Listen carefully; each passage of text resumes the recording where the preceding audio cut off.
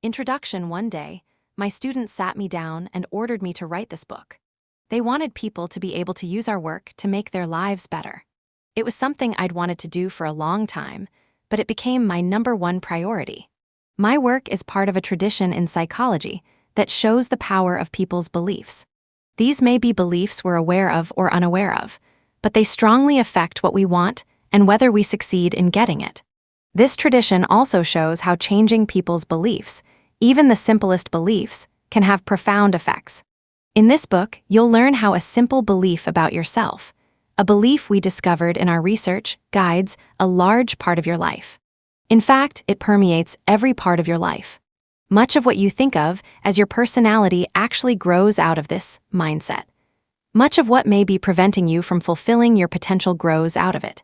No book has ever explained this mindset and shown people how to make use of it in their lives. You'll suddenly understand the greats, in the sciences and arts, in sports and in business, and the would-have-beens. You'll understand your mate, your boss, your friends, your kids. You'll see how to unleash your potential and your children's. It is my privilege to share my findings with you. Besides accounts of people from my research, I've filled each chapter with stories both ripped from the headlines and based on my own life and experience, so you can see the mindsets in action. In most cases, names and personal information have been changed to preserve anonymity. In some cases, several people have been condensed into one to make a clearer point. A number of the exchanges are recreated from memory, and I have rendered them to the best of my ability. At the end of each chapter and throughout the last chapter, I show you ways to apply the lessons, ways to recognize the mindset that is guiding your life, to understand how it works, and to change it if you wish. A little note about grammar. I know it and I love it, but I haven't always followed it in this book. I start sentences with ands and buts. I end sentences with prepositions.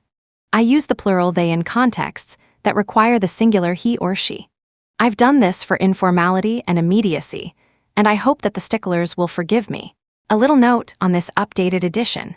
I felt it was important to add new information to some of the chapters. I added our new study on organizational mindsets to Chapter 5, Business.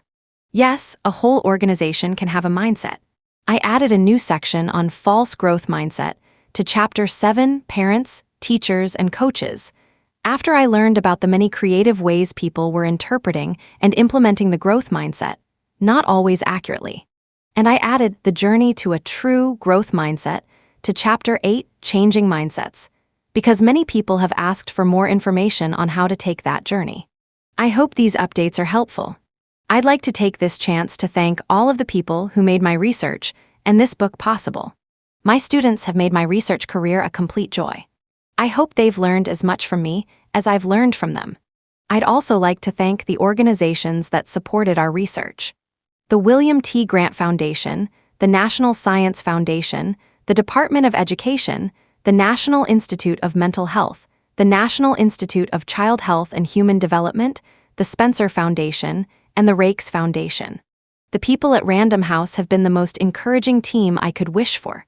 Webster Younts, Daniel Menaker, Tom Perry, and most of all, Caroline Sutton and Jennifer Hershey, my editors. Your excitement about my book and your great suggestions have made all the difference. I thank my superb agent, Giles Anderson, as well as Heidi Grant for putting me in touch with him. Thanks to all the people who gave me input and feedback, but special thanks to Polly Schulman, Richard Dweck, and Marianne Peshkin for their extensive and insightful comments. Finally, I thank my husband, David, for the love and enthusiasm that give my life an extra dimension. His support throughout this project was extraordinary. My work has been about growth, and it has helped foster my own growth. It is my wish that it will do the same for you. Chapter 1, The Mindsets. When I was a young researcher, just starting out, something happened that changed my life.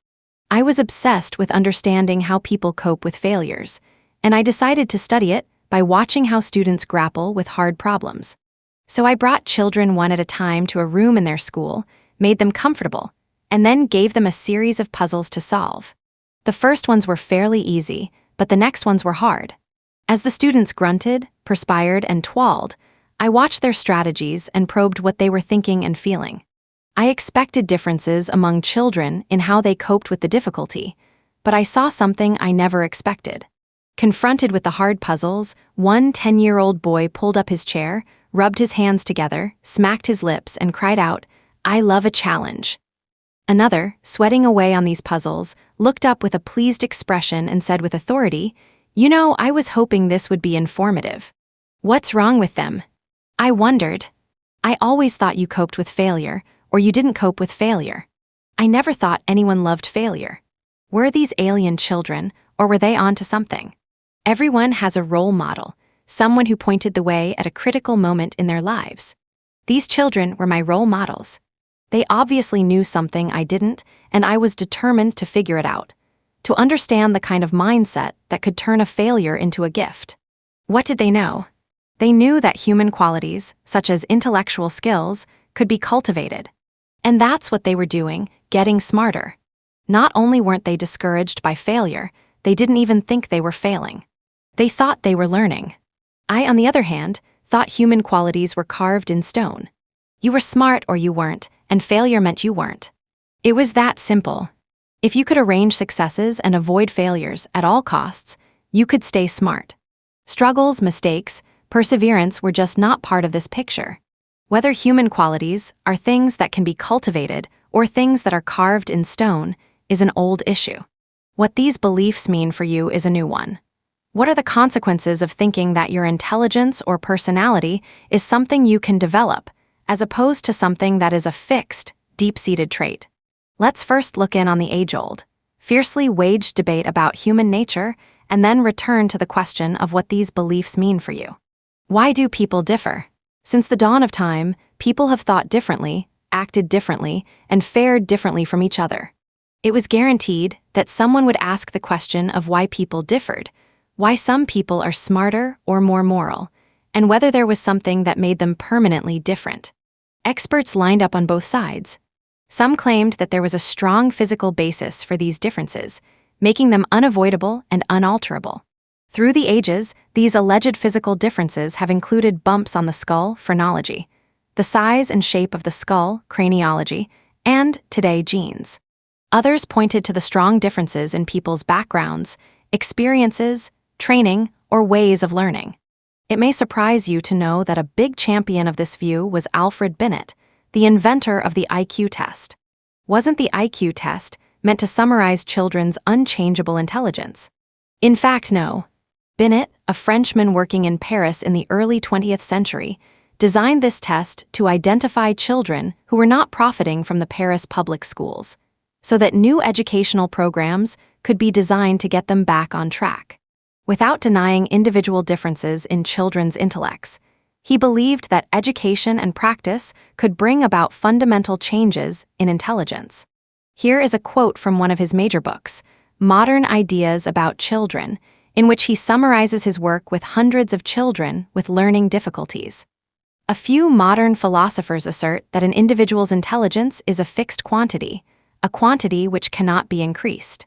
We must protest and react against this brutal pessimism. With practice, training, and above all, method, we manage to increase our attention, our memory, our judgment, and literally to become more intelligent than we were before. Who's right? Today, most experts agree that it's not either or. It's not nature or nurture, genes or environment. From conception on, there's a constant give and take between the two. In fact, as Gilbert Gottlieb, an eminent neuroscientist, put it, not only do genes and environment cooperate as we develop, but genes require input from the environment to work properly. At the same time, scientists are learning that people have more capacity for lifelong learning and brain development than they ever thought. Of course, each person has a unique genetic endowment. People may start with different temperaments and different aptitudes, but it is clear that experience, training, and personal effort take them the rest of the way. Robert Sternberg, the present-day guru of intelligence, writes that the major factor in whether people achieve expertise is not some fixed prior ability, but purposeful engagement. Or, as his forerunner Binet recognized, it's not always the people who start out the smartest who end up the smartest. What does all this mean for you? The two mindsets. It's one thing to have pundits spouting their opinions about scientific issues. It's another thing to understand how these views apply to you. For 30 years, my research has shown that the view you adopt for yourself profoundly affects the way you lead your life. It can determine whether you become the person you want to be and whether you accomplish the things you value. How does this happen? How can a simple belief have the power to transform your psychology and, as a result, your life? Believing that your qualities are carved in stone, the fixed mindset creates an urgency to prove yourself over and over.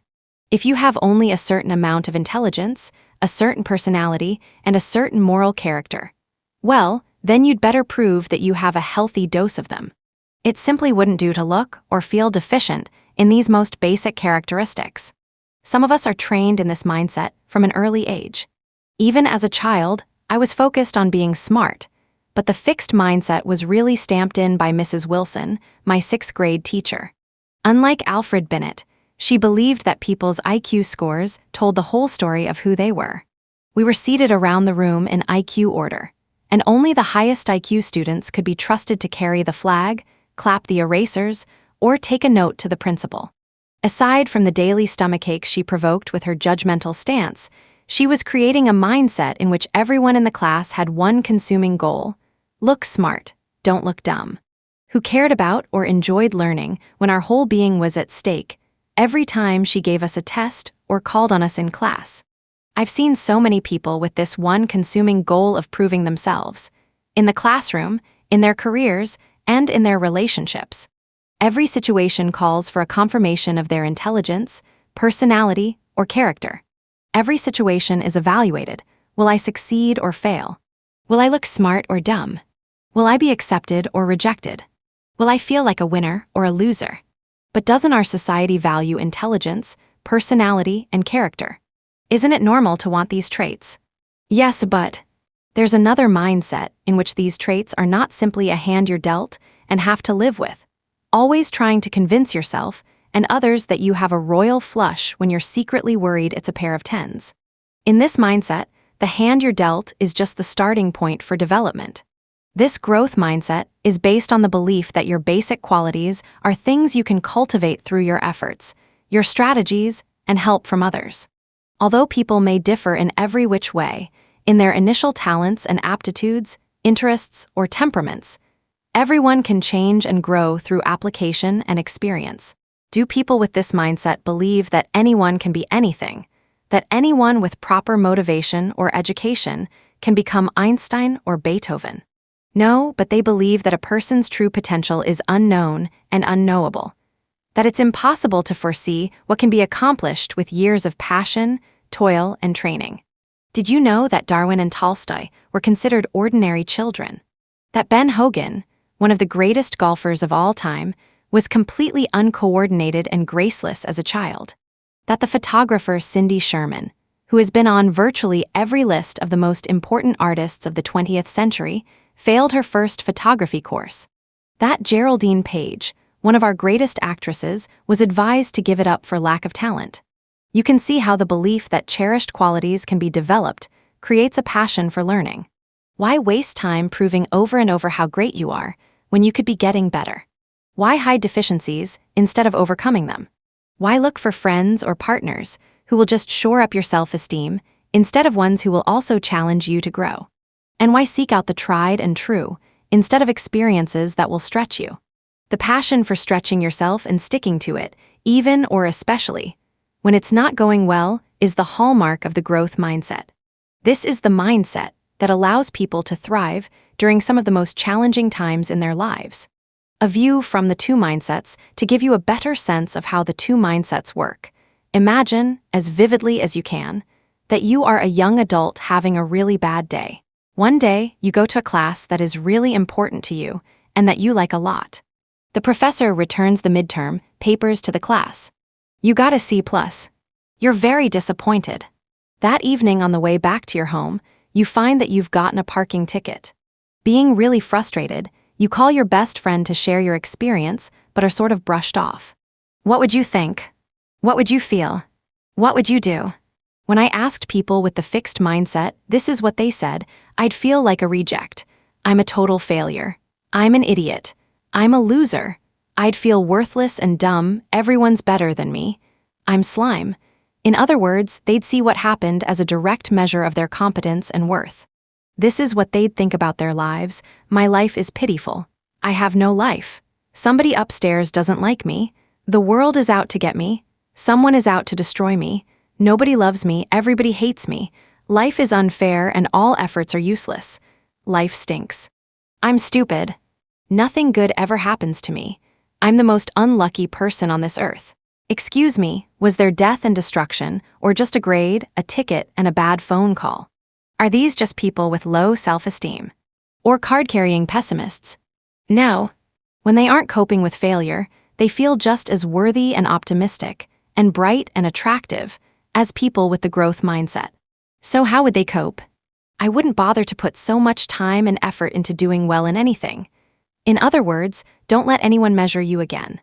Do nothing, stay in bed, get drunk, eat, yell at someone if I get a chance to, eat chocolate, listen to music and pout, go into my closet and sit there, pick a fight with somebody, cry, break something. What is there to do? What is there to do? You know, when I wrote the vignette, I intentionally made the grade a C+, not an F. It was a midterm rather than a final. It was a parking ticket, not a car wreck. They were sort of brushed off, not rejected outright. Nothing catastrophic or irreversible happened.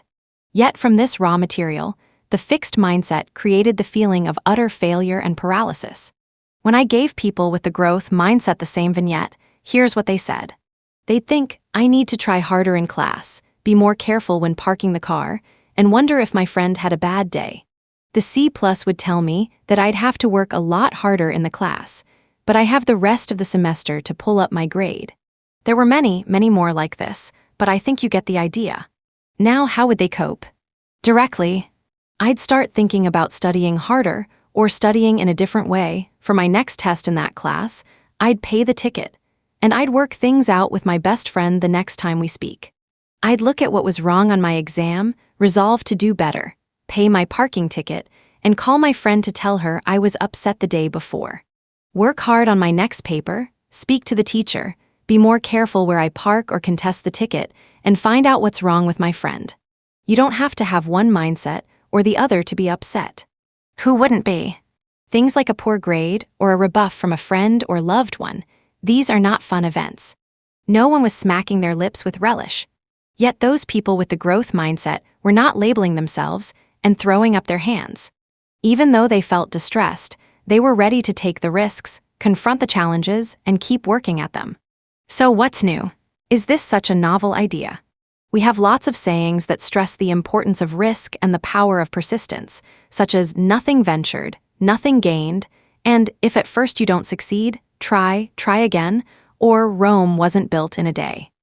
By the way, I was delighted to learn that the Italians have the same expression.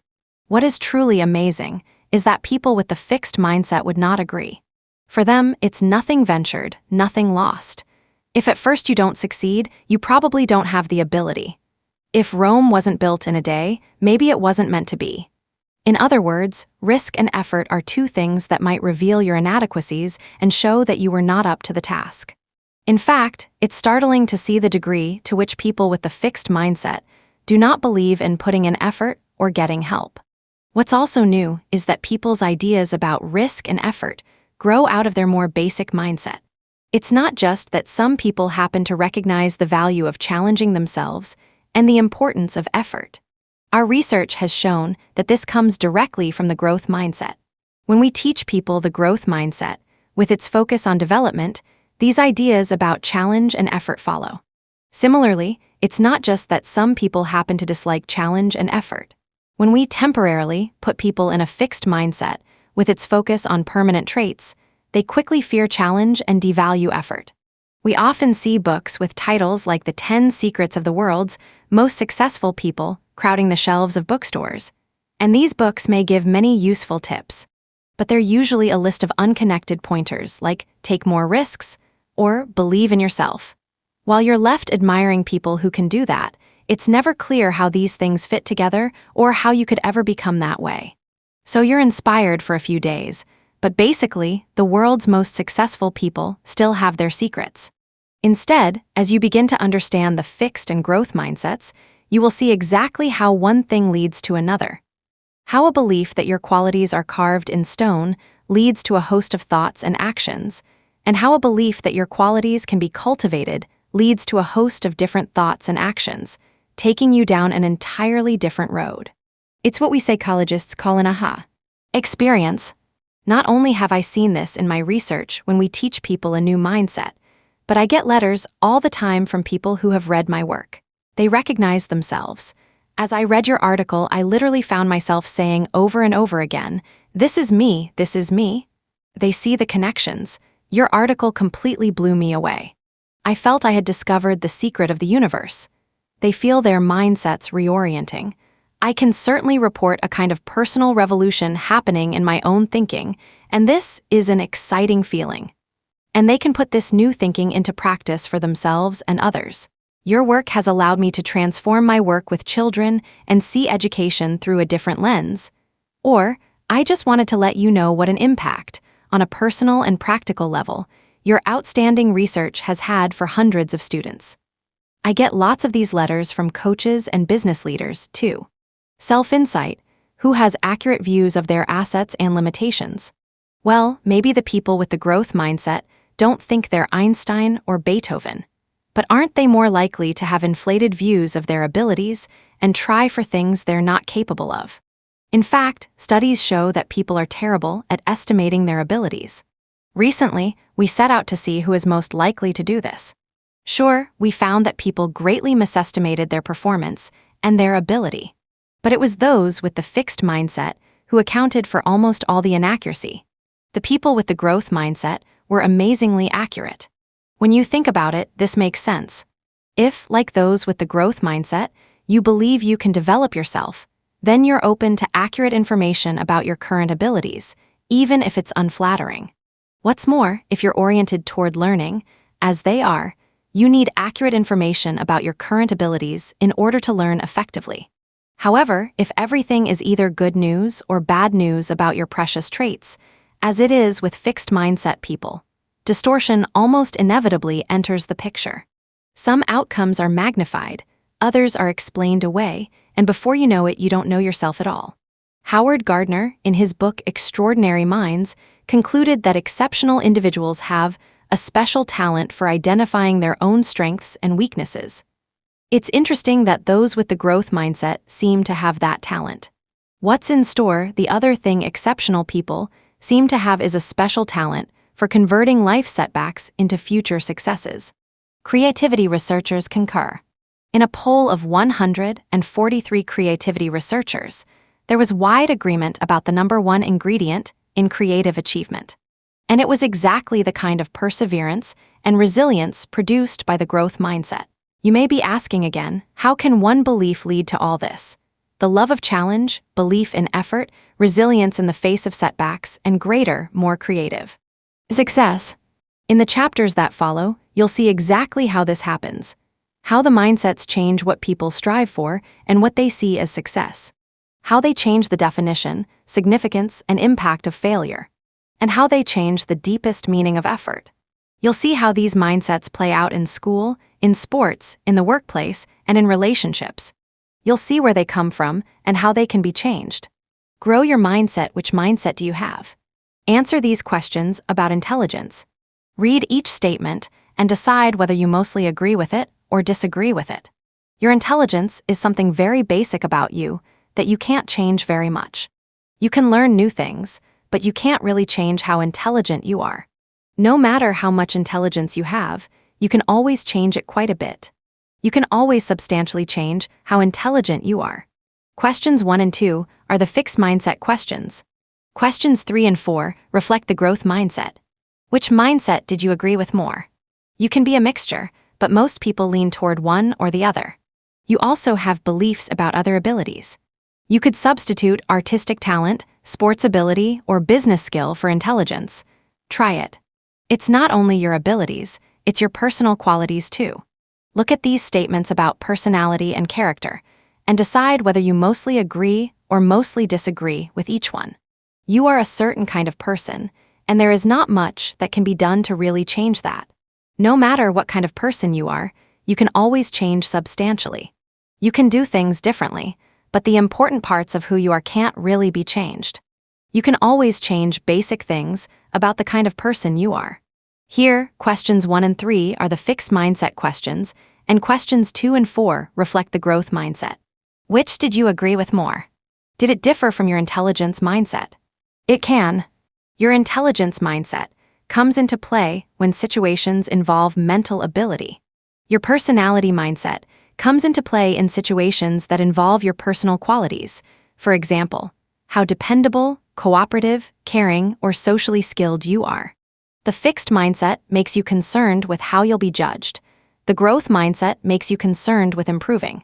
Here are some more ways to think about mindsets. Think about someone you know who is steeped in the fixed mindset. Think about how they're always trying to prove themselves, and how they're super sensitive about being wrong or making mistakes. Did you ever wonder why they were this way? Are you this way? Now you can begin to understand why. Think about someone you know who is skilled in the growth mindset, someone who understands that important qualities can be cultivated. Think about the ways they confront obstacles. Think about the things they do to stretch themselves. What are some ways you might like to change or stretch yourself? Okay, now imagine you've decided to learn a new language, and you've signed up for a class.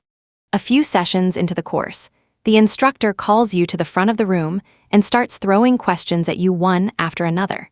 Put yourself in a fixed mindset. Your ability is on the line. Can you feel everyone's eyes on you?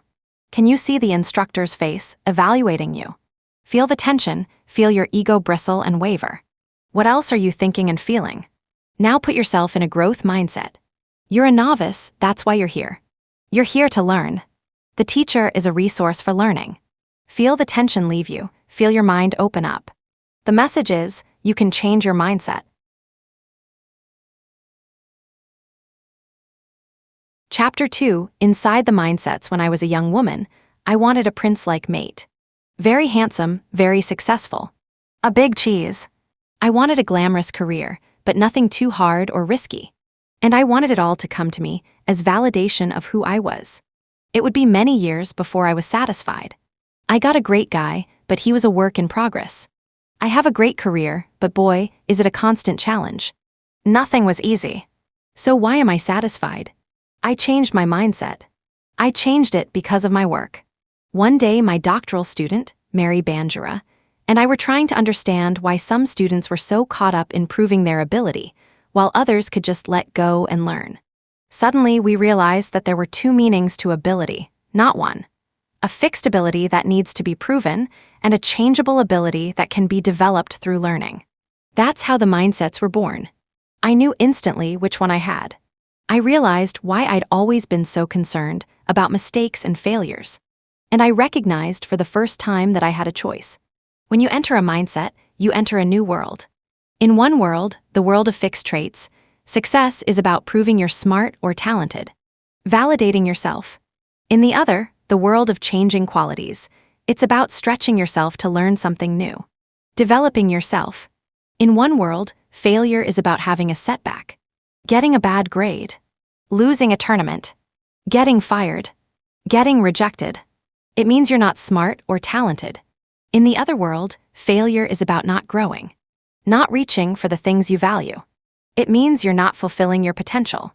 In one world, effort is a bad thing. It, like failure, means you're not smart or talented. If you were, you wouldn't need effort. In the other world, effort is what makes you smart or talented. You have a choice. Mindsets are just beliefs. They're powerful beliefs, but they're just something in your mind, and you can change your mind. As you read, think about where you'd like to go and which mindset will take you there. Is success about learning or proving you're smart? Benjamin Barber, an eminent political theorist, once said, "I don't divide the world into the weak and the strong, or the successes and the failures. I divide the world into the learners and non-learners." What on earth would make someone a non-learner? Everyone is born with an intense drive to learn. Infants stretch their skills daily. Not just ordinary skills, but the most difficult tasks of a lifetime, like learning to walk and talk. They never decide it's too hard or not worth the effort. Babies don't worry about making mistakes or humiliating themselves. They walk, they fall, they get up. They just barge forward. What could put an end to this exuberant learning? The fixed mindset. As soon as children become able to evaluate themselves, some of them become afraid of challenges. They become afraid of not being smart. I have studied thousands of people from preschoolers on, and it's breathtaking how many reject an opportunity to learn. We offered 4-year-olds a choice. They could redo an easy jigsaw puzzle, or they could try a harder one. Even at this tender age, children with the fixed mindset, the ones who believed in fixed traits, stuck with the safe one. Kids who are born smart don't do mistakes, they told us. Children with the growth mindset, the ones who believed you could get smarter, thought it was a strange choice. Why are you asking me this, lady? Why would anyone want to keep doing the same puzzle over and over? They chose one hard one after another. I'm dying to figure them out, exclaimed one little girl. So children with the fixed mindset want to make sure they succeed. Smart people should always succeed. But for children with the growth mindset, success is about stretching themselves. It's about becoming smarter. One 7th-grade girl summed it up. I think intelligence is something you have to work for. It isn't just given to you.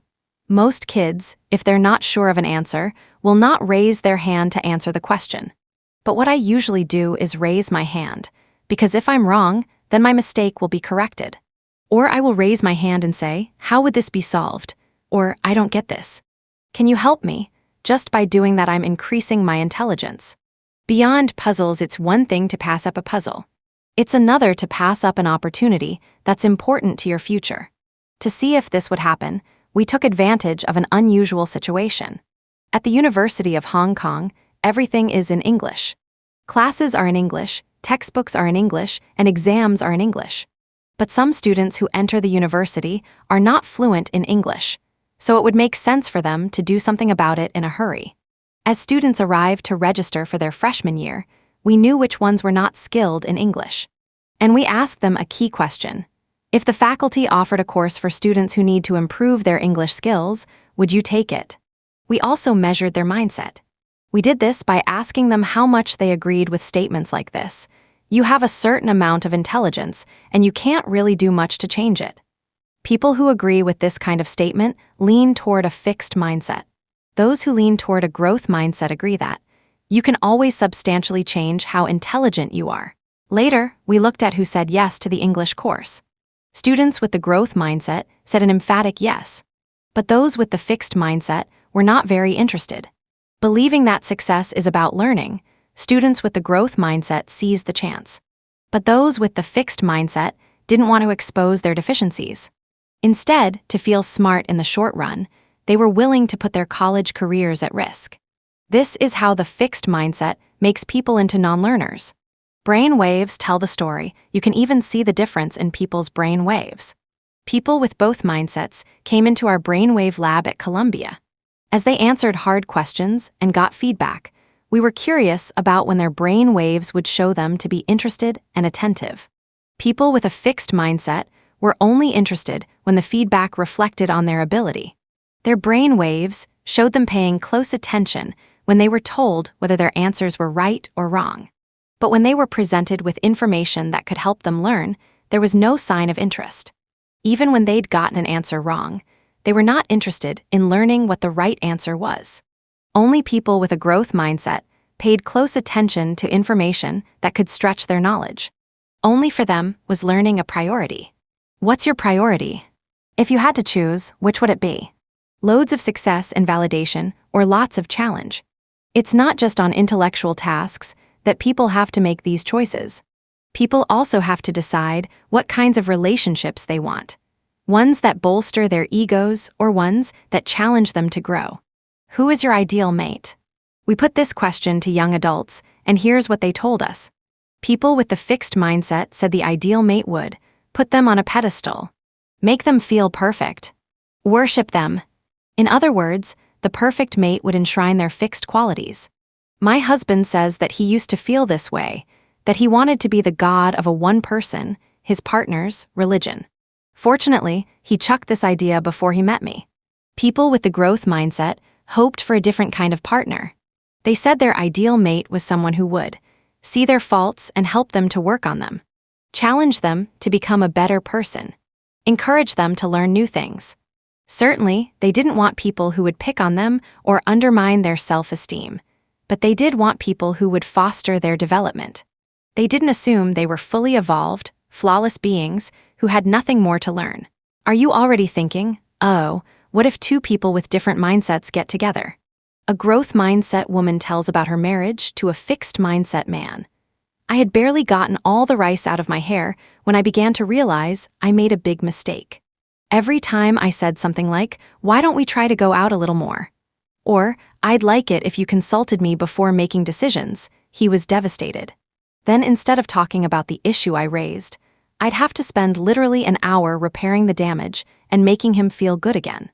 Plus, he would then run to the phone to call his mother, who always showered him with the constant adoration he seemed to need. We were both young and new at marriage. I just wanted to communicate.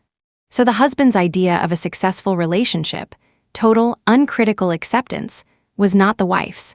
And the wife's idea of a successful relationship, confronting problems, was not the husband's. One person's growth was the other person's nightmare. CEO disease, speaking of reigning from atop a pedestal and wanting to be seen as perfect, you won't be surprised that this is often called CEO disease. Lee Iacocca had a bad case of it. After his initial success as head of Chrysler Motors, Iacocca looked remarkably like our 4-year-olds with the fixed mindset. He kept bringing out the same car models over and over with only superficial changes. Unfortunately, they were models no one wanted anymore. Meanwhile, Japanese companies were completely rethinking what cars should look like and how they should run. We know how this turned out. The Japanese cars rapidly swept the market. CEOs face this choice all the time. Should they confront their shortcomings, or should they create a world where they have none? Lee Iacocca chose the latter. He surrounded himself with worshippers, exiled the critics, and quickly lost touch with where his field was going. Lee Iacocca had become a non-learner. But not everyone catches CEO disease. Many great leaders confront their shortcomings on a regular basis. Darwin Smith, looking back on his extraordinary performance at Kimberly-Clark, declared, "I never stopped trying to be qualified for the job." These men, like the Hong Kong students with the growth mindset, never stopped taking the remedial course. CEOs face another dilemma. They can choose short-term strategies that boost the company's stock and make themselves look like heroes. Or they can work for long-term improvement, risking Wall Street's disapproval as they lay the foundation for the health and growth of the company over the longer haul. Albert Dunlap, a self-professed fixed mindsetter, was brought in to turn around Sunbeam. He chose the short-term strategy of looking like a hero to Wall Street. The stock soared, but the company fell apart. Lou Gerstner, an avowed growth mindsetter, was called in to turn around IBM. As he set about the enormous task of overhauling IBM culture and policies, stock prices were stagnant and Wall Street sneered. They called him a failure. A few years later, however, IBM was leading its field again. Stretching people in a growth mindset don't just seek challenge, they thrive on it. The bigger the challenge, the more they stretch. And nowhere can it be seen more clearly than in the world of sports. You can just watch people stretch and grow. Mia Hamm, the greatest female soccer star of her time, says it straight out. "All my life I've been playing up, meaning I've challenged myself with players older, bigger, more skillful, more experienced, in short, better than me." First, she played with her older brother. Then at 10, she joined the 11-year-old boys team. Then she threw herself into the #1 college team in the United States. Each day, I attempted to play up to their level, and I was improving faster than I ever dreamed possible. Patricia Miranda was a chubby, unathletic high school kid who wanted to wrestle. After a bad beating on the mat, she was told, "You're a joke." First she cried, then she felt. That really set my resolve. I had to keep going and had to know if effort and focus and belief and training could somehow legitimize me as a wrestler. Where did she get this resolve? Miranda was raised in a life devoid of challenge. But when her mother died of an aneurysm at age 40, 10-year-old Miranda came up with a principle.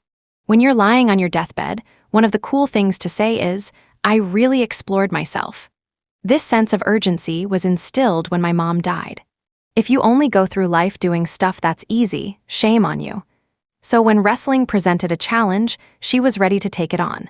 Her effort paid off. At 24, Miranda was having the last laugh. She won the spot for her weight group on the U.S. Olympic team and came home from Athens with a bronze medal. And what was next? Yale Law School. People urged her to stay where she was already on top, but Miranda felt it was more exciting to start at the bottom again and see what she could grow into this time. Stretching beyond the possible, sometimes people with the growth mindset stretch themselves so far that they do the impossible. In 1995, Christopher Reeve, the actor, was thrown from a horse. His neck was broken, his spinal cord was severed from his brain, and he was completely paralyzed below the neck. Medical science said, "So sorry. Come to terms with it." Reeve, however, started a demanding exercise program that involved moving all parts of his paralyzed body with the help of electrical stimulation. Why couldn't he learn to move again? Why couldn't his brain once again give commands that his body would obey? Doctors warned that he was in denial and was setting himself up for disappointment. They had seen this before, and it was a bad sign for his adjustment. But really, what else was Reeve doing with his time? Was there a better project? 5 years later, Reeve started to regain movement. First it happened in his hands, then his arms, then legs, and then torso. He was far from cured, but brain scans showed that his brain was once more sending signals to his body that the body was responding to. Not only did Reeve stretch his abilities, he changed the entire way science thinks about the nervous system and its potential for recovery. In doing so, he opened a whole new vista for research and a whole new avenue of hope for people with spinal cord injuries. Thriving on the sure thing clearly, people with the growth mindset thrive when they're stretching themselves. When do people with the fixed mindset thrive? When things are safely within their grasp. If things get too challenging, when they're not feeling smart or talented, they lose interest. I watched it happen as we followed pre-med students through their first semester of chemistry. For many students, this is what their lives have led up to, becoming a doctor. And this is the course that decides who gets to be one. It's one heck of a hard course, too. The average grade on each exam is C+, for students who have rarely seen anything less than an A. Most students started out pretty interested in chemistry. Yet over the semester, something happened. Students with the fixed mindset stayed interested only when they did well right away. Those who found it difficult showed a big drop in their interest and enjoyment. If it wasn't a testimony to their intelligence, they couldn't enjoy it. "The harder it gets," reported one student, "the more I have to force myself to read the book and study for the tests. I was excited about chemistry before, but now every time I think about it, I get a bad feeling in my stomach." In contrast, students with the growth mindset continued to show the same high level of interest, even when they found the work very challenging. "It's a lot more difficult for me than I thought it would be, but it's what I want to do, so that only makes me more determined. When they tell me I can't, it really gets me going." Challenge and interest went hand in hand. We saw the same thing in younger students. We gave fifth graders intriguing puzzles, which they all loved. But when we made them harder, children with the fixed mindset showed a big plunge in enjoyment. They also changed their minds about taking some home to practice. "It's okay, you can keep them." "I already have them," fibbed one child. In fact, they couldn't run from them fast enough. This was just as true for children who were the best puzzle solvers. Having puzzle talent did not prevent the decline. Children with the growth mindset, on the other hand, couldn't tear themselves away from the hard problems. These were their favorites, and these were the ones they wanted to take home. "Could you write down the name of these puzzles?" one child asked, "so my mom can buy me some more when these ones run out."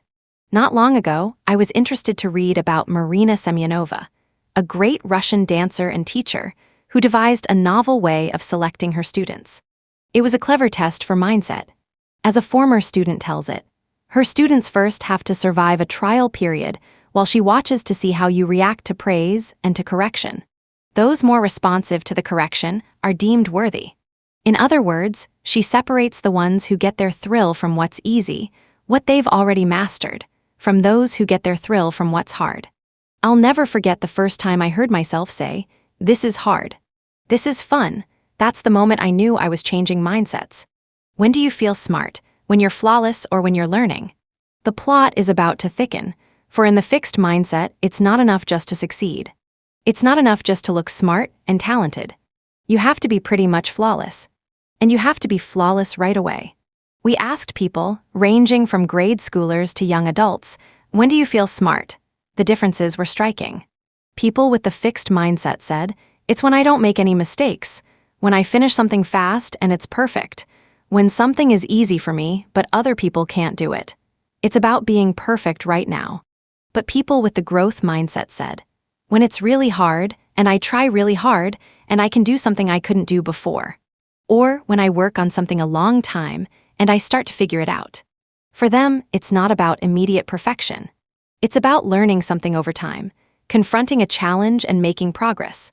If you have ability, why should you need learning? Actually, people with the fixed mindset expect ability to show up on its own, before any learning takes place. After all, if you have it, you have it, and if you don't, you don't. I see this all the time. Out of all the applicants from all over the world, my department at Columbia admitted 6 new graduate students a year. They all had amazing test scores, nearly perfect grades, and rave recommendations from eminent scholars. Moreover, they'd been courted by the top grad schools. It took one day for some of them to feel like complete imposters. Yesterday they were hotshots, today they're failures. Here's what happens. They look at the faculty with our long list of publications. Oh my God, I can't do that. They look at the advanced students who are submitting articles for publication and writing grant proposals. Oh my God, I can't do that. They know how to take tests and get A's, but they don't know how to do this, yet. They forget the yet. Isn't that what school is for, to teach?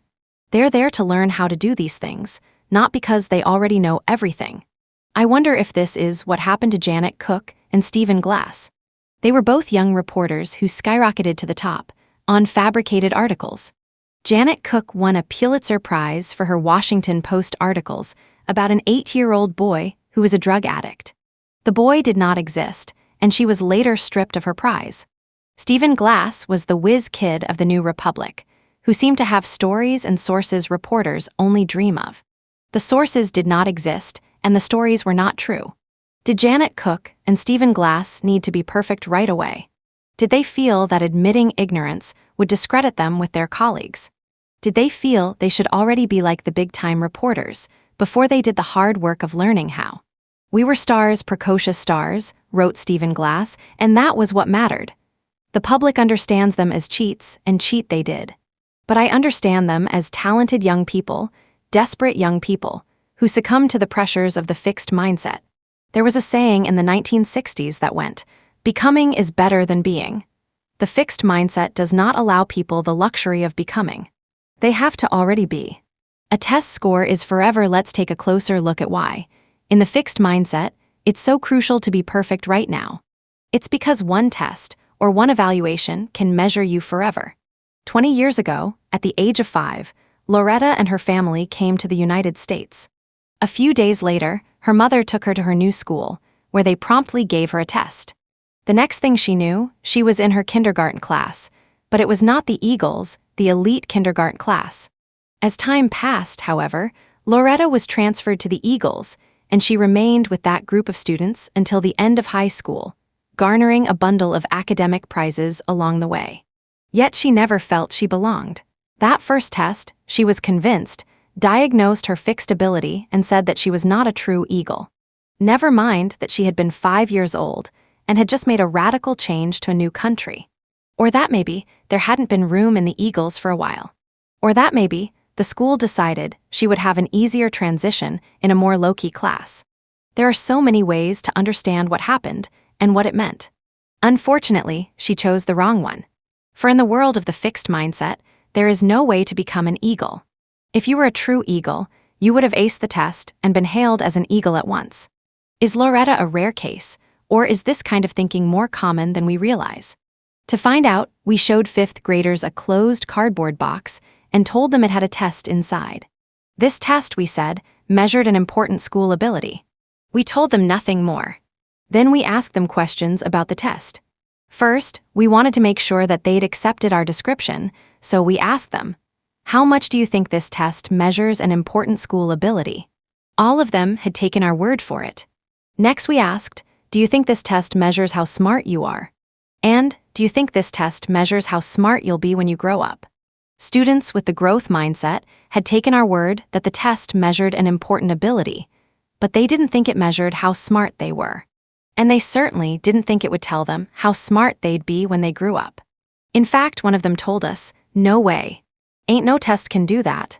But the students with the fixed mindset didn't simply believe the test could measure an important ability. They also believed, just as strongly, that it could measure how smart they were, and how smart they'd be when they grew up.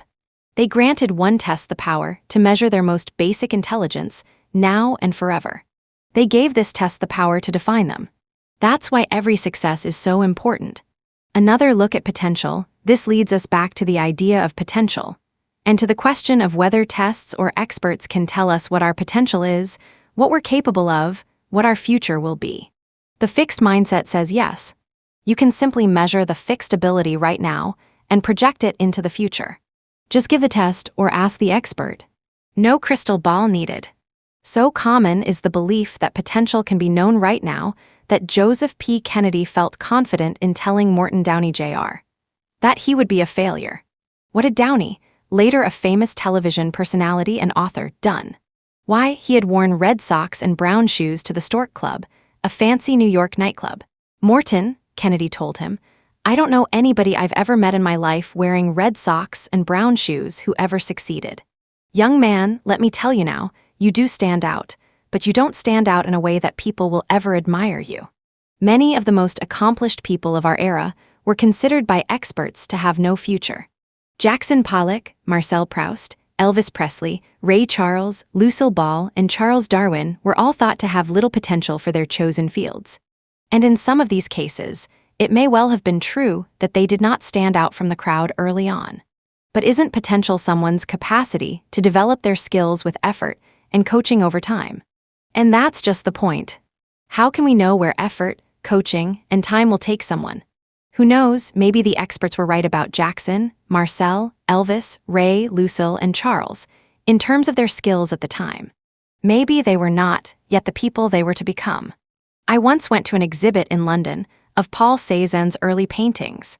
On my way there, I wondered who Cézanne was and what his paintings were like before he was the painter we know today. I was intensely curious because Cézanne is one of my favorite artists and the man who set the stage for much of modern art. Here's what I found. Some of the paintings were pretty bad. They were overwrought scenes, some violent, with amateurishly painted people. Although there were some paintings that foreshadowed the later Cézanne, many did not. Was the early Cézanne not talented? Or did it just take time for Cézanne to become Cézanne? People with the growth mindset know that it takes time for potential to flower. Recently, I got an angry letter from a teacher who had taken one of our surveys. The survey portrays a hypothetical student, Jennifer, who had gotten 65% on a math exam. It then asks teachers to tell us how they would treat her. Teachers with the fixed mindset were more than happy to answer our questions. They felt that by knowing Jennifer's score, they had a good sense of who she was and what she was capable of. Their recommendations abounded. Mr. Riordan, by contrast, was fuming. Here's what he wrote. "To whom it may concern. Having completed the educator's portion of your recent survey, I must request that my results be excluded from the study. I feel that the study itself is scientifically unsound. Unfortunately, the test uses a faulty premise, asking teachers to make assumptions about a given student based on nothing more than a number on a page of performance cannot be based on one assessment. You cannot determine the slope of a line given only one point, as there is no line to begin with. A single point in time does not show trends, improvement, lack of effort, or mathematical ability. Sincerely, Michael D. Riordan." I was delighted with Mr. Riordan's critique and couldn't have agreed with it more. An assessment at one point in time has little value for understanding someone's ability, let alone their potential to succeed in the future. It was disturbing how many teachers thought otherwise, and that was the point of our study. The idea that one evaluation can measure you forever is what creates the urgency for those with the fixed mindset. That's why they must succeed perfectly and immediately. Who can afford the luxury of trying to grow when everything is on the line right now? Is there another way to judge potential? NASA thought so. When they were soliciting applications for astronauts, They rejected people with pure histories of success and instead selected people who had had significant failures and bounced back from them. Jack Welch, the celebrated CEO of General Electric, chose executives on the basis of runway, their capacity for growth. And remember Marina Semyonova, the famed ballet teacher, who chose the students who were energized by criticism. They were all rejecting the idea of fixed ability and selecting, instead, for mindset. Proving you're special when people with the fixed mindset opt for success over growth, what are they really trying to prove? That they're special, even superior. When we ask them, when do you feel smart? So many of them talked about times they felt like a special person, someone who was different from and better than other people. Until I discovered the mindsets and how they work, I, too, thought of myself as more talented than others, maybe even more worthy than others because of my endowments. The scariest thought, which I rarely entertained, was the possibility of being ordinary. This kind of thinking led me to need constant validation. Every comment, every look was meaningful. It registered on my intelligence scorecard, my attractiveness scorecard, my likability scorecard. If a day went well, I could bask in my high numbers. One bitter cold winter night, I went to the opera. That night, the opera was everything you hope for, and everyone stayed until the very end. Not just the end of the opera, but through all the curtain calls. Then we all poured into the street, and we all wanted taxis. I remember it clearly. It was after midnight, it was 7 degrees, there was a strong wind, and as time went on, I became more and more miserable. There I was, part of an undifferentiated crowd. What chance did I have? Suddenly, a taxi pulled up right next to me. The handle of the back door lined up perfectly with my hand, and as I entered, the driver announced, "You were different." I lived for these moments. Not only was I special, it could be detected from a distance.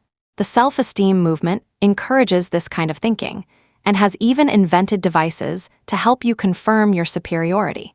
I recently came across an ad for such a product. 2 of my friends send me an illustrated list each year of the top 10 things they didn't get me for Christmas. From January through November, they clip candidate items from catalogs or download them from the internet. In December, they select the winners. One of my all-time favorites is the pocket toilet, which you fold up and return to your pocket after using. This year, my favorite was the I Love Me mirror, a mirror with I love me in huge capital letters written across the bottom half. By looking into it, you can administer the message to yourself and not wait for the outside world to announce your specialness. Of course, the mirror is harmless enough. The problem is when special begins to mean better than others.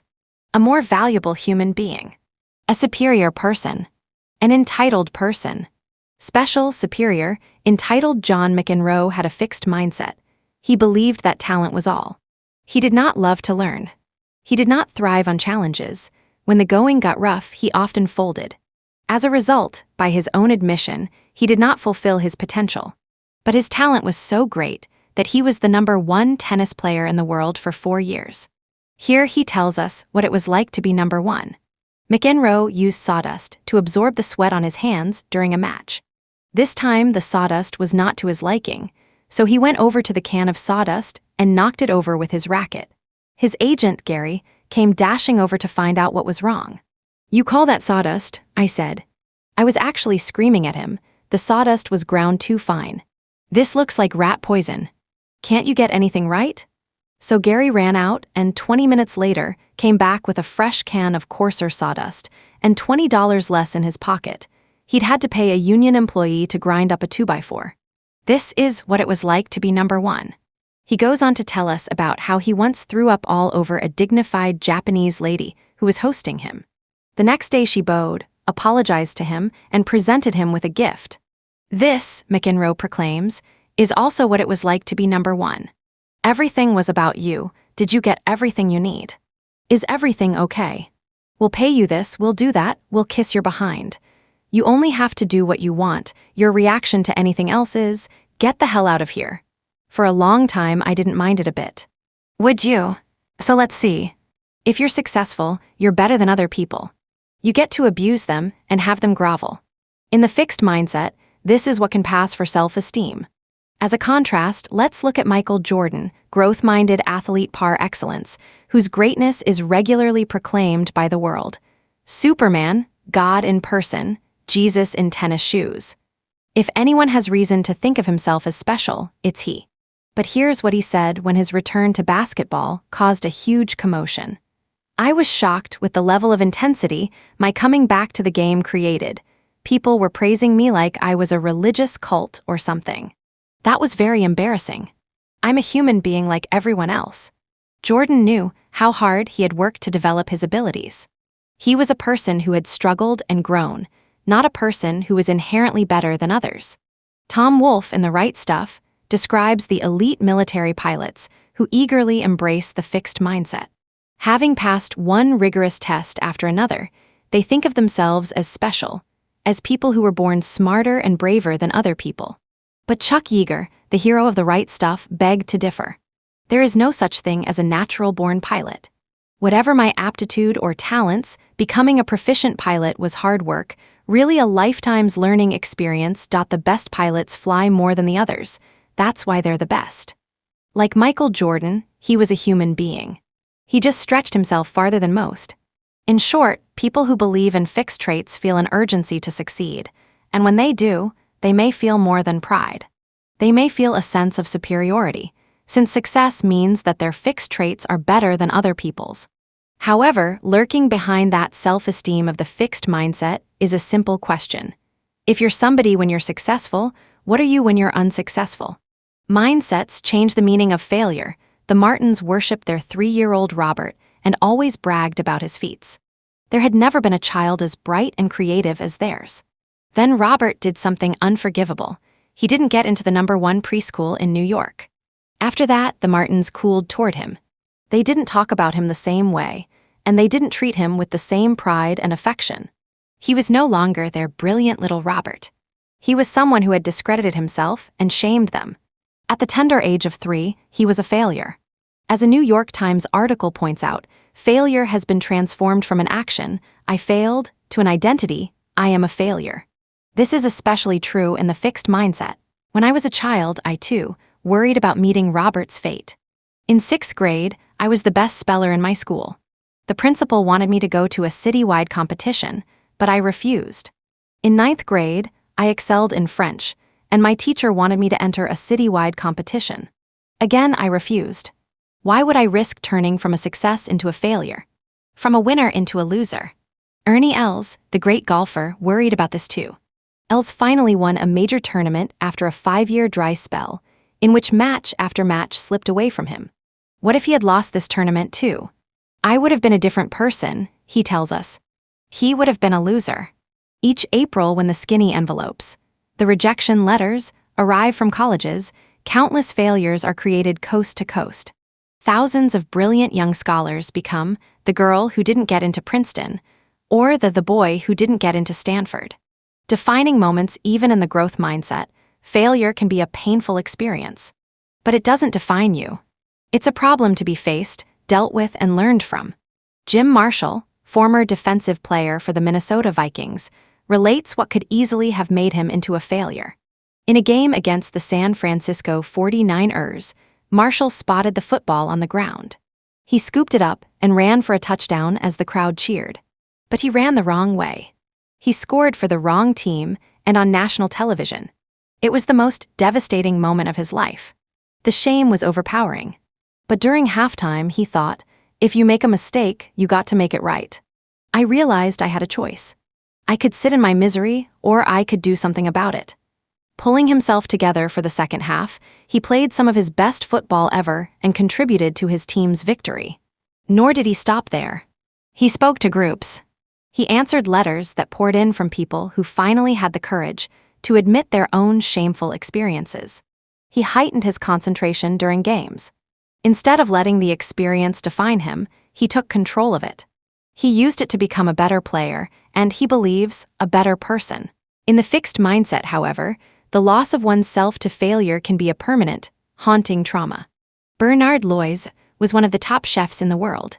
Only a handful of restaurants in all of France received the supreme rating of 3 stars from the guide Michelin, the most respected restaurant guide in Europe. His was one of them. Around the publication of the 2003 Guide Michelin, however, Mr. Loiseau committed suicide. He had lost 2 points in another guide, going from a 19 out of 20 to a 17 in the Galt Millau. And there were rampant rumors that he would lose one of his 3 stars in the new guide. Although he did not, the idea of failure had possessed him. Loiseau had been a pioneer. He was one of the first to advance the nouvelle cuisine, trading the traditional butter and cream sauces of French cooking for the brighter flavors of the foods themselves. A man of tremendous energy, he was also an entrepreneur. Besides his 3-star restaurant in Burgundy, he had created 3 eateries in Paris, numerous cookbooks, and a line of frozen foods. "I'm like Yves Saint Laurent," he told people. "I do both haute couture and ready-to-wear." A man of such talent and originality could easily have planned for a satisfying future, with or without the 2 points or the 3rd star. In fact, the director of the Galt Millau said it was unimaginable that their rating could have taken his life. But in the fixed mindset, it is imaginable. Their lower rating gave him a new definition of himself: failure. Has been. It's striking what counts as failure in the fixed mindset. So, on a lighter note, my success is your failure. Last summer, my husband and I went to a dude ranch, something very novel since neither of us had ever made contact with a horse. One day, we signed up for a lesson in fly fishing. It was taught by a wonderful 80-year-old cowboy-type fisherman who showed us how to cast the fishing line, and then turned us loose. We soon realized that he had not taught us how to recognize when the trout bit the lure. They don't tug on the line. You have to watch for a bubble in the water. What to do when the trout bit the lure, tug upward. Or how to reel the trout in if by some miracle we got that far, pull the fish along the water. Do not hoist it into the air. Well, time passed, the mosquitoes bit, but not so the trout. None of the dozen or so of us made the slightest progress. Suddenly, I hit the jackpot. Some careless trout bit hard on my lure, and the fisherman, who happened to be right there, talked me through the rest. I had me a rainbow trout. Reaction number 1. My husband David came running over beaming with pride and saying, "Life with you is so exciting." Reaction number 2. That evening when we came into the dining room for dinner, 2 men came up to my husband and said, "David, how are you coping?" David looked at them blankly. He had no idea what they were talking about. Of course he didn't. He was the one who thought my catching the fish was exciting. But I knew exactly what they meant. They had expected him to feel diminished, and they went on to make it clear that that's exactly what my success had done to them. Shirk, cheat, blame, not a recipe for success beyond how traumatic a setback can be in the fixed mindset. This mindset gives you no good recipe for overcoming it. If failure means you lack competence or potential, that you are a failure, where do you go from there? In one study, 7th graders told us how they would respond to an academic failure, a poor test grade in a new course. Those with the growth mindset, no big surprise, said they would study harder for the next test. But those with the fixed mindset said they would study less for the next test. If you don't have the ability, why waste your time? And they said they would seriously consider cheating. If you don't have the ability, they thought, you just have to look for another way. What's more, instead of trying to learn from and repair their failures, people with the fixed mindset may simply try to repair their self-esteem. For example, they may go looking for people who are even worse off than they are. College students, after doing poorly on a test, were given a chance to look at tests of other students. Those in the growth mindset looked at the tests of people who had done far better than they had. As usual, they wanted to correct their deficiency. But students in the fixed mindset chose to look at the tests of people who had done really poorly. That was their way of feeling better about themselves.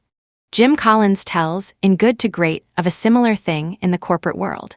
As Procter & Gamble surged into the paper goods business, Scott Paper, which was then the leader, just gave up. Instead of mobilizing themselves and putting up a fight, they said, "Oh, well, at least there are people in the business worse off than we are."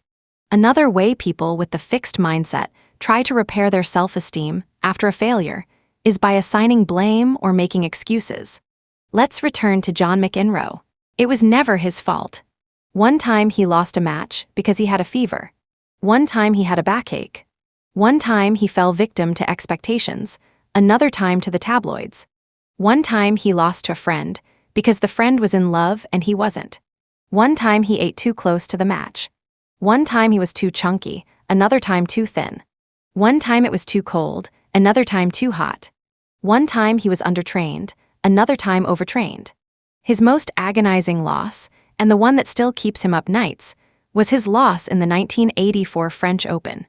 Why did he lose after leading Ivan Lendl 2-0? According to McEnroe, it wasn't his fault. An NBC cameraman had taken off his headset, and a noise started coming from the side of the court. Not his fault. So he didn't train to improve his ability to concentrate or his emotional control. John Wooden, the legendary basketball coach, says you aren't a failure until you start to blame. What he means is that you can still be in the process of learning from your mistakes until you deny them. When Enron, the energy giant, failed toppled by a culture of arrogance, whose fault was it? Not mine, insisted Jeffrey Skilling, the CEO and resident genius. It was the world's fault. The world did not appreciate what Enron was trying to do. What about the Justice Department's investigation into massive corporate deception? A witch hunt. Jack Welch, the growth-minded CEO, had a completely different reaction to one of General Electric's fiascos.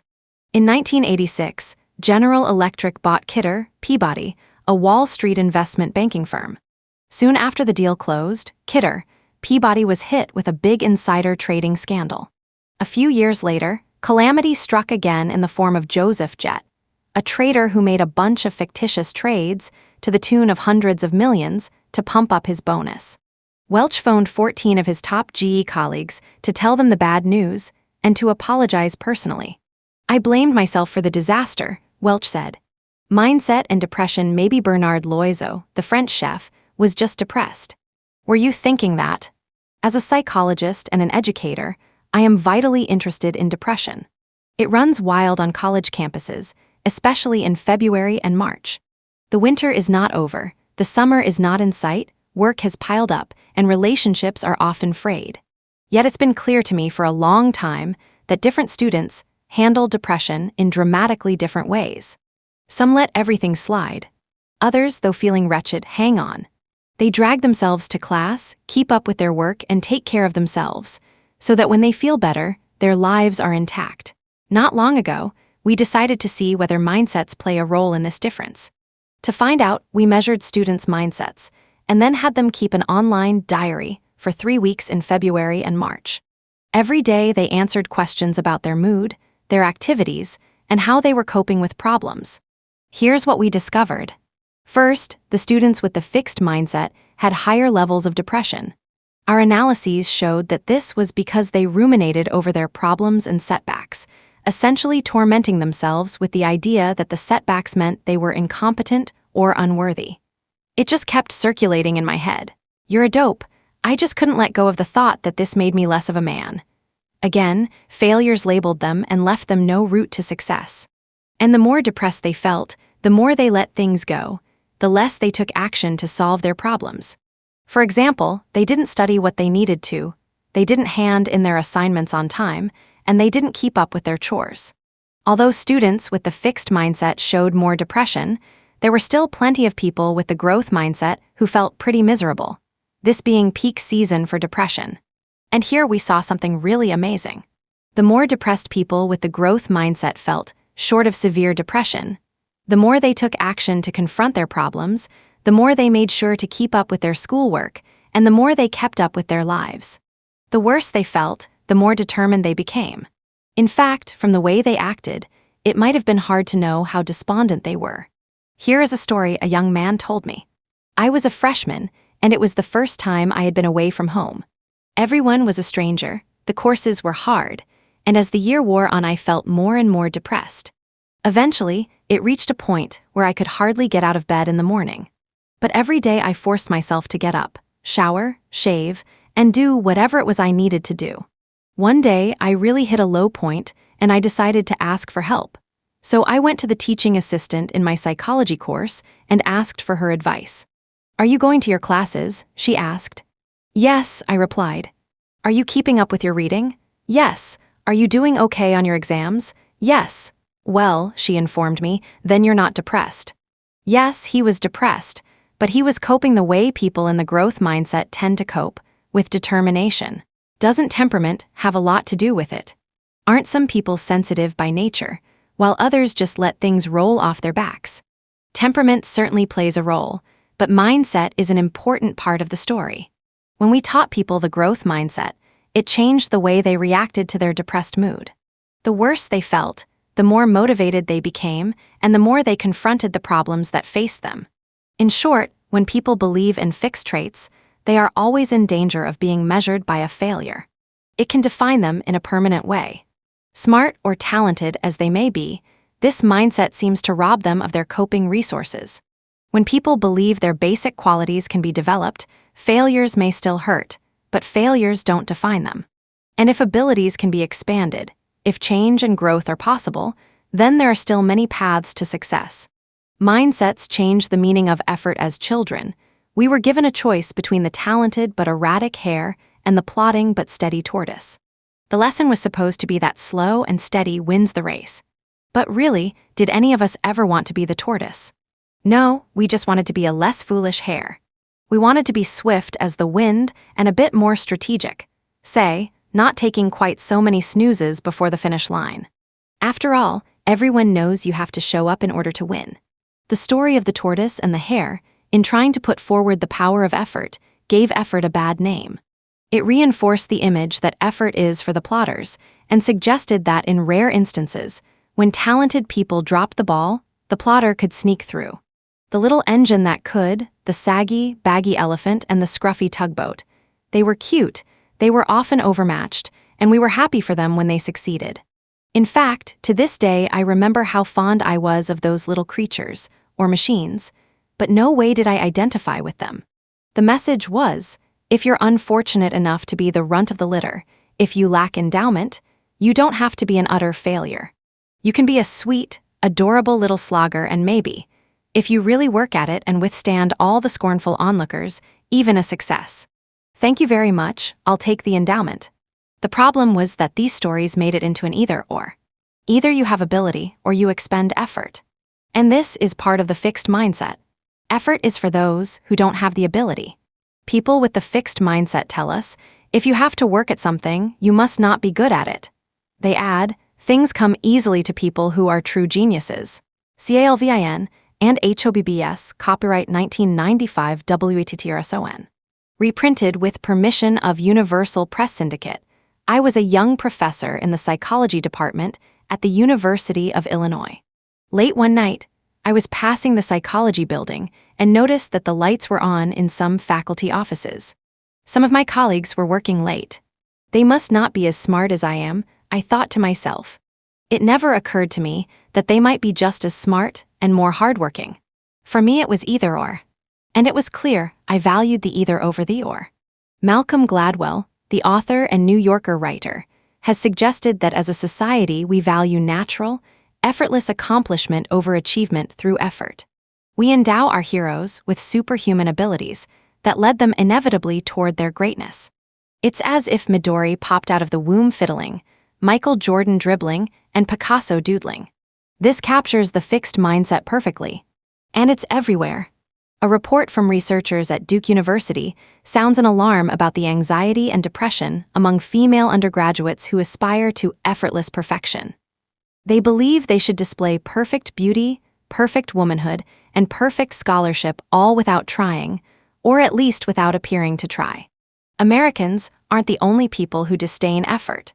French executive Pierre Chevalier says, "We are not a nation of effort." After all, if you have savoir-faire, a mixture of know-how and cool, you do things effortlessly. People with the growth mindset, however, believe something very different. For them, even geniuses have to work hard for their achievements. And what's so heroic, they would say, about having a gift? They may appreciate endowment, but they admire effort, for no matter what your ability is, effort is what ignites that ability and turns it into accomplishment. Seabiscuit here was a horse who was so broken, he was supposed to be put to sleep. In fact, here was a whole team of people, the jockey, the owner, the trainer, who were damaged in one way or another. Yet through their dogged determination, and against all odds, they transformed themselves into winners. A down-and-out nation saw this horse and rider as a symbol of what could be accomplished through grit and spirit. Equally moving is the parallel story about Seabiscuit's author, Laura Hillenbrand. Felled in her college years by severe, recurrent chronic fatigue that never went away, she was often unable to function. Yet something in the story of the horse who could gripped and inspired her, so that she was able to write a heartfelt, magnificent story about the triumph of will. The book was a testament to Seabiscuit's triumph and her own, equally. Seen through the lens of the growth mindset, these are stories about the transformative power of effort. The power of effort to change your ability and to change you as a person. But filtered through the fixed mindset, it's a great story about 3 men and a horse, all with deficiencies, who had to try very hard. High effort, the big risk from the point of view of the fixed mindset, effort is only for people with deficiencies. And when people already know they're deficient, maybe they have nothing to lose by trying. But if your claim to fame is not having any deficiencies, if you're considered a genius, a talent, or a natural, then you have a lot to lose. Effort can reduce you.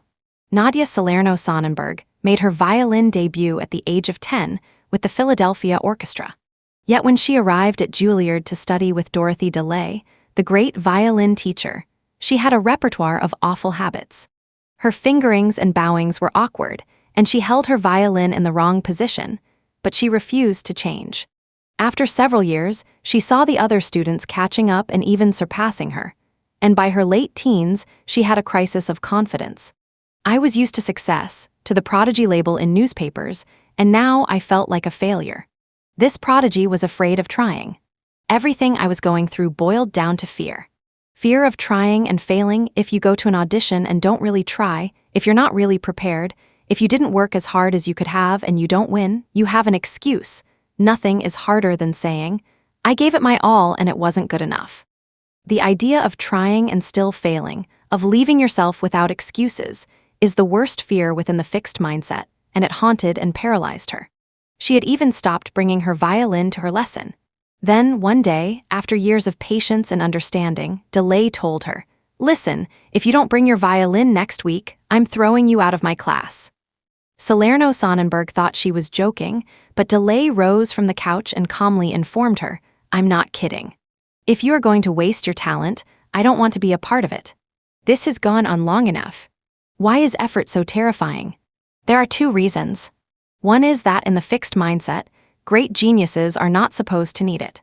So just needing it casts a shadow on your ability. The second is that, as Nadia suggests, it robs you of all your excuses. Without effort, you can always say, I could have been fill in the blank. But once you try, you can't say that anymore. Someone once said to me, I could have been Yo-Yo Ma. If she had really tried for it, she wouldn't have been able to say that. Salerno-Sonnenberg was terrified of losing DeLay. She finally decided that trying and failing, an honest failure, was better than the course she had been on, and so she began training with DeLay for an upcoming competition. For the first time, she went all out, and by the way, won. Now she says, this is something I know for a fact. You have to work hardest for the things you love most. And when it's music you love, you're in for the fight of your life. Fear of effort can happen in relationships, too, as it did with Amanda, a dynamic and attractive young woman. I had a lot of crazy boyfriends. A lot. They ranged from unreliable to inconsiderate. How about a nice guy for once? My best friend Carla always said. It was like, you deserve better. So then Carla fixed me up with Rob, a guy from her office. He was great, and not just on day 1. I loved it. It was like, oh my God, a guy who actually shows up on time. Then it became serious and I freaked. I mean, this guy really liked me, but I couldn't stop thinking about how, if he really knew me, he might get turned off. I mean, what if I really tried and it didn't work? I guess I couldn't take that risk. Low effort. The big risk in the growth mindset, it's almost inconceivable to want something badly, to think you have a chance to achieve it, and then do nothing about it. When it happens, the I could have been is heartbreaking, not comforting. There were few American women in the 1930s through 1950s who were more successful than Claire Booth Luce. She was a famous author and playwright. She was elected to Congress twice, and she was ambassador to Italy. I don't really understand the word success, she has said. I know people use it about me, but I don't understand it. Her public life and private tragedies kept her from getting back to her greatest love, writing for the theater. She'd had great success with plays like The Women, but it just wouldn't do for a political figure to keep penning tart, sexy comedies. For her, politics did not provide the personal, creative effort she valued most, and looking back, she couldn't forgive herself for not pursuing her passion for theater. "I often thought," she said, "that if I were to write an autobiography, my title would be The Autobiography of a Failure." Billie Jean King says it's all about what you want to look back and say. I agree with her. You can look back and say, I could have been, polishing your unused endowments like trophies. Or you can look back and say, I gave my all for the things I valued. Think about what you want to look back and say. Then choose your mindset. Turning knowledge into action. Sure, people with the fixed mindset have read the books that say, success is about being your best self, not about being better than others. Failure is an opportunity, not a condemnation. Effort is the key to success. But they can't put this into practice because their basic mindset, their belief in fixed traits, is telling them something entirely different. That success is about being more gifted than others, that failure does measure you, and that effort is for those who can't make it on talent. Questions and answers at this point. You probably have questions. Let me see if I can answer some of them. Question: if people believe their qualities are fixed, and they have shown themselves to be smart or talented, why do they have to keep proving it? After all, when the prince proved his bravery, he and the princess lived happily ever after. He didn't have to go out and slay a dragon every day. Why don't people with the fixed mindset prove themselves and then live happily ever after? Because every day new and larger dragons come along, and, as things get harder, maybe the ability they proved yesterday is not up to today's task. Maybe they were smart enough for algebra, but not calculus. Maybe they were a good enough pitcher for the minor leagues, but not the majors.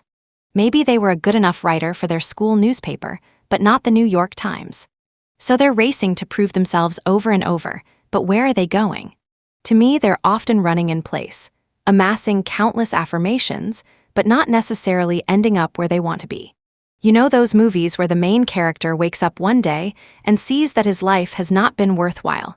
He has always been besting people, not growing, learning, or caring.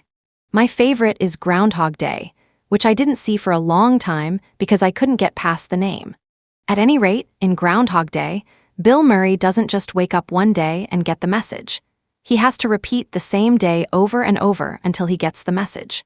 Phil Connors, Murray, is a weatherman for a local station in Pittsburgh who is dispatched to Punxsutawney, Pennsylvania, to cover the Groundhog Day ceremony.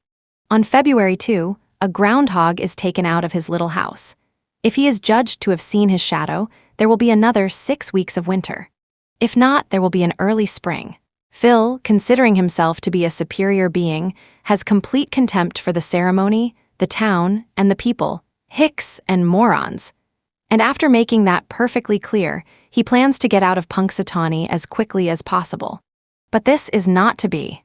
A blizzard hits the town, he is forced to remain, and when he wakes up the next morning, it's Groundhog Day again. The same Sonny and Cher song, I Got You Babe, wakes him up on the clock radio, and the same Groundhog Festival is gearing up once again. And again. And again. At first, he uses the knowledge to further his typical agenda, making fools out of other people.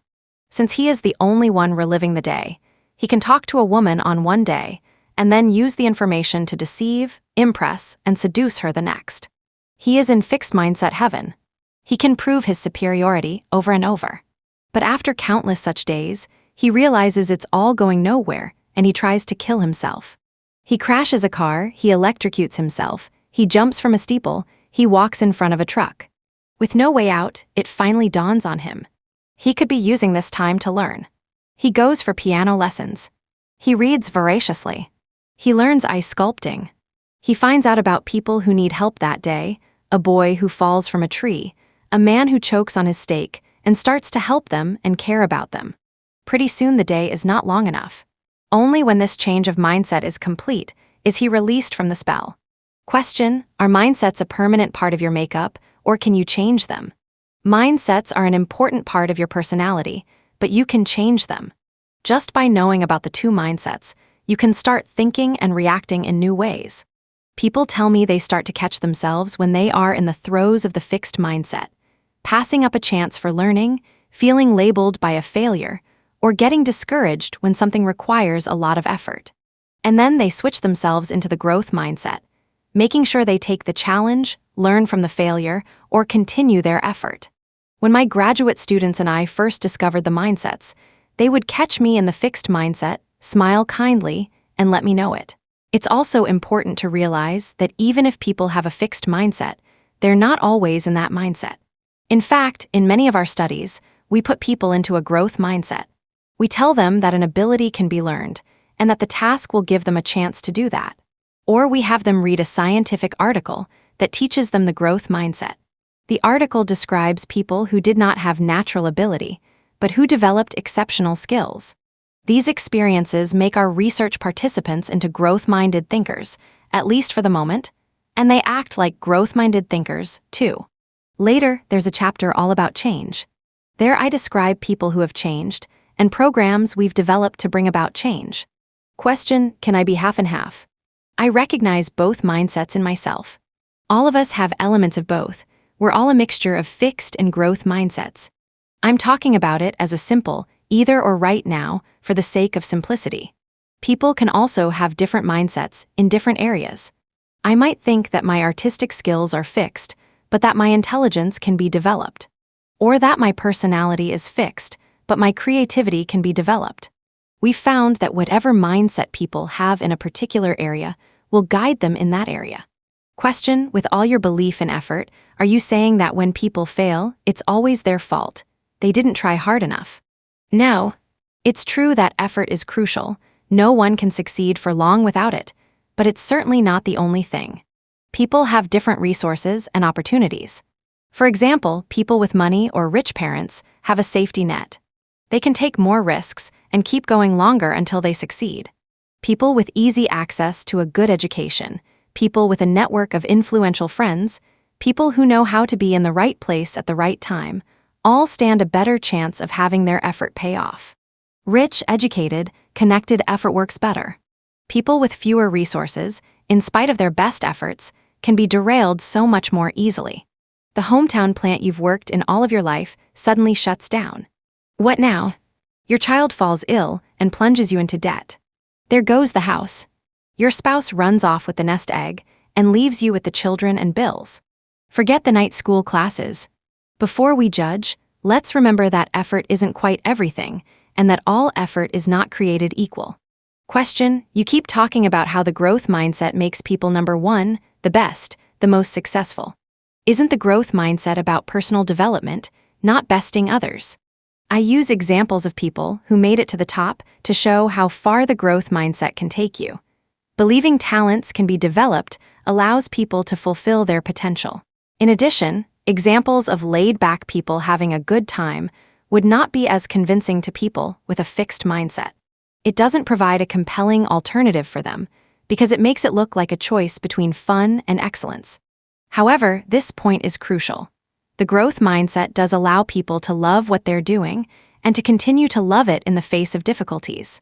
The growth-minded athletes, CEOs, musicians, or scientists all loved what they did, whereas many of the fixed-minded ones did not. Many growth-minded people didn't even plan to go to the top. They got there as a result of doing what they love. It's ironic. The top is where the fixed mindset people hunger to be, but it's where many growth-minded people arrive as a byproduct of their enthusiasm for what they do. This point is also crucial. In the fixed mindset, everything is about the outcome. If you fail or if you're not the best, it's all been wasted. The growth mindset allows people to value what they're doing regardless of the outcome. They're tackling problems, charting new courses, working on important issues. Maybe they haven't found the cure for cancer, but the search was deeply meaningful. A lawyer spent 7 years fighting the biggest bank in his state on behalf of people who felt they'd been cheated. After he lost, he said, "Who am I to say that just because I spent 7 years on something I am entitled to success? Did I do it for the success, or did I do it because I thought the effort itself was valid? I do not regret it. I had to do it. I would not do it differently." Question: I know a lot of workaholics on the fast track who seem to have a fixed mindset. They're always trying to prove how smart they are, but they do work hard and they do take on challenges. How does this fit with your idea that people with a fixed mindset go in for low effort and easy tasks? On the whole, people with a fixed mindset prefer effortless success, since that's the best way to prove their talent. But you're right, there are also plenty of high-powered people who think their traits are fixed and are looking for constant validation. These may be people whose life goal is to win a Nobel Prize or become the richest person on the planet, and they're willing to do what it takes. We'll meet people like this in the chapter on business and leadership. These people may be free of the belief that high effort equals low ability, but they have the other parts of the fixed mindset. They may constantly put their talent on display.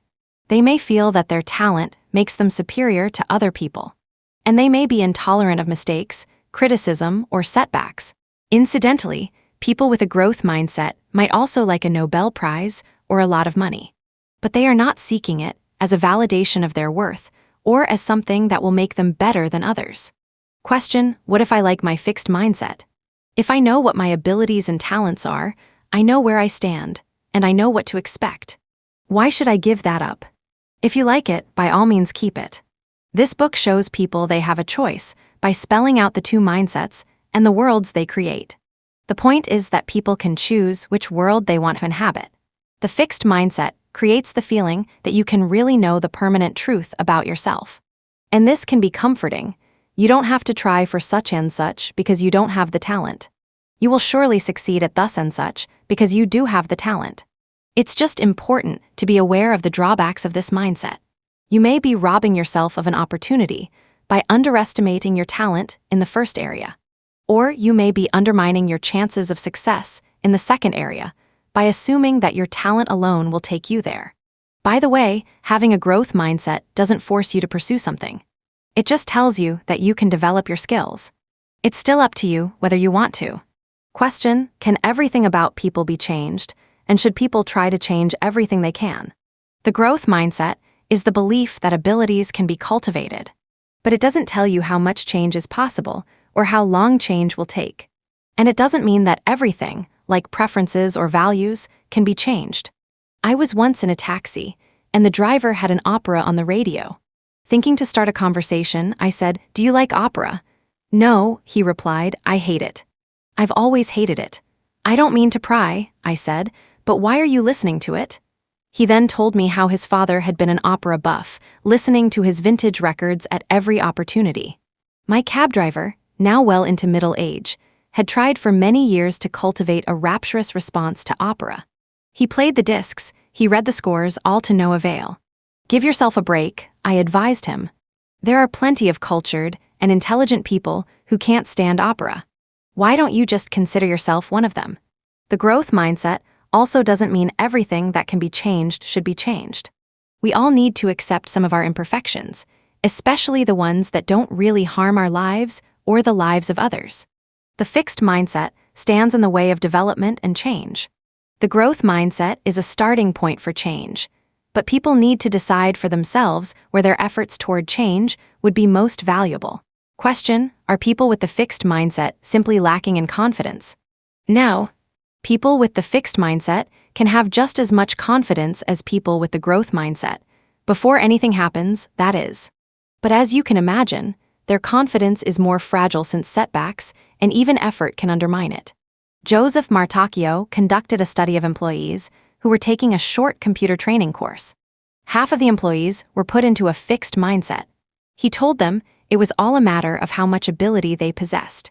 The other half were put in a growth mindset. He told them that computer skills could be developed through practice. Everyone steeped in these mindsets then proceeded with the course. Although the two groups started off with exactly equal confidence in their computer skills, by the end of the course, they looked quite different. Those in the growth mindset gained considerable confidence in their computer skills as they learned, despite the many mistakes they inevitably made. But because of those mistakes, those with the fixed mindset actually lost confidence in their computer skills as they learned. The same thing happened with Berkeley students. Richard Robbins and Jennifer Powles tracked students at the University of California at Berkeley over their years of college. They found that when students had the growth mindset, they gained confidence in themselves as they repeatedly met and mastered the challenges of the university. However, when students had the fixed mindset, their confidence eroded in the face of those same challenges. That's why people with the fixed mindset have to nurse their confidence and protect it.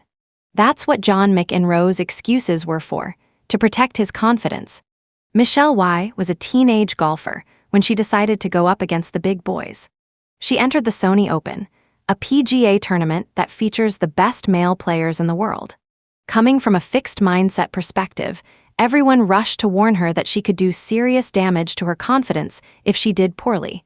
That taking too many early lumps against superior competition could hurt her long-range development. "It's always negative when you don't win," warned Vijay Singh, a prominent golfer on the tour. But Y disagreed. She wasn't going there to groom her confidence. Once you win junior tournaments, it's easy to win multiple times. What I'm doing now is to prepare for the future. It's the learning experience she was after, what it was like to play with the world's best players in the atmosphere of a tournament. After the event, Y's confidence had not suffered one bit. She had exactly what she wanted.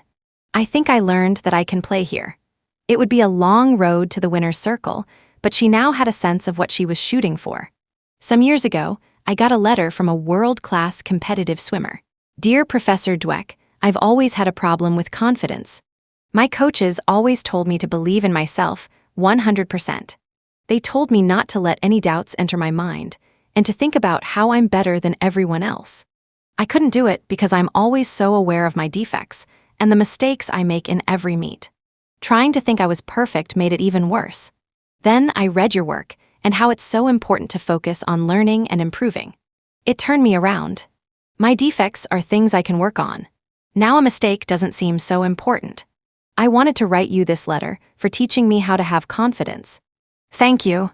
Sincerely, Mary Williams." A remarkable thing I've learned from my research is that in the growth mindset, you don't always need confidence.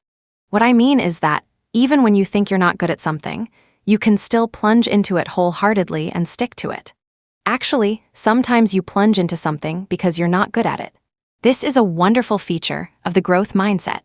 You don't have to think you're already great at something to want to do it and to enjoy doing it. This book is one of the hardest things I've ever done. I read endless books and articles. The information was overwhelming. I'd never written in a popular way. It was intimidating. Does it seem easy for me? Way back when, that's exactly what I would have wanted you to think. Now I want you to know the effort it took and the joy it brought. Grow your mindset. People are all born with a love of learning, but the fixed mindset can undo it. Think of a time you were enjoying something, doing a crossword puzzle, playing a sport, learning a new dance. Then it became hard and you wanted out. Maybe you suddenly felt tired, dizzy, bored, or hungry. Next time this happens, don't fool yourself. It's the fixed mindset. Put yourself in a growth mindset. Picture your brain forming new connections as you meet the challenge and learn. Keep on going. It's tempting to create a world in which we're perfect. I remember that feeling from grade school. We can choose partners, make friends, hire people who make us feel faultless. But think about it, do you want to never grow? Next time you're tempted to surround yourself with worshipers, go to church. In the rest of your life, seek constructive criticism. Is there something in your past that you think measured you? A test score, a dishonest or callous action, being fired from a job, being rejected. Focus on that thing. Feel all the emotions that go with it. Now put it in a growth mindset perspective. Look honestly at your role in it, but understand that it doesn't define your intelligence or personality. Instead, ask, what did I or can I learn from that experience? How can I use it as a basis for growth? Carry that with you instead. How do you act when you feel depressed? Do you work harder at things in your life, or do you let them go? Next time you feel low, put yourself in a growth mindset. Think about learning, challenge, confronting obstacles. Think about effort as a positive, constructive force, not as a big drag. Try it out. Is there something you've always wanted to do, but were afraid you weren't good at? Make a plan to do it. Chapter 3, The Truth About Ability and Accomplishment. Try to picture Thomas Edison as vividly as you can. Think about where he is and what he's doing. Is he alone? I asked people, and they always said things like this. He's in his workshop surrounded by equipment. He's working on the phonograph, trying things. He succeeds. Is he alone? Yes, he's doing this stuff alone, because he's the only one who knows what he's after. He's in New Jersey. He's standing in a white coat in a lab-type room. He's leaning over a light bulb. Suddenly it works. Is he alone? Yes. He's kind of a reclusive guy who likes to tinker on his own. In truth, the record shows quite a different fellow, working in quite a different way. Edison was not a loner. For the invention of the light bulb, he had 30 assistants, including well-trained scientists, often working around the clock in a corporate-funded state-of-the-art laboratory. It did not happen suddenly. The light bulb has become the symbol of that single moment when the brilliant solution strikes. But there was no single moment of invention. In fact, the light bulb was not one invention, but a whole network of time-consuming inventions, each requiring one or more chemists, mathematicians, physicists, engineers, and glassblowers. Edison was no naive tinkerer or unworldly egghead. The Wizard of Menlo Park was a savvy entrepreneur, fully aware of the commercial potential of his inventions. He also knew how to cozy up to the press, sometimes beating others out as the inventor of something because he knew how to publicize himself. Yes, he was a genius, but he was not always one. His biographer, Paul Israel, sifting through all the available information, thinks he was more or less a regular boy of his time and place. Young Tom was taken with experiments and mechanical things, perhaps more avidly than most. But machines and technology were part of the ordinary Midwestern boy's experience. What eventually set him apart was his mindset and drive. He never stopped being the curious, tinkering boy looking for new challenges. Long after other young men had taken up their roles in society, he rode the rails from city to city learning everything he could about telegraphy, and working his way up the ladder of telegraphers through non-stop self-education and invention. And later, much to the disappointment of his wives, his consuming love remained self-improvement and invention, but only in his field. There are many myths about ability and achievement, especially about the lone, brilliant person suddenly producing amazing things. Yet Darwin's masterwork, The Origin of Species, took years of teamwork in the field, hundreds of discussions with colleagues and mentors, several preliminary drafts, and half a lifetime of dedication before it reached fruition. Mozart labored for more than 10 years until he produced any work that we admire today. Before then, his compositions were not that original or interesting. Actually, they were often pacciato, their chunks taken from other composers. This chapter is about the real ingredients in achievement. It's about why some people achieve less than expected and why some people achieve more. Mindset and school achievement. Let's step down from the celestial realm of Mozart and Darwin and come back to Earth to see how mindsets create achievement in real life. It's funny, but seeing one student blossom under the growth mindset has a greater impact on me than all the stories about Mozart's and Darwin's. Maybe because it's more about you and me, about what's happened to us and why we are where we are now, and about children and their potential. Back on Earth, we measured students' mindsets as they made the transition to junior high school. Did they believe their intelligence was a fixed trait or something they could develop? Then we followed them for the next 2 years. The transition to junior high is a time of great challenge for many students. The work gets much harder, the grading policies toughen up, the teaching becomes less personalized. And all this happens while students are coping with their new adolescent bodies and roles. Grades suffer, but not everyone's grades suffer equally. No. In our study, only the students with the fixed mindset showed the decline. The students with the growth mindset showed an increase in their grades over the 2 years. When the two groups had entered junior high, their past records were indistinguishable. In the more benign environment of grade school, they'd earned the same grades and achievement test scores. Only when they hit the challenge of junior high did they begin to pull apart. Here's how students with the fixed mindset explain their poor grades. Many maligned their abilities. I am the stupidest, or I suck in math. And many covered these feelings by blaming someone else. The math teacher is a fat male slut, and the English teacher is a slob with a pink ass. Because the teacher is on crack. These interesting analyses of the problem hardly provide a roadmap to future success. With the threat of failure looming, students with the growth mindset instead mobilize their resources for learning. They told us that they, too, sometimes felt overwhelmed, but their response was to dig in and do what it takes. They were like George Dantzig. Who? George Dantzig was a graduate student in math at Berkeley. One day, as usual, he rushed in late to his math class and quickly copied the 2 homework problems from the blackboard. When he later went to do them, he found them very difficult, and it took him several days of hard work to crack them open and solve them. They turned out not to be homework problems at all. They were 2 famous math problems that had never been solved. The low-effort syndrome our students with the fixed mindset who were facing the hard transition saw it as a threat. It threatened to unmask their flaws and turn them from winners into losers. In fact, in the fixed mindset, adolescence is one big test. Am I smart or dumb? Am I good-looking or ugly? Am I cool or nerdy? Am I a winner or a loser? And in the fixed mindset, a loser is forever.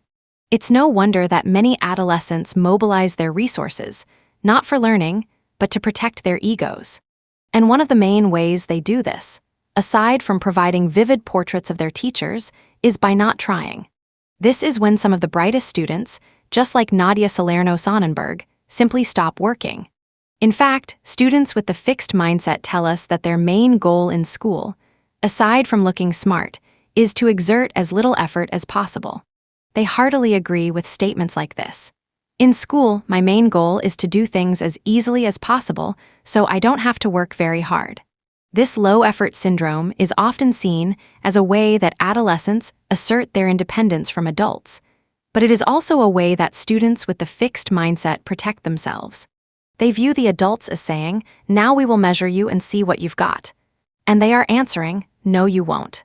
John Holt, the great educator, says that these are the games all human beings play when others are sitting in judgment of them. The worst student we had, the worst I have ever encountered, was in his life outside the classroom as mature, intelligent, and interesting a person as anyone at the school. What went wrong? Somewhere along the line, his intelligence became disconnected from his schooling. For students with the growth mindset, it doesn't make sense to stop trying. For them, adolescence is a time of opportunity, a time to learn new subjects, a time to find out what they like and what they want to become in the future. Later, I'll describe the project in which we taught junior high students the growth mindset. What I want to tell you now is how teaching them this mindset unleashed their effort. One day, we were introducing the growth mindset to a new group of students. All at once, Jimmy, the most hardcore turned-off low-effort kid in the group, looked up with tears in his eyes and said, "You mean I don't have to be dumb?" From that day on, he worked. He started staying up late to do his homework, which he never used to bother with at all. He started handing in assignments early so he could get feedback and revise them. He now believed that working hard was not something that made you vulnerable, but something that made you smarter. Finding your brain, a close friend of mine recently handed me something he'd written, a poem story that reminded me of Jimmy and his unleashed effort. My friend's second-grade teacher, Mrs. Beer, had each student draw and cut out a paper horse. She then lined up all the horses above the blackboard and delivered her growth mindset message. Your horse is only as fast as your brain. Every time you learn something, your horse will move ahead. My friend wasn't so sure about the brain thing. His father had always told him, "You have too much mouth and too little brains for your own good." Plus, his horse seemed to just sit at the starting gate while everyone else's brain joined the learning chase, especially the brains of Hank and Billy, the class geniuses, whose horses jumped way ahead of everyone else's. But my friend kept at it.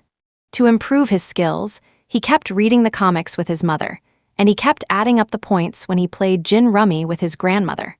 And soon my sleek stallion bolted forward like whirlaway, and there was no one who was going to stop him. Over the weeks and months, he flew forward, overtaking the others one by one. In the late spring, homestretch Hank's and Billy's mounts were ahead by just a few subtraction exercises, and when the last bell of school rang, my horse won, by a nose. Then I knew I had a brain, I had the horse to prove it. PAULWRTMAN, of course, learning shouldn't really be a race. But this race helped my friend discover his brain and connect it up to his schooling. The college transition, another crisis. College is when all the students who were the brains in high school are thrown together. Like our graduate students, yesterday they were king of the hill, but today who are they? Nowhere is the anxiety of being dethroned more palpable than in pre-med classes. In the last chapter, I mentioned our study of tense, but hopeful undergraduates taking their first college chemistry course. This is the course that would give them, or deny them, entree to the pre-med curriculum, and it's well known that students will go to almost any lengths to do well in this course. At the beginning of the semester, we measured students' mindsets, and then we followed them through the course, watching their grades and asking about their study strategies. Once again, we found that the students with the growth mindset earned better grades in the course. Even when they did poorly on a particular test, they bounced back on the next ones. When students with the fixed mindset did poorly, they often didn't make a comeback. In this course, everybody studied. But there are different ways to study. Many students study like this. They read the textbook and their class notes. If the material is really hard, they read them again. Or they might try to memorize everything they can, like a vacuum cleaner. That's how the students with the fixed mindset studied. If they did poorly on the test, they concluded that chemistry was not their subject. After all, I did everything possible, didn't I? Far from it. They would be shocked to find out what students with the growth mindset do. Even I find it remarkable. The students with growth mindset completely took charge of their learning and motivation. Instead of plunging into unthinking memorization of the course material, they said, I looked for themes and underlying principles across lectures, and I went over mistakes until I was certain I understood them. They were studying to learn, not just to ace the test. And actually, this was why they got higher grades, not because they were smarter or had a better background in science. Instead of losing their motivation when the course got dry or difficult, they said, I maintained my interest in the material. I stayed positive about taking chemistry. I kept myself motivated to study. Even if they thought the textbook was boring or the instructor was a stiff, they didn't let their motivation evaporate. That just made it all the more important to motivate themselves. I got an email from one of my undergraduate students shortly after I had taught her the growth mindset. Here's how she used to study before. When faced with really tough material, I tended to read the material over and over. After learning the growth mindset, she started using better strategies that worked. Professor Dweck. When Heidi, the teaching assistant, told me my exam results today, I didn't know whether to cry or just sit down. Heidi will tell you, I looked like I won the lottery, and I feel that way too. I can't believe I did so well. I expected to scrape by. The encouragement you have given me will serve me well in life. I feel that I've earned a noble grade, but I didn't earn it alone. Prof. Dweck, you not only teach your theory, you show it. Thank you for the lesson. It is a valuable one, perhaps the most valuable I've learned at Columbia. And yeah, I'll be doing that, using these strategies before every exam. Thank you very, very much, and you too, Heidi. No longer helpless, June, because they think in terms of learning. People with the growth mindset are clued in to all the different ways to create learning. It's odd. Our pre-med students with the fixed mindset would do almost anything for a good grade, except take charge of the process to make sure it happens. Created equal. Does this mean that anyone with the right mindset can do well? Are all children created equal? Let's take the second question first. No, some children are different. In her book Gifted Children, Ellen Winner offers incredible descriptions of prodigies. These are children who seem to be born with heightened abilities and obsessive interests, and who, through relentless pursuit of these interests, become amazingly accomplished. Michael was one of the most precocious. He constantly played games involving letters and numbers, made his parents answer endless questions about letters and numbers, and spoke, read, and did math at an unbelievably early age. Michael's mother reports that at 4 months old he said, Mom, Dad, what's for dinner? At 10 months, he astounded people in the supermarket by reading words from the signs. Everyone assumed his mother was doing some kind of ventriloquism thing. His father reports that at 3, he was not only doing algebra, but discovering and proving algebraic rules. Each day when his father got home from work, Michael would pull him toward math books and say, Dad, let's go do work. Michael must have started with a special ability, but, for me, the most outstanding feature is his extreme love of learning and challenge. His parents could not tear him away from his demanding activities. The same is true for every prodigy Winner describes. Most often people believe that the gift is the ability itself. Yet what feeds it is that constant, endless curiosity and challenge-seeking.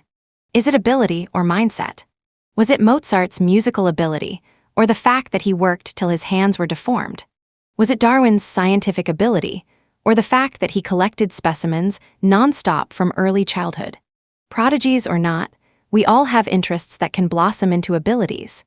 As a child, I was fascinated by people, especially adults. I wondered what makes them tick.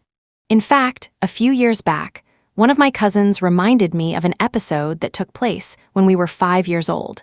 We were at my grandmother's house, and he'd had a big fight with his mother over when he could eat his candy. Later, we were sitting outside on the front steps, and I said to him, "Don't be so stupid. Adults like to think they're in charge. Just say yes, and then eat your candy when you want to." Were those the words of a budding psychologist? All I know is that my cousin told me this advice served him well. Interestingly, he became a dentist. Can everyone do well? Now back to the first question. Is everyone capable of great things with the right mindset? Could you march into the worst high school in your state and teach the students college calculus? If you could, then one thing would be clear. With the right mindset and the right teaching, people are capable of a lot more than we think. Garfield High School was one of the worst schools in Los Angeles. To say that the students were turned off and the teachers burned out is an understatement.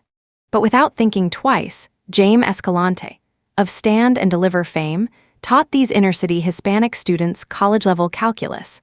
With his growth mindset, he asked, "How can I teach them? Not can I teach them, and how will they learn best? Not can they learn." But not only did he teach them calculus, he and his colleague, Benjamin Jimenez, took them to the top of the national charts in math. In 1987, only 3 other public schools in the country had more students taking the Advanced Placement Calculus test. Those 3 included Stuyvesant High School and the Bronx High School of Science, both elite math and science-oriented schools in New York. What's more, most of the Garfield students earned test grades that were high enough to gain them college credits. In the whole country that year, only a few hundred Mexican-American students passed the test at this level. This means there's a lot of intelligence out there being wasted by underestimating students' potential to develop.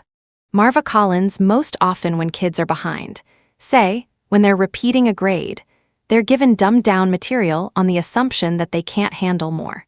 That idea comes from the fixed mindset. These students are dim-witted, so they need the same simple things drummed into them over and over. Well, the results are depressing. Students repeat the whole grade without learning any more than they knew before. Instead, Marva Collins took inner-city Chicago kids who had failed in the public schools and treated them like geniuses. Many of them had been labeled learning disabled, retarded, or emotionally disturbed. Virtually all of them were apathetic. No light in the eyes, no hope in the face. Collins's second-grade public school class started out with the lowest-level reader there was. By June, they reached the middle of the 5th-grade reader, studying Aristotle, Aesop, Tolstoy, Shakespeare, Poe, Frost, and Dickinson along the way. Later, when she started her own school, Chicago Sun-Times columnist Zay Smith dropped in. He saw 4-year-olds writing sentences like, "See the physician," and Aesop wrote fables, and talking about diphthongs and diacritical marks. He observed 2nd-graders reciting passages from Shakespeare, Longfellow, and Kipling. Shortly before, he had visited a rich suburban high school where many students had never heard of Shakespeare. "Shoot," said one of Collins's students. "You mean those rich high school kids don't know Shakespeare was born in 1564 and died in 1616. Students read huge amounts, even over the summer. One student, who had entered as a retarded 6-year-old, now 4 years later had read 23 books over the summer, including A Tale of Two Cities and Jane Eyre. The students read deeply and thoughtfully. As the 3- and 4-year-olds were reading about Daedalus and Icarus, one 4-year-old exclaimed, "Mrs. Collins, if we do not learn and work hard, we will take an Icarian flight to nowhere." Heated discussions of Macbeth were common. Alfred Binet believed you could change the quality of someone's mind. Clearly you can.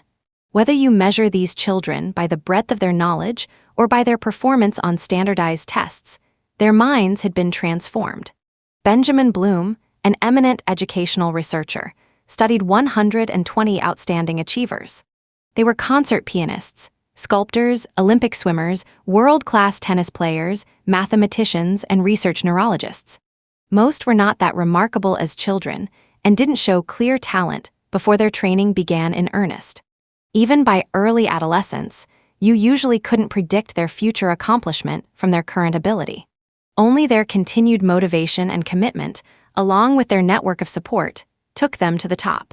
Bloom concludes, after 40 years of intensive research on school learning in the United States as well as abroad, my major conclusion is, what any person in the world can learn, almost all persons can learn, if provided with the appropriate prior and current conditions of learning.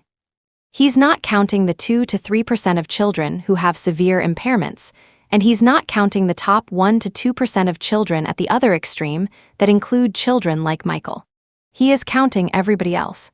Ability levels and tracking, but aren't students sorted into different ability levels for a reason?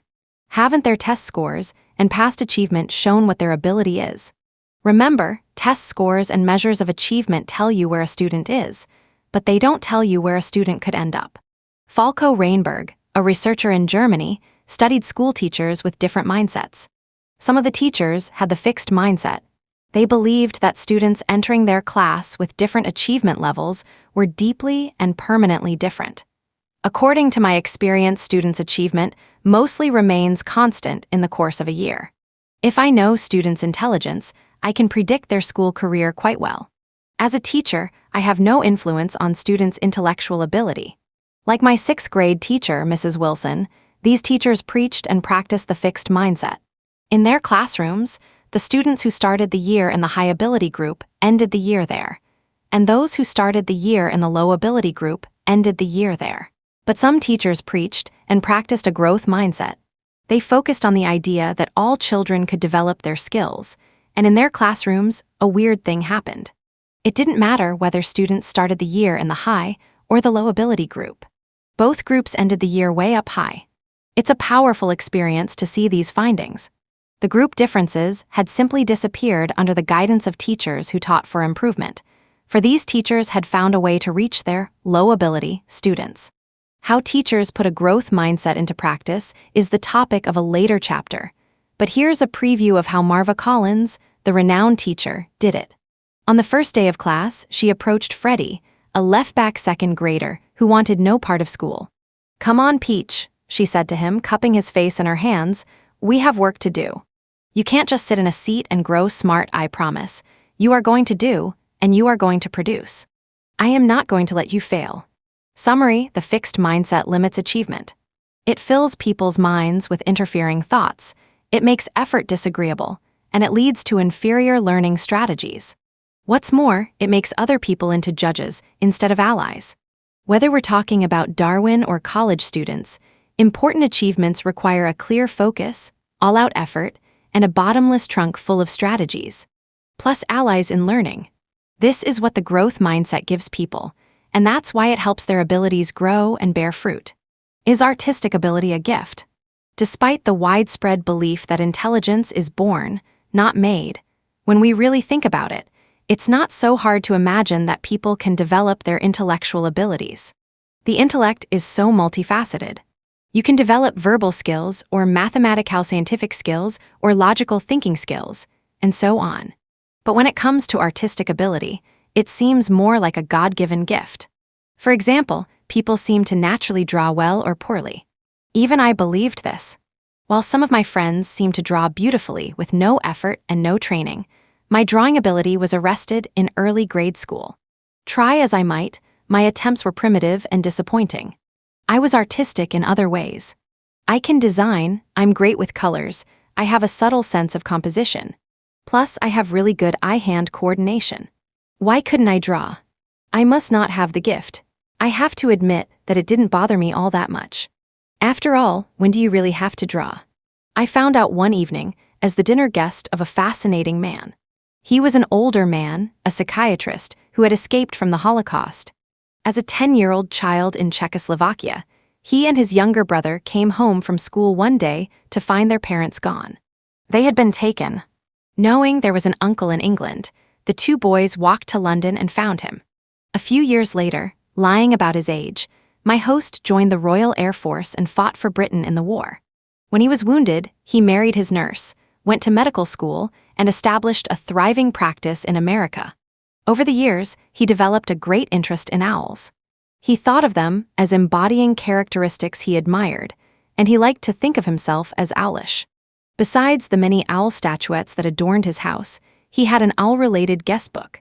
It turned out that whenever he took a shine to someone, he asked them to draw an owl and write something to him in this book. As he extended this book to me and explained its significance, I felt both honored and horrified. Mostly horrified. All the more because my creation was not to be buried somewhere in the middle of the book, but was to adorn its very last page. I won't dwell on the intensity of my discomfort or the poor quality of my artwork, although both were painfully clear. I tell this story as a prelude to the astonishment and joy I felt when I read drawing on the right side of the brain. Below are the before and after self-portraits of people who took a short course in drawing from the author, Betty Edwards. That is, they are the self-portraits drawn by the students when they entered her course, and 5 days later when they had completed it. Aren't they amazing? At the beginning, these people didn't look as though they had much artistic ability. Most of their pictures reminded me of my owl. But only a few days later, everybody could really draw. And Edwards swears that this is a typical group. It seems impossible. Edwards agrees that most people view drawing as a magical ability that only a select few possess, and that only a select few will ever possess. But this is because people don't understand the components, the learnable components, of drawing. Actually, she informs us, they are not drawing skills at all, but seeing skills. They are the ability to perceive edges, spaces, relationships, lights and shadows, and the whole. Drawing requires us to learn each component skill and then combine them into one process. Some people simply pick up these skills in the natural course of their lives, whereas others have to work to learn them and put them together. But as we can see from the after self-portraits, everyone can do it. Here's what this means. Just because some people can do something with little or no training, it doesn't mean that others can't do it, and sometimes do it even better with training. This is so important, because many people with the fixed mindset think that someone's early performance tells you all you need to know about their talent and their future. Jackson Pollock, it would have been a real shame if people discouraged Jackson Pollock for that reason. Experts agree that Pollock had little native talent for art, and when you look at his early products, it showed. They also agree that he became one of the greatest American painters of the 20th century, and that he revolutionized modern art. How did he go from point A to point B? Twyla Tharp, the world-famous choreographer and dancer, wrote a book called The Creative Habit. As you can guess from the title, she argues that creativity is not a magical act of inspiration. It's the result of hard work and dedication. Even for Mozart. Remember the movie Amadeus? Remember how it showed Mozart easily churning out one masterpiece after another while Salieri, his rival, is dying of envy.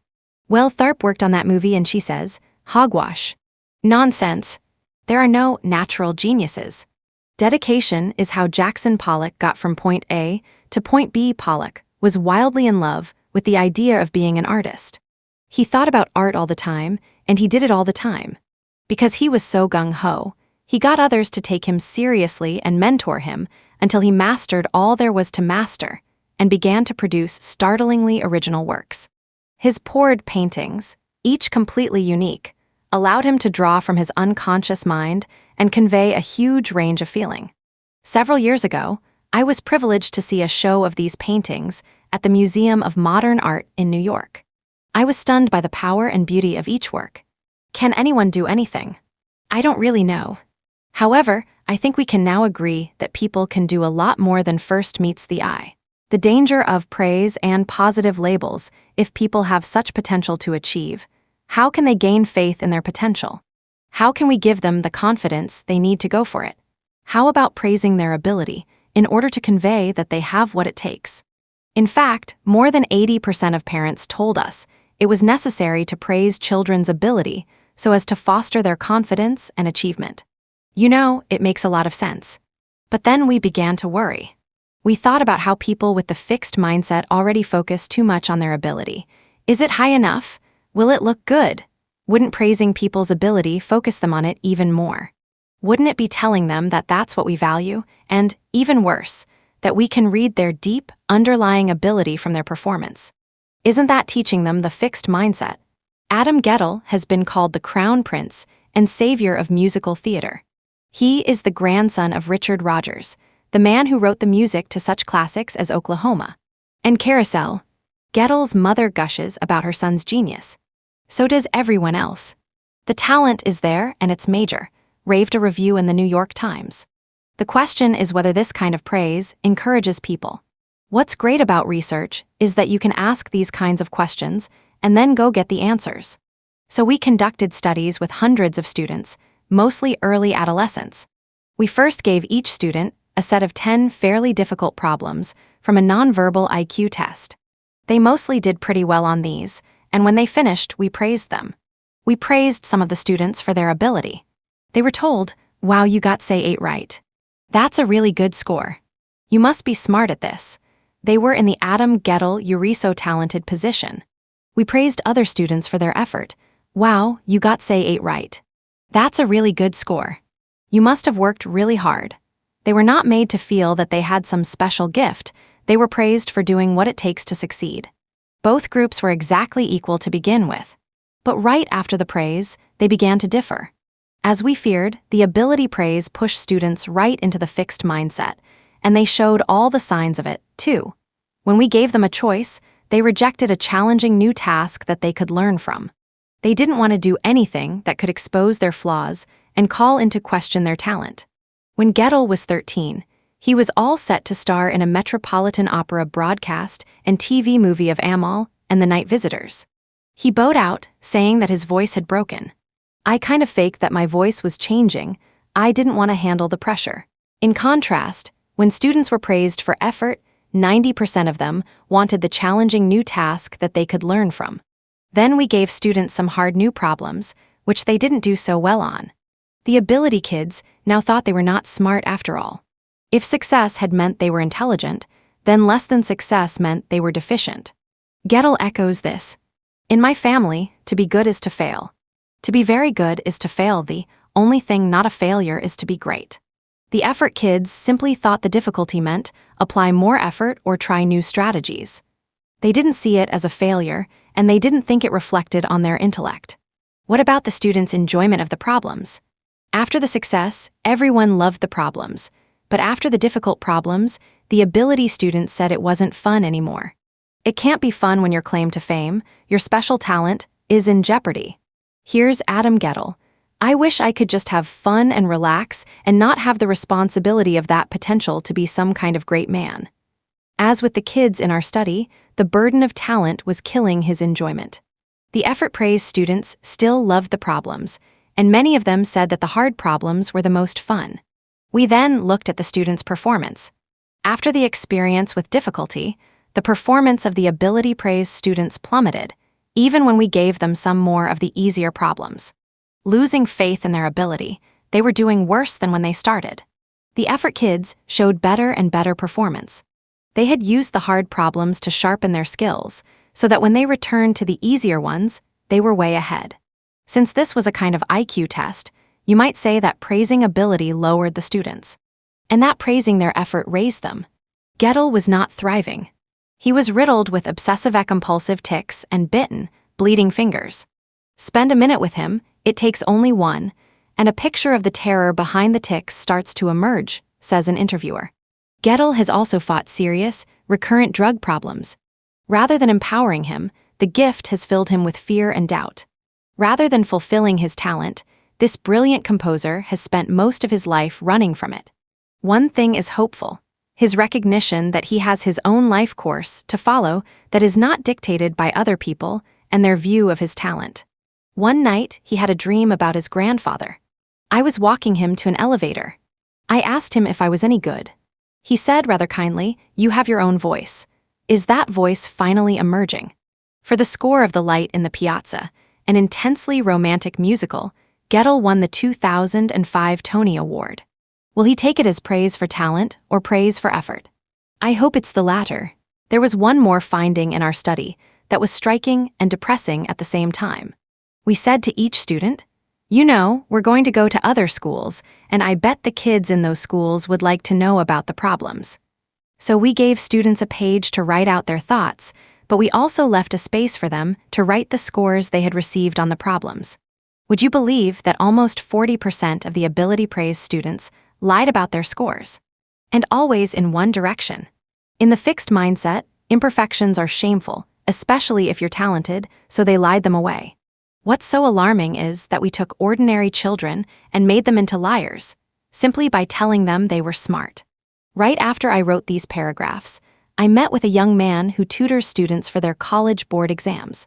He had come to consult with me about one of his students. This student takes practice tests and then lies to him about her score. He is supposed to tutor her on what she doesn't know, but she can't tell him the truth about what she doesn't know. And she is paying money for this. So telling children they're smart in the end made them feel dumber and act dumber, but claim they were smarter. I don't think this is what we're aiming for when we put positive labels, gifted, talented, brilliant, on people. We don't mean to rob them of their zest for challenge and their recipes for success. But that's the danger.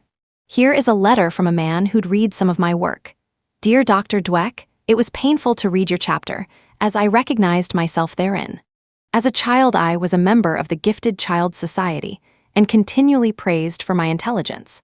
Now, after a lifetime of not living up to my potential, I'm 49, I'm learning to apply myself to a task, and also to see failure not as a sign of stupidity, but as lack of experience and skill. Your chapter helps see myself in a new light." Seth Abrams, this is the danger of positive labels. There are alternatives, and I will return to them later in the chapter on parents, teachers, and coaches. Negative labels and how they work. I was once a math whiz. In high school, I got a 99 in algebra, a 99 in geometry, and a 99 in trigonometry, and I was on the math team. I scored up there with the boys on the Air Force test of visual spatial ability, which is why I got recruiting brochures from the Air Force for many years to come. Then I got a Mr. Hellman, a teacher who didn't believe girls could do math. My grades declined, and I never took math again. I actually agreed with Mr. Hellman, but I didn't think it applied to me. Other girls couldn't do math. Mr. Hellman thought it applied to me, too, and I succumbed. Everyone knows negative labels are bad, so you'd think this would be a short section. But it isn't a short section, because psychologists are learning how negative labels harm achievement. No one knows about negative ability labels, like members of stereotyped groups. For example, African Americans know about being stereotyped as lower in intelligence. And women know about being stereotyped as bad at math and science. But I'm not sure even they know how creepy these stereotypes are. Research by Claude Steele and Joshua Aronson shows that even checking a box to indicate your race or sex can trigger the stereotype in your mind and lower your test score. Almost anything that reminds you that you're black or female before taking a test in the subject you're supposed to be bad at will lower your test score. A lot. In many of their studies, blacks are equal to whites in their performance, and females are equal to males when no stereotype is evoked. But just put more males in the room with a female before a math test, and down goes the female's score. This is why, when stereotypes are evoked, they fill people's minds with distracting thoughts, with secret worries about confirming the stereotype. People usually aren't even aware of it, but they don't have enough mental power left to do their best on the test. This doesn't happen to everybody, however. It mainly happens to people who are in a fixed mindset. It's when people are thinking in terms of fixed traits that the stereotypes get to them. Negative stereotypes say, you and your group are permanently inferior. Only people in the fixed mindset resonate to this message.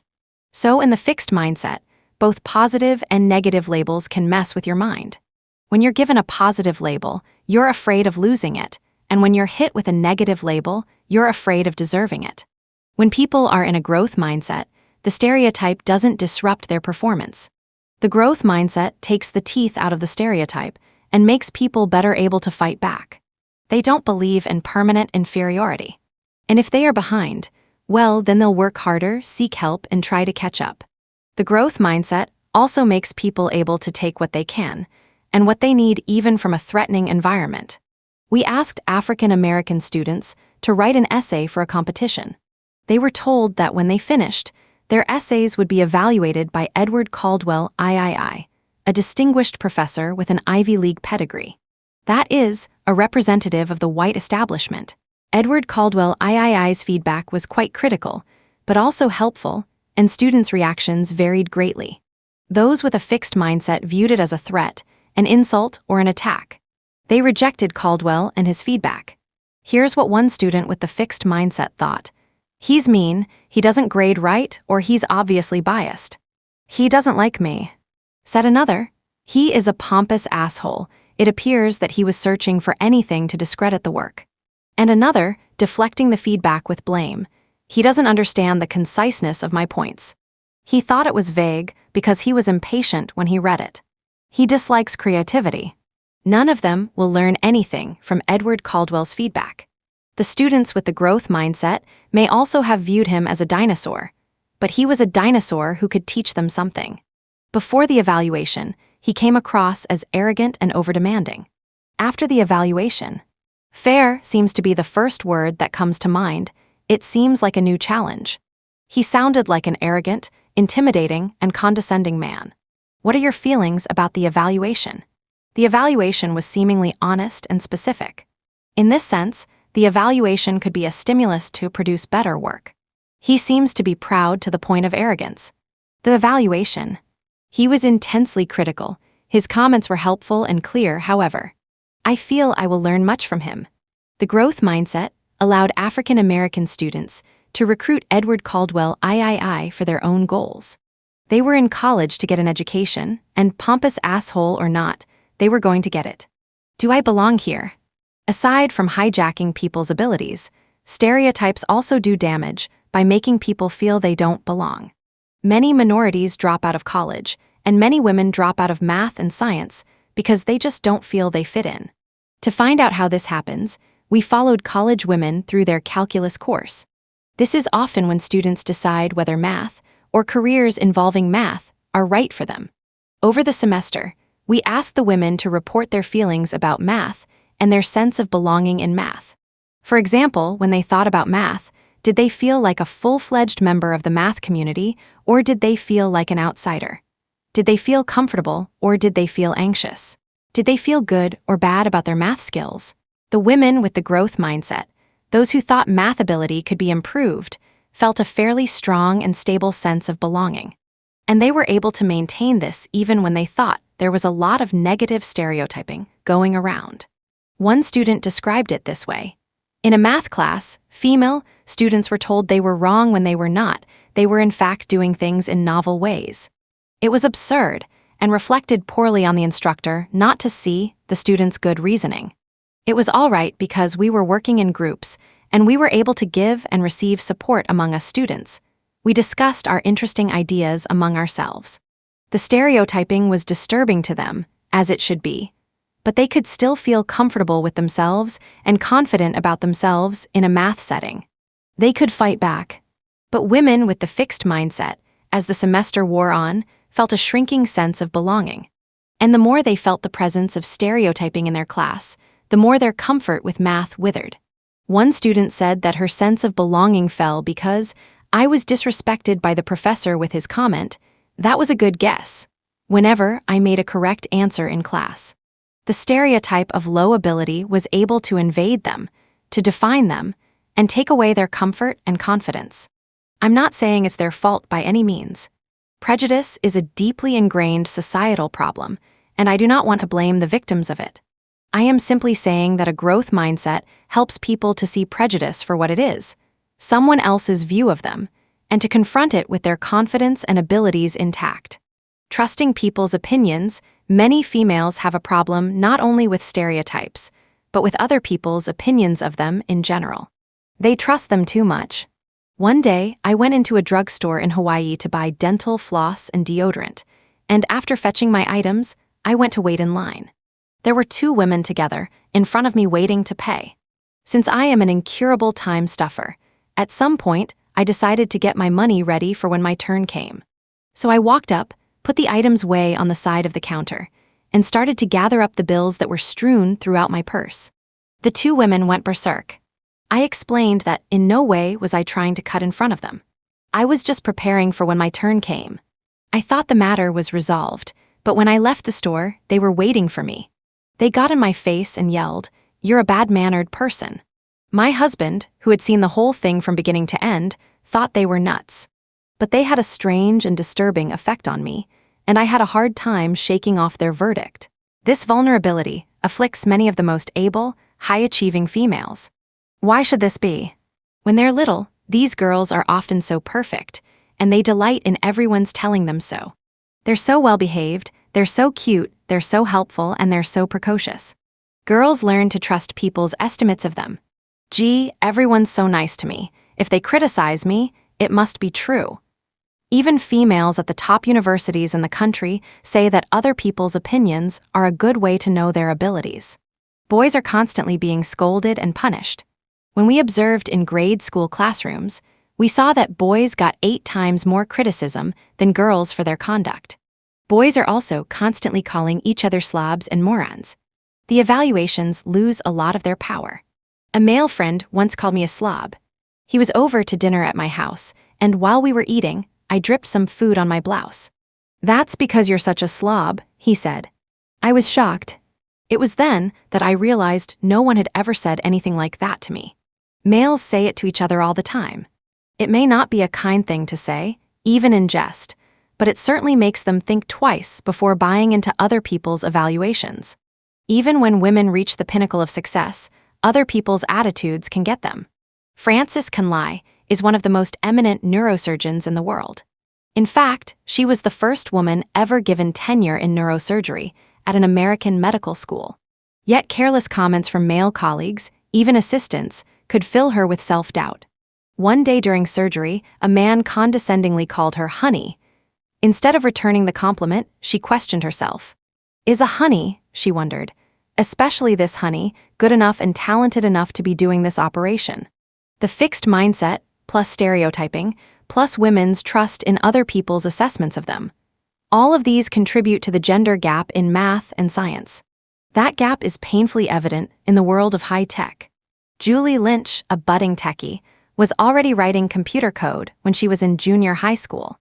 Her father and 2 brothers worked in technology, and she loved it too. Then her computer programming teacher criticized her. She had written a computer program, and the program ran just fine, but he didn't like a shortcut she had taken. Her interest evaporated. Instead, she went on to study recreation and public relations. Math and science need to be made more hospitable places for women. And women need all the growth mindset they can get to take their rightful places in these fields. When things go right, but let's look at the times the process goes right. The Polgar family has produced 3 of the most successful female chess players ever. Ow, says Susan, one of the 3, my father believes that innate talent is nothing, that success is 99% hard work. I agree with him. The youngest daughter, Judith, is now considered the best woman chess player of all time. She was not the one with the most talent. Susan reports, Judith was a slow starter but very hardworking. A colleague of mine has 2 daughters who are math whizzes. One is a graduate student in math at a top university. The other was the first girl to rank #1 in the country on an elite math test, won a nationwide math contest, and is now a neuroscience major at a top university. What's their secret? Is it passed down in the genes? I believe it's passed down in the mindset. It's the most growth mindset family I've ever seen. In fact, their father applied the growth mindset to everything. I'll never forget a conversation we had some years ago. I was single at the time, and he asked me what my plan was for finding a partner. He was aghast when I said I didn't have a plan. You wouldn't expect your work to get done by itself, he said. Why is this any different? It was inconceivable to him that you could have a goal and not take steps to make it happen. In short, the growth mindset lets people, even those who are targets of negative labels, use and develop their minds fully. Their heads are not filled with limiting thoughts, a fragile sense of belonging, and a belief that other people can define them. Grow your mindset, think about your hero.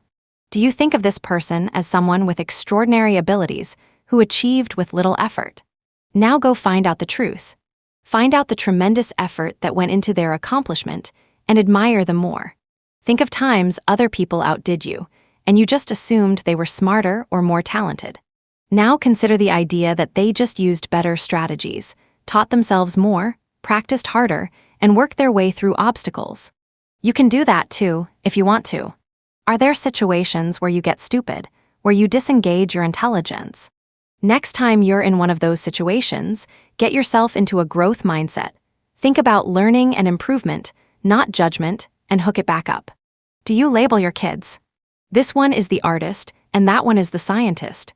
Next time, remember that you're not helping them, even though you may be praising them. Remember our study where praising kids' ability lowered their IQ scores. Find a growth mindset way to compliment them. More than half of our society belongs to a negatively stereotyped group. First you have all the women, and then you have all the other groups who are not supposed to be good at something or other. Give them the gift of the growth mindset. Create an environment that teaches the growth mindset to the adults and children in your life, especially the ones who are targets of negative stereotypes. Even when the negative label comes along, they'll remain in charge of their learning.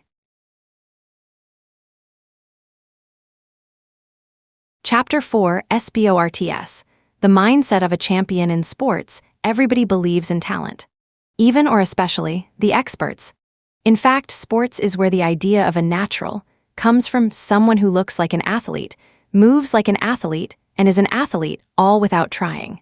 So great is the belief in natural talent that many scouts and coaches search only for naturals, and teams will vie with each other to pay exorbitant amounts to recruit them. Billy Beane was a natural. Everyone agreed he was the next Babe Ruth. But Billy Beane lacked one thing: the mindset of a champion. As Michael Lewis tells us in Moneyball, by the time Beane was a sophomore in high school, he was the highest scorer on the basketball team, the quarterback of the football team, and the best hitter on the baseball team, batting .500 in one of the toughest leagues in the country. His talent was real enough. But the minute things went wrong, Beane searched for something to break. It wasn't merely that he didn't like to fail, it was as if he didn't know how to fail. As he moved up in baseball from the minor leagues to the majors, things got worse and worse. Each at-bat became a nightmare, another opportunity for humiliation, and with every botched at-bat, he went to pieces. As one scout said, Billy was of the opinion that he should never make an out. Sound familiar?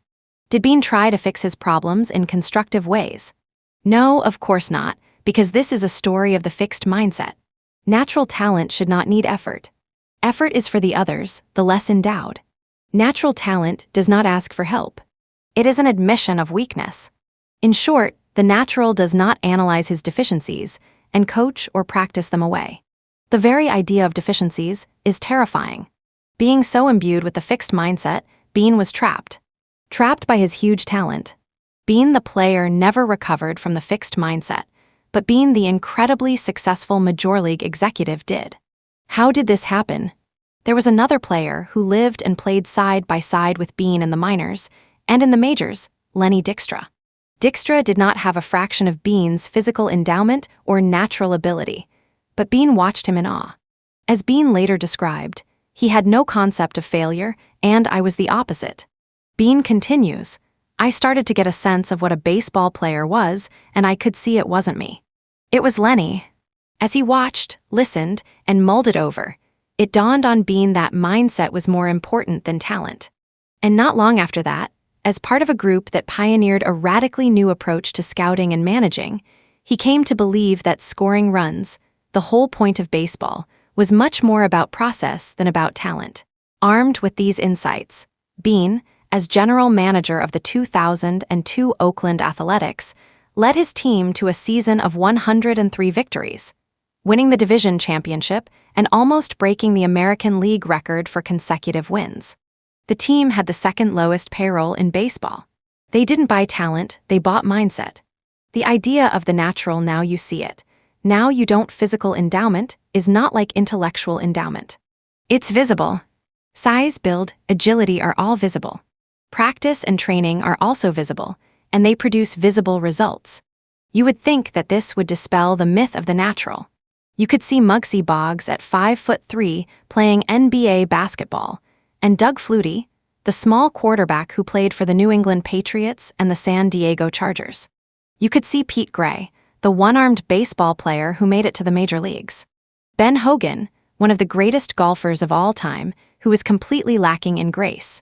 Glenn Cunningham, the great runner, who had badly burned and damaged legs. Larry Bird and his lack of swiftness. You can see the small or graceless or even disabled, ones who make it, and the godlike specimens who don't. Shouldn't this tell people something? Boxing experts relied on physical measurements, called tails of the tape, to identify naturals. They included measurements of the fighter's fist, reach, chest expansion, and weight. Muhammad Ali failed these measurements. He was not a natural. He had great speed, but he didn't have the physique of a great fighter, he didn't have the strength, and he didn't have the classical moves. In fact, he boxed all wrong. He didn't block punches with his arms and elbows. He punched in rallies like an amateur. He kept his jaw exposed. He pulled back his torso to evade the impact of oncoming punches, which Jose Torres said was like someone in the middle of a train track trying to avoid being hit by an oncoming train, not by moving to one or the other side of the track, but by running backwards. Sonny Liston, Ali's adversary, was a natural. He had it all: the size, the strength, and the experience. His power was legendary. It was unimaginable that Ali could beat Sonny Liston. The matchup was so ludicrous that the arena was only half full for the fight. But aside from his quickness, Ali's brilliance was his mind. His brains, not his brawn. He sized up his opponent and went for his mental jugular. Not only did he study Liston's fighting style, but he closely observed what kind of person Liston was out of the ring. I read everything I could where he had been interviewed. I talked with people who had been around him or had talked with him. I would lay in bed and put all of the things together and think about them and try to get a picture of how his mind worked. And then he turned it against him. Why did Ali appear to go crazy before each fight? Because, Torres says, he knew that a knockout punch is the one they don't see coming. Ali said, Liston had to believe that I was crazy, that I was capable of doing anything. He couldn't see nothing to me at all but mouth, and that's all I wanted him to see. Float like a butterfly, sting like a bee, your hands can't hit what your eyes can't see. Ali's victory over Liston is boxing history. A famous boxing manager reflects on Ali: he was a paradox. His physical performances in the ring were absolutely wrong, yet his brain was always in perfect working condition. He showed us all, he continued with a broad smile written across his face, that all victories come from here, hitting his forehead with his index finger. Then he raised a pair of fists, saying, not from here. This didn't change people's minds about physical endowment. No, we just look back at Ali now, with our hindsight, and see the body of a great boxer. It was gravy that his mind was so sharp, and that he made up amusing poems, but we still think his greatness resided in his physique. And we don't understand how the experts failed to see that greatness right from the start. Michael Jordan wasn't a natural either. He was the hardest-working athlete, perhaps in the history of sport. It is well known that Michael Jordan was cut from the high school varsity team. We laugh at the coach who cut him. He wasn't recruited by the college, he wanted to play for North Carolina State. Well, weren't they foolish? He wasn't drafted by the first 2 NBA teams that could have chosen him. What a blooper. Because now we know he was the greatest basketball player ever, and we think it should have been obvious from the start. When we look at him, we see Michael Jordan. But at that point, he was only Michael Jordan. When Jordan was cut from the varsity team, he was devastated. His mother says, I told him to go back and discipline himself. Boy, did he listen. He used to leave the house at 6 in the morning to go practice before school. At the University of North Carolina, he constantly worked on his weaknesses, his defensive game, and his ball handling and shooting. The coach was taken aback by his willingness to work harder than anyone else. Once, after the team lost the last game of the season, Jordan went and practiced his shots for hours. He was preparing for the next year. Even at the height of his success and fame, after he had made himself into an athletic genius, his dogged practice remained legendary. Former Bulls assistant coach John Bach called him a genius who constantly wants to upgrade his genius. For Jordan, success stems from the mind. The mental toughness and the heart are a lot stronger than some of the physical advantages you might have. I've always said that and I've always believed that, but other people don't. They look at Michael Jordan, and they see the physical perfection that led inevitably to his greatness. The Babe, what about Babe Ruth? Now, he was clearly no vessel of human physical perfection. Here was the guy with the famous appetites and a giant stomach bulging out of his Yankee uniform. Wow, doesn't that make him even more of a natural? Didn't he just carouse all night, and then kind of saunter to the plate the next day and punch out home runs? The Babe was not a natural either. At the beginning of his professional career, Babe Ruth was not that good a hitter. He had a lot of power that came from his total commitment each time he swung the bat. When he connected, it was breathtaking, but he was highly inconsistent. It's true that he could consume astounding amounts of liquor and unheard of amounts of food.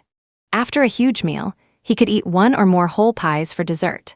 But he could also discipline himself when he had to. Many winters, he worked out the entire off-season at the gym to become more fit. In fact, after the 1925 season, when it looked as though he was washed up, he really committed himself to getting in shape, and it worked. From 1926 through 1931, he batted .354, averaging 50 home runs a year and 155 runs batted in. Robert Creamer, his biographer, says, Ruth put on the finest display of sustained hitting that baseball has ever seen. From the ashes of 1925, Babe Ruth rose like a rocket. Through discipline. He also loved to practice. In fact, when he joined the Boston Red Sox, the veterans resented him for wanting to take batting practice every day. He wasn't just a rookie, he was a rookie pitcher. Who did he think he was, trying to take batting practice? One time, later in his career, he was disciplined and was banned from a game. That was one thing. But they wouldn't let him practice, either, and that really hurt. Ty Cobb argued that being a pitcher helped Ruth develop his hitting. Why would being a pitcher help his batting? He could experiment at the plate, Cobb said. No one cares much if a pitcher strikes out or looks bad at bat, so Ruth could take that big swing. If he missed, it didn't matter. As time went on, he learned more and more about how to control that big swing and put the wood on the ball. By the time he became a full-time outfielder, he was ready. Yet we cling fast to what Stephen Jay Gould calls the common view that ballplayers are hunks of meat, naturally and effortlessly displaying the talents that nature provided. The fastest women on Earth. What about Wilma Rudolph? Hailed as the fastest woman on Earth after she won 3 gold medals for sprints and relay in the 1960 Rome Olympics. She was far from a physical wonder as a youngster. She was a premature baby, the 20th of 22 children born to her parents, and a constantly sick child. At 4 years of age, she nearly died of a long struggle with double pneumonia, scarlet fever, and polio, emerging with a mostly paralyzed left leg. Doctors gave her little hope of ever using it again. For 8 years, she vigorously pursued physical therapy, until at age 12 she shed her leg brace and began to walk normally.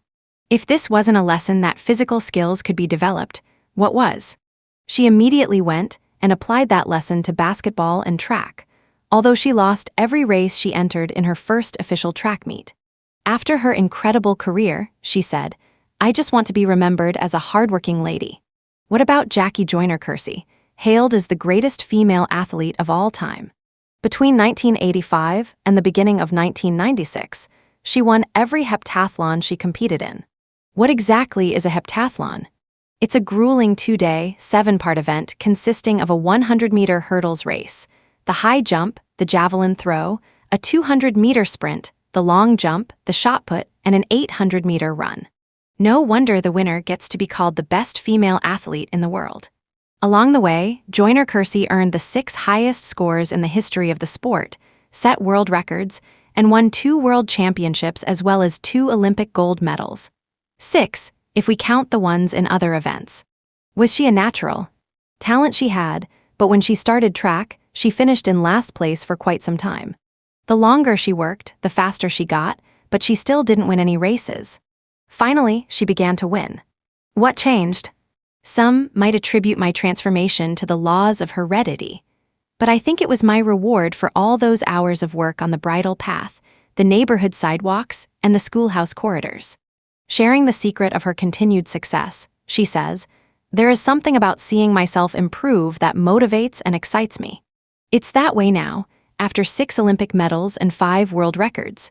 And it was the way I was in junior high, just starting to enter track meets. Her last 2 medals, a world championship and an Olympic medal, came during an asthma attack and a severe, painful hamstring injury. It was not natural talent taking its course. It was mindset having its say. Naturals shouldn't need effort. Did you know there was once a strong belief that you couldn't physically train for golf, and that if you built your strength, you would lose your touch? Until Tiger Woods came along with his workout regimes and fierce practice habits and won every tournament there was to win. In some cultures, people who tried to go beyond their natural talent through training received sharp disapproval. You were supposed to accept your station in life. These cultures would have hated Maury Wills. Wills was an eager baseball player in the 1950s and 60s with a dream to be a major leaguer. His problem was that his hitting wasn't good enough, so when the Dodgers signed him, they sent him down to the minor leagues. He proudly announced to his friends, "In 2 years, I'm going to be in Brooklyn playing with Jackie Robinson." He was wrong. Despite his optimistic prediction and grueling daily practice, he languished in the minors for 8.5 years. At the 7.5-year mark, the team manager made a batting suggestion, telling Wills, "You're in a 7.5-year slump, you have nothing to lose." Shortly thereafter, when the Dodgers shortstop broke his toe, Wills was called up. He had his chance. His batting was still not good enough. Not ready to give up, he went to the first base coach for help. They worked together several hours a day aside from Wills' regular practice. Still not good enough. Even the gritty Wills was now ready to quit, but the first base coach refused to let him. Now that the mechanics were in place, Wills needed work on his mind. He began to hit, and with his great speed, he began to steal bases. He studied the throws of the opposing pitchers and catchers, figuring out the best moment to steal a base.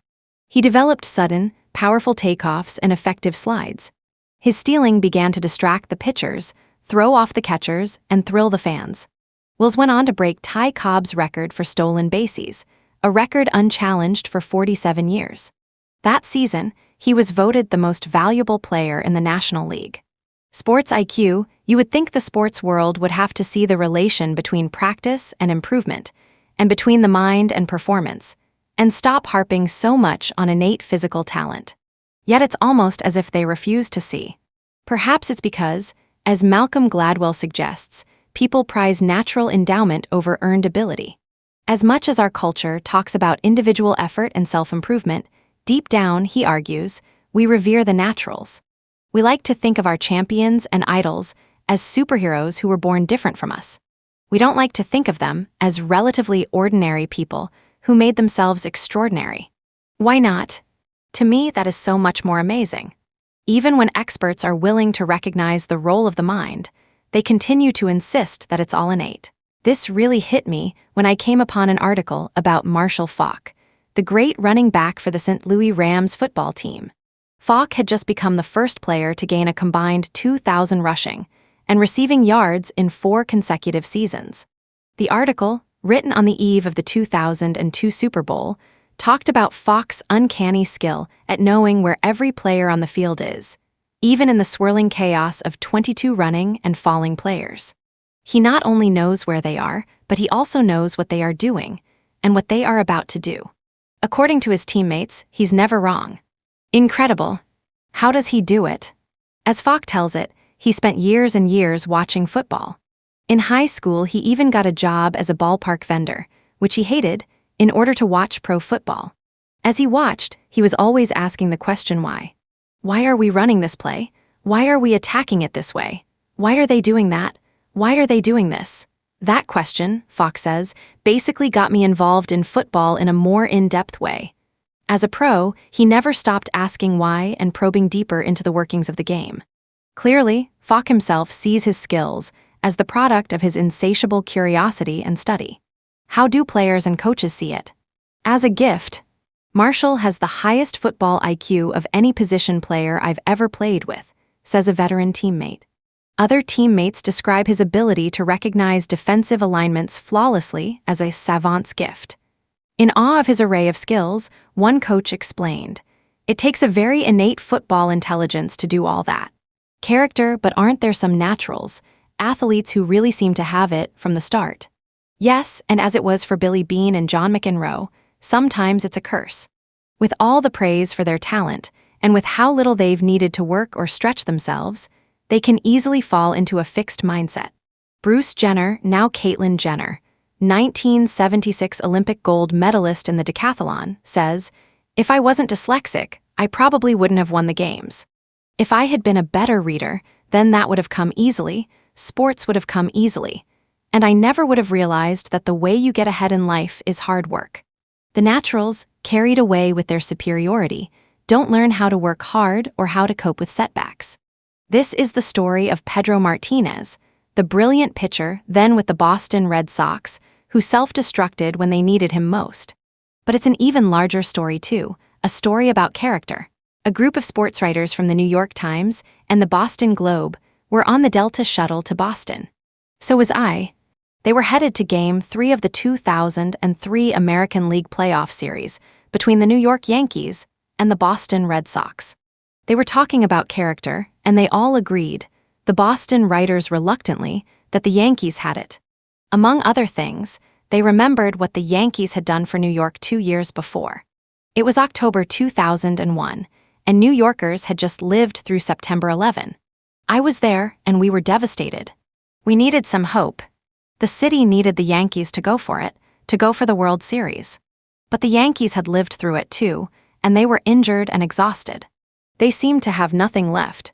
I don't know where they got it from, but they dug down deep and they polished off one team after another, each win bringing us a little bit back to life, each one giving us a little more hope for the future. Fueled by our need, they became the American League East champs, then the American League champs, and then they were in the World Series, where they made a valiant run and almost pulled it off. Everyone hates the Yankees. It's the team the whole country roots against. I grew up hating the Yankees too, but after that I had to love them. This is what the sports writers meant by character. Character, the sports writers said. They know it when they see it. It's the ability to dig down and find the strength even when things are going against you. The very next day, Pedro Martinez, the dazzling but overpampered Boston pitcher, showed what character meant. By showing what it isn't. No one could have wanted this American League championship more than the Boston Red Sox. They hadn't won a World Series in 85 years, ever since the curse of the Bambino. That is, ever since Sox owner Harry Frazee sold Babe Ruth to the Yankees for money to finance a Broadway show. It was bad enough that he was selling the best left-handed pitcher in baseball, which Ruth was at the time, but he was selling him to the despised enemy. The Yankees went on to dominate baseball, winning, it seemed, endless World Series. Meanwhile, Boston made it to 4 World Series and several playoffs, but they always lost. And they always lost in the most tragic way possible, by coming achingly near to victory and then having a meltdown. Here, finally, was another chance to fight off the curse and defeat their arch-rivals. If they won, they would make that trip to the World Series, and the Yankees would stay home. Pedro Martinez was their hope. In fact, earlier in the season, he had cursed the curse. Yet after pitching a beautiful game, Martinez was losing his lead and falling behind. What did he do then? He hit a batter with the ball, Karim Garcia, threatened to beat another, Jorge Posada, and hurled a 72-year-old man to the ground, Yankee coach Don Zimmer. As New York Times writer Jack Curry wrote, "We knew we were going to have Pedro versus Roger Clemens on a memorable afternoon at Fenway Park, but no one expected to watch Pedro against Garcia, Pedro against Posada, Pedro against Zimmer." Even the Boston writers were aghast. Dan Shaughnessy of the Globe asked, "Which one would you rather have now, Red Sox fans? Roger Clemens, who kept his composure and behaved like a professional Saturday night, winning the game for his team despite his obvious anger? Or Martinez, the baby who hits a guy after he blows the lead, then points at his head and at Yankees catcher Jorge Posada, threatening, 'You're next.'" Red Sox fans don't like to hear this, but Martinez was an embarrassment Saturday and a disgrace to baseball. He gets away with it because he's Pedro. And the Sox front office enables him. Could Martinez one time stand up and admit he's wrong? Like Billy Beane, Pedro Martinez did not know how to tolerate frustration, did not know how to dig down and turn an important setback into an important win. Nor, like Billy Beane, could he admit his faults and learn from them. Because he threw his tantrum instead of doing the job, the Yankees won the game and went on to win the playoff by 1 game.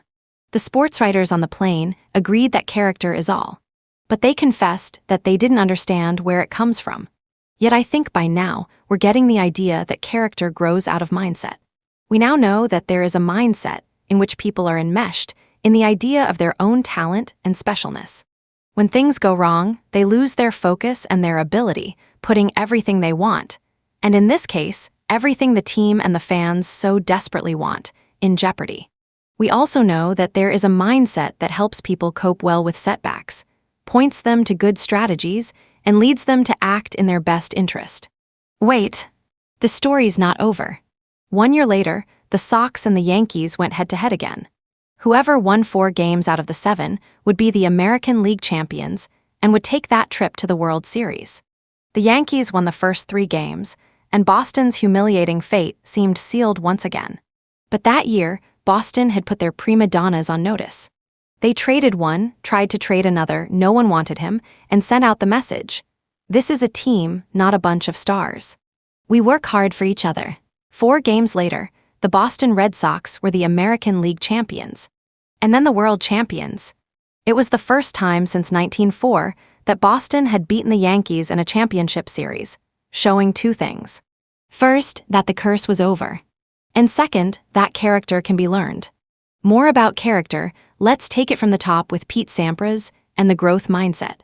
In 2000, Sampras was at Wimbledon, trying for his 13th Grand Slam tennis victory. If he won, he would break Roy Emerson's record of 12 wins in top tournaments.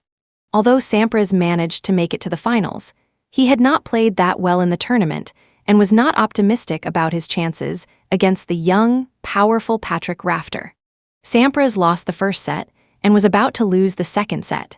He was down 4-1 in the tiebreaker. Even he said, "I really felt like it was slipping away. What would McEnroe have done? What would Pedro Martinez have done?" What did Sampras do? As William Roden puts it, he searched for a frame of reference that could carry him through. Sampras says, when you're sitting on the changeover, you think of past matches that you've lost the first set, came back and won the next 3. There's time. You reflect on your past experiences, being able to get through it. Suddenly, Sampras had a 5-point run. Then 2 more. He had won the second set, and he was alive. Last night, Roden says, Sampras displayed all the qualities of the hero. The loss in the first set, vulnerability near defeat, then a comeback and a final triumph. Jackie Joyner-Kersee talked herself through an asthma attack during her last World Championship. She was in the 800-meter race, the last event of the heptathlon, when she felt the attack coming on.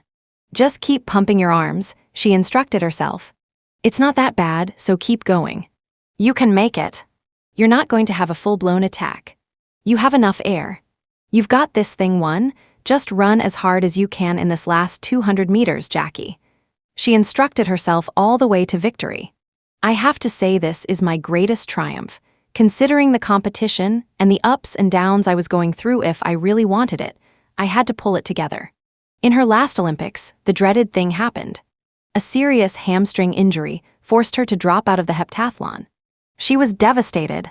She was no longer a contender in her signature event, but would she be a contender in the long jump a few days later? Her first 5 jumps said no. They were nowhere near medal level. But the 6th jump won her a bronze medal, more precious than her gold ones. The strength for that 6th jump came from my assorted heartbreaks over the years. I'd collected all my pains and turned them into one mighty performance. Joyner-Kersee, too, displayed all the qualities of a hero. The loss, the vulnerability near defeat, then a comeback and a final triumph.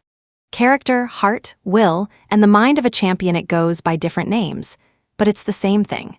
It's what makes you practice, and it's what allows you to dig down and pull it out when you most need it. Remember how McEnroe told us all the things that went wrong to make him lose each match he lost. There was the time it was cold, and the time it was hot, the time he was jealous and the times he was upset, and the many, many times he was distracted. But as Billie Jean King tells us, the mark of a champion is the ability to win when things are not quite right, when you're not playing well and your emotions are not the right ones. Here's how she learned what being a champion meant.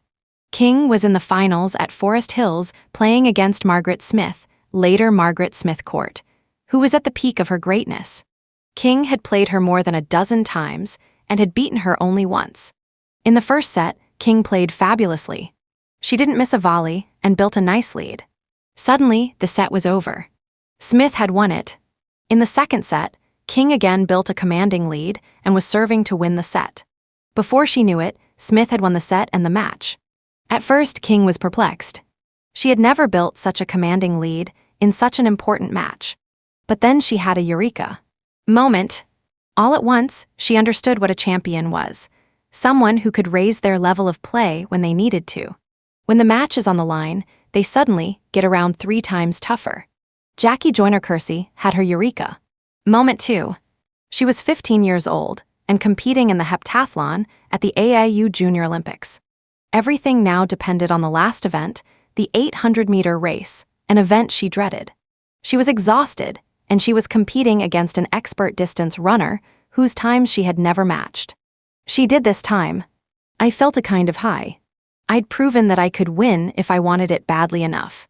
That win showed me that I could not only compete with the best athletes in the country, I could will myself to win. Often called the best women's soccer player in the world, Mia Hamm says she was always asked, "Mia, what is the most important thing for a soccer player to have?" With no hesitation, she answered, "Mental toughness." And she didn't mean some innate trait. When 11 players want to knock you down, when you're tired or injured, when the referees are against you, you can't let any of it affect your focus. How do you do that? You have to learn how. It is, said Hamm, one of the most difficult aspects of soccer, and the one I struggle with every game and every practice. By the way, did Hamm think she was the greatest player in the world? No. And because of that, she said, someday I just might be. In sports, there are always do-or-die situations, when a player must come through or it's all over. Jack Nicklaus, the famed golfer, was in these situations many times in his long professional career on the PGA Tour, where the tournament rested on his making a must-have shot. If you had to guess, how many of these shots do you think he missed? The answer is 1. 1. That's the championship mentality. It's how people who are not as talented as their opponents win games. John Wooden, the legendary basketball coach, tells one of my favorite stories. Once, while Wooden was still a high school coach, a player was unhappy because he wasn't included in the big games. The player, Eddie Polsky, begged Wooden to give him a chance, and Wooden relented. "All right, Eddie," he said, "I'll give you a chance. I'll start you against Fort Wayne Central tomorrow night." Suddenly, Wooden tells us, I wondered where those words came from. 3 teams were locked in a battle for number 1 in Indiana. One was his team, and another was Fort Wayne Central, tomorrow night's team. The next night, Wooden started Eddie. He figured that Eddie would last at most a minute or 2, especially since he was up against Fort Wayne's Armstrong, the toughest player in the state. Eddie literally took him apart, Wooden reports. Armstrong got the lowest point total of his career. Eddie scored 12, and our team showed the best balance of all season. But in addition to his scoring, his defense, rebounding, and playmaking were excellent. Eddie never sat out again and was named Most Valuable Player for the next 2 years. All of these people had character. None of them thought they were special people, born with the right to win. They were people who worked hard, who learned how to keep their focus under pressure, and who stretched beyond their ordinary abilities when they had to. Staying on top character is what allows you to reach the top and stay there. Darryl Strawberry, Mike Tyson, and Martina Hingis reached the top, but they didn't stay there. Isn't that because they had all kinds of personal problems and injuries? Yes, but so have many other champions. Ben Hogan was hit by a bus and was physically destroyed, but he made it back to the top. I believe ability can get you to the top, says Coach John Wooden, but it takes character to keep you there. It's so easy to begin thinking you can just turn it on automatically without proper preparation.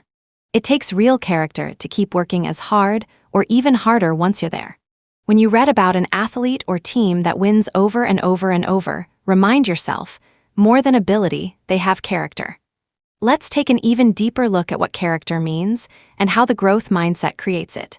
Stuart Biddle and his colleagues measured adolescents and young adults' mindset about athletic ability. Those with the fixed mindset were the people who believed that you have a certain level of ability in sports and you cannot really do much to change that level. To be good at sports, you need to be naturally gifted. In contrast, the people with the growth mindset agreed that how good you are at sports will always improve if you work harder at it. To be successful in sports, you need to learn techniques and skills and practice them regularly. Those with the growth mindset were the ones who showed the most character or heart. They were the ones who had the minds of champions. What do I mean? Let's look at the findings from these sports researchers and see. What is success? Finding number 1. Those with the growth mindset found success in doing their best, in learning and improving. And this is exactly what we find in the champions. For me, the joy of athletics has never resided in winning, Jackie Joyner-Kersee tells us. I derive just as much happiness from the process as from the results.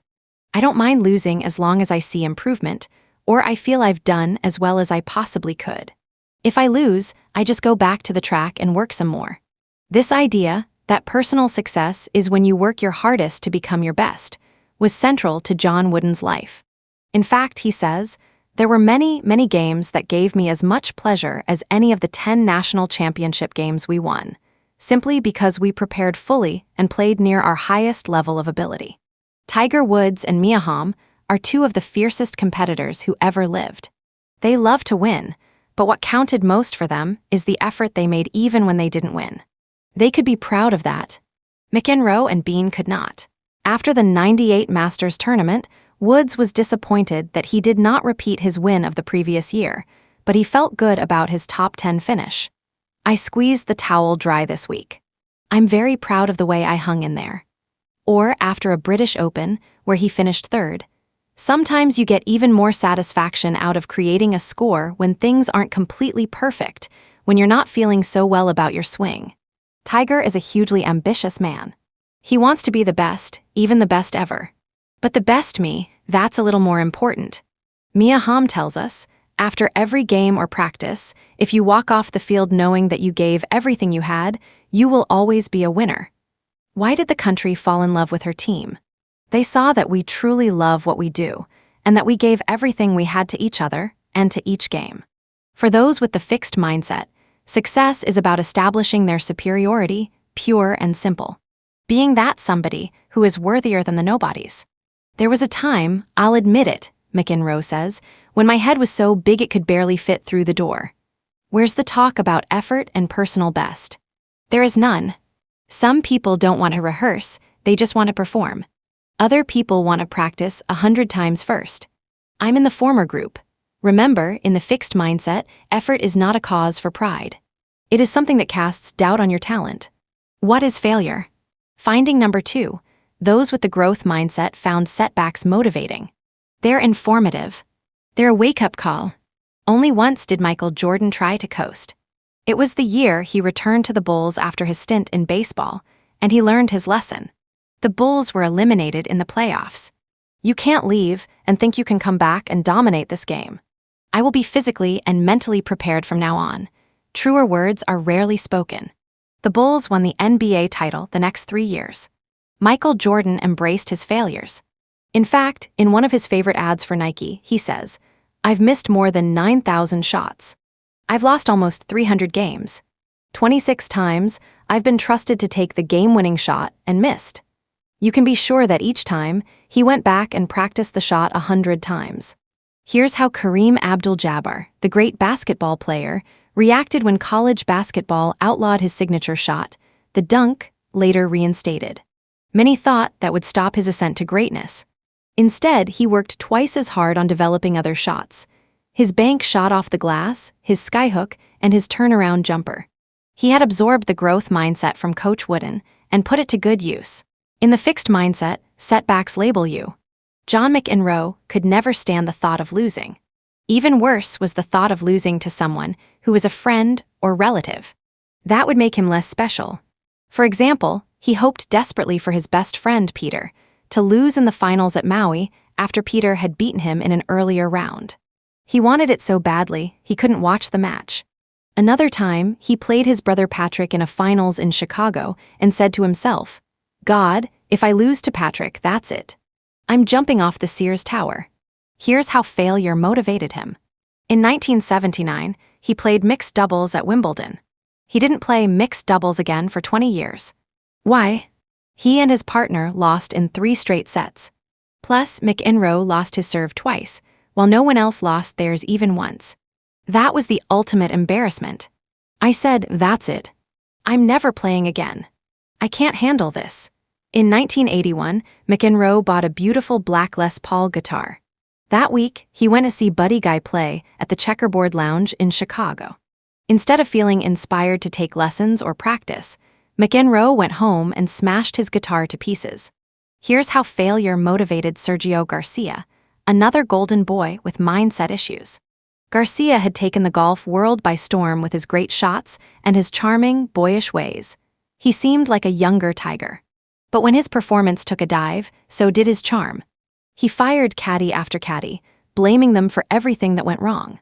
He once blamed his shoe when he slipped and missed a shot. To punish the shoe, he threw it and kicked it. Unfortunately, he almost hit an official. These are the ingenious remedies for failure in the fixed mindset. Taking charge of success. Finding number 3. People with the growth mindset in sports, as in pre-med chemistry, took charge of the processes that bring success and that maintain it. How come Michael Jordan's skill didn't seem to decline with age?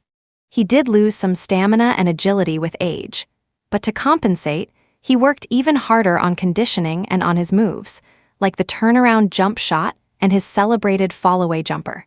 He came into the league as a slam dunker, and he left as the most complete player ever to grace the game. Woods, too, took charge of the process. Golf is like a wayward lover. When you think you've conquered her, she will certainly desert you. Butch Harmon, the renowned coach, says, the golf swing is just about the farthest thing from a perfectible discipline in athletics. The most reliable swings are only relatively repeatable. They never stop being works in progress. That's why even the biggest golf star wins only a fraction of the time and may not win for long periods of time, which happened to Woods even at the height of his career. And that's also why taking charge of the process is so crucial. With this in mind, Tiger's dad made sure to teach him how to manage his attention and his course strategy. Mr. Woods would make loud noises or throw things just as little Tiger was about to swing. This helped him become less distractible. Do we know someone else who could have profited from this training? When Tiger was 3 years old, his dad was already teaching him to think about course management. After Tiger drove the ball behind a big clump of trees, Mr. Woods asked the toddler what his plan was. Woods carried on what his dad started by taking control of all parts of his game. He experimented constantly with what worked and what didn't, but he also had a long-term plan that guided him. I know my game. I know what I want to achieve. I know how to get there. Like Michael Jordan, Woods managed his motivation. He did this by making his practice into fun. I love working on shots, carving them this way and that, and proving to myself that I can hit a certain shot on command. And he did it by thinking of a rival out there somewhere who would challenge him. He's 12. I have to give myself a reason to work so hard. He's out there somewhere. He's 12. Mark O'Meara, Woods' golf partner and friend, had a choice. It's not easy to play beside someone as extraordinary as Woods. O'Meara's choice was this. He could feel jealous of and diminished by Woods' superior play, or he could learn from it. He chose the latter path. O'Meara was one of those talented players who never seemed to fulfill his potential. His choice to take charge of his game turned him around. At the age of 21, Woods had won the Masters tournament. That night, he slept with his arms around his prize, the famous green jacket. 1 year later, he put a green jacket on Mark O'Meara. From McEnroe, we hear little talk of taking control. When he was on top, we hear little mention of working on his game to stay on top. When he was doing poorly, we hear little self-reflection or analysis, except to pin the blame. For example, when he didn't do as well as expected for part of 82, we hear that little things happened that kept me off my game for weeks at a time and prevented me from dominating the tour. Always a victim of outside forces. Why didn't he take charge and learn how to perform well in spite of them? That's not the way of the fixed mindset.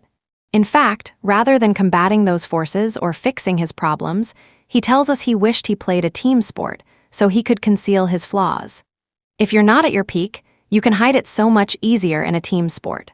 McEnroe also admits that his on-court temper tantrums were often a cover for choking and only made things worse.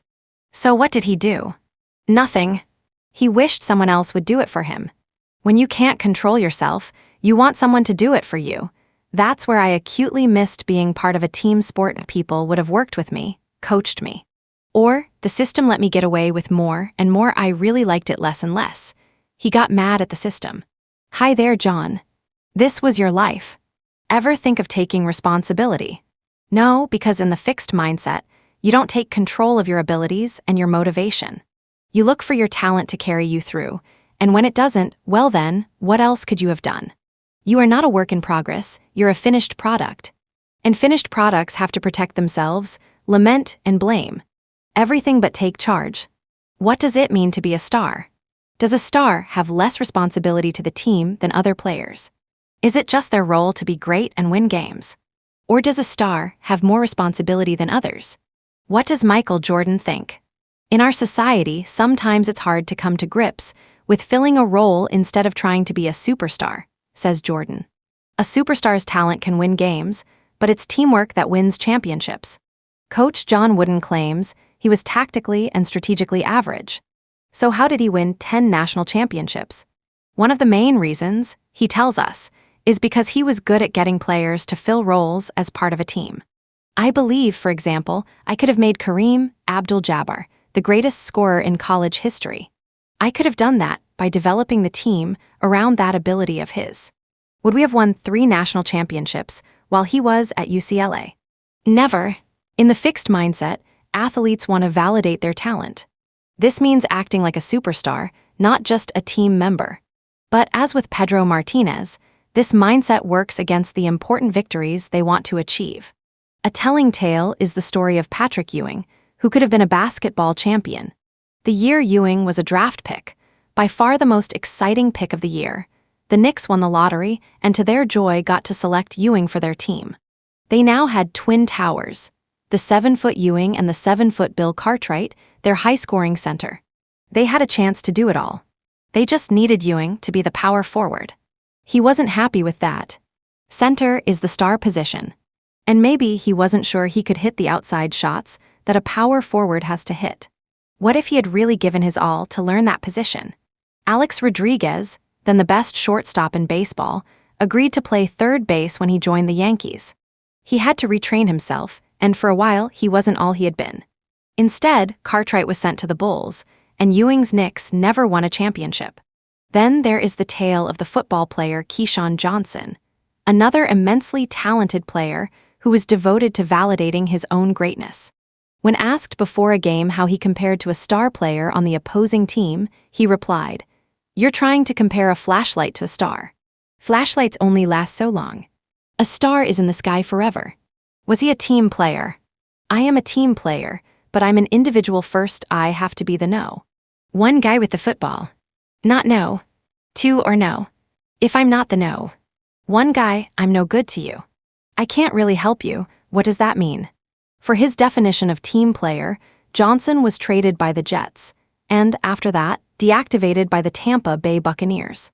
I've noticed an interesting thing. When some star players are interviewed after a game, they say we. They are part of the team, and they think of themselves that way. When others are interviewed, they say I and they refer to their teammates as something apart from themselves, as people who are privileged to participate in their greatness. Every sport is a team sport, you know. Just about every sport is in some sense a team sport. No one does it alone. Even in individual sports like tennis or golf, great athletes have a team: coaches, trainers, caddies, managers, mentors. This really hit me when I read about Diana Nyad, the woman who holds the world's record for open water swimming. What could be more of a lone sport than swimming? All right, maybe you need a little rowboat to follow you and make sure you're okay. When Nyad hatched her plan, the open water swimming record for both men and women was 60 miles. She wanted to swim 100. After months of arduous training, she was ready. But with her went a team of guides for measuring the winds and the current and watching for obstacles, divers looking for sharks, NASA experts for guidance on nutrition and endurance, She needed 1,100 calories per hour, and she lost 29 pounds on the trip. And trainers who talked her through uncontrollable shivers, nausea, hallucinations, and despair. Her new record was 102.5 miles. It was her name in the record books, but it took 51 other people to do it. Hearing the mindsets, you can already hear the mindsets in young athletes. Listen for them. It's 2004. Isis Tillies is a college basketball star, a 6'5" forward for the Duke University women's basketball team. She has a picture of her father, James "Quick" Tillies, taped to her locker as a motivator. But the picture is not a tribute, says sports writer Vive Bernstein. It is a reminder of all Tillies' hopes she will never be. Quick Tillies was a contender in the 1980s. In '81, he boxed for the world heavyweight title. In '85, he was in the movie The Color Purple as a boxer. And in '86, he was the first boxer to go the distance, 10 rounds with Mike Tyson. But he never made it to the top. Isis Tillies, who is a senior, says, "This is the year to win a national championship. I just feel like I'd be such a failure. I'd feel like I'm regressing back and I'm going to end up like my dad. A nobody. It's the somebody nobody syndrome. If I win, I'll be somebody. If I lose, I'll be nobody." Tillies' anger at her father may be justified. He abandoned her as a child. But this thinking is getting in her way. Perhaps nobody else has that combination of size, skill, quickness, and vision in the women's college game, says Bernstein. Yet few would rate Tillies ahead of the top 2 players in the country, Connecticut's Diana Taurasi and Duke's Alana Beard. Tillies' performance often fails to match her ability. She's frustrated that people have high expectations for her and want her to play better. "I feel like I have to come out and have a triple-double, double digits in points scored, rebounds, and assists, dunk the ball over the head 360, leave your feet, turn completely around in the air, and slam the ball into the basket, and maybe people will be like, oh, she not that bad." I don't think people want the impossible. I think they just want to see her use her wonderful talent to the utmost. I think they want her to develop the skills she needs to reach her goals. Worrying about being a nobody is not the mindset that motivates and sustains champions. Hard as it is, perhaps Tillies should admire the fact that her father went for it, instead of being contemptuous that he didn't quite make it. Somebodies are not determined by whether they won or lost. Somebodies are people who go for it with all they have. If you go for it with all you have, Isis Tillies, not just in the games but in practice too, you will already be a somebody. Here's the other mindset. It's 6'3" Candace Parker, then a 17-year-old senior at Naperville Central High near Chicago, who was going to Tennessee to play for the Lady Vols and their great coach, Pat Summitt. Candace has a very different father from Isis, a dad who is teaching her a different lesson. If you work hard at something, you get out what you put in. Several years before, when he was coach of her team, her dad lost his cool with her during a tournament game. She was not going for the rebounds. She was shooting lazy shots from the outside instead of using her height near the basket, and she was not exerting herself on defense. Now let's go out and try harder. So what happened? She went out and scored 20 points in the second half and had 10 rebounds. They blew the other team away. He lit a fire under me. And I knew he was right. Candace lights the same fire under herself now. Rather than being content to be a star, she looks to improve all the time. When she returned from knee surgery, she knew what she needed to work on: her timing, nerves, and wind. When her three-point shot went bad, she asked her father to come to the gym to work on it with her. Whether it be in basketball or everyday life, she says, nothing is promised. Only weeks later, the mindset prophecies were already coming true. 2 things happened. One, sadly, is that Tillies' team was knocked out of the championship. The other was that Candace Parker became the first woman ever to win the basketball dunking championship, against 5 men. Character, heart, the mind of a champion. It's what makes great athletes, and it's what comes from the growth mindset with its focus on self-development, self-motivation, and responsibility. Even though the finest athletes are wildly competitive and want to be the best, greatness does not come from the ego of the fixed mindset, with its somebody-nobody syndrome. Many athletes with the fixed mindset may have been naturals, but you know what? As John Wooden says, we can't remember most of them. Grow your mindset. Are there sports you always assumed you're bad at? Well, maybe you are, but then maybe you aren't. It's not something you can know until you've put in a lot of effort. Some of the world's best athletes didn't start out being that hot. If you have a passion for a sport, put in the effort and see. Sometimes being exceptionally endowed is a curse. These athletes may stay in a fixed mindset and not cope well with adversity. Is there a sport that came easily to you until you hit a wall? Try on the growth mindset and go for it again. Character is an important concept in the sports world, and it comes out of a growth mindset. Think about times you've needed to reach deep down inside in difficult sports matches. Think about the growth mindset champions from this chapter and how they do it. What could you do next time to make sure you're in a growth mindset in the pinch? Athletes with a growth mindset find success in learning and improving, not just winning. The more you can do this, the more rewarding sports will be for you and for those who play them with you. Chapter 5, Business. Mindset and Leadership ENRON and the Talent Mindset in 2001 came the announcement that shocked the corporate world. Enron, the corporate poster child, the company of the future, had gone belly up. What happened? How did such spectacular promise turn into such a spectacular disaster? Was it incompetence? Was it corruption? It was mindset. According to Malcolm Gladwell, writing in The New Yorker, American corporations had become obsessed with talent. Indeed, the gurus at McKinsey & Company, the premier management consulting firm in the country, were insisting that corporate success today requires the talent mindset. Just as there are naturals in sports, they maintained, there are naturals in business. Just as sports teams write huge checks to sign outsized talent, so too should corporations spare no expense in recruiting talent. For this is the secret weapon, the key to beating the competition.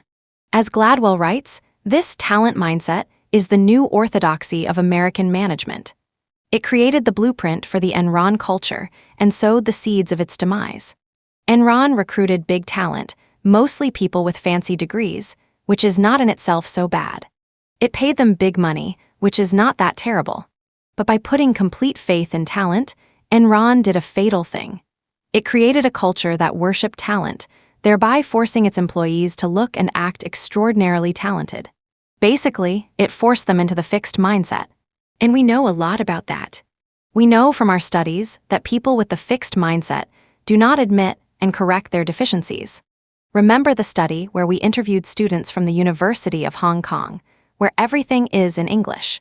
Students with the fixed mindset were so worried about appearing deficient that they refused to take a course that would improve their English. They did not live in a psychological world where they could take this risk. And remember how we put students into a fixed mindset by praising their intelligence, much as Enron had done with its star employees. Later, after some hard problems, we asked the students to write a letter to someone in another school describing their experience in our study. When we read their letters, we were shocked.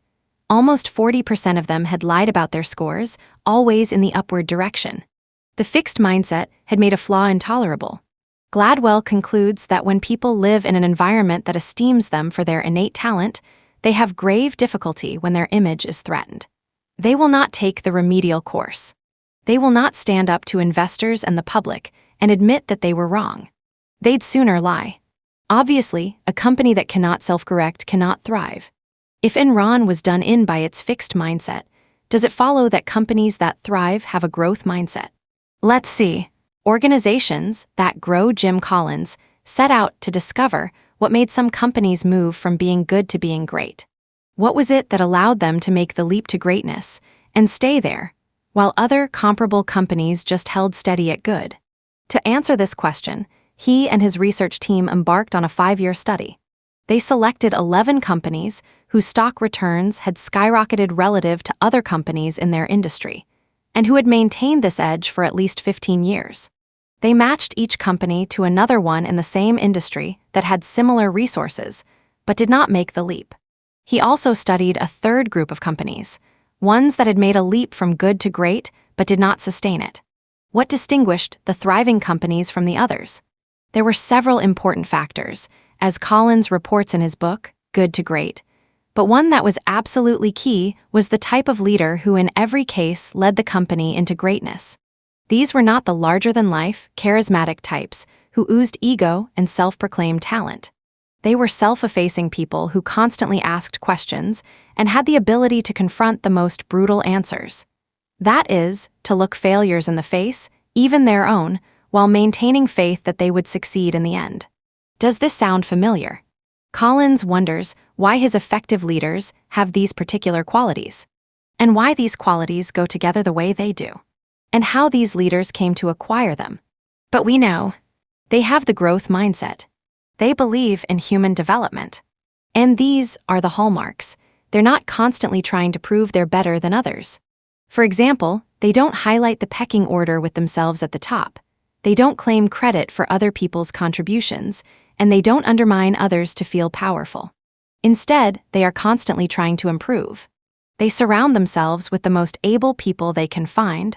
They look squarely at their own mistakes and deficiencies, and they ask frankly what skills they and the company will need in the future. And because of this, they can move forward with confidence that's grounded in the facts, not built on fantasies about their talent.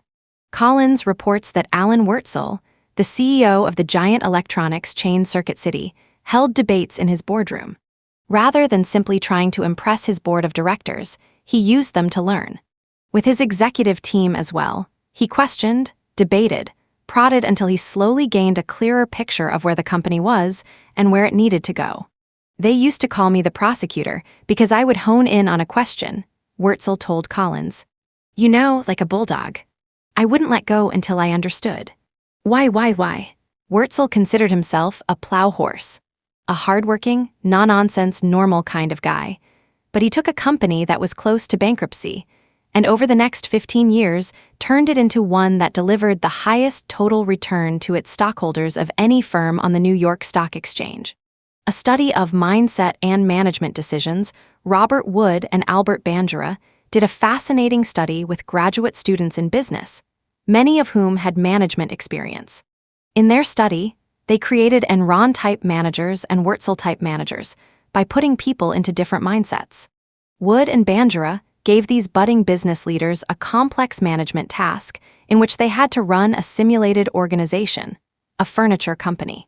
In this computerized task, they had to place employees in the right jobs and decide how best to guide and motivate these workers. To discover the best ways, they had to keep revising their decisions based on the feedback they got about employee productivity. The researchers divided the business students into two groups. One group was given a fixed mindset. They were told that the task measured their basic, underlying capabilities. The higher their capacity, the better their performance. The other group was given a growth mindset. They were told that management skills were developed through practice, and that the task would give them an opportunity to cultivate these skills.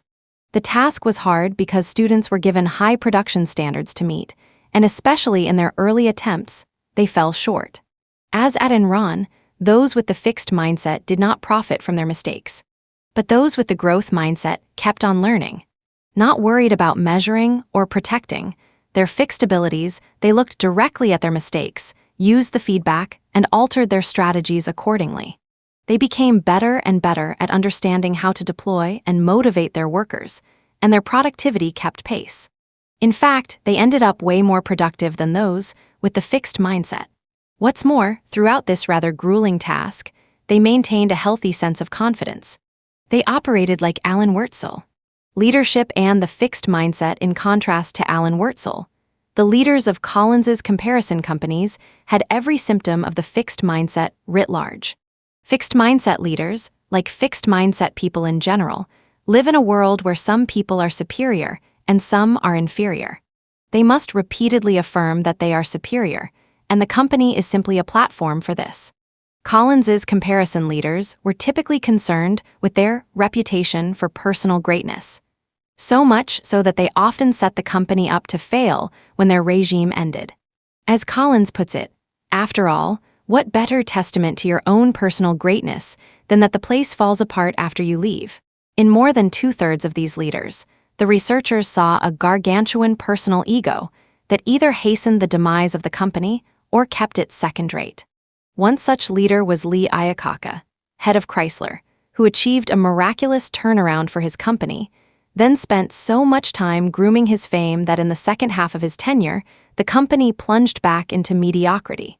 Many of these comparison companies operated on what Collins calls a genius with 1,000 helpers model. Instead of building an extraordinary management team like the good to great companies, they operated on the fixed mindset premise that great geniuses do not need great teams. They just need little helpers to carry out their brilliant ideas. Don't forget that these great geniuses don't want great teams either. Fixed mindset people want to be the only big fish so that when they compare themselves to those around them, they can feel a cut above the rest. In not one autobiography of a fixed mindset CEO did I read much about mentoring or employee development programs. In every growth mindset autobiography, there was deep concern with personnel development and extensive discussion of it. Finally, as with Enron, the geniuses refused to look at their deficiencies.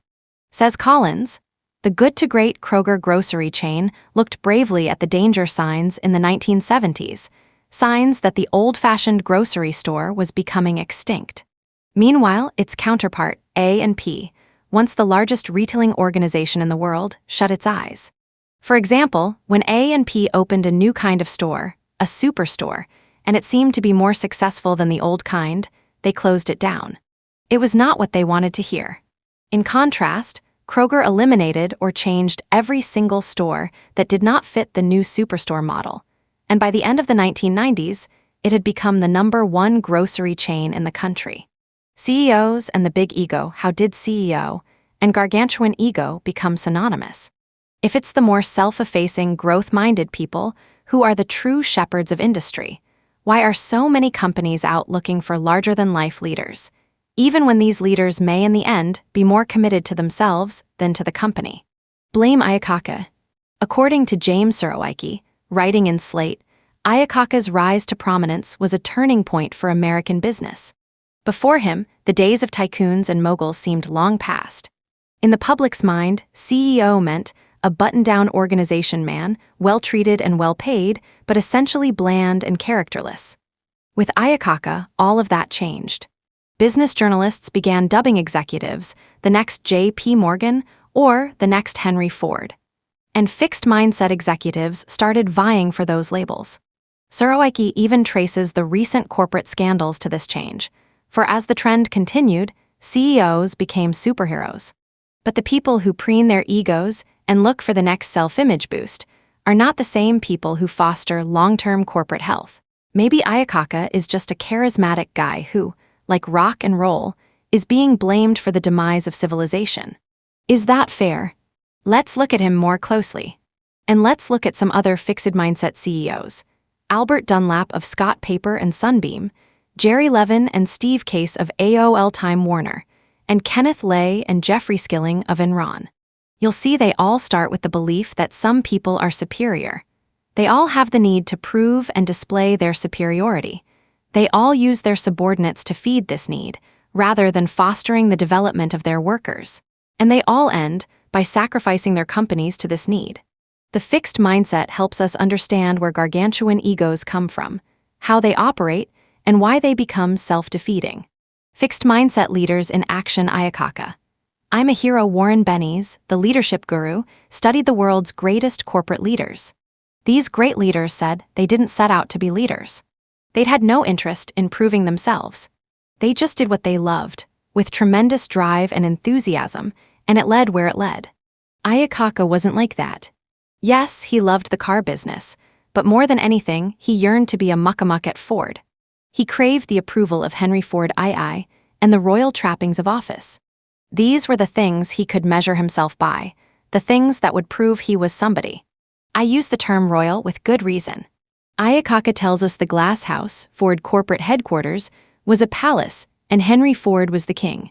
What's more, if Henry was king, I was the crown prince. I was His Majesty's special protege. All of us lived the good life in the royal court. We were part of something beyond first class. Royal class. White-coated waiters were on call throughout the day, and we all ate lunch together in the executive dining room. Dover Sole was flown over from England on a daily basis. Ayakaka achieved great things at Ford, like nurturing and promoting the Ford Mustang, and he dreamed of succeeding Henry Ford as the CEO of the company. But Henry Ford had other ideas, and much to Ayakaka's shock and rage, he eventually forced Ayakaka out. It's interesting that Ayakaka was shocked, and that he harbored an enduring rage against Henry Ford. After all, he had seen Henry Ford fire top people, and he, Ayakaka, had used the axe quite liberally on others. He knew the corporate game. Yet his fixed mindset clouded his vision. I had always clung to the idea that I was different, that somehow I was smarter or luckier than the rest. I didn't think it would ever happen to me, Italics added. His belief in his inherent superiority had blinded him. Now the other side of the fixed mindset kicked in. He wondered whether Henry Ford had detected a flaw in him. Maybe he wasn't superior after all. And that's why he couldn't let go. Years later, his second wife told him to get over it. You don't realize what a favor Henry Ford did for you. Getting fired from Ford brought you to greatness. You're richer, more famous, and more influential because of Henry Ford. Thank him. Shortly thereafter, he divorced her. So the king who had defined him as competent and worthy now rejected him as flawed. With ferocious energy, Ayakaka applied himself to the monumental task of saving face and, in the process, Chrysler Motors. Chrysler, the once thriving Ford rival, was on the brink of death. But Ayakaka, as its new CEO, acted quickly to hire the right people, bring out new models, and lobby the government for bailout loans. Just a few years after his humiliating exit from Ford, he was able to write a triumphant autobiography and in it declare, "Today, I'm a hero." Within a short time, however, Chrysler was in trouble again. Ayakaka's fixed mindset would not stay put. He needed to prove his greatness, to himself, to Henry Ford, to the world, on a larger and larger scale. He spent his company time on things that would enhance his public image, and he spent the company's money on things that would impress Wall Street and hike up Chrysler's stock prices. But he did this instead of investing in new car designs or manufacturing improvements that would keep the company profitable in the long run. He also looked to history, to how he would be judged and remembered. But he did not address this concern by building the company. Quite the contrary. According to one of his biographers, he worried that his underlings might get credit for successful new designs, so he balked at approving them. He worried, as Chrysler faltered, that his underlings might be seen as the new saviors, so he tried to get rid of them. He worried that he would be written out of Chrysler history, so he desperately hung on as CEO long after he had lost his effectiveness. Ayakaka had a golden opportunity to make a difference, to leave a great legacy. The American auto industry was facing its biggest challenge ever. Japanese imports were taking over the American market. It was simple, they looked better and they ran better. Ayakaka's own people had done a detailed study of Honda and made excellent suggestions to him.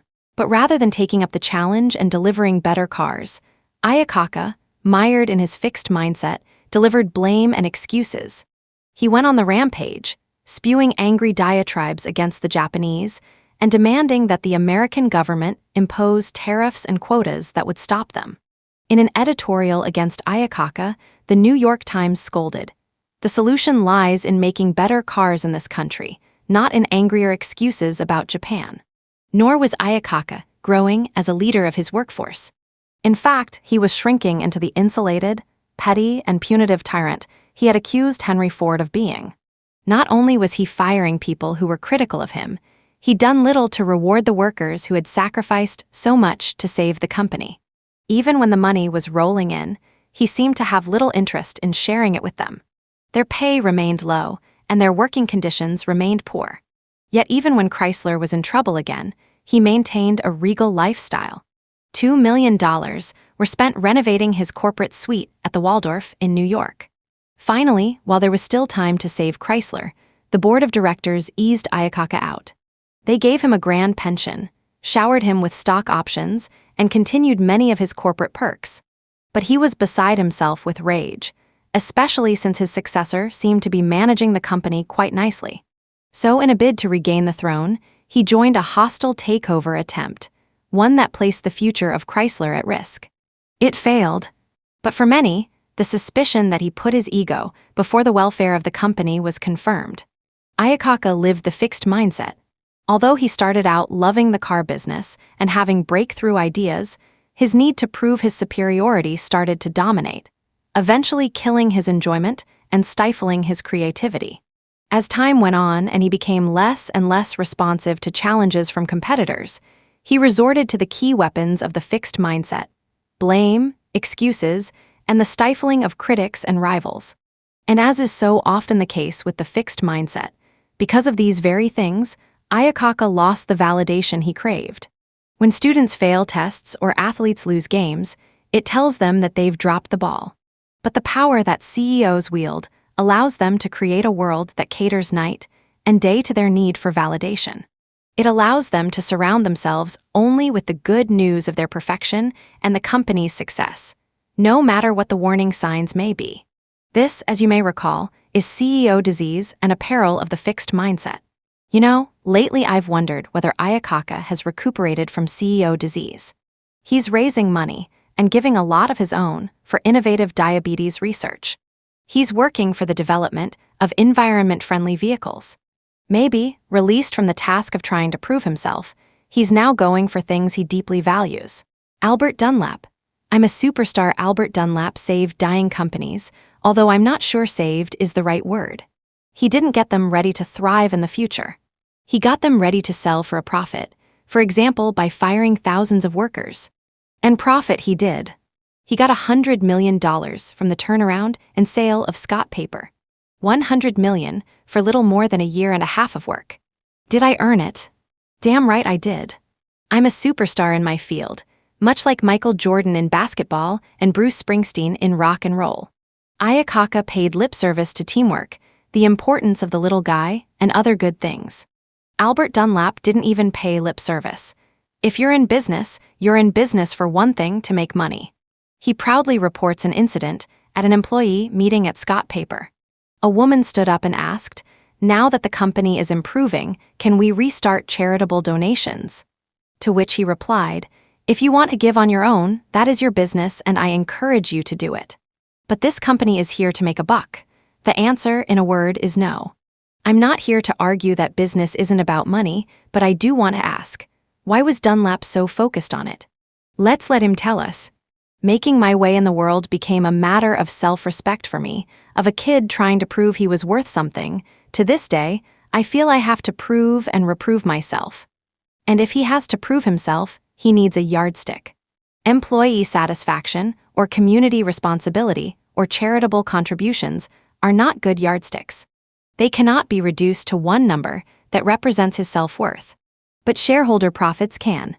In his own words, the most ridiculous term heard in boardrooms these days is stakeholders.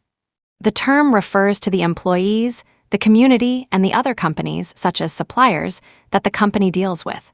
You can't measure success by the interest of multiple stakeholders. You can measure success by how the shareholder fares. The long haul held no interest for Dunlap. Really learning about a company and figuring out how to make it grow didn't give him the big blast of superhero juice.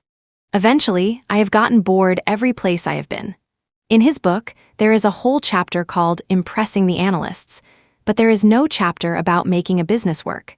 In other words, it's always about Dunlap proving his genius. Then in 1996, Dunlap took over Sunbeam. In his typical Chainsaw Al style, he closed or sold 2/3 of Sunbeam's plants and fired half of the 12,000 employees. Ironically, the Sunbeam stock rose so high, it ruined his plan to sell the company. It was too expensive to buy. Also, now he had to run the company. Now he had to keep it profitable, or at least looking profitable. But instead of turning to his staff or learning what to do, he inflated revenues, fired people who questioned him, and covered up the increasingly dire straits his company was in. Less than 2 years after the self-proclaimed superstardom in his book, and 1 year after an even more self-congratulatory revision, Dunlap fell apart and was kicked out. As he left, Sunbeam was under investigation by the Securities and Exchange Commission and was expected to be in technical default on a $1.7 billion bank loan. Dunlap deeply misunderstood Michael Jordan and Bruce Springsteen. Both of these superstars reached the pinnacle and stayed there a long time because they constantly dug down, faced challenges, and kept growing. Al Dunlap thought that he was inherently superior, so he opted out of the kind of learning that would have helped him succeed. The smartest guys in the room, yes. It seems as though history led inevitably from Ayakaka to the moguls of the 1990s, and none more so than Kenneth Lay and Jeffrey Skilling, the leaders of Enron. Ken Lay, the company's founder, chairman, and CEO, considered himself a great visionary.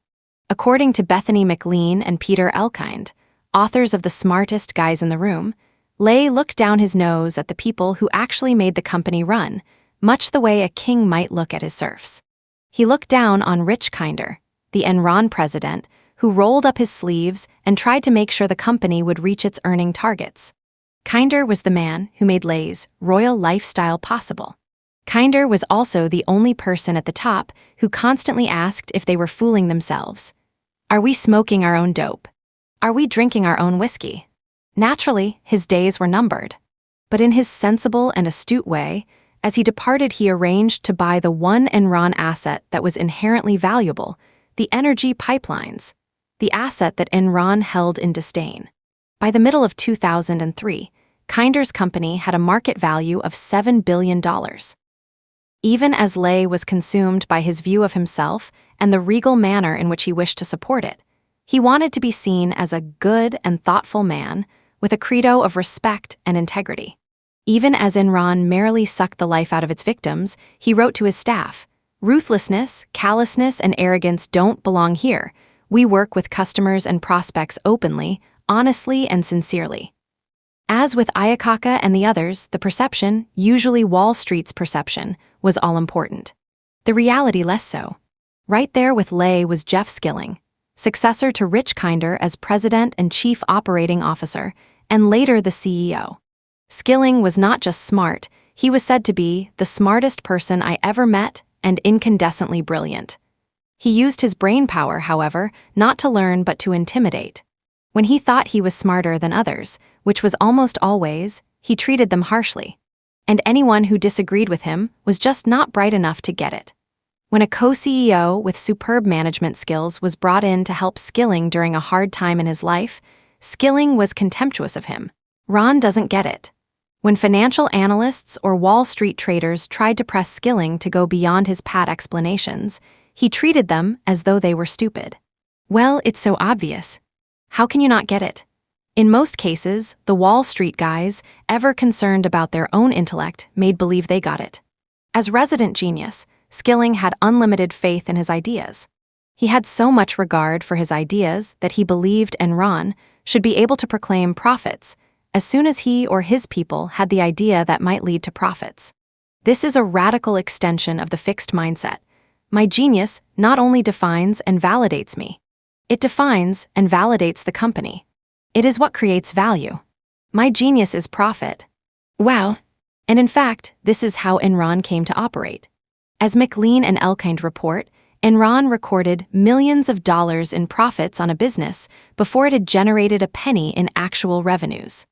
Of course, after the creative act, no one cared about follow-through. That was beneath them.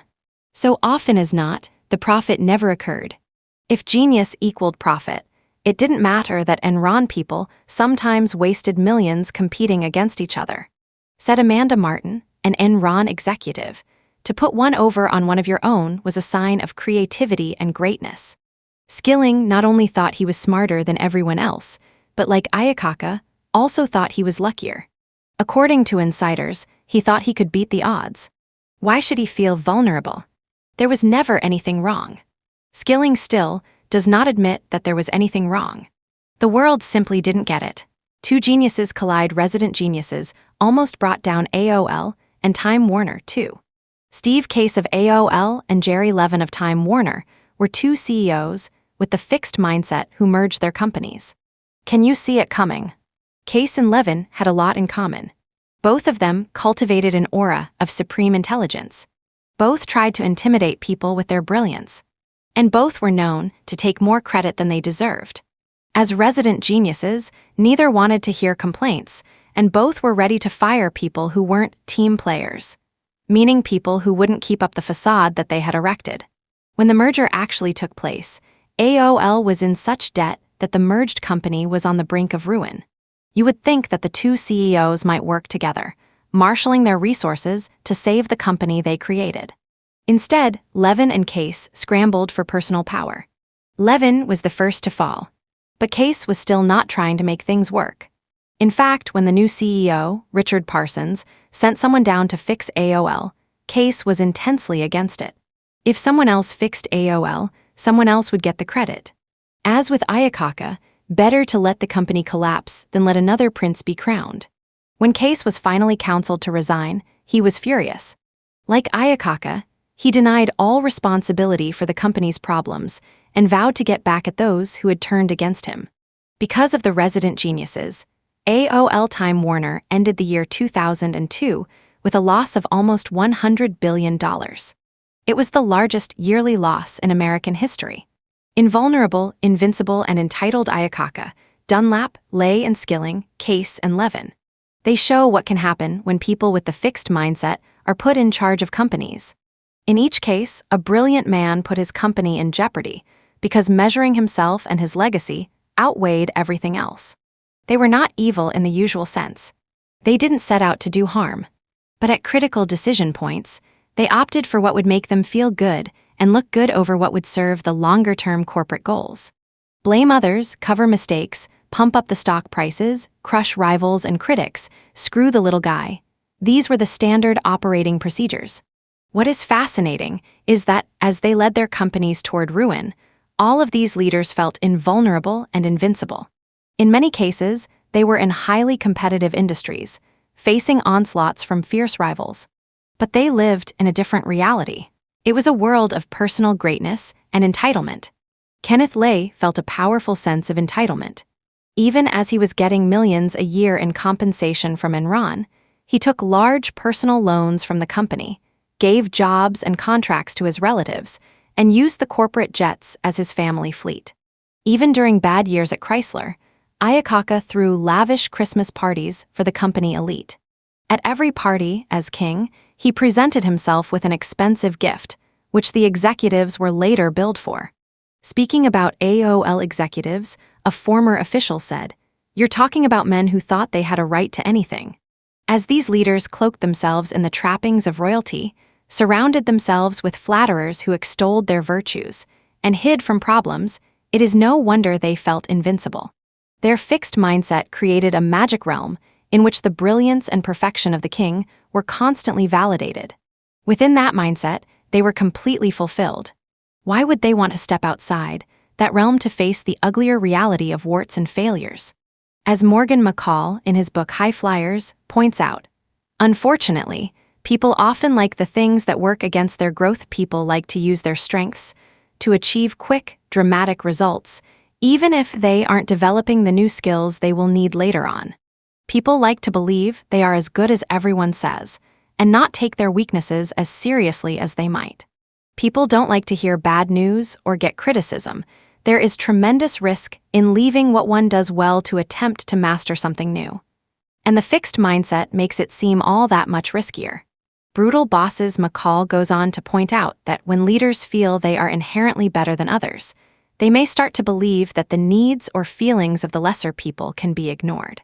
None of our fixed mindset leaders cared much about the little guy, and many were outright contemptuous of those beneath them on the corporate ladder. Where does this lead? In the guise of keeping people on their toes, these bosses may mistreat workers. Ayakaka played painful games with his executives to keep them off balance. Jerry Levin of Time Warner was likened by his colleagues to the brutal Roman Emperor Caligula. Skilling was known for his harsh ridicule of those less intelligent than he. Harvey Hornstein, an expert on corporate leadership, writes in his book Brutal Bosses that this kind of abuse represents the boss's desire to enhance their own feelings of power, competence, and value at the subordinate's expense.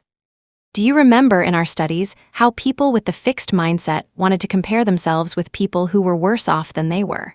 The principle is the same, but there is an important difference. These bosses have the power to make people worse off. And when they do, they feel better about themselves. Hornstein describes Paul Kazarian, the former CEO of Sunbeam Master. He called himself a perfectionist, but that was a euphemism for abuser. He threw things at subordinates when they upset him. One day, the controller, after displeasing Mr. Kazarian, saw an orange juice container flying toward him. Sometimes the victims are people the bosses consider to be less talented. This can feed their sense of superiority. But often the victims are the most competent people, because these are the ones who pose the greatest threat to a fixed mindset boss. An engineer at a major aircraft builder, interviewed by Hornstein, talked about his boss. His targets were usually those of us who were most competent. I mean, if you're really concerned about our performance, you don't pick on those who are performing best. But if you're really concerned about your competence, you do. When bosses mete out humiliation, a change comes over the place. Everything starts revolving around pleasing the boss. In Good to Great, Collins notes that in many of his comparison companies, the ones that didn't go from good to great, or that went there and declined again, the leader became the main thing people worried about. The minute a leader allows himself to become the primary reality people worry about, rather than reality being the primary reality, you have a recipe for mediocrity, or worse. In the 1960s and 70s, the Chase Manhattan Bank was ruled by David Rockefeller, an excessively controlling leader. According to Collins and Porras in Built to Last, his managers lived day to day in fear of his disapproval. At the end of each day, they breathed a sigh of relief. Phew, one more day gone, and I'm not in trouble. Even long past his heyday, senior managers refused to venture a new idea because David might not like it. Ray McDonald of Burroughs, Collins and Porras report, publicly ridiculed managers for mistakes to the point where he inhibited them from innovating. As a result, even though Burroughs was ahead of IBM in the early stages of the computer industry, the company lost out. The same thing happened at Texas Instruments, another leader in the exciting early days of the computer. If they didn't like a presentation, Mark Shepard and Fred Bussey would yell, bang on tables, insult the speaker, and hurl things. No wonder their people lost their enterprising spirit. When bosses become controlling and abusive, they put everyone into a fixed mindset. This means that instead of learning, growing, and moving the company forward, everyone starts worrying about being judged. It starts with the boss's worry about being judged, but it winds up being everybody's fear about being judged. It's hard for courage and innovation to survive a company-wide fixed mindset. Growth mindset leaders in action Andrew Carnegie once said, "I wish to have as my epitaph, 'Here lies a man who was wise enough to bring into his service men who knew more than he.'" Okay, let's open the windows and let some air in. The fixed mindset feels so stifling. Even when those leaders are globetrotting and hobnobbing with world figures, their world seems so small and confining, because their minds are always on one thing: validate me. When you enter the world of the growth mindset leaders, everything changes. It brightens, it expands, it fills with energy, with possibility. You think, gee, that seems like fun. It has never entered my mind to lead a corporation, but when I learned about what these leaders had done, it sounded like the most exciting thing in the world. I've chosen 3 of these leaders to explore as a contrast to the fixed mindset leaders. I chose Jack Welch of General Electric because he is a larger-than-life figure with an ego he held in check. Not your straight-ahead, naturally self-effacing, growth-minded guy. And I chose Lou Gerstner, the man who came in and saved IBM, and Anne Mulcahy, the woman who brought Xerox back to life, as contrasts to Alfred Dunlap, the other turnaround expert. Jack Welch, Lou Gerstner, and Anne Mulcahy are also fascinating because they transformed their companies. They did this by rooting out the fixed mindset and putting a culture of growth and teamwork in its place. With Gerstner and IBM, it's like watching Enron morph into a growth mindset mecca. As growth-minded leaders, they start with a belief in human potential and development, both their own and other people's. Instead of using the company as a vehicle for their greatness, they use it as an engine of growth for themselves, the employees, and the company as a whole.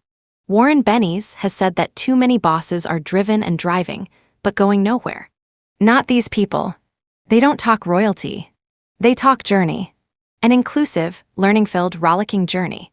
Jack, listening, crediting, nurturing. When Jack Welch took over GE in 1980, the company was valued at $14 billion. 20 years later, it was valued by Wall Street at $490 billion.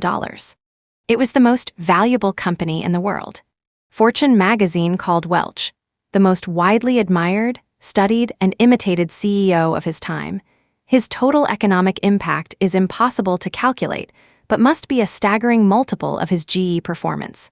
But to me, even more impressive was an op-ed piece in the New York Times by Steve Bennett, the CEO of Intuit. I learned about nurturing employees from my time at General Electric from Jack Welch. He'd go directly to the frontline employee to figure out what was going on. Sometime in the early 1990s, I saw him in a factory where they made refrigerators in Louisville. He went right to the workers in the assembly line to hear what they had to say. I do frequent CEO chats with frontline employees. I learned that from Jack. This vignette says a lot. Jack was obviously a busy guy, an important guy, but he didn't run things like Ayakaka from the luxurious corporate headquarters where his most frequent contacts were the white-gloved waiters. Welch never stopped visiting the factories and hearing from the workers. These were people he respected, learned from, and in turn, nurtured. Then there is the emphasis on teamwork, not the royal eye. Right away, right from the dedication, and the author's note of Welch's autobiography, you know something is different. It's not the I'm a hero of Lee Iacocca or the I'm a superstar of Alfred Dunlap, although he could easily lay claim to both. Instead, it's I hate having to use the first person. Nearly everything I've done in my life has been accomplished with other people. Please remember that every time you see the word I in these pages, it refers to all those colleagues and friends, and some I might have missed. Or these people filled my journey with great fun and learning. They often made me look better than I am. Already we see the me of the validation-hungry CEO, becoming the we and us of the growth-minded leader. Interestingly, before Welch could root the fixed mindset out of the company, he had to root it out of himself. And believe me, Welch had a long way to go. He was not always the leader he learned to be.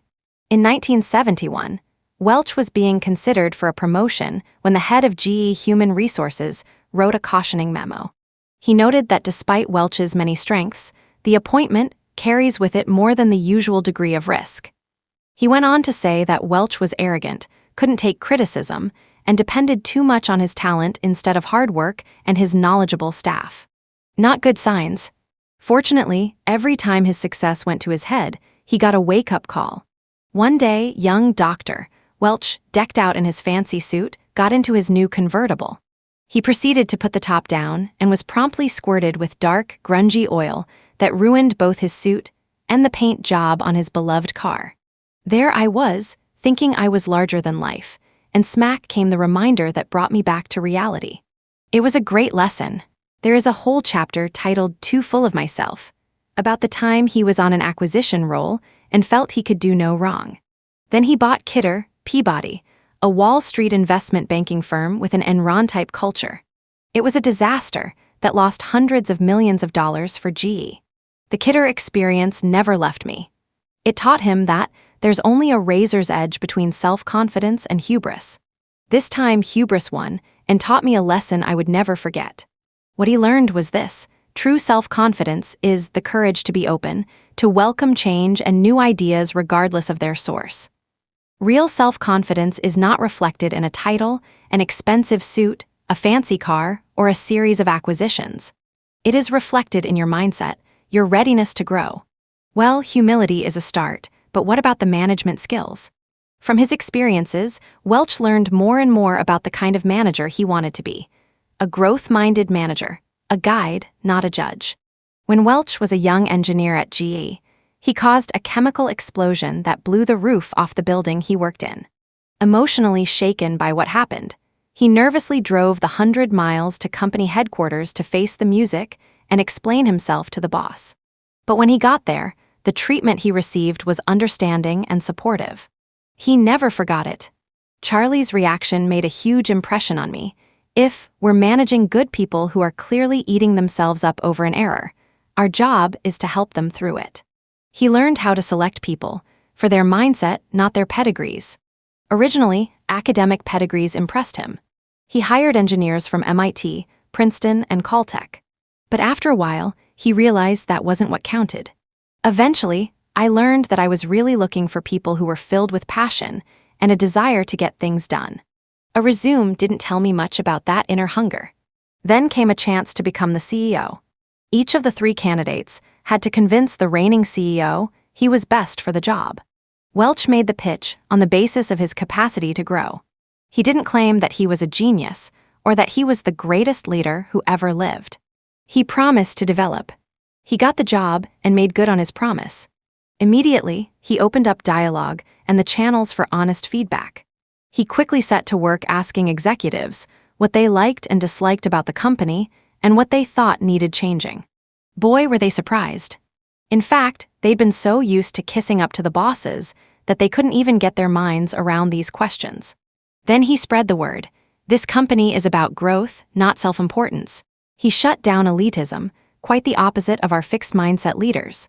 One evening, Welch addressed an elite executive club at GA that was the place for movers and shakers to see and be seen. To their shock, he did not tell them how wonderful they were. He told them, "I can't find any value in what you're doing." Instead, he asked them to think of a role that made more sense for them and for the company. A month later, the president of the club came to Welch with a new idea: to turn the club into a force of community volunteers. 20 years later, that program, open to all employees, had 42,000 members. They were running mentoring programs in inner-city schools and building parks, playgrounds, and libraries for communities in need. They were now making a contribution to others' growth, not to their own egos. He got rid of brutal bosses. Ayakaka tolerated and even admired brutal bosses who could make the workers produce. It served his bottom line. Welch admitted that he, too, had often looked the other way. But in the organization he now envisioned, he could not do that. In front of 500 managers, I explained why 4 corporate officers were asked to leave during the prior year, even though they delivered good financial performance. They were asked to go because they didn't practice our values. The approved way to foster productivity was now through mentoring, not through terror. And he rewarded teamwork rather than individual genius. For years, GE, like Enron, had rewarded the single originator of an idea. But now Welch wanted to reward the team that brought the ideas to fruition. As a result, leaders were encouraged to share the credit for ideas with their teams rather than take full credit themselves. It made a huge difference in how we all related to one another. Jack Welch was not a perfect person, but he was devoted to growth. This devotion kept his ego in check, kept him connected to reality, and kept him in touch with his humanity. In the end, it made his journey prosperous and fulfilling for thousands of people. Rooting out the fixed mindset by the late 1980s, IBM had become Enron, with one exception.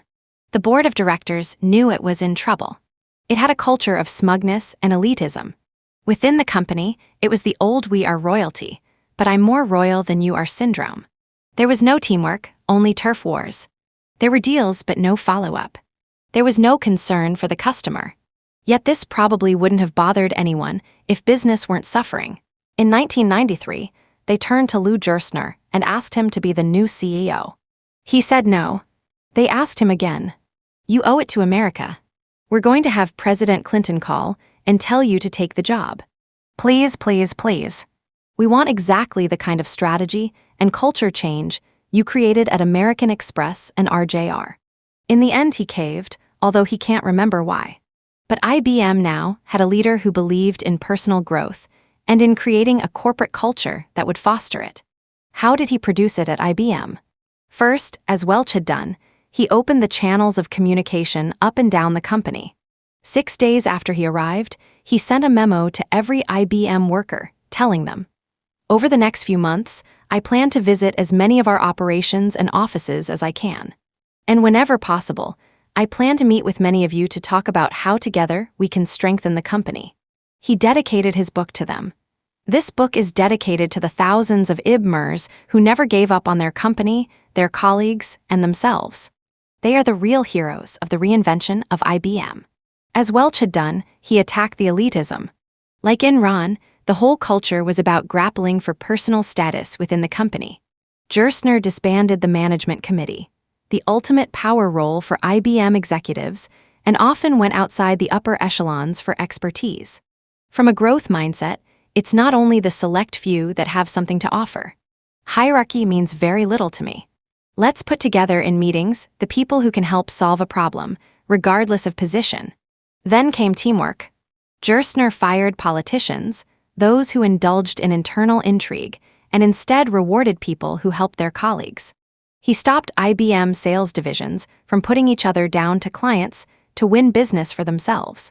He started basing executives' bonuses more on IBM's overall performance and less on the performance of their individual units. The message: we're not looking to crown a few princes, we need to work as a team. As at Enron, the deal was the glamorous thing, the rest was pedestrian. Gerstner was appalled by the endless failure to follow through on deals and decisions, and the company's unlimited tolerance of it. He demanded and inspired better execution. Message: genius is not enough, we need to get the job done. Finally, Gerstner focused on the customer. IBM customers felt betrayed and angry. IBM was so into itself that it was no longer serving their computer needs. They were upset about pricing. They were frustrated by the bureaucracy at IBM. They were irritated that IBM was not helping them to integrate their systems. At a meeting of 175 chief information officers of the largest U.S. companies, Gerstner announced that IBM would now put the customer first and backed it up by announcing a drastic cut in their mainframe computer prices.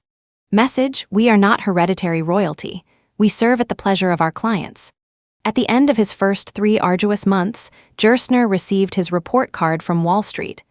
IBM stock has done nothing because he has done nothing. Ticked off but undaunted, Gerstner continued his anti-royalty campaign and brought IBM back from its near-death experience. This was the sprint. This is when Dunlap would have taken his money and run. What lay ahead was the even harder task of maintaining his policies until IBM regained industry leadership. That was the marathon. By the time he gave IBM back to the IBMers in March 2002, the stock had increased in value by 800%, and IBM was number 1 in the world in IT services, hardware, enterprise software, excluding PCS, and custom-designed, high-performance computer chips. What's more, IBM was once again defining the future direction of the industry. And learning, toughness, and compassion take IBM. Plunge it into debt to the tune of $17 billion. Destroy its credit rating. Make it the target of SEC investigations. And drop its stock from $63.69 to $4.43 a share. What do you get? Xerox. That was the Xerox Ann Mulcahy took over in 2000. Not only had the company failed to diversify, it could no longer even sell its copy machines. But 3 years later, Xerox had 4 straight profitable quarters, and in 2004 Fortune named Mulcahy the hottest turnaround act since Lou Gerstner. How did she do it? She went into an incredible learning mode, making herself into the CEO Xerox needed to survive. She and her top people, like Ursula Burns, learned the nitty-gritty of every part of the business. For example, as Fortune writer Betsy Morris explains, Mulcahy took balance sheet 101. She learned about debt, inventory, taxes, and currency, so she could predict how each decision she made would play out on the balance sheet. Every weekend, she took home large binders and pored over them as though her final exam was on Monday. When she took the helm, people at Xerox units couldn't give her simple answers about what they had, what they sold, or who was in charge. She became a CEO who knew those answers, or knew where to get them. She was tough. She told everyone the cold, hard truth they didn't want to know, like how the Xerox business model was not viable, or how close the company was to running out of money. She cut the employee rolls by 30%. But she was no Chainsaw Al. Instead, she bore the emotional brunt of her decisions, roaming the halls, hanging out with the employees, and saying, "I'm sorry." She was tough but compassionate. In fact, she'd wake up in the middle of the night, worrying about what would happen to the remaining employees and retirees if the company folded. She worried constantly about the morale and development of her people, so that even with the cuts, she refused to sacrifice the unique and wonderful parts of the Xerox culture. Xerox was known throughout the industry as the company that gave retirement parties and hosted retiree reunions. As the employees struggled side by side with her, she refused to abolish their raises and, in a morale-boosting gesture, gave them all their birthdays off. She wanted to save the company in body and spirit. And not for herself or her ego, but for all her people who were stretching themselves to the limit for the company. After slaving away for 2 years, Mulcahy opened Time magazine only to see a picture of herself, grouped with the notorious heads of Tyco and WorldCom, men responsible for 2 of the biggest corporate management disasters of our time. But a year later, she knew her hard work was finally paying off when one of her board members, the former CEO of Procter & Gamble, told her, "I never thought I would be proud to have my name associated with this company again." I was wrong. Mulcahy was winning the sprint. Next came the marathon. Could Xerox win that too? Maybe it had rested on its laurels too long, resisting change and letting too many chances go by. Or maybe the growth mindset, Mulcahy's mission to transform herself and her company, would help save another American institution. Jack, Lou, and Anne all believing in growth, all brimming with passion, and all believing that leadership is about growth and passion, not about brilliance. The fixed mindset leaders were, in the end, full of bitterness, but the growth-minded leaders were full of gratitude. They looked up with gratitude to their workers, who had made their amazing journey possible. They called them the real heroes. Are CEO and male synonymous? When you look at the books written by and about CEOs, you would think so. Jim Collins's Good to Great Leaders and his comparison to not-so-great leaders were all men. Perhaps that's because men are the ones who have been at the top for a long while. A few years ago, you'd have been hard-pressed to think of women at the top of big companies. In fact, many women who have run big companies had to create them, like Mary Kay Ash, the cosmetics tycoon, Martha Stewart, or Oprah Winfrey. Or inherit them, like Katharine Graham, the former head of the Washington Post.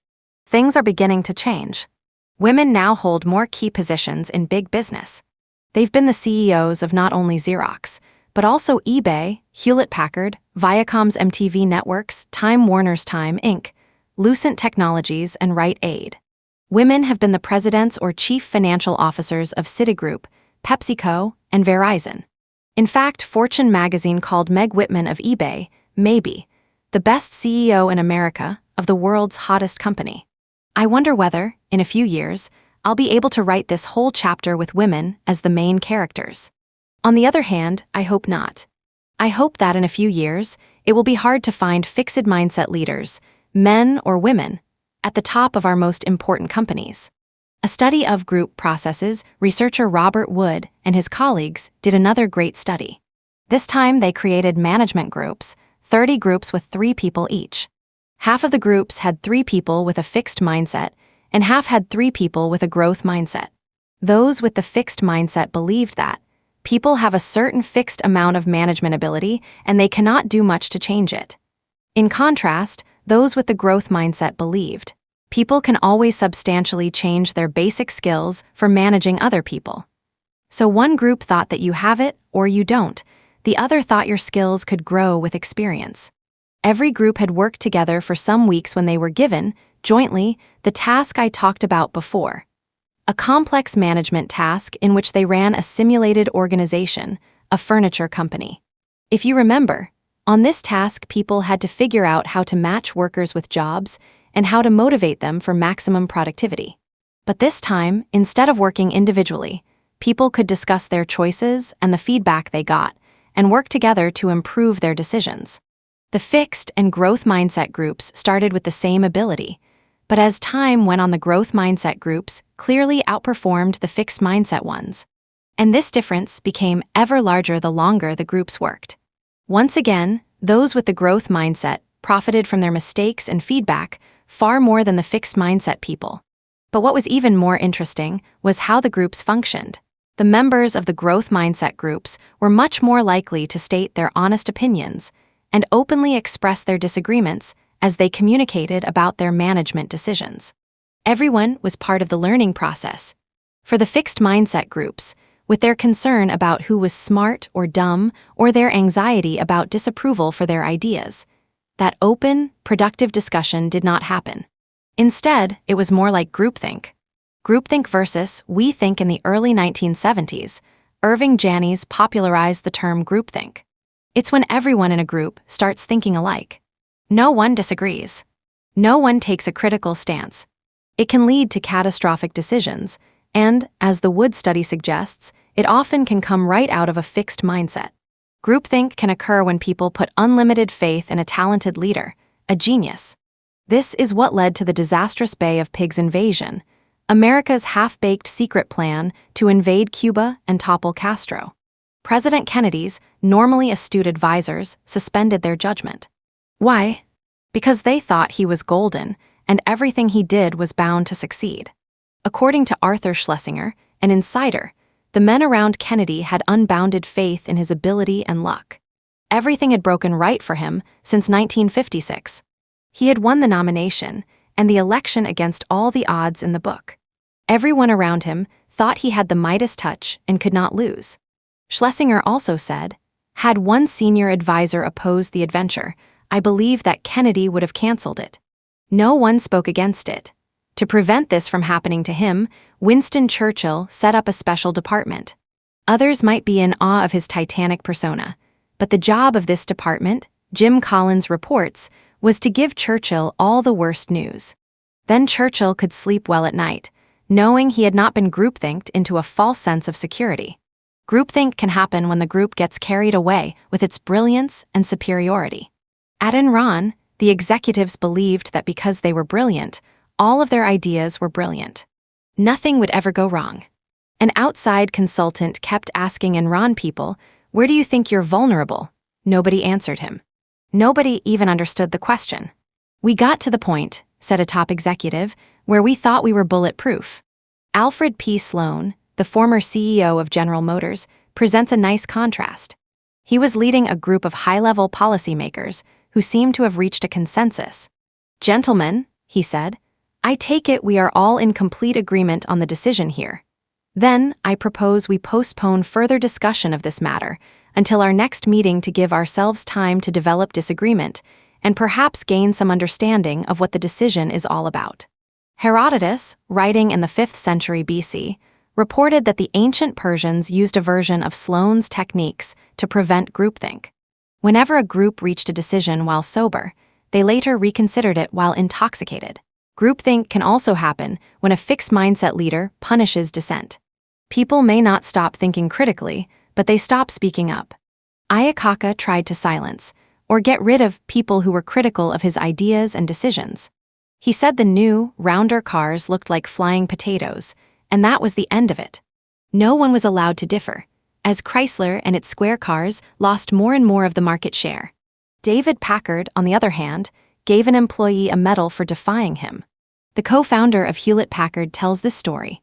Years ago, at a Hewlett-Packard lab, they told a young engineer to give up work on a display monitor he was developing. In response, he went on vacation, touring California and dropping in on potential customers to show them the monitor and gauge their interest. The customers loved it. He continued working on it, and then he somehow persuaded his manager to put it into production. The company sold more than 17,000 of his monitors and reaped a sales revenue of $35 million. Later, at a meeting of Hewlett-Packard engineers, Packard gave the young man a medal for extraordinary contempt and defiance beyond the normal call of engineering duty. There are so many ways the fixed mindset creates groupthink. Leaders are seen as gods who never err. A group invests itself with special talents and powers. Leaders, to bolster their ego, suppress dissent. Or workers, seeking validation from leaders, fall into line behind them. That's why it's critical to be in a growth mindset when important decisions are made. As Robert Wood showed in his study, A Growth Mindset, by relieving people of the illusions or the burdens of fixed ability, leads to a full and open discussion of the information and to enhanced decision-making. The PRAISED generation hits the workforce. Are we going to have a problem finding leaders in the future? You can't pick up a magazine or turn on the radio without hearing about the problem of praise in the workplace. We could have seen it coming. We've talked about all the well-meaning parents who have tried to boost their children's self-esteem by telling them how smart and talented they are. And we've talked about all the negative effects of this kind of praise. Well, these children of praise have now entered the workforce, and sure enough, many can't function without getting a sticker for their every move. Instead of yearly bonuses, some companies are giving quarterly or even monthly bonuses. Instead of Employee of the Month, it's the Employee of the Day. Companies are calling in consultants to teach them how best to lavish rewards on this overpraised generation. We now have a workforce full of people who need constant reassurance and can't take criticism. Not a recipe for success in business, where taking on challenges, showing persistence, and admitting and correcting mistakes are essential. Why are businesses perpetuating the problem? Why are they continuing the same misguided practices of the overpraising parents and paying money to consultants to show them how to do it? Maybe we need to step back from this problem and take another perspective. If the wrong kinds of praise lead kids down the path of entitlement, dependence, and fragility, maybe the right kinds of praise can lead them down the path of hard work and greater hardiness. We have shown in our research that with the right kinds of feedback, even adults can be motivated to choose challenging tasks and confront their mistakes. What would this feedback look or sound like in the workplace? Instead of just giving employees an award for the smartest idea or praise for a brilliant performance, they would get praise for taking initiative, for seeing a difficult task through, for struggling and learning something new, for being undaunted by a setback, or for being open to and acting on criticism. Maybe it could be praise for not needing constant praise. Through a skewed sense of how to love their children, many parents in the 90s, and, unfortunately, many parents of the 00s, abdicated their responsibility. Although corporations are not usually in the business of picking up where parents left off, they may need to this time. If businesses don't play a role in developing a more mature and growth-minded workforce, where will the leaders of the future come from? Are negotiators born or made? One of the key things that the successful businessperson must be good at is negotiation. In fact, it's hard to imagine how a business could thrive without skilled negotiators at the helm. Laura Cray and Michael Haselhoon have shown that mindsets have an important impact on negotiation success. In one study, they taught people either a fixed or a growth mindset about negotiation skills. Half of the participants read an article called "Negotiation Ability, like plaster, is pretty stable over time." The other half read one called "Negotiation Ability is changeable and can be developed." To give you a flavor for the articles, the growth mindset article started by saying, while it used to be believed that negotiating was a fixed skill that people were either born with or not, experts in the field now believe that negotiating is a dynamic skill that can be cultivated and developed over a lifetime. The participants were then asked to select the kind of negotiation task they wanted. They could choose one that showed off their negotiation skills, although they would not learn anything new. Or they could choose one in which they might make mistakes and get confused, but they would learn some useful negotiation skills.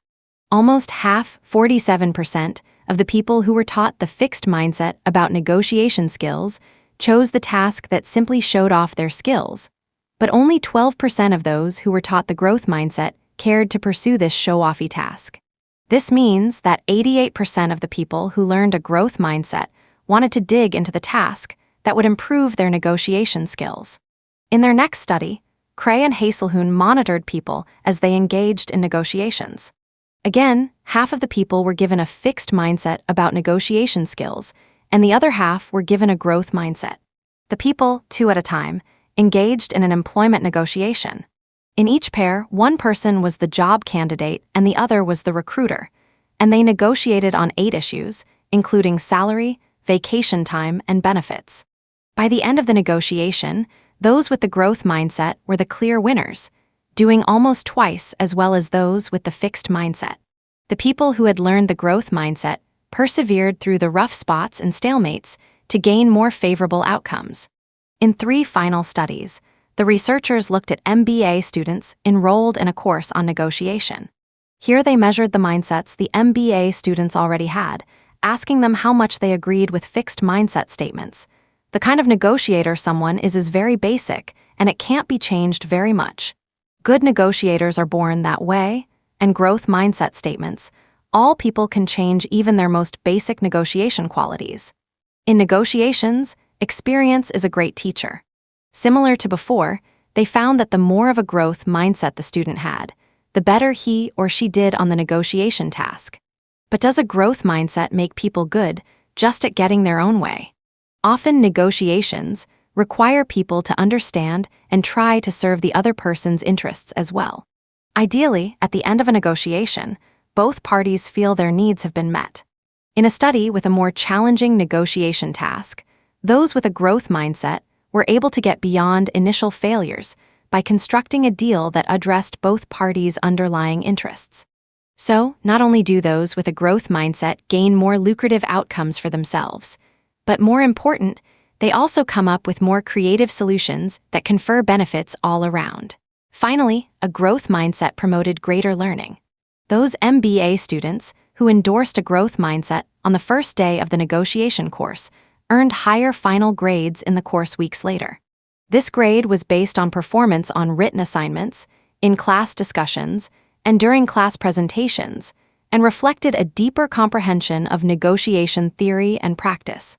Corporate training, are managers born or made? Millions of dollars and thousands of hours are spent each year trying to teach leaders and managers how to coach their employees and give them effective feedback. Yet much of this training is ineffective, and many leaders and managers remain poor coaches. Is that because this can't be trained? No, that's not the reason. Research sheds light on why corporate training often fails. Studies by Peter Heslin, Don Van Wall, and Gary Latham show that many managers do not believe in personal change. These fixed mindset managers simply look for existing talent. They judge employees as competent or incompetent at the start, and that's that. They do relatively little developmental coaching, and when employees do improve, they may fail to take notice, remaining stuck in their initial impression. What's more, like managers at Enron, they are far less likely to seek or accept critical feedback from their employees. Why bother to coach employees if they can't change, and why get feedback from them if you can't change? Managers with a growth mindset think it's nice to have talent, but that's just the starting point. These managers are more committed to their employees' development and to their own. They give a great deal more developmental coaching. They notice improvement in employees' performance, and they welcome critiques from their employees. Most exciting, the growth mindset can be taught to managers. Heslin and his colleagues conducted a brief workshop based on well-established psychological principles. By the way, with a few changes, it could just as easily be used to promote a growth mindset in teachers or coaches. The workshop starts off with a video and a scientific article about how the brain changes with learning. As with our Brainology workshop, described in Chapter 8, it's always compelling for people to understand how dynamic the brain is and how it changes with learning. The article goes on to talk about how change is possible throughout life, and how people can develop their abilities at most tasks with coaching and practice. Although managers, of course, want to find the right person for a job, the exactly right person doesn't always come along. However, training and experience can often draw out and develop the qualities required for successful performance. The workshop then takes managers through a series of exercises in which A, they consider why it's important to understand that people can develop their abilities. B, they think of areas in which they once had low ability but now perform well. C, they write to a struggling protege about how his or her abilities can be developed. And D, they recall times they have seen people learn to do things they never thought these people could do. In each case, they reflect upon why and how change takes place. After the workshop, there was a rapid change in how readily the participating managers detected improvement in employee performance, in how willing they were to coach a poor performer, and in the quantity and quality of their coaching suggestions. What's more, these changes persisted over the 6-week period in which they were followed up. What does this mean? First, it means that our best bet is not simply to hire the most talented managers we can find and turn them loose, but to look for managers who also embody a growth mindset, a zest for teaching and learning, an openness to giving and receiving feedback, and an ability to confront and surmount obstacles. It also means we need to train leaders, managers, and employees to believe in growth, in addition to training them in the specifics of effective communication and mentoring. Indeed, a growth mindset workshop might be a good first step in any major training program. Finally, it means creating a growth mindset environment in which people can thrive.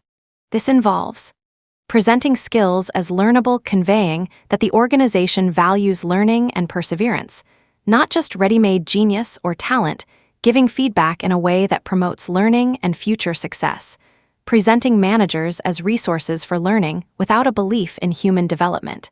Many corporate training programs become exercises of limited value. With a belief in development, such programs give meaning to the term human resources and become a means of tapping enormous potential. Are leaders born or made? When Warren Bennis interviewed great leaders, they all agreed leaders are made, not born, and made more by themselves than by any external means. Bennis concurred. I believe that everyone, of whatever age and circumstance, is capable of self-transformation. Not that everyone will become a leader. Sadly, most managers and even CEOs become bosses, not leaders. They wield power instead of transforming themselves, their workers, and their organization. Why is this? John Zenger and Joseph Folkman point out that most people, when they first become managers, enter a period of great learning. They get lots of training and coaching, they are open to ideas, and they think long and hard about how to do their jobs. They are looking to develop. But once they've learned the basics, they stop trying to improve. It may seem like too much trouble, or they may not see where improvement will take them. They are content to do their jobs rather than making themselves into leaders. Or, as Morgan McCall argues, many organizations believe in natural talent and don't look for people with the potential to develop. Not only are these organizations missing out on a big pool of possible leaders, but their belief in natural talent might actually squash the very people they think are the naturals, making them into arrogant, defensive non-learners. The lesson is, create an organization that prizes the development of ability and watch the leaders emerge. Organizational mindsets. When we talked about Lou Gerstner and Anne Mulcahy, we saw the kind of company they wanted to create, and did create. These were companies that embraced the development of all employees and not the worship of a handful of anointed geniuses. This raised a question. Clearly, the leader of an organization can hold a fixed or growth mindset, but can an organization as a whole have a mindset? Can it have a pervasive belief that talent is just fixed, or instead, a pervasive belief that talent can and should be developed in all employees? And if so, what impact will this have on the organization and its employees? To find out, we studied a group of large corporations consisting of Fortune 500 and Fortune 1000 companies.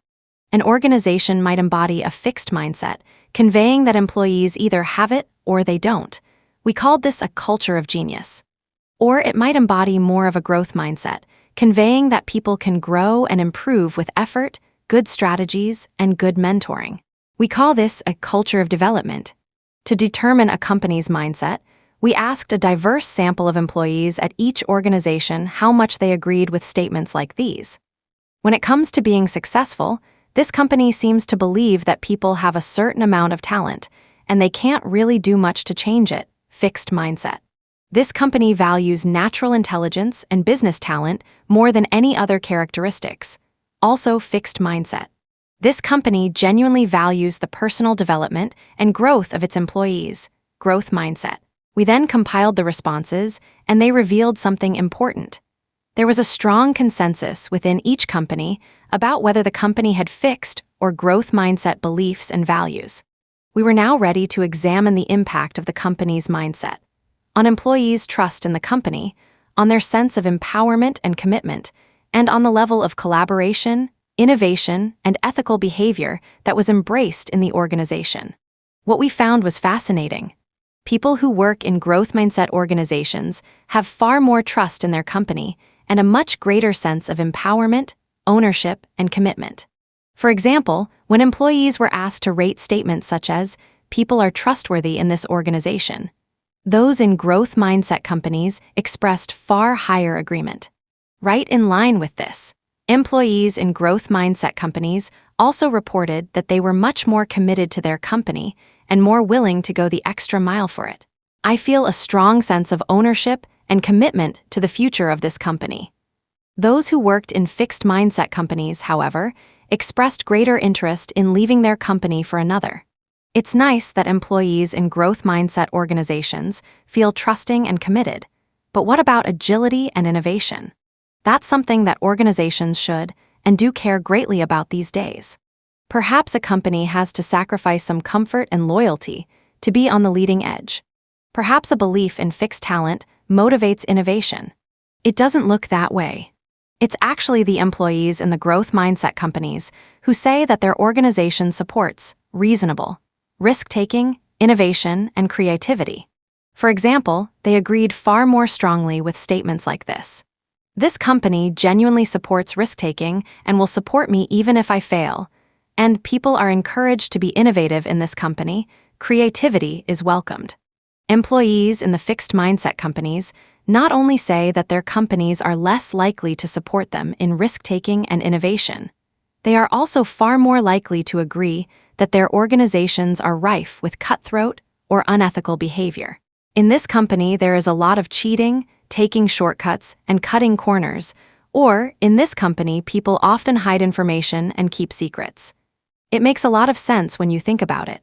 When organizations put the premium on natural talent, then everyone wants to be the superstar. Everyone wants to shine brighter than the others, and people may be more likely to cheat or cut corners to do so. Teamwork can take a nosedive. So, employees in growth mindset companies have more positive views of their organizations. But is that admiration reciprocated? Yes, it is.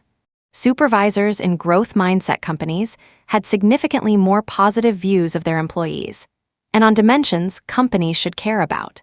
Supervisors in growth mindset companies rated their employees as more collaborative and more committed to learning and growing, and as more innovative, and as having far greater management potential. These are all things that make a company more agile and more likely to stay in the vanguard. I love this last finding.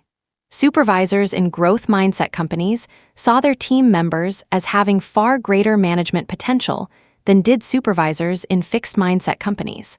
They saw future leaders in the making. I love the irony. The fixed mindset companies presumably searched for the talent, hired the talent, and rewarded the talent. But now they were looking around and saying, "Where's the talent?" The talent wasn't flourishing. Our findings tell us that it's possible to weave a fixed or growth mindset into the very fabric of an organization to create a culture of genius or a culture of development. Everybody knows that the business models of the past are no longer valid, and that modern companies must constantly reinvent themselves to stay alive. Which companies do you think have a better chance of thriving in today's world? Grow your mindset. Are you in a fixed mindset or growth mindset workplace? Do you feel people are just judging you, or are they helping you develop? Maybe you could try making it a more growth mindset place, starting with yourself. Are there ways you could be less defensive about your mistakes? Could you profit more from the feedback you get? Are there ways you can create more learning experiences for yourself? How do you act toward others in your workplace? Are you a fixed mindset boss, focused on your power more than on your employees' well-being? Do you ever reaffirm your status by demeaning others? Do you ever try to hold back high-performing employees because they threaten you? Consider ways to help your employees develop on the job: apprenticeships, workshops, coaching sessions. Think about how you can start seeing and treating your employees as your collaborators, as a team. Make a list of strategies and try them out. Do this even if you already think of yourself as a growth mindset boss. Well-placed support and growth-promoting feedback never hurt. If you run a company, look at it from a mindset perspective. Does it need you to do a Lou Gerstner on it? Think seriously about how to root out elitism and create a culture of self-examination, open communication, and teamwork. Read Gerstner's excellent book, Who Says Elephants Can't Dance, to see how it's done. Is your workplace set up to promote groupthink? If so, the whole decision-making process is in trouble. Create ways to foster alternative views and constructive criticism. Assign people to play the devil's advocate, taking opposing viewpoints so you can see the holes in your position. Get people to wage debates that argue different sides of the issue. Have an anonymous suggestion box that employees must contribute to as part of the decision-making process. Remember, people can be independent thinkers and team players at the same time. Help them fill both roles. Chapter 6, Relationships. Mindsets in Love or Not. What was that about the course of true love never running smooth? Well, the course to true love isn't so smooth either. That path is often strewn with disappointments and heartbreaks. Some people let these experiences scar them and prevent them from forming satisfying relationships in the future. Others are able to heal and move on. What separates them? To find out, we recruited more than 100 people and asked them to tell us about a terrible rejection. When I first got to New York, I was incredibly lonely. I didn't know a soul, and I totally felt like I didn't belong here. After about a year of misery, I met Jack. It's almost an understatement to say that we clicked instantly. We felt like we had known each other forever. It wasn't long before we were living together and doing everything together. I thought I would spend my whole life with him, and he said he felt the same way. 2 really happy years passed. Then one day I came home and found a note. He said he had to leave, don't try to find him. He didn't even sign it love. I never heard from him again. Sometimes when the phone rings, I still think maybe it's him. We heard a variation of that story over and over again. People with both mindsets told stories like this. Almost everyone, at one time or another, had been in love and had been hurt. What differed, and differed dramatically, was how they dealt with it. After they told their stories, we asked them follow-up questions. What did this mean to you? How did you handle it? What were you hoping for? When people had the fixed mindset, they felt judged and labeled by the rejection. Permanently labeled. It was as though a verdict had been handed down and branded on their foreheads, unlovable.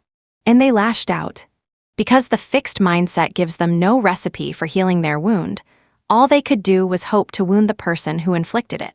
Lydia, the woman in the story above, told us that she had lasting, intense feelings of bitterness. I would get back at him, hurt him any way I could if I got the chance. He deserves it. In fact, for people with the fixed mindset, their number one goal came through loud and clear. Revenge. As one man put it, she took my worth with her when she left. Not a day goes by I don't think about how to make her pay. During the study, I asked one of my fixed mindset friends about her divorce. I'll never forget what she said. If I had to choose between me being happy and him being miserable, I would definitely want him to be miserable. It had to be a person with the fixed mindset who coined the phrase, revenge is sweet. The idea that with revenge comes your redemption, because people with the growth mindset have little taste for it. The stories they told were every bit as wrenching, but their reactions couldn't have been more different. For them, it was about understanding, forgiving, and moving on. Although they were often deeply hurt by what happened, they wanted to learn from it. That relationship and how it ended really taught me the importance of communicating. I used to think love conquers all, but now I know it needs a lot of help. This same man went on to say, I also learned something about who's right for me. I guess every relationship teaches you more about who's right for you.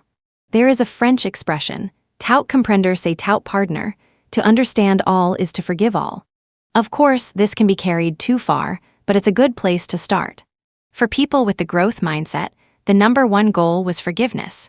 As one woman said, I'm no saint, but I knew for my own peace of mind that I had to forgive and forget. He hurt me, but I had a whole life waiting for me, and I'll be damned if I was going to live it in the past. One day I just said, good luck to him and good luck to me. Because of their growth mindset, they did not feel permanently branded.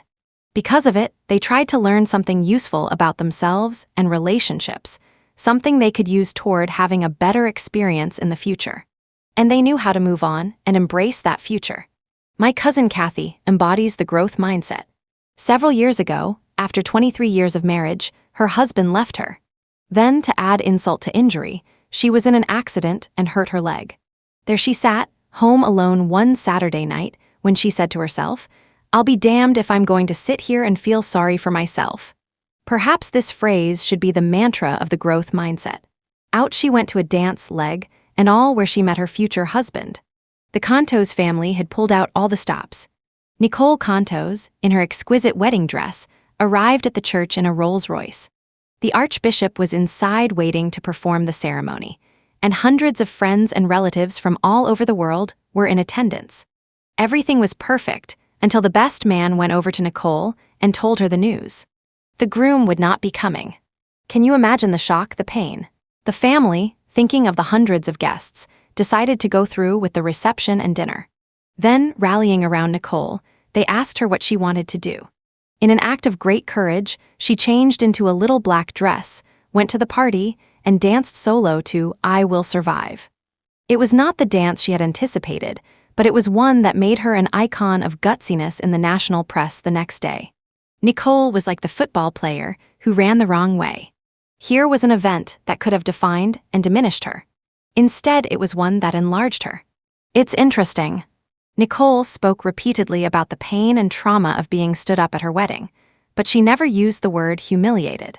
If she had judged herself, felt flawed and unworthy, humiliated, she would have run and hidden. Instead, her good, clean pain made her able to surround herself with the love of her friends and relatives and begin the healing process. What, by the way, had happened to the groom? As it turned out, he had gone on the honeymoon, flying off to Tahiti on his own. What happened to Nicole? A couple of years later, in the same wedding dress and the same church, she married a great guy. Was she scared? No, she says, I knew he was going to be there. When you think about how rejection wounds and inflames people with the fixed mindset, it will come as no surprise that kids with the fixed mindset are the ones who react to taunting and bullying with thoughts of violent retaliation. I'll return to this later. Relationships are different in his study of gifted people. Benjamin Bloom included concert pianists, sculptors, Olympic swimmers, tennis players, mathematicians, and research neurologists, but not people who were gifted in interpersonal relationships. He planned to. After all, there are so many professions in which interpersonal skills play a key role: teachers, psychologists, administrators, diplomats.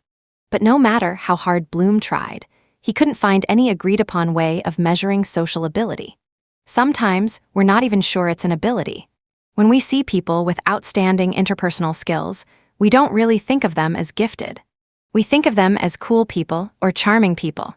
When we see a great marriage relationship, we don't say these people are brilliant relationship makers. We say they're fine people. Or they have chemistry. Meaning what? Meaning that as a society, we don't understand relationship skills. Yet everything is at stake in people's relationships. Maybe that's why Daniel Goleman's emotional intelligence struck such a responsive chord. It said, there are social-emotional skills, and I can tell you what they are. Mindsets add another dimension. They help us understand even more about why people often don't learn the skills they need or use the skills they have. Why people throw themselves so hopefully into new relationships, only to undermine themselves. Why love often turns into a battlefield where the carnage is staggering. And most important, they help us understand why some people are able to build lasting and satisfying relationships. Mindsets falling in love so far. Having a fixed mindset has meant believing your personal traits are fixed. But in relationships, two more things enter the picture: your partner and the relationship itself. Now you can have a fixed mindset about three things. You can believe that your qualities are fixed, your partner's qualities are fixed, and the relationship's qualities are fixed. That it's inherently good or bad, meant to be or not meant to be. Now all of these things are up for judgment. The growth mindset says all of these things can be developed. All you, your partner, and the relationship are capable of growth and change. In the fixed mindset, the ideal is instant, perfect, and perpetual compatibility. Like it was meant to be. Like riding off into the sunset. Like they lived happily ever after. Many people want to feel their relationship is special, and not just some chance occurrence. This seems okay. So what's the problem with the fixed mindset? There are two. If you have to work at it, it wasn't meant to be. One problem is that people with the fixed mindset expect everything good to happen automatically. It's not that the partners will work to help each other solve their problems or gain skills. It's that this will magically occur through their love, sort of the way it happened to Sleeping Beauty, whose coma was cured by her prince's kiss, or to Cinderella, whose miserable life was suddenly transformed by her prince. Charlene's friends told her about Max, the new musician in town.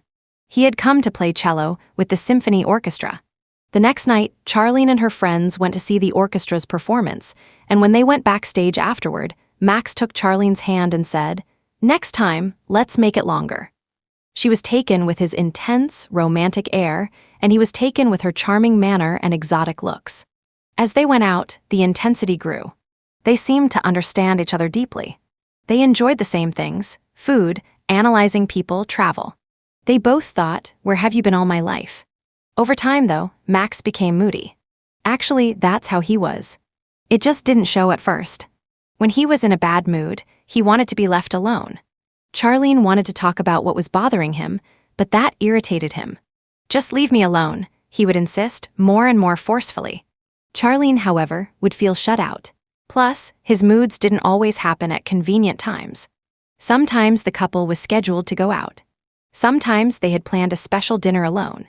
Either he didn't want to do it, or she would endure his sullen silence throughout the evening.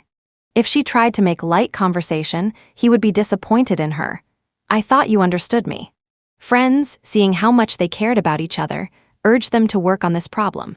But they both felt, with great sorrow, that if the relationship were the right one, they wouldn't have to work so hard. If it were the right relationship, they would just be able to understand and honor each other's needs. So they grew apart and eventually broke up. In the growth mindset, there may still be that exciting initial combustion, but people in this mindset don't expect magic. They believe that a good, lasting relationship comes from effort and from working through inevitable differences.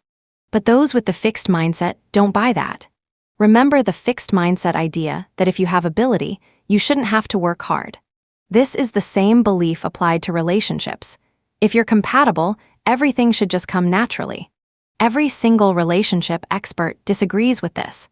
Aaron Beck, the renowned psychiatrist, says that one of the most destructive beliefs for a relationship is, if we need to work at it, there's something seriously wrong with our relationship. Says John Gottman, a foremost relationship researcher. Every marriage demands an effort to keep it on the right track. There is a constant tension between the forces that hold you together and those that can tear you apart.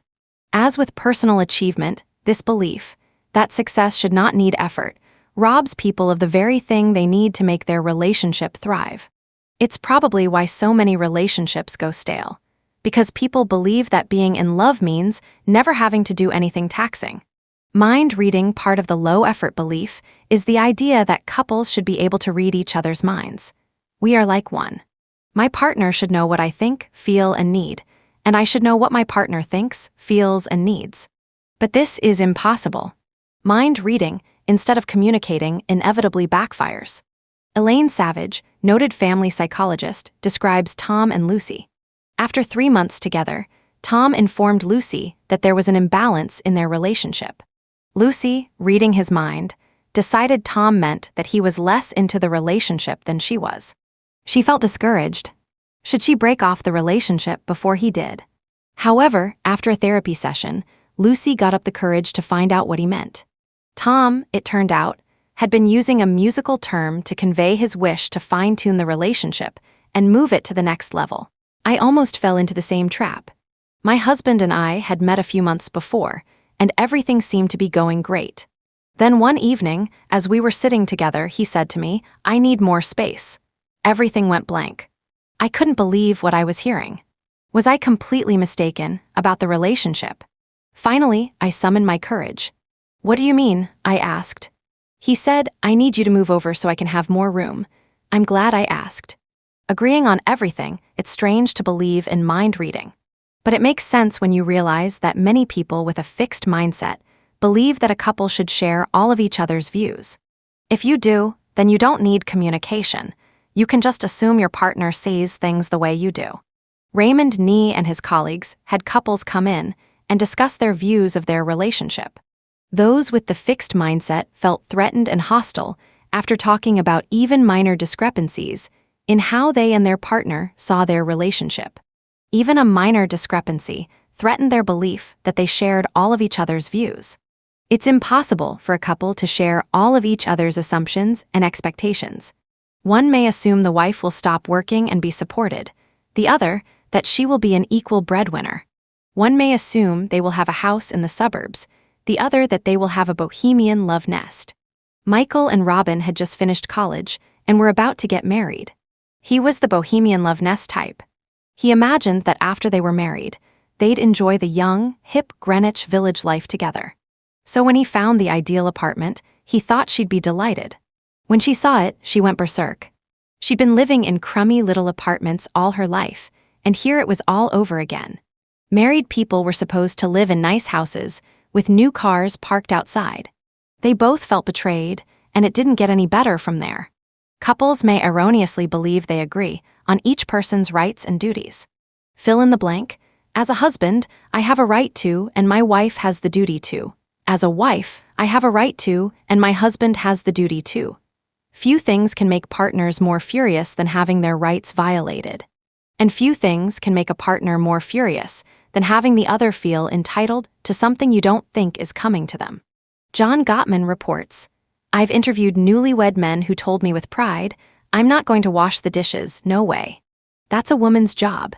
2 years later, the same guys ask me, why don't my wife and I have sex anymore? Now, a couple may agree on traditional roles. That's up to them. But that's different from assuming it as an entitlement. When Janet, a financial analyst, and Phil, a real estate agent, met, he had just gotten a new apartment and was thinking he'd like to have a housewarming party, a dinner for a bunch of his friends. When Janet said, let's do it, he was thrilled. Her emphasis was on the us. Because she was the more experienced cook and party giver, however, she did most of the preparation, and she did it gladly. She was delighted to see how happy he was to be having this event. The problem started after the guests arrived. Phil just went to the party. He acted like a guest, like she was supposed to continue doing all the work. She was enraged.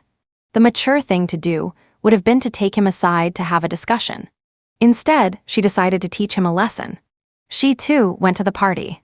Fortunately, entitlement and retaliation did not become a pattern in their relationship. Communication did. In the future, things were discussed, not assumed. A no-effort relationship is a doomed relationship, not a great relationship. It takes work to communicate accurately, and it takes work to expose and resolve conflicting hopes and beliefs. It doesn't mean they lived happily ever after, but it's more like they worked happily ever after. Problems indicate character flaws. The second big difficulty with the fixed mindset is the belief that problems are a sign of deep-seated flaws. But just as there are no great achievements without setbacks, there are no great relationships without conflicts and problems along the way. When people with a fixed mindset talk about their conflicts, they assign blame. Sometimes they blame themselves, but often they blame their partner. And they assign blame to a trait, a character flaw. But it doesn't end there. When people blame their partner's personality for the problem, they feel anger and disgust toward them. And it barrels on. Since the problem comes from fixed traits, it can't be solved. So once people with the fixed mindset see flaws in their partners, they become contemptuous of them and dissatisfied with the whole relationship. People with the growth mindset, on the other hand, can see their partner's imperfections and still think they have a fine relationship. Sometimes people with the fixed mindset blind themselves to problems in the partner or the relationship, so they won't have to go that route. Everybody thought Yvonne was having a flirtation. She was getting mysterious phone calls. She was often late picking up the kids. Her nights out with the girls doubled. Her mind was often elsewhere. Her husband, Charlie, said she was just going through a phase. All women go through times like this, he insisted. It doesn't mean she's got a guy. Charlie's best friend urged him to look into it. But Charlie felt that if he confronted the reality, and it was negative, his world would come crashing down. In the fixed mindset, he'd have to confront the idea that either 1, the woman he loved was a bad person, 2, he was a bad person and drove her away, or 3, their relationship was bad and irreparable. He couldn't handle any of those. It didn't occur to him that there were problems that could be solved, that she was sending him a message she desperately wanted him to hear. Don't take me for granted. I need more attention. A growth mindset doesn't mean he would necessarily confront her, but he would confront it, the situation. He'd think about what was wrong. Maybe explore the issue with a counselor. Make an informed decision about what to do next. If there were problems to be solved, at least there'd be a chance. Each one, a loser Penelope's friends sat at home, complaining that there were no good men. Penelope went out and found them. Each time, she would find a great guy and fall head over heels. He's the one, she'd tell her friends, as she began reading the bridal magazines and practically writing the announcement for the local paper. They'd believe her because he was always a guy with a lot going for him. But then something would happen. It was over for one of them when he got her a tacky birthday present. Another put ketchup on his food and sometimes wore white shoes. Another had bad electronic habits, His cell phone etiquette was poor, and he watched too much TV. And this is only a partial list. Assuming traits were fixed, Penelope would decide that she couldn't live with these flaws. But most of these were not deep or serious character problems that couldn't be addressed with a little communication. My husband and I had been together almost a year, and as my birthday approached, I sent a clear message. I'm not mercenary, but I like a good present. He said, "Isn't it the thought that counts?" I replied, "That's what people say when they don't want to put thought into it." "Once a year," I continued, "we each have our day.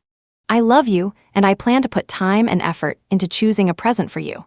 I would like you to do that for me too. He's never let me down." Penelope assumed that somewhere out there was someone who was already perfect. Relationship expert Daniel Weil says that choosing a partner is choosing a set of problems. There are no problem-free candidates. The trick is to acknowledge each other's limitations and build from there. The flaws fly. Brenda and Jack were clients of Daniel Weil, and he tells this tale. Brenda came home from work and told Jack a long, detailed story with no apparent point. Jack was bored to tears, but tried to hide it to be polite. Brenda, however, could sense his true feelings, so, hoping to be more amusing, she launched into another endless story, also about a project at work. Jack was ready to burst. They were both mentally hurling traits right and left. According to Weil, they were both thinking, "Brenda is boring, Jack is selfish, and our relationship is no good." In fact, both meant well. Brenda was afraid to say outright that she did some great work at the office that day. She didn't want to be boastful, so instead she talked about the tiny details of her project.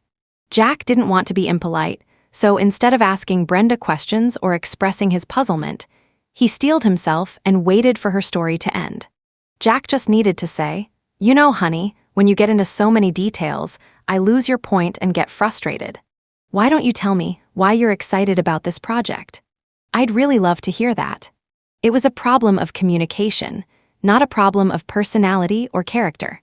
Yet in the fixed mindset, the blame came fast and furious. By the way, I love these stories. When I was a kid, Ladies' Home Journal used to have a feature in each issue called, "Can This Marriage Be Saved?" Usually, the answer was yes. I ate up those stories, fascinated by all the ways a marriage could go wrong, and even more fascinated by how it could be repaired. The story of Ted and Karen, told by Aaron Beck, is a story of how two people with the fixed mindset went from all good traits to all bad ones in each other's eyes. When Ted and Karen met, they were opposites attracting. Karen radiated spontaneity and lightness. Ted, a serious guy with the weight of the world on his shoulders, felt that her carefree presence transformed his life. "Everything she says and does is charming," he effused. In turn, Ted represented the rock-like father figure she had never had. He was just the kind of stable, reliable guy who could give her a sense of security. But a few short years later, Ted saw Karen as an irresponsible airhead. "She never takes anything seriously, I can't depend on her." And Karen saw Ted as a judgmental tyrant, dissecting her every move. In the end, this marriage was saved, only because the couple learned to respond to each other not with angry labels, but with helpful actions. One day, when Karen was swamped with work, Ted came home to a messy house.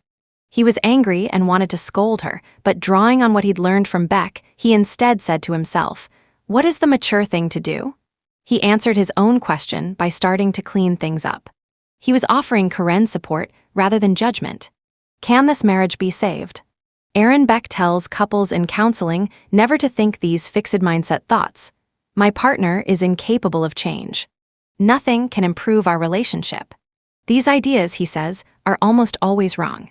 Sometimes it's hard not to think those thoughts, as in the case of Bill and Hillary Clinton. When he was president, Clinton lied to the nation and to his wife about his relationship with Monica Lewinsky. Hillary defended him. "My husband may have his faults, but he has never lied to me." The truth came out, as it has a way of doing, especially when helped by a special prosecutor. Hillary, betrayed and furious, now had to decide whether Bill was a permanently bad and untrustworthy husband or a man who needed a lot of help. This is a good time to bring up an important point. The belief that partners have the potential for change should not be confused with the belief that the partner will change. The partner has to want to change, commit to change, and take concrete actions toward change. The Clintons went into counseling, spending one full day a week for a year in the process. Through counseling, Bill came to understand how, as the child of alcoholic parents, he had learned to lead a dual life. On the one hand, he'd learned to shoulder excessive responsibility at an early age, for example, as a boy sternly forbidding his stepfather to strike his mother. On the other hand, he had another part of his life where he took little responsibility, where he made believe everything was okay no matter what was going on. That's how he could appear on TV and earnestly vow that he was not involved with Lewinsky. He was in that no responsibility and high denial space. People were urging Hillary to forgive him. One evening, Stevie Wonder called the White House to ask if he could come over. He had written a song for her on the power of forgiveness, and he played it to her that night. Yet Hillary could not have forgiven a person she saw as a liar and a cheat.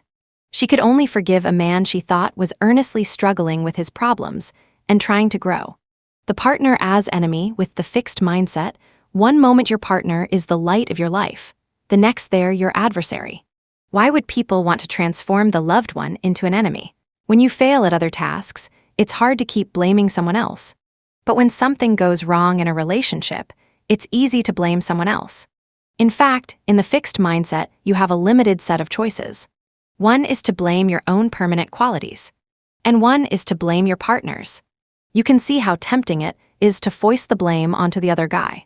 As a legacy of my fixed mindset, I still have an irresistible urge to defend myself and assign blame when something in a relationship goes wrong. It's not my fault. To deal with this bad habit, my husband and I invented a third party, an imaginary man named Morris. Whenever I start in on who's to blame, we invoke poor Morris and pin it on him. Remember how hard it is for people with the fixed mindset to forgive. Part of it is that they feel branded by a rejection or breakup. But another part is that if they forgive the partner, if they see him or her as a decent person, then they have to shoulder more of the blame themselves. If my partner's a good guy, then I must be a bad guy. I must be the person who is at fault. The same thing can happen with parents. If you have a troubled relationship with a parent, whose fault is it? If your parents didn't love you enough, were they bad parents or were you unlovable? These are the ugly questions that haunt us within a fixed mindset. Is there a way out? I had this very dilemma. My mother didn't love me. Most of my life, I'd coped with this by blaming her and feeling bitter. But I was no longer satisfied just protecting myself. I longed for a loving relationship with my mother. Yet the last thing I wanted to be was one of those kids who begged for approval from a withholding parent. Then I realized something. I controlled half of the relationship, my half. I could have my half of the relationship. At least I could be the loving daughter I wanted to be. In a sense, it didn't matter what she did. I would still be ahead of where I was. How did it turn out? I experienced a tremendous sense of growth, letting go of my bitterness, and stepping forward to have the relationship. The rest is not really relevant since I wasn't seeking validation, but I'll tell you anyway. Something unexpected happened. 3 years later, my mother said to me, "If anyone had told me I didn't love my children, I would have been insulted." But now I realize it was true. Whether it was because my parents didn't love us, or because I was too involved in myself, or because I didn't know what love was, I don't know. But now I know what it is. From that time until her death 25 years later, we became closer and closer. As lively as each of us was, we came even more to life in each other's presence. Once, a few years ago, after she'd had a stroke, the doctors warned me she couldn't speak and might never speak again. I walked into her room, she looked at me and said, "Carol, I love your outfit." What allowed me to take that first step, to choose growth and risk rejection? In the fixed mindset, I had needed my blame and bitterness. It made me feel more righteous, powerful, and whole than thinking I was at fault. The growth mindset allowed me to give up the blame and move on. The growth mindset gave me a mother. I remember when we were kids and did something dumb, like drop our ice cream cone on our foot, we'd turn to our friend and say, "Look what you made me do." Blame may make you feel less foolish, but you still have a shoe full of ice cream and a friend who's on the defensive. In a relationship, the growth mindset lets you rise above blame, understand the problem, and try to fix it together. Competition, who's the greatest? In the fixed mindset, where you've got to keep proving your competence, It's easy to get into a competition with your partner. Who's the smarter, more talented, more likable one? Susan had a boyfriend who worried that she would be the center of attention and he would be the tag-along. If she were someone, he would be no one. But Martin was far from no one. He was very successful, even revered in his field. He was handsome and well-liked too. So at first Susan pooh-poohed the whole thing. Then they attended a conference together. They'd arrived separately, and, in checking in, Susan had chatted with the friendly hotel staff in the lobby. That evening when the couple walked through the lobby, the whole staff greeted her warmly. Martin grunted. Next, they took a taxi to dinner. Toward the end of the ride, the driver started singing her praises. "You better hold on to her." "Yes, sir, she's a good one," Martin winced. The whole weekend continued in this vein, and by the time they got home from the conference, their relationship was very strained. Martin wasn't actively competitive. He didn't try to outdo Susan, he just lamented her seemingly greater popularity. But some partners throw their hats right into the ring. Cynthia, a scientist, was amazing at almost everything she did, so much so that she left her partners in the dust. That might have been all right if she didn't always venture into their territory.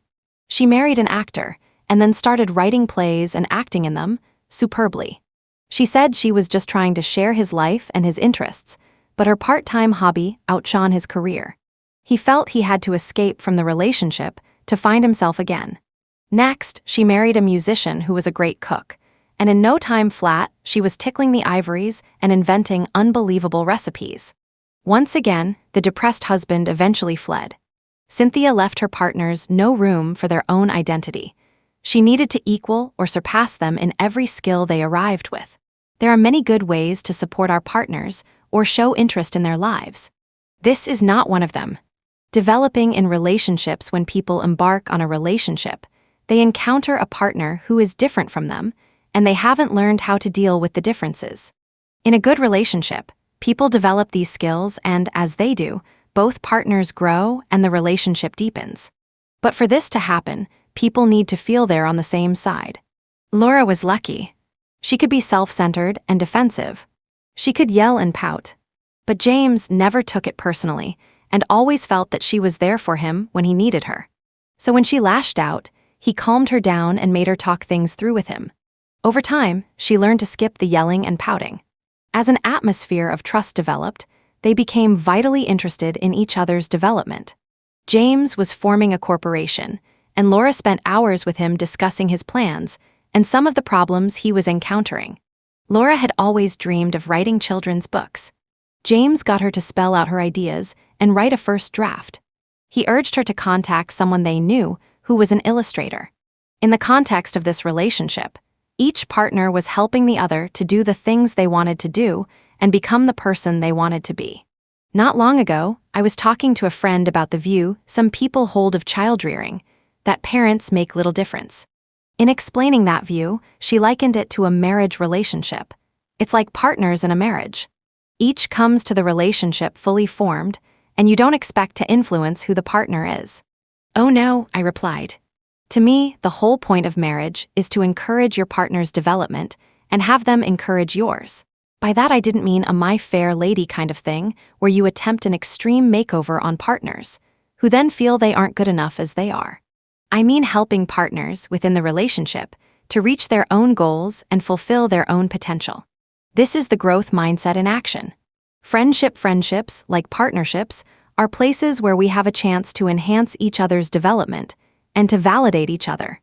Both are important. Friends can give each other the wisdom and courage to make growth-enhancing decisions, and friends can reassure each other of their fine qualities.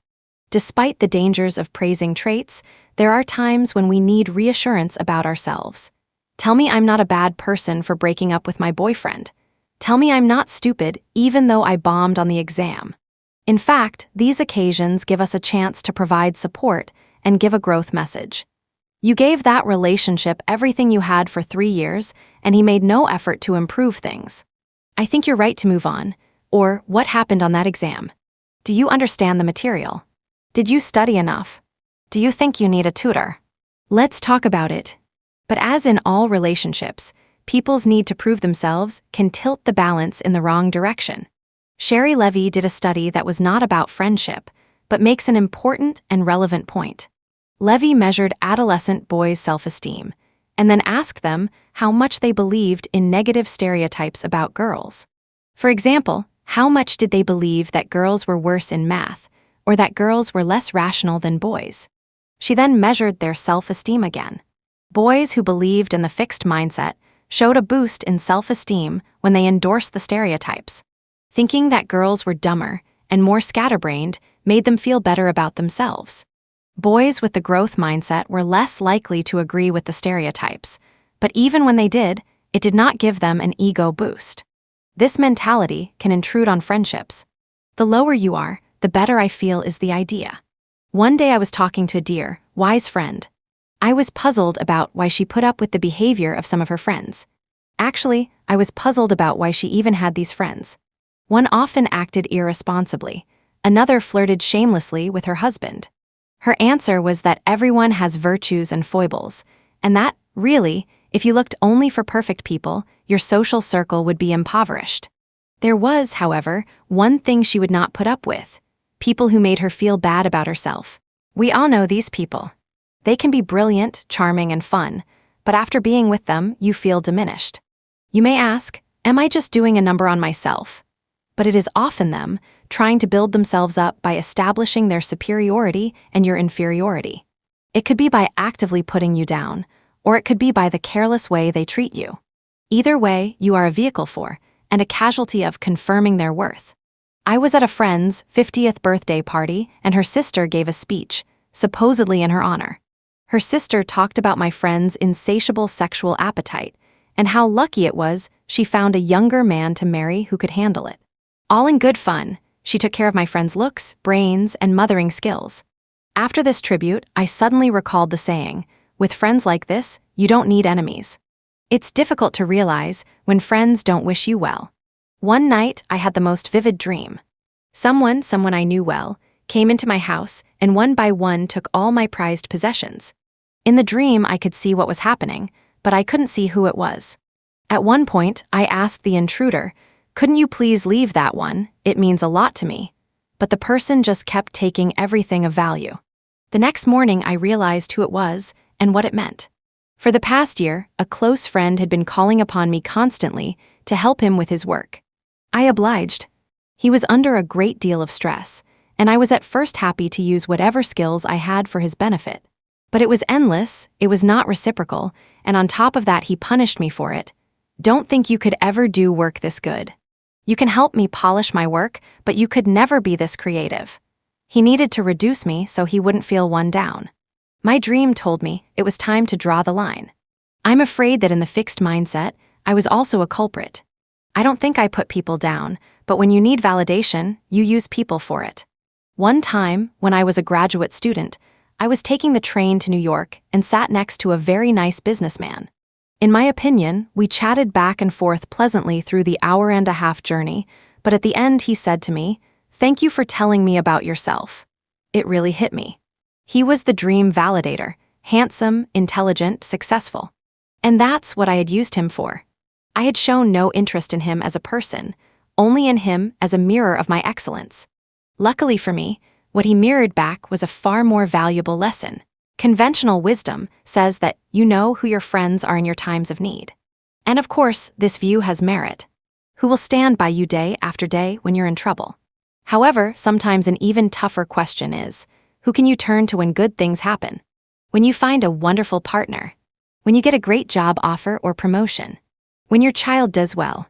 Who would be glad to hear it? Your failures and misfortunes don't threaten other people's self-esteem.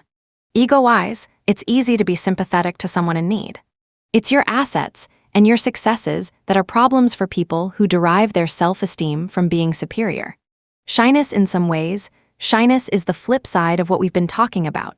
We've been examining people who use others to buoy themselves up. Shy people worry that others will bring them down. They often worry about being judged or embarrassed in social situations. People's shyness can hold them back from making friends and developing relationships. When they're with new people, shy people report that they feel anxious. Their hearts race, they blush, they avoid eye contact, and they may try to end the interaction as soon as possible. Underneath it all, shy people may be wonderful and interesting, but they often can't show it with someone new. And they know it. What can mindsets teach us about shyness? Jennifer Beer studied hundreds of people to find out. She measured people's mindsets, she assessed their shyness, and then she brought them together 2 at a time to get acquainted. The whole thing was filmed, and later on, trained raters watched the film and evaluated the interactions. Beer found, first, that people with the fixed mindset were more likely to be shy. This makes sense. The fixed mindset makes you concerned about judgment, and this can make you more self-conscious and anxious. But there were plenty of shy people with both mindsets, and when she looked at them more closely, she found something even more interesting. Shyness harmed the social interactions of people with the fixed mindset, but did not harm the social relations of people with the growth mindset. The observers' ratings showed that, although both fixed and growth-minded shy people looked very nervous for the first 5 minutes of the interaction, after that the shy growth-minded people showed greater social skills, were more likable, and created a more enjoyable interaction. In fact, they began to look just like non-shy people. This happened for good reasons. For one thing, the shy growth-minded people looked on social situations as challenges. Even though they felt anxious, they actively welcomed the chance to meet someone new. The shy fixed people, instead, wanted to avoid meeting someone who might be more socially skilled than they were. They said they were more worried about making mistakes. So the fixed and growth mindset people confronted the situation with different attitudes. One embraced the challenge and the other feared the risk. Armed with these different attitudes, the shy growth mindset people felt less shy and nervous as the interaction wore on. But the shy fixed mindset people continued to be nervous and continued to do more socially awkward things, like avoiding eye contact or trying to avoid talking. You can see how these different patterns would affect making friends. The shy growth mindset people take control of their shyness. They go out and meet new people, and, after their nerves settle down, their relationships proceed normally. The shyness doesn't tyrannize them. But for fixed mindset people, the shyness takes control. It keeps them out of social situations with new people, and when they're in them, they can't let down their guard and let go of their fears. Scott Wetzler, a therapist and professor of psychiatry, paints a portrait of his client George, a picture of the shy fixed mindset person. George was incredibly shy, especially with women. He was so eager to look cool, witty, and confident, and so worried that he'd look overeager and inept, that he froze and acted cold. When his attractive coworker Jean started flirting with him, he became so flustered that he began avoiding her. Then one day she approached him in a nearby coffee shop and cutely suggested he ask her to join him. When he couldn't think of a clever response to impress her, he replied, "It doesn't matter to me if you sit down or not." "George, what were you doing?" He was trying to protect himself from rejection by trying not to seem too interested. And he was trying to end this awkward situation. In a strange way, he succeeded. He certainly didn't seem too interested, and the interaction soon ended as Jean got out of there real fast. He was just like the people in Jennifer Beer's study, controlled by his fear of social judgment and prevented from making contact. Wetzler slowly helped George get over his exclusive focus on being judged. Jean, he came to see, was not out to judge and humiliate him, but was trying to get to know him. With the focus switched from being judged to developing a relationship, George was eventually able to reciprocate. Despite his anxiety, he approached Jean, apologized for his rude behavior, and asked her to lunch. She accepted. What's more, she was not nearly as critical as he feared. Bullies and victims. Revenge revisited, we're back to rejection, because it's not just in love relationships that people experience terrible rejections. It happens every day in schools. Starting in grade school, some kids are victimized. They are ridiculed, tormented, and beaten up, not for anything they've done wrong. It could be for their more timid personality, how they look, what their background is, or how smart they are. Sometimes they're not smart enough. Sometimes they're too smart. It can be a daily occurrence that makes life a nightmare and ushers in years of depression and rage. To make matters worse, schools often do nothing about it. This is because it's often done out of sight of teachers, or because it's done by the school's favorite students, such as the jocks. In this case, it may be the victims, not the bullies, who are considered to be the problem kids or the misfits. As a society, we've paid little attention until recently. Then came the school shootings. At Columbine, the most notorious one, both boys had been mercilessly bullied for years. A fellow bullying victim describes what they endured in their high school. In the hallways, the jocks would push kids into lockers and call them demeaning names while everyone laughed at the show. At lunch, the jocks would knock their victims' food trays onto the floor, trip them, or pelt them with food. While the victims were eating, they would be pushed down onto the table from behind. Then in the locker rooms before gym class, the bullies would beat the kids up because the teachers weren't around. Who are the bullies? Bullying is about judging. It's about establishing who is more worthy or important. The more powerful kids judge the less powerful kids. They judge them to be less valuable human beings, and they rub their faces in it on a daily basis. And it's clear what the bullies get out of it. Like the boys in Sherry Levy's study, they get a boost in self-esteem. It's not that bullies are low in self-esteem, but judging and demeaning others can give them a self-esteem rush. Bullies also gain social status from their actions. Others may look up to them and judge them to be cool, powerful, or funny, or may fear them. Either way, they've upped their standing. There's a big dose of fixed mindset thinking in the bullies. Some people are superior and some are inferior. And the bullies are the judges. Eric Harris, one of the Columbine shooters, was their perfect target. He had a chest deformity, he was short, he was a computer geek, and he was an outsider not from Colorado. They judged him mercilessly. Victims and revenge, the fixed mindset, may also play a role in how the victim reacts to bullying. When people feel deeply judged by a rejection, their impulse is to feel bad about themselves and to lash out in bitterness. They have been cruelly reduced, and they wish to reduce in return. In our studies, we have seen perfectly normal people, children and adults, respond to rejection with violent fantasies of revenge. Highly educated, well-functioning adults, after telling us about a serious rejection or betrayal, say and mean, "I wanted him dead," or "I could easily have strangled her." When we hear about acts of school violence, we usually think it's only bad kids from bad homes who could ever take matters into their own hands. But it's startling how quickly average, everyday kids with a fixed mindset think about violent revenge. We gave 8th grade students in one of our favorite schools a scenario about bullying to read. We asked them to imagine it was happening to them. It is a new school year, and things seem to be going pretty well. Suddenly, some popular kids start teasing you and calling you names. At first you brush it off, these things happen. But it continues. Every day they follow you, they taunt you, they make fun of what you're wearing, they make fun of what you look like, they tell you you're a loser, in front of everybody. Every day. We then ask them to write about what they would think, and what they would do or want to do. First, the students with the fixed mindset took the incident more personally. They said, "I would think I was a nobody and that nobody likes me." Or, "I would think I was stupid and weird and a misfit."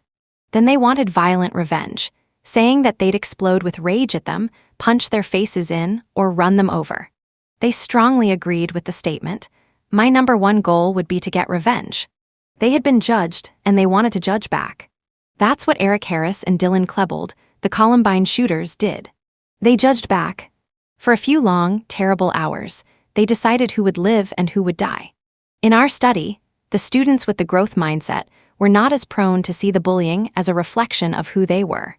Instead, they saw it as a psychological problem of the bullies, a way for the bullies to gain status or charge their self-esteem. I think that the reason he is bothering me is probably that he has problems at home or at school with his grades. Or, they need to get a life, not just feel good if they make me feel bad. Their plan was often designed to educate the bullies. I would really actually talk to them. I would ask them questions. Why are they saying all of these things, and why are they doing all of this to me? Or, confront the person and discuss the issue. I would feel like trying to help them see they are not funny.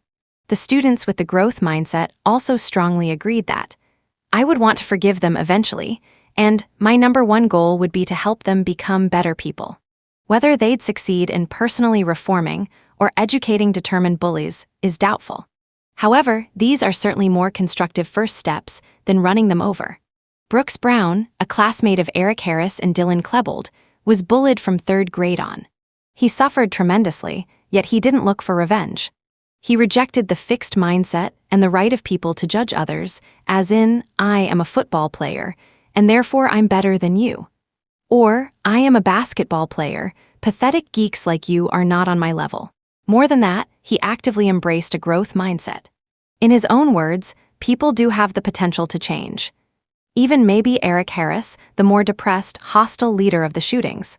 Brown had had a very serious run-in with Eric Harris several years before, but in their senior year of high school, Brown offered a truce. I told him that I had changed a lot since that year, and that I hoped he felt the same way about himself. Brooks went on to say that if he found that Eric hadn't changed, he could always pull back. However, if he had grown up, then why not give him the chance to prove it? Brooks hasn't given up. He still wants to change people. He wants to wake up the world to the problem of bullying, and he wants to reach victims and turn them off their violent fantasies. So he's worked for the filmmaker Michael Moore on Bowling for Columbine, and he's set up an innovative website where bullied kids can communicate with each other and learn that the answer isn't to kill. It's to use your mind and make things better.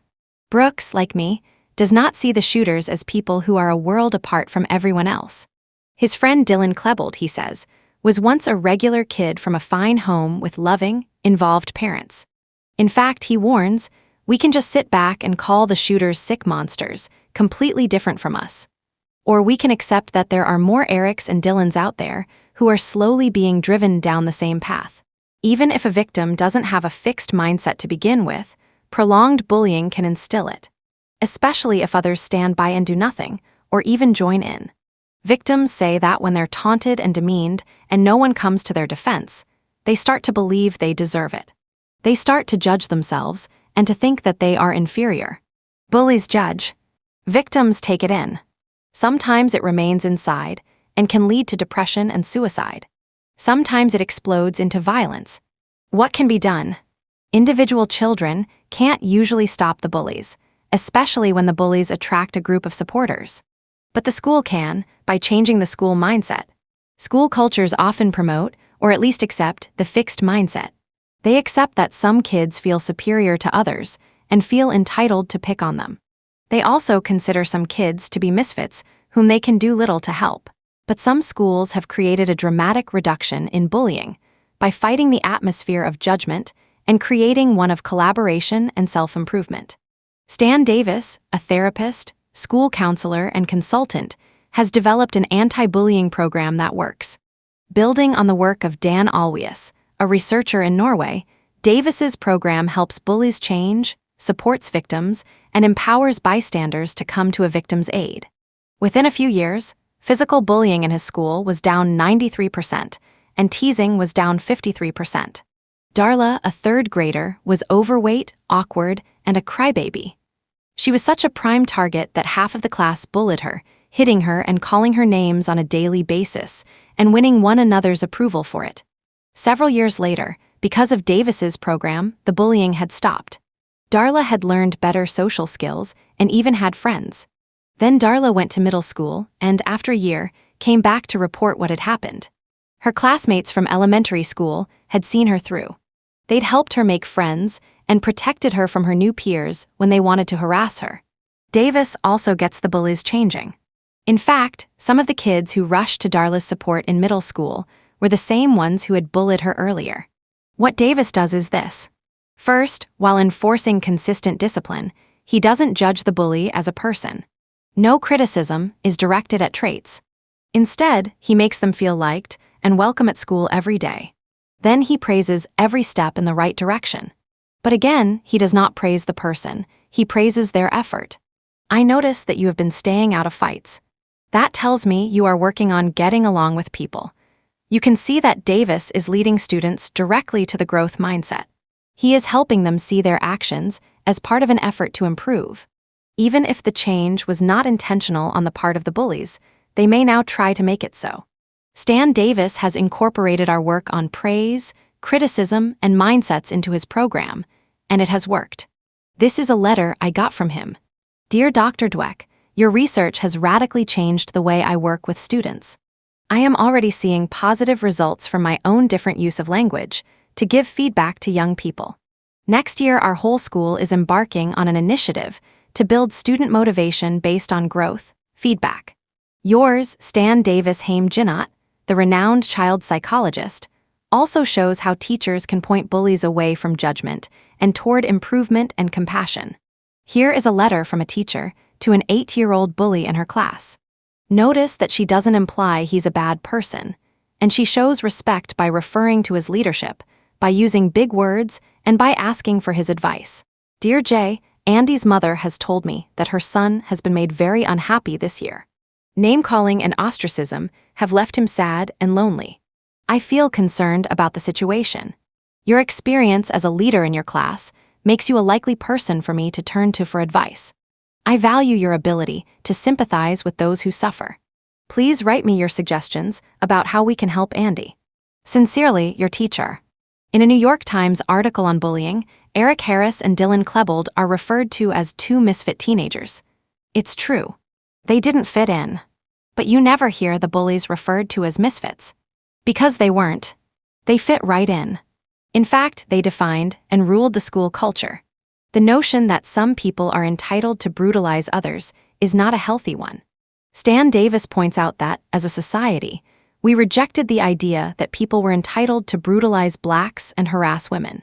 Why do we accept the idea that people are entitled to brutalize our children? By doing so, we also insult the bullies. We tell them we don't think they're capable of more, and we miss the chance to help them become more. Grow your mindset after a rejection. Do you feel judged, bitter, and vengeful? Or do you feel hurt, but hopeful of forgiving, learning, and moving on? Think of the worst rejection you ever had. Get in touch with all the feelings and see if you can view it from a growth mindset. What did you learn from it? Did it teach you something about what you want and don't want in your life? Did it teach you some positive things that were useful in later relationships? Can you forgive that person and wish them well? Can you let go of the bitterness? Picture your ideal love relationship. Does it involve perfect compatibility? No disagreements, no compromises, no hard work. Please think again. In every relationship, issues arise. Try to see them from a growth mindset. Problems can be a vehicle for developing greater understanding and intimacy. Allow your partner to air his or her differences, listen carefully, and discuss them in a patient and caring manner. You may be surprised at the closeness this creates. Are you a blamer like me? It's not good for a relationship to pin everything on your partner. Create your own Morris and blame him instead. Better yet, work toward curing yourself of the need to blame. Move beyond thinking about fault and blame all the time. Think of me trying to do that too. Are you shy? Then you really need the growth mindset. Even if it doesn't cure your shyness, it will help keep it from messing up your social interactions. Next time you're venturing into a social situation, think about these things. How social skills are things you can improve, and how social interactions are for learning and enjoyment, not judgment. Keep practicing this. Chapter 7 Parents, Teachers, and COACHES. Where do mindsets come from? No parent thinks, I wonder what I can do today to undermine my children, subvert their effort, turn them off learning, and limit their achievement. Of course not. They think, I would do anything, give anything, to make my children successful. Yet many of the things they do boomerang. Their helpful judgments, their lessons, their motivating techniques often send the wrong message. In fact, every word and action can send a message. It tells children, or students, or athletes how to think about themselves.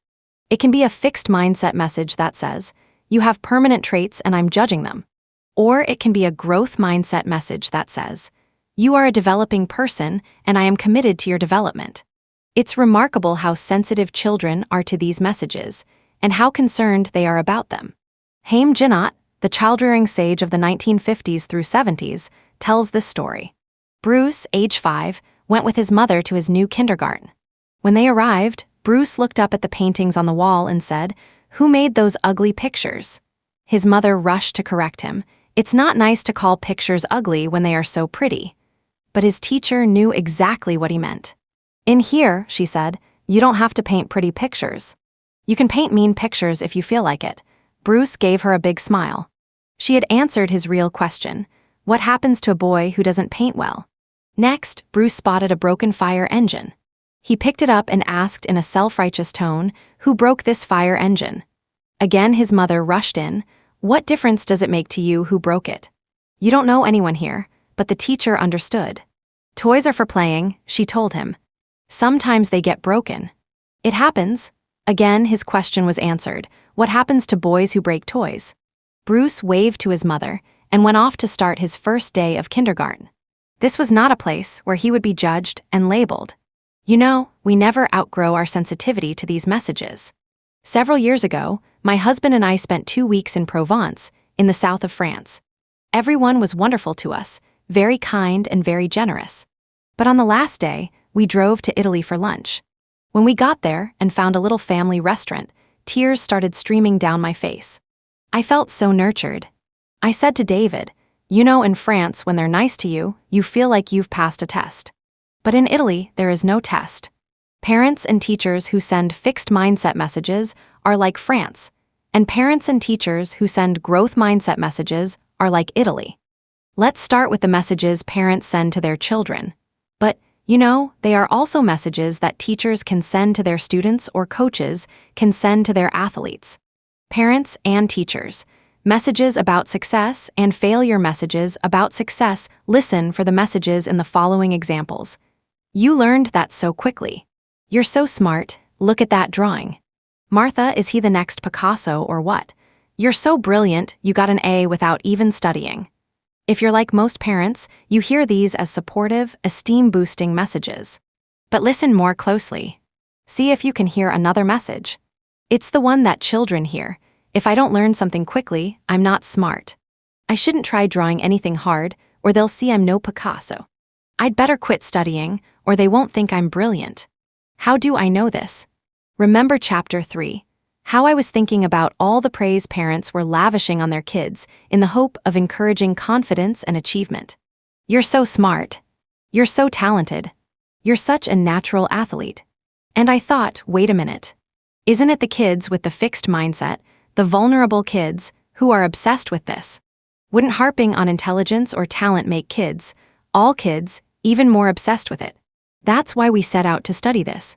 After 7 experiments with hundreds of children, we had some of the clearest findings I've ever seen. Praising children's intelligence harms their motivation, and it harms their performance. How can that be? Don't children love to be praised? Yes, children love praise. And they especially love to be praised for their intelligence and talent. It really does give them a boost, a special glow, but only for the moment. The minute they hit a snag, their confidence goes out the window, and their motivation hits rock bottom. If success means they're smart, then failure means they're dumb. That's the fixed mindset. Here is the voice of a mother who saw the effects of well-meant praise for intelligence. I want to share my real-life experience with you. I am the mother of a very intelligent 5th grader. He consistently scores in the 99th percentile on standardized school tests in math, language, and science, but he has had some very real self-worth problems. My husband, who is also an intelligent person, felt his parents never valued intellect, and he has overcompensated with our son in attempting to praise him for being smart. Over the past years, I have suspected this was causing a problem, because my son, while he easily excels in school, is reluctant to take on more difficult work or projects, just as your studies show, because then he would think he's not smart. He projects an overinflated view of his abilities and claims he can perform better than others, both intellectually and in physical activities, but will not attempt such activities, because of course, in his failure he would be shattered. And here is the voice of one of my Columbia students reflecting on his history. I remember often being praised for my intelligence rather than my efforts, and slowly but surely I developed an aversion to difficult challenges. Most surprisingly, this extended beyond academic and even athletic challenges to emotional challenges. This was my greatest learning disability. This tendency to see performance as a reflection of character, and if I could not accomplish something right away, to avoid that task or treat it with contempt. I know, it feels almost impossible to resist this kind of praise. We want our loved ones to know that we prize them and appreciate their successes. Even I have fallen into the trap.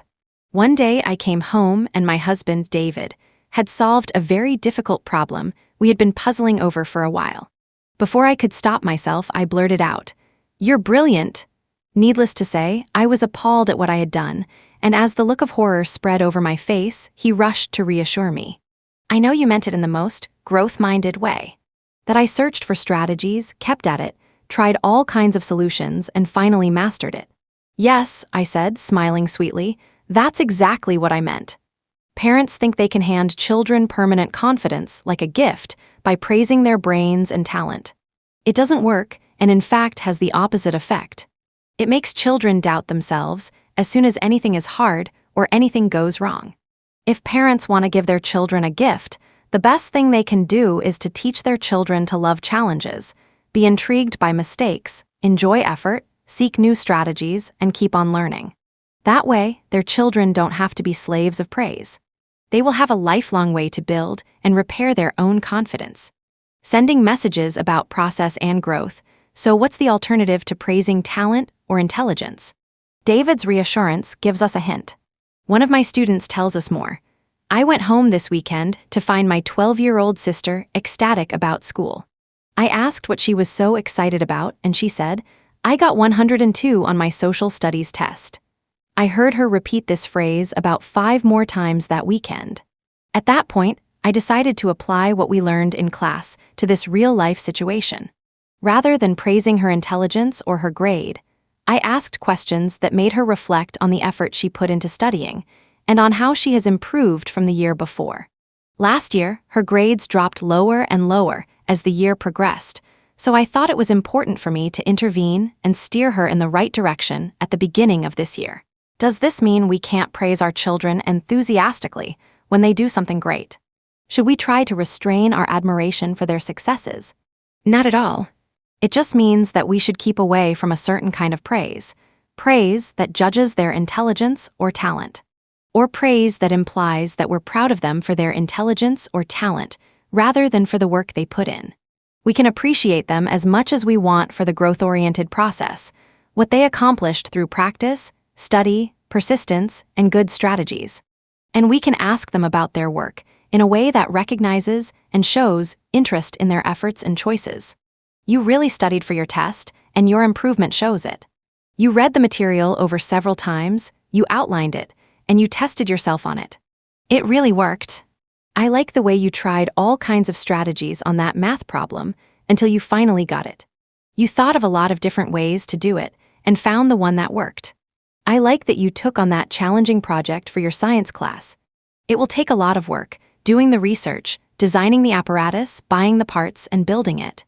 Boy, you're going to learn a lot of great things. I know school used to be easy for you, and you used to feel like the smart kid all the time. But the truth is that you weren't using your brain to the fullest. I'm really excited about how you're stretching yourself now and working to learn hard things. That homework was so long and involved. I really admire the way you concentrated and finished it. That picture has so many beautiful colors. Tell me about them. You put so much thought into this essay. It really makes me understand Shakespeare in a new way. The passion you put into that piano piece gives me a real feeling of joy. How do you feel when you play it? What about a student who worked hard and didn't do well? I like the effort you put in, but let's work together some more and figure out what it is you don't understand.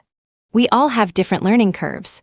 It may take more time for you to catch on to this and be comfortable with this material, but if you keep at it like this, you will. Everyone learns in a different way. Let's keep trying to find the way that works for you.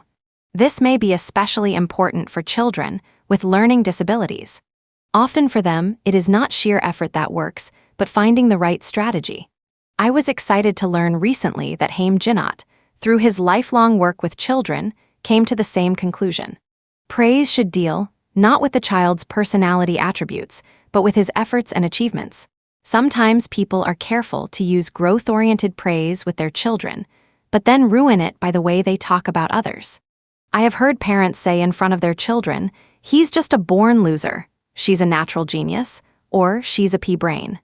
When children hear their parents level fixed judgments at others, it communicates a fixed mindset. And they have to wonder, am I next? This caveat applies to teachers too. In one study, We taught students a math lesson spiced up with some math history, namely, stories about great mathematicians. For half of the students, we talked about the mathematicians as geniuses who easily came up with their math discoveries. This alone propelled students into a fixed mindset. It sent the message: there are some people who are born smart in math and everything is easy for them. Then there are the rest of you. For the other half of the students, we talked about the mathematicians as people who became passionate about math and ended up making great discoveries.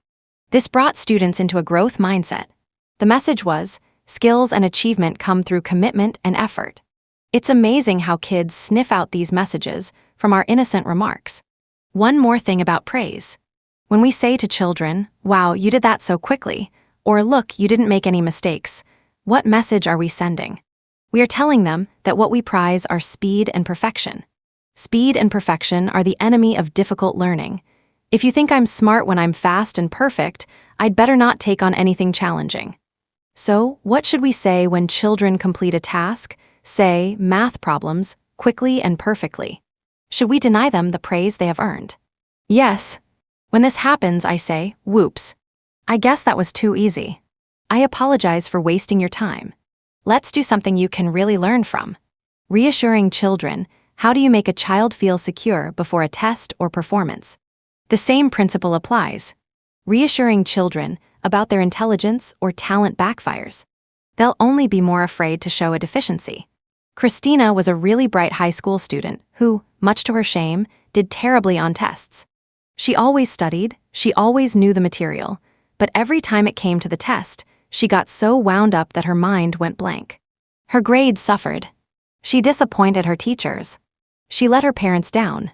And it was only going to get worse as she faced the college board tests that the school she longed to attend prized so highly. The night before each test, her parents, seeing how distraught she was, tried to build her confidence. "Look, you know how smart you are, and we know how smart you are. You've got this nailed. Now stop worrying." They were as supportive as they knew how to be, but they were raising the stakes even higher. What could they have said instead? It must be a terrible thing to feel that everyone is evaluating you, and you can't show what you know. We want you to know that we are not evaluating you. We care about your learning, and we know that you've learned your stuff. We're proud that you've stuck to it and kept learning. Messages about failure praising success should be the least of our problems, right? Failure seems like a much more delicate matter. Children may already feel discouraged and vulnerable. Let's tune in again, this time to the messages parents can send in times of failure. 9-year-old Elizabeth was on her way to her first gymnastics meet. Lanky, flexible, and energetic, she was just right for gymnastics, and she loved it. Of course, she was a little nervous about competing, but she was good at gymnastics and felt confident of doing well. She had even thought about the perfect place in her room to hang the ribbon she would win. In the first event, the floor exercises, Elizabeth went first. Although she did a nice job, the scoring changed after the first few girls and she lost. Elizabeth also did well in the other events, but not well enough to win. By the end of the evening, she had received no ribbons and was devastated. What would you do if you were Elizabeth's parents? Tell Elizabeth you thought she was the best. Tell her she was robbed of a ribbon that was rightfully hers. Reassure her that gymnastics is not that important. Tell her she has the ability and will surely win next time. Tell her she didn't deserve to win. There is a strong message in our society about how to boost children's self-esteem, and a main part of that message is, protect them from failure. While this may help with the immediate problem of a child's disappointment, it can be harmful in the long run. Why? Let's look at the 5 possible reactions from a mindset point of view and listen to the messages. The first, "You thought she was the best," is basically insincere. She was not the best, you know it, and she does too. This offers her no recipe for how to recover or how to improve. The second, "She was robbed," places blame on others, when in fact the problem was mostly with her performance, not the judges. Do you want her to grow up blaming others for her deficiencies? The third, reassure her that gymnastics doesn't really matter, teaches her to devalue something if she doesn't do well in it right away. Is this really the message you want to send? The fourth, "She has the ability," may be the most dangerous message of all.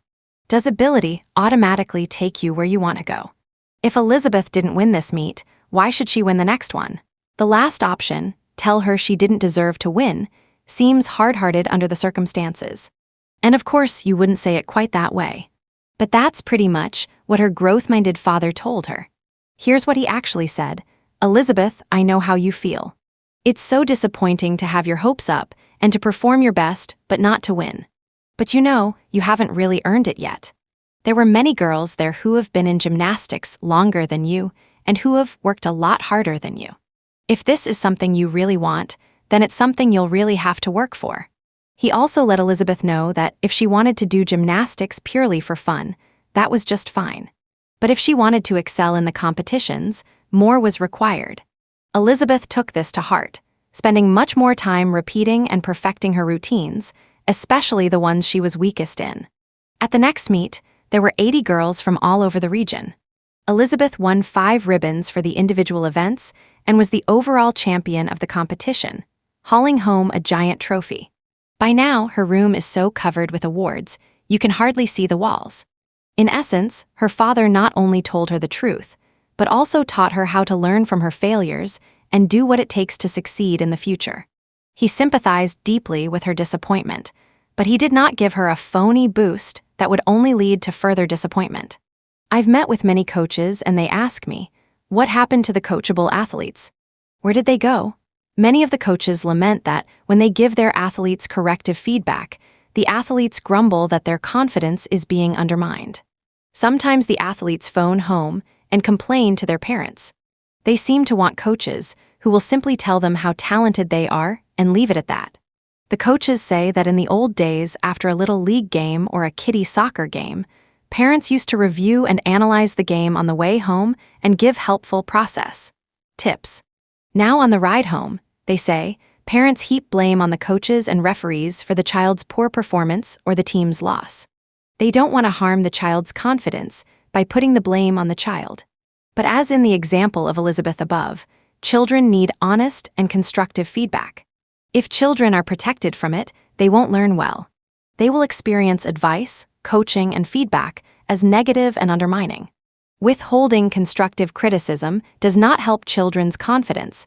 It harms their future. Constructive criticism. More about failure messages, we always hear the term constructive criticism. But doesn't everyone think the criticism they give their children is constructive? Why would they give it if they didn't think it was helpful? Yet a lot if it is not helpful at all. It's full of judgment about the child. Constructive means helping the child to fix something, build a better product, or do a better job. Billy rushed through his homework, skipping several questions and answering the others in a short, sloppy way. His father hit the roof. "This is your homework. Can't you ever get it right? You are either dense or irresponsible. Which is it?" The feedback managed to question his son's intelligence and character at the same time, and to imply that the defects were permanent. How could the dad have expressed his frustration and disappointment without assassinating his son's attributes? Here are some ways. "Son, it really makes me upset when you don't do a full job. When do you think you can complete this? Son, is there something you didn't understand in the assignment? Would you like me to go over it with you? Son, I feel sad when I see you missing a chance to learn. Can you think of a way to do this that would help you learn more? Son, this looks like a really boring assignment. You have my sympathy. Can you think of a way to make it more interesting? Or, let's try to think of a way to lessen the pain and still do a good job. Do you have any ideas? Son, remember I told you how tedious things help us learn to concentrate. This one is a real challenge. This will really take all your concentration skills. Let's see if you can concentrate through this whole assignment." Sometimes children will judge and label themselves. Jinat tells of Philip, age 14, who was working on a project with his father and accidentally spilled nails all over the floor. He guiltily looked at his dad and said, "Philip, gee, I'm so clumsy." "Father, that's not what we say when nails spill." "Philip, what do you say?" "Father, you say the nails spilled, I'll pick them up." "Philip, just like that." "Father, just like that." "Philip, thanks, Dad." Children learn the messages kids with the fixed mindset tell us. They get constant messages of judgment from their parents. They say they feel as though their traits are being measured all the time. We ask them, suppose your parents offer to help you with your schoolwork. Why would they do this? They said, The real reason is that they wanted to see how smart I was at the schoolwork I was working on. We asked, suppose your parents are happy that you got a good grade. Why would that be? They said they were happy to see I was a smart kid. We asked, suppose your parents discussed your performance with you when you did poorly on something in school. Why would they do this? They said they might have been worried I wasn't one of the bright kids, and they think bad grades might mean I'm not smart. So every time something happens, these children hear a message of judgment. Maybe all kids think their parents are judging them. Isn't that what parents do, nag and judge? That's not what students with the growth mindset think. They think their parents are just trying to encourage learning and good study habits. Here's what they say about their parents' motives. Q. Suppose your parents offer to help you with your schoolwork. Why would they do this? A. They wanted to make sure I learned as much as I could from my schoolwork. Q. Suppose your parents are happy that you got a good grade. A. They're happy because a good grade means that I really stuck to my work. Q. Suppose your parents discussed your performance with you when you did poorly on something in school. A. They wanted to teach me ways to study better in the future. Even when it was about their conduct or their relationships, the kids with the fixed mindset felt judged, but the kids with the growth mindset felt helped. Q. Imagine that your parents became upset when you didn't do what they asked you to do. Why would they be this way? Fixed mindset child, they were worried I might be a bad kid. Growth mindset child, they wanted to help me learn ways of doing it better next time. All kids misbehave. Research shows that normal young children misbehave every 3 minutes. Does it become an occasion for judgment of their character or an occasion for teaching? Q. Imagine that your parents were unhappy when you didn't share with other kids. Why would they be this way? Fixed mindset child, they thought it showed them what kind of person I was. Growth mindset child, they wanted to help me learn better skills for getting along with other kids. Children learn these lessons early. Children as young as toddlers pick up these messages from their parents, learning that their mistakes are worthy of judgment and punishment, or learning that their mistakes are an occasion for suggestions and teaching. Here's a kindergarten boy we will never forget. You will hear him role-playing different messages from his 2 parents. This is the situation. He wrote some numbers in school, they contained an error, and now he tells us how his parents would react. Mother, hello. What are you sad about? Boy, I gave my teacher some numbers, and I skipped the number 8, and now I'm feeling sad. Mother, well, there's one thing that can cheer you up. Boy, what? Mother, if you really tell your teacher that you tried your best, she wouldn't be mad at you. Turning to father, we're not mad, are we? Father, oh yes we are. Son, you better go right to your room. I wish I could tell you he listened to his mother's growth-oriented message. But in our study, he seemed to heed the judgmental message of his dad, downgrading himself for his errors and having no good plan for fixing them. Yet at least he had his mother's effort message that he could, hopefully, put to use in the future. Parents start interpreting and reacting to their child's behavior at minute 1. A new mother tries to nurse her baby. The baby cries and won't nurse. Or takes a few sucks, gives up and starts screaming. Is the baby stubborn? Is the baby deficient? After all, isn't nursing an inborn reflex? Aren't babies supposed to be naturals at nursing? What's wrong with my baby? A new mother in this situation told me, at first I got really frustrated. Then I kept your work in mind. I kept saying to my baby, we're both learning how to do this. I know you're hungry. I know it's frustrating, but we're learning. This way of thinking helped me stay cool and guide her through till it worked. It also helped me understand my baby better, so I knew how to teach her other things, too. Don't judge. Teach.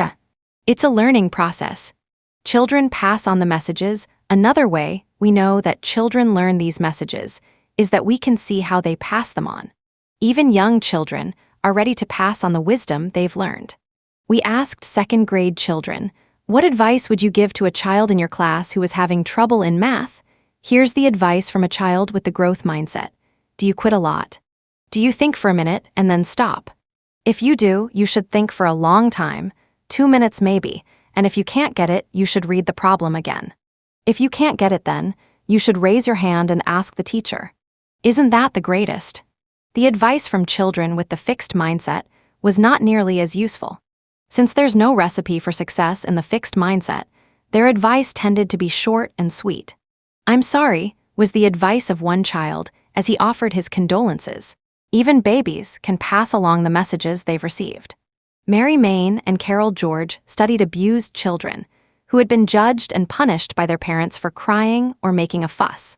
Abusive parents often don't understand that children's crying is a signal of their needs, or that babies can't stop crying on command. Instead, they judge the child as disobedient, willful, or bad for crying. Maine and George watched the abused children, who were 1 to 3 years old, in their daycare setting, observing how they reacted when other children were in distress and crying. The abused children often became angry at the distressed children, and some even tried to assault them. They had gotten the message that children who cry are to be judged and punished. We often think that the legacy of abuse gets passed on to others only when the victims of abuse become parents.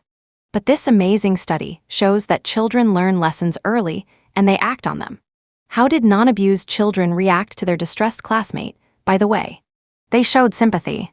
Many went over to the crying child to see what was wrong and to see if they could help out. Isn't discipline teaching? Many parents think that when they judge and punish, they are teaching, as in, "I'll teach you a lesson you'll never forget." What are they teaching? They are teaching their children that if they go against the parents' rules or values, they'll be judged and punished. They're not teaching their children how to think through the issues and come to ethical, mature decisions on their own. And chances are, they're not teaching their children that the channels of communication are open. 16-year-old Alyssa came to her mother and said that she and her friends wanted to try alcohol. Could she invite them over for a cocktail party? On the face of it, this might seem outrageous. But here's what Alyssa meant.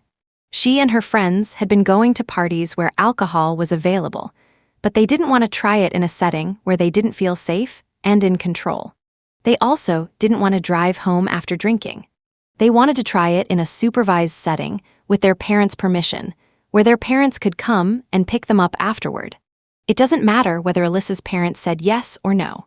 They had a full discussion of the issues involved. They had a far more instructive discussion than what would have followed from an outraged, angry, and judgmental dismissal. It's not that growth-minded parents indulge and coddle their children. Not at all. They set high standards, but they teach the children how to reach them. They say no, but it's a fair, thoughtful, and respectful no. Next time you're in a position to discipline, ask yourself, what is the message I'm sending here? I will judge and punish you. Or I will help you think and learn.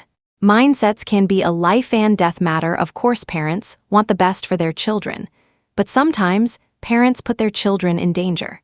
As the director of undergraduate studies for my department at Columbia, I saw a lot of students in trouble. Here is the story of a great kid who almost didn't make it.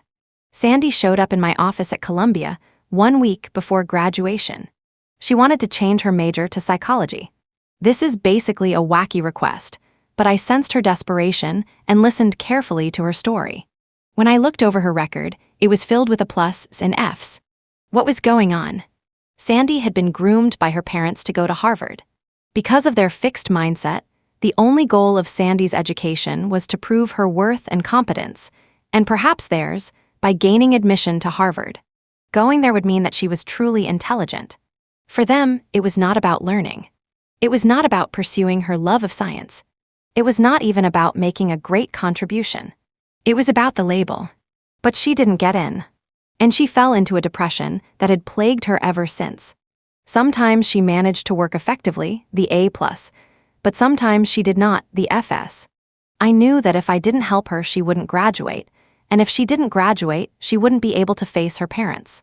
And if she couldn't face her parents, I didn't know what would happen. I was legitimately able to help Sandy graduate, but that isn't really the point. It's a real tragedy to take a brilliant and wonderful kid like Sandy and crush her with the weight of these labels. I hope these stories will teach parents to want the best for their children in the right way, by fostering their interests, growth, and learning. Wanting the best in the worst way, let's look more closely at the message from Sandy's parents. We don't care about who you are, what you're interested in, and what you can become.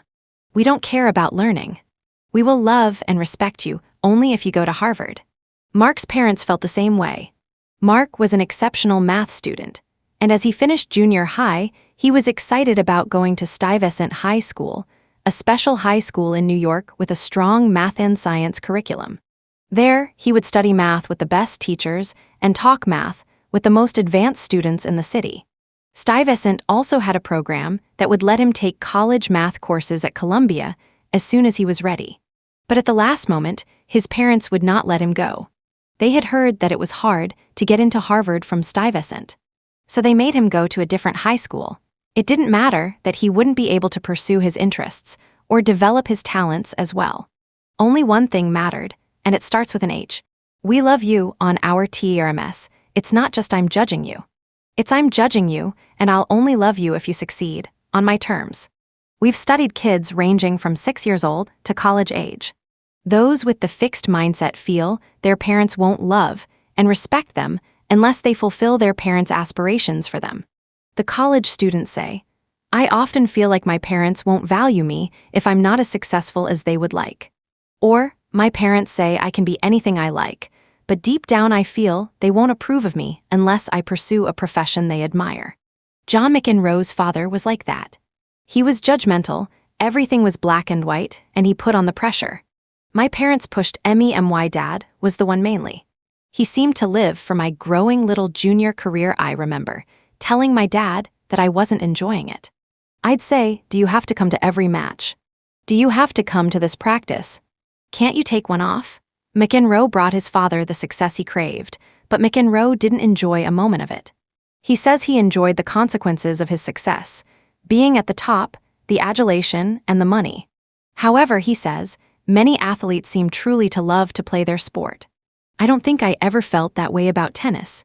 I think he did love it at the very beginning, because he talks about how at first he was fascinated by all the different ways you could hit a ball and create new shots. But we never hear about that kind of fascination again.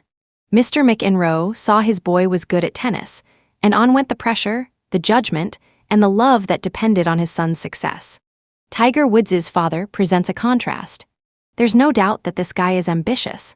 He also sees his son as a chosen person with a God-given destiny, but he fostered Tiger's love of golf and raised Tiger to focus on growth and learning.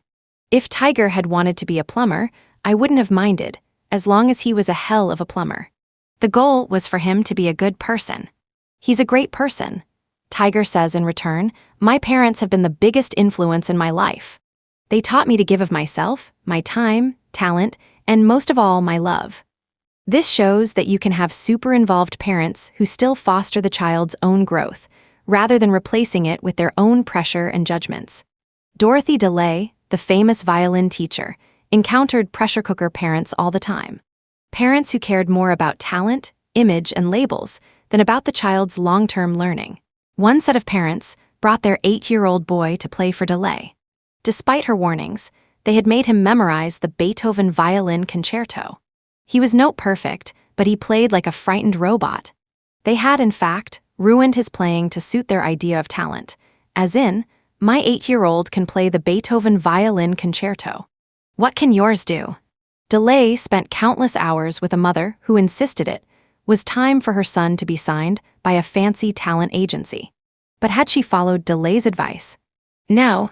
For quite a while, DeLay had been warning her that her son didn't have a large enough repertoire. Rather than heeding the expert advice and fostering her son's development, however, the mother refused to believe that anyone could turn down a talent like his for such a slight reason. In sharp contrast was Yura Lee's mother.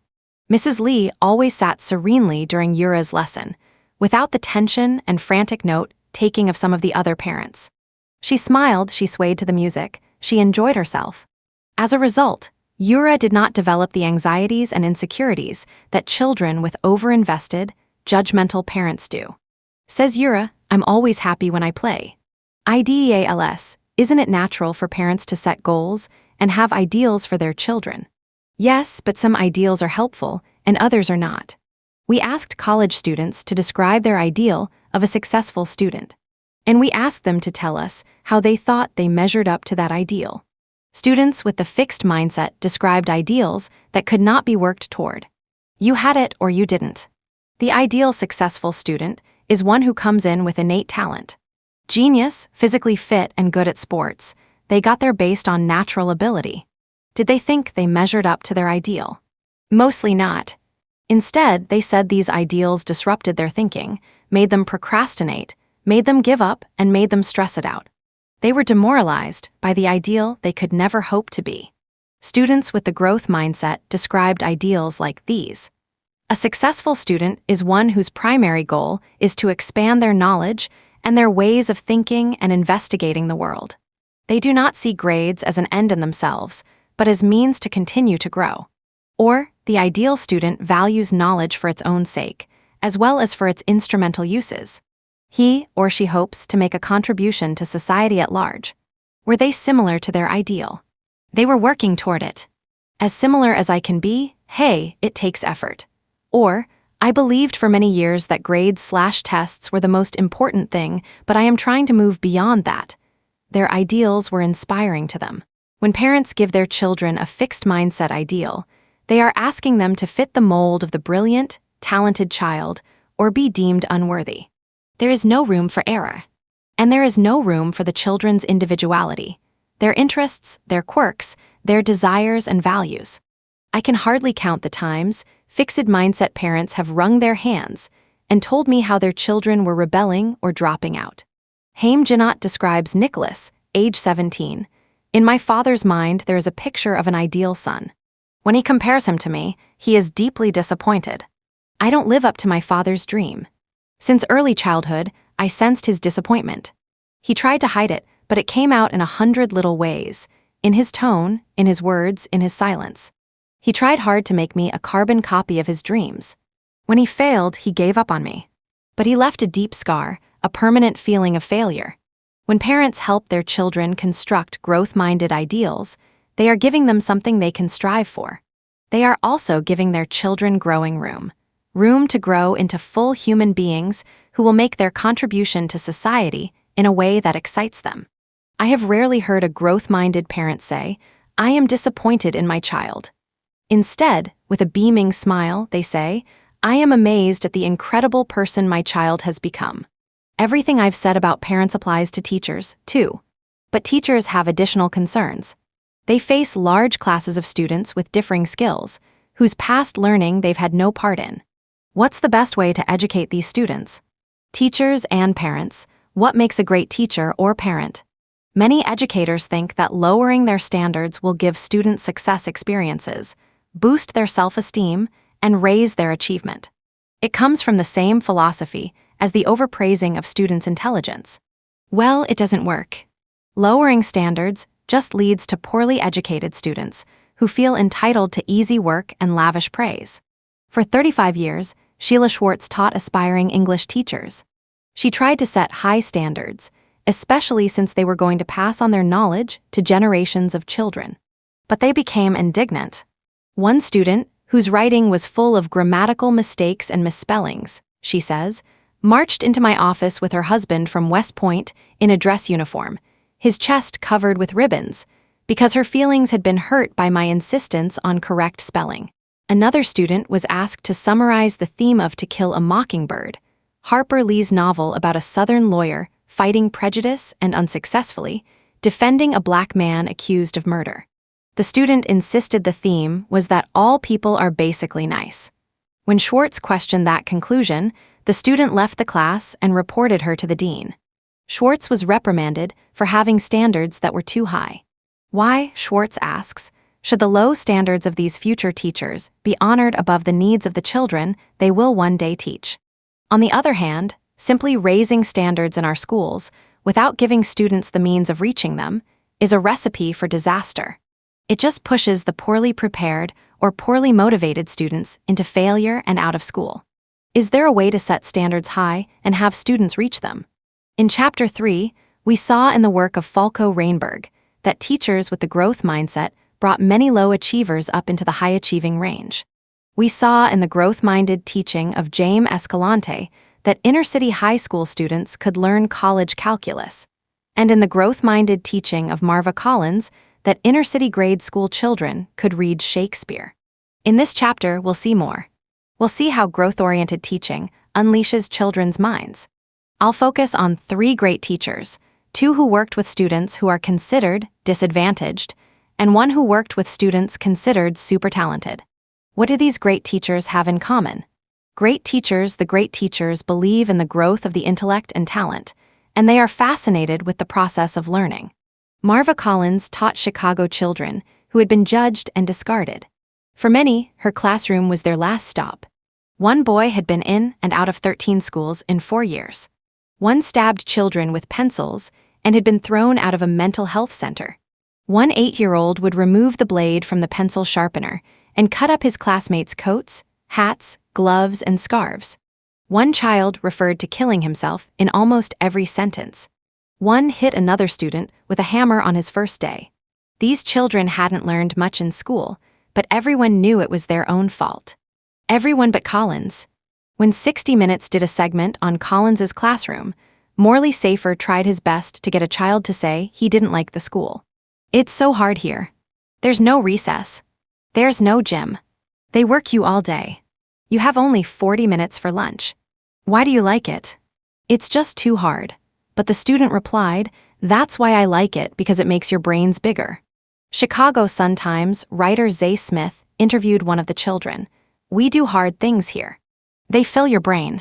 As Collins looks back on how she got started, she says, "I have always been fascinated with learning, with the process of discovering something new, and it was exciting to share in the discoveries made by my students." On the first day of school, she always promised her students, all students, that they would learn. She forged a contract with them. "I know most of you can't spell your name. You don't know the alphabet, you don't know how to read, you don't know homonyms or how to syllabicate. I promise you that you will. None of you has ever failed.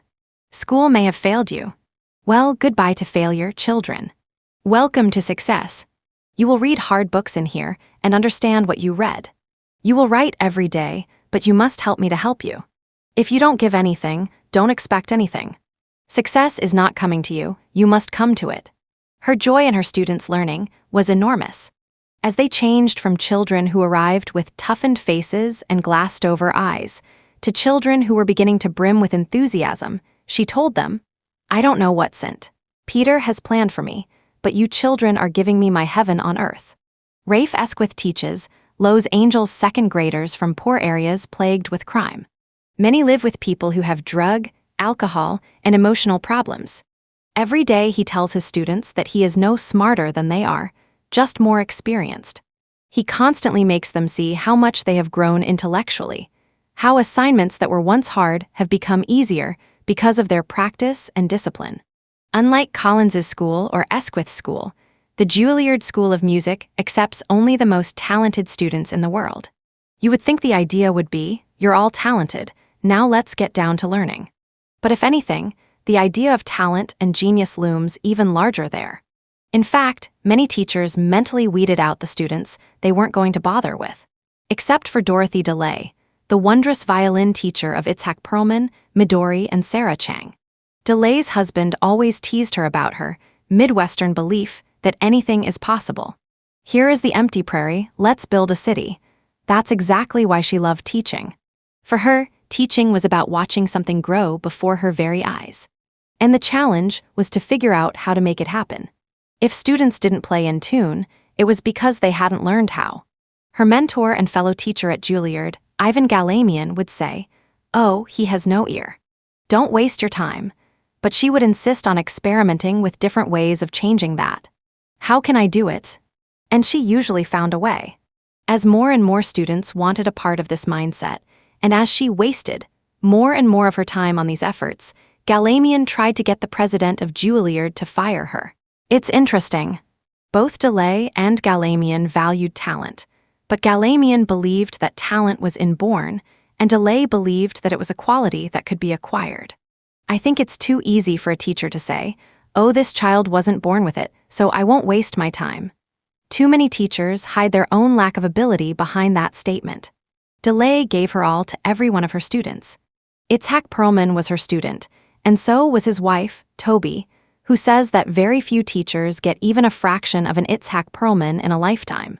"She got the whole thing, but I don't believe she gave him more than she gave me, and I believe I am just one of many, many such people." Once DeLay was asked, about another student, why she gave so much time to a pupil who showed so little promise. "I think she has something special, it's in her person. There is some kind of dignity. If DeLay could get her to put it into her playing, that student would be a special violinist." High standards and a nurturing atmosphere. Great teachers set high standards for all their students, not just the ones who are already achieving. Marva Collins set extremely high standards, right from the start. She introduced words and concepts that were, at first, way above what her students could grasp. Yet she established on day one an atmosphere of genuine affection and concern as she promised students they would produce. "I'm gonna love you, I love you already, and I'm going to love you even when you don't love yourself," she said to the boy who wouldn't try. Do teachers have to love all of their students? No, but they have to care about every single student. Teachers with the fixed mindset create an atmosphere of judging.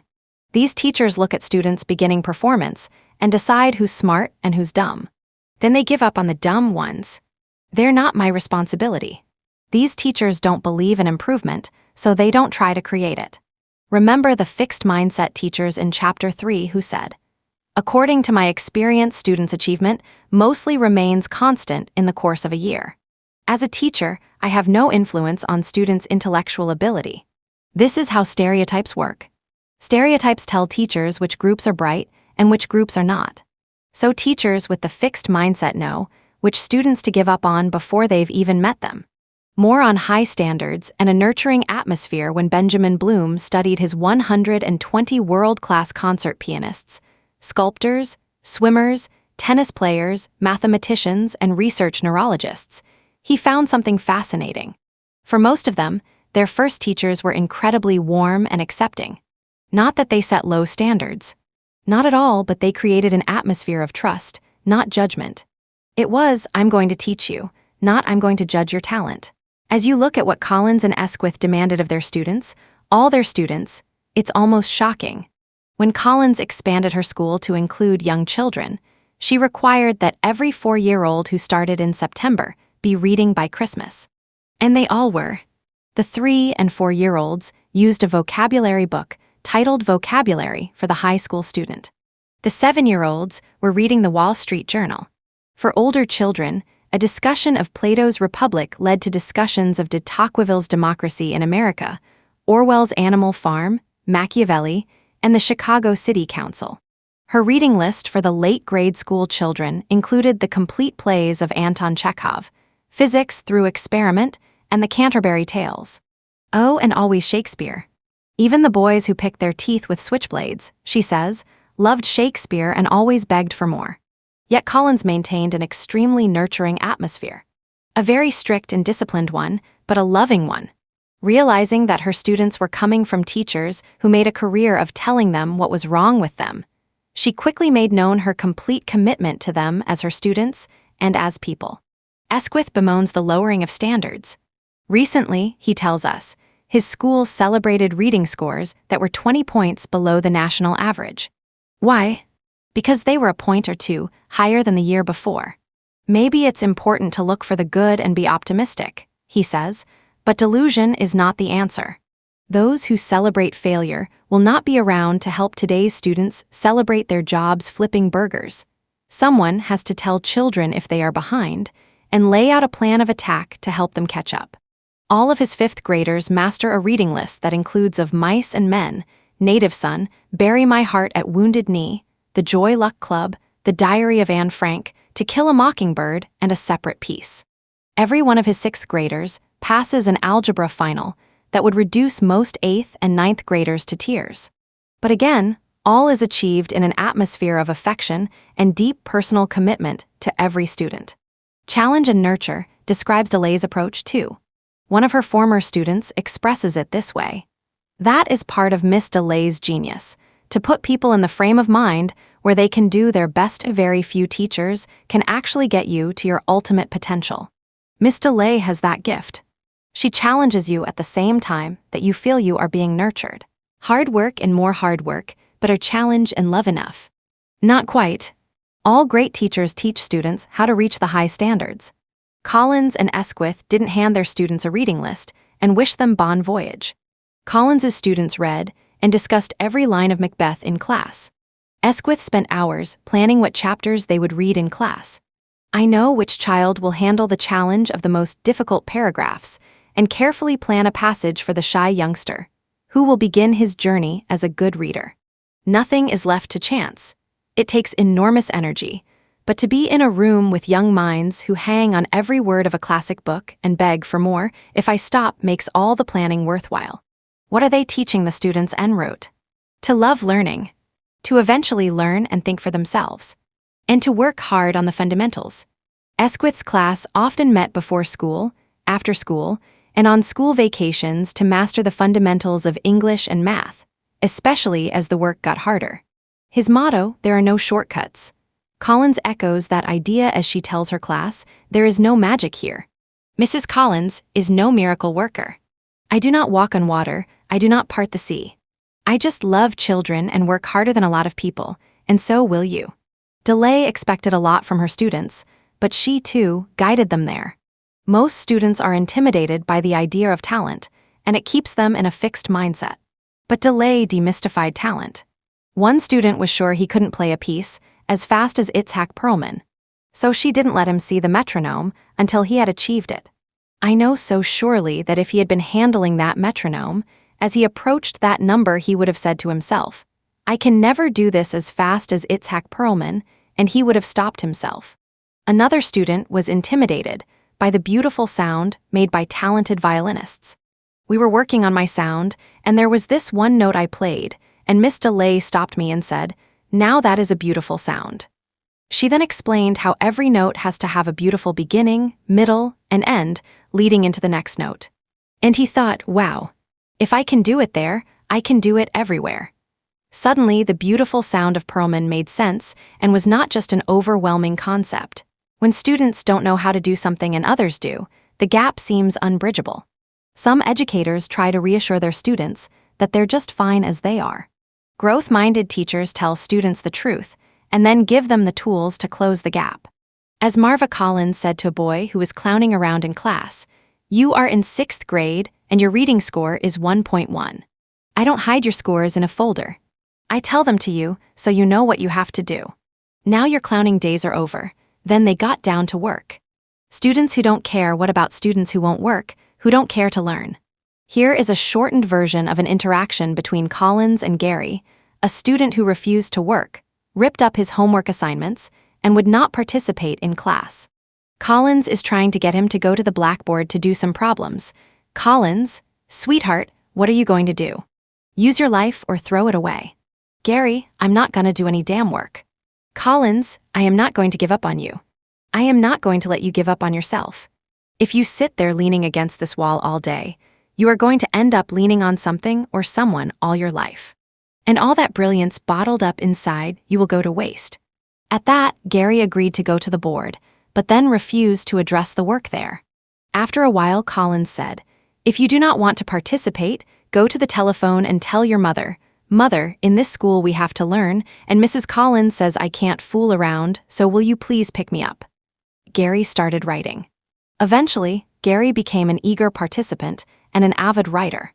Later that year, the class was discussing Macbeth and how his misguided thinking led him to commit murder. "It's sort of like Socrates says, isn't it, Miss Collins?" Gary piped up. Macbeth should have known that straight thinking leads to straight living. For a class assignment, he wrote, "Somnus, god of sleep, please awaken us. While we sleep, ignorance takes over the world and take your spell off us." We don't have long before ignorance makes a coup d'etat of the world. When teachers are judging them, students will sabotage the teacher by not trying. But when students understand that school is for them, a way for them to grow their minds, they do not insist on sabotaging themselves. In my work, I have seen tough guys shed tears when they realize they can become smarter. It's common for students to turn off to school and adopt an air of indifference, but we make a mistake if we think any student stops caring. Growth-minded teachers, who are these people? How can growth-minded teachers be so selfless, devoting untold hours to the worst students? Are they just saints? Is it reasonable to expect that everyone can become a saint? The answer is that they're not entirely selfless.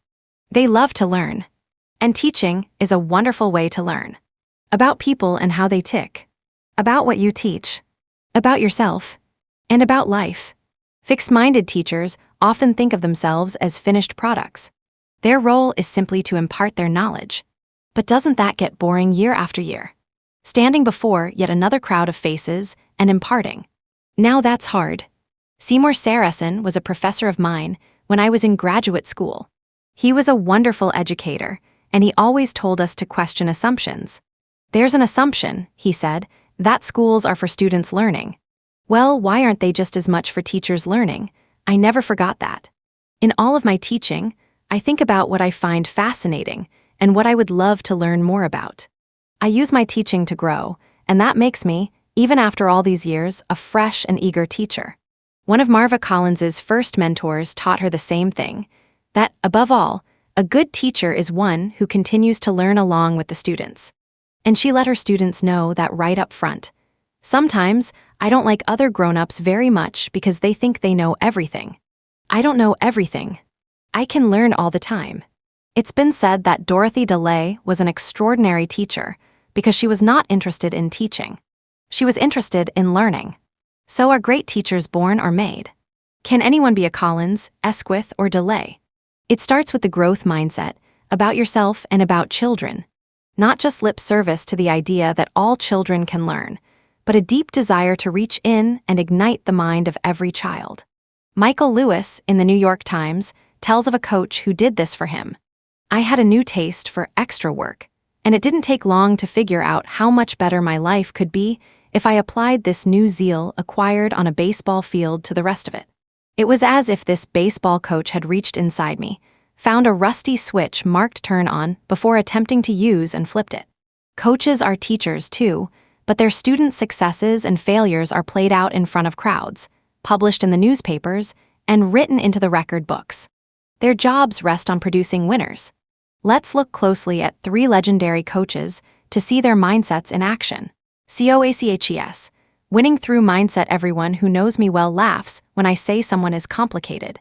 What do you think of so-and-so? Oh, he's complicated. It's usually not a compliment. It means that so-and-so may be capable of great charm, warmth, and generosity. But there's an undercurrent of ego that can erupt at any time. You never really know when you can trust him. The fixed mindset makes people complicated. It makes them worried about their fixed traits and creates the need to document them, sometimes at your expense. And it makes them judgmental. The fixed mindset coach in action, Bobby Knight, the famous and controversial college basketball coach, is complicated. He could be unbelievably kind. One time, he passed up an important and lucrative opportunity to be a sportscaster because a former player of his had been in a bad accident. Knight rushed to his side and saw him through the ordeal. He could be extremely gracious. After the basketball team he coached won the Olympic gold medal, he insisted that the team pay homage first and foremost to Coach Henry Iba. Iba had never been given proper respect for his Olympic accomplishments, and in whatever way he could, Knight wanted to make up for it. He had the team carry Coach Iba around the floor on their shoulders. Knight cared greatly about his players' academic records. He wanted them to get an education, and he had a firm rule against missing classes or tutoring sessions. But he could also be cruel, and this cruelty came from the fixed mindset. John Feinstein, author of Season on the Brink, a book about Knight and his team, tells us, Knight was incapable of accepting failure. Every defeat was personal. His team lost. A team he had selected and coached to failure on any level all but destroyed him, especially failure in coaching because it was coaching that gave him his identity, made him special, set him apart. A loss made him a failure, obliterated his identity. So when he was your coach, when your wins and losses measured him, he was mercilessly judgmental. His demeaning of players who let him down was, hopefully, without parallel. In Darrell Thomas, Feinstein says, Knight saw a player of huge potential. Thomas had what coaches call a $1 million body. He was big and strong, but also fast. He could shoot the ball with his left hand or his right hand. Knight couldn't live with the thought that Thomas and his $1 million body weren't bringing the team success. You know what you are, Darrell. You are the worst pussy I've ever seen play basketball at this school. The absolute worst pussy ever. You have more goddamn ability than 95% of the players we've had here. but you are a pussy from the top of your head to the bottom of your feet. An absolute F pussy. That's my assessment of you after 3 years. To make a similar point, Knight once put a Tampax in a player's locker. Thomas was a sensitive guy. An assistant coach had given this advice: when he's calling you an asshole, don't listen. But when he starts telling you why you're an asshole, listen. That way, you'll get better. Thomas couldn't follow that advice. He heard everything, and after the tirade, he broke down right there on the basketball court. The axe of judgment came down on players who had the audacity to lose a game. Often Knight did not let the guilty parties ride back home with the rest of the team. They were no longer worthy of respectful treatment. One time, after his team reached the semifinals of a national tournament, but not the national tournament, he was asked by an interviewer what he liked best about the team. "What I like best about this team right now," Knight answered, "is the fact that I only have to watch it play one more time. Some players could take it better than others." Steve Alford, who went on to have a professional career, had come to Indiana with clear goals in mind and was able to maintain a strong growth focus much of the time. He was able to hear and use Knight's wisdom, and for the most part, ignore the obscene or demeaning parts of the tirades. But even he describes how the team broke down under the yoke of Knight's judgments, and how he himself became so personally unhappy at some points that he lost his zest for the sport. "The atmosphere was poisonous. When I had been playing well, I had always stayed upbeat, no matter how much coach yelled, but now his negativism, piled on top of my own, was drowning me. Mom and Dad were concerned. They could see the love of the game going out of me. The Holy Grail, no mistake, says Alford, coach's Holy Grail was the mistake-free game. Yoo-ho. We know which mindset makes mistakes intolerable. And Knight's explosions were legendary. There was the time he threw the chair across the court.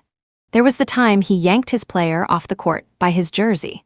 There was the time he grabbed his player by the neck. He often tried to justify his behavior by saying he was toughening the team up, preparing them to play under pressure. But the truth is, he couldn't control himself. Was the chair a teaching exercise? Was the chokehold educational? He motivated his players, not through respect for them, but through intimidation, through fear. They feared his judgments and explosions. Did it work? Sometimes it worked. He had 3 championship teams. In the season on the brink described by John Feinstein, the team did not have size, experience, or quickness, but they were contenders. They won 21 games, thanks to Knight's great basketball knowledge and coaching skills.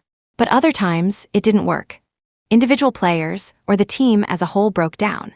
In the season on the brink, they collapsed at the end of the season.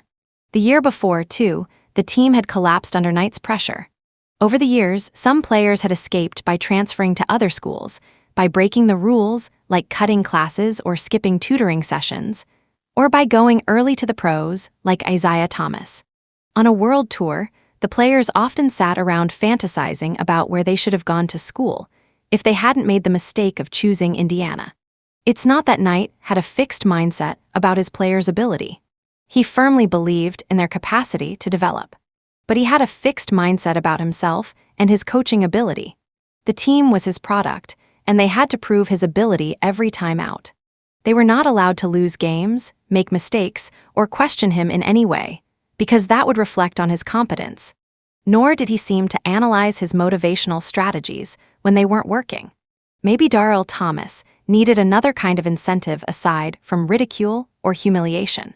What are we to make of this complicated man as a mentor to young players? His biggest star, Isaiah Thomas, expresses his profound ambivalence about Knight. "You know, there were times when if I had a gun, I think I would have shot him. And there were other times when I wanted to put my arms around him, hug him, and tell him I loved him. I would not consider myself an unqualified success if my best student had considered shooting me."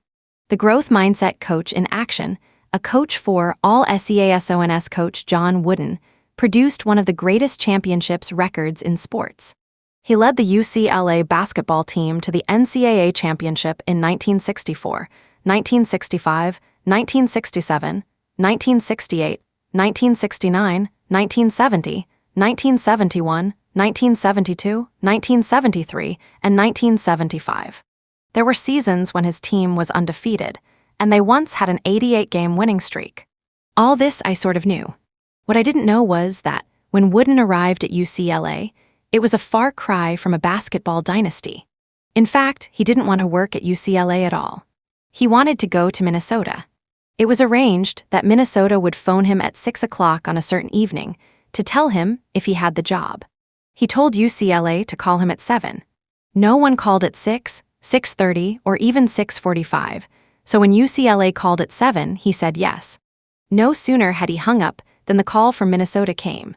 A storm had messed up the phone lines and prevented the 6 o'clock phone call with the job offer from getting through. UCLA had grossly inadequate facilities. For his first 16 years, Wooden held practice in a crowded, dark, and poorly ventilated gym, known as the BO barn because of the atmospheric effect of the sweating bodies. In the same gym, there were often wrestling matches, gymnastics training, trampoline jumping, and cheerleading workouts going on alongside basketball practice. There was also no place for the games. For the first few years, they had to use the BO barn, and then for 14 more years, they had to travel around the region borrowing gyms from schools and towns. Then there were the players. When he put them through their first practice, he was shattered. They were so bad that if he'd had an honorable way to back out of the job, he would have.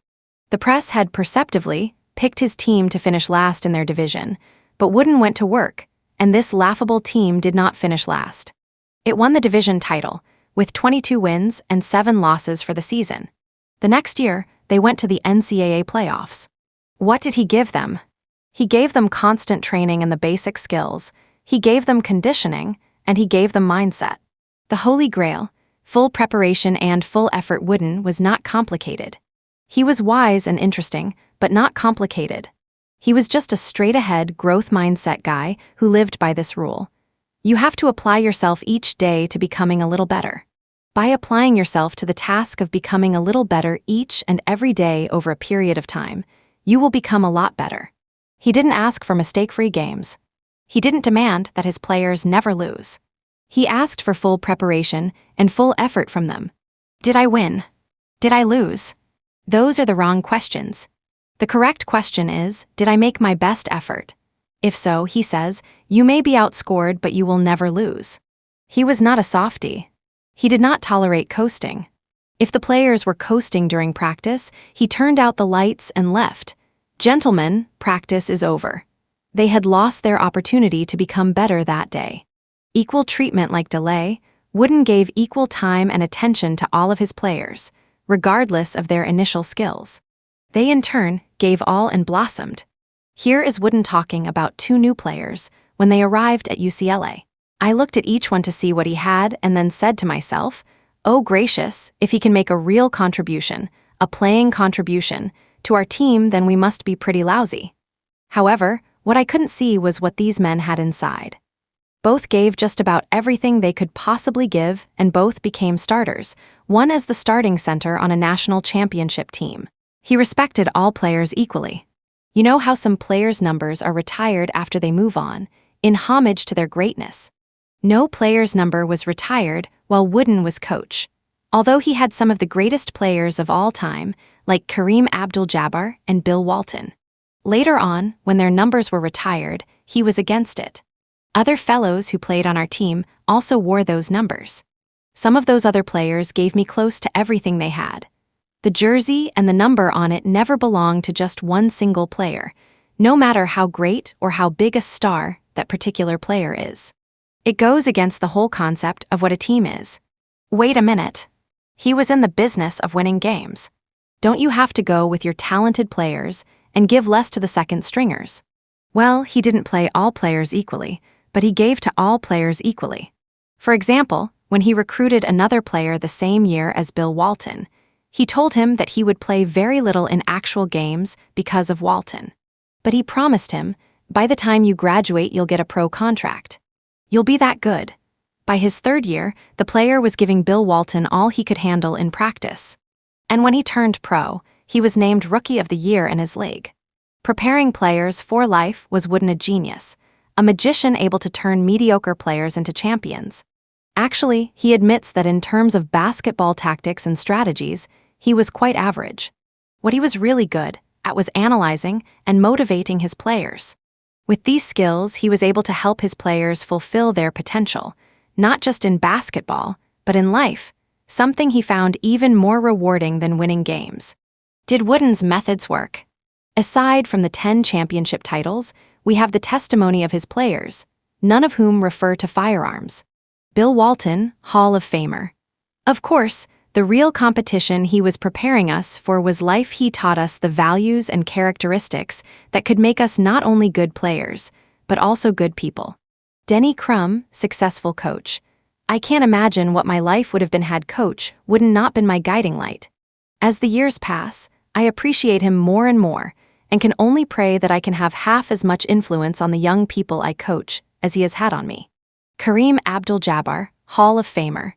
The wisdom of Coach Wooden had a profound influence on me as an athlete, but an even greater influence on me as a human being. He is responsible, in part, for the person I am today. Listen to this story. It was the moment of victory. UCLA had just won its first national championship. But Coach Wooden was worried about Fred Slaughter, a player who had started every game and had had a brilliant year up until this final championship game. The game had not been going well, and, as it got worse and worse, Wooden felt a change had to be made. So he pulled Fred. The replacement player did a great job, and Wooden left him in until the game was virtually won. The victory was a peak moment. Not only had they just won their first NCAA title by beating Duke, but they had ended the season with 30 wins and 0 losses. Yet Wooden's concern for Fred dampened his euphoria. As Wooden left the press conference and went to find Fred, he opened the door to the dressing room. Fred was waiting for him. "Coach, I want you to know I understand. You had to leave Doug in there because he played so well, and I didn't. I wanted to play in the worst way, but I do understand, and if anyone says I was upset, it's not true. Disappointed, yes, but upset, no. And I was very happy for Doug. There are coaches out there," Wooden says, "who have won championships with the dictator approach, among them Vince Lombardi and Bobby Knight. I had a different philosophy. For me, concern, compassion, and consideration were always priorities of the highest order. Read the story of Fred Slaughter again, and you tell me whether, under the same circumstances, Coach Knight would have rushed to console Darrell Thomas. And would Knight have allowed Thomas to reach down to find his pride, dignity, and generosity in his moment of disappointment? Which is the enemy, success or failure?" Pat Summitt was the coach of the Tennessee women's basketball team, the Lady Vols. She coached them to 8 national championships. She didn't come into the game with Wooden's philosophical attitude, but was at first more Knight-like in her stance. Every time the team lost, she couldn't let go of it. She continued to live it, beating it to death and torturing herself and the team with it. Then she graduated to a love-hate relationship with losing.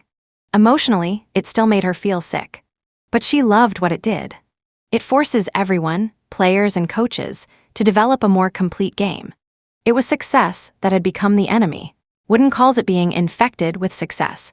Pat Riley, former coach of the championship Los Angeles Lakers team, calls it the disease of me, thinking you are the success, and chucking the discipline and the work that got you there. Summitt explained, "Success lulls you. It makes the most ambitious of us complacent and sloppy." As Summitt spoke, Tennessee had won 5 NCAA championships, but only once when they were favored to win. On every other occasion, we were upset. We've lost as many as 4 or 5 titles that we were predicted to win. After the 1996 championship, the team was complacent. The older players were the national champions, and the new players expected to be swept to victory merely by being at Tennessee. It was a disaster. They began to lose and lose badly. On December 15, they were crushed by Stanford on their own home court.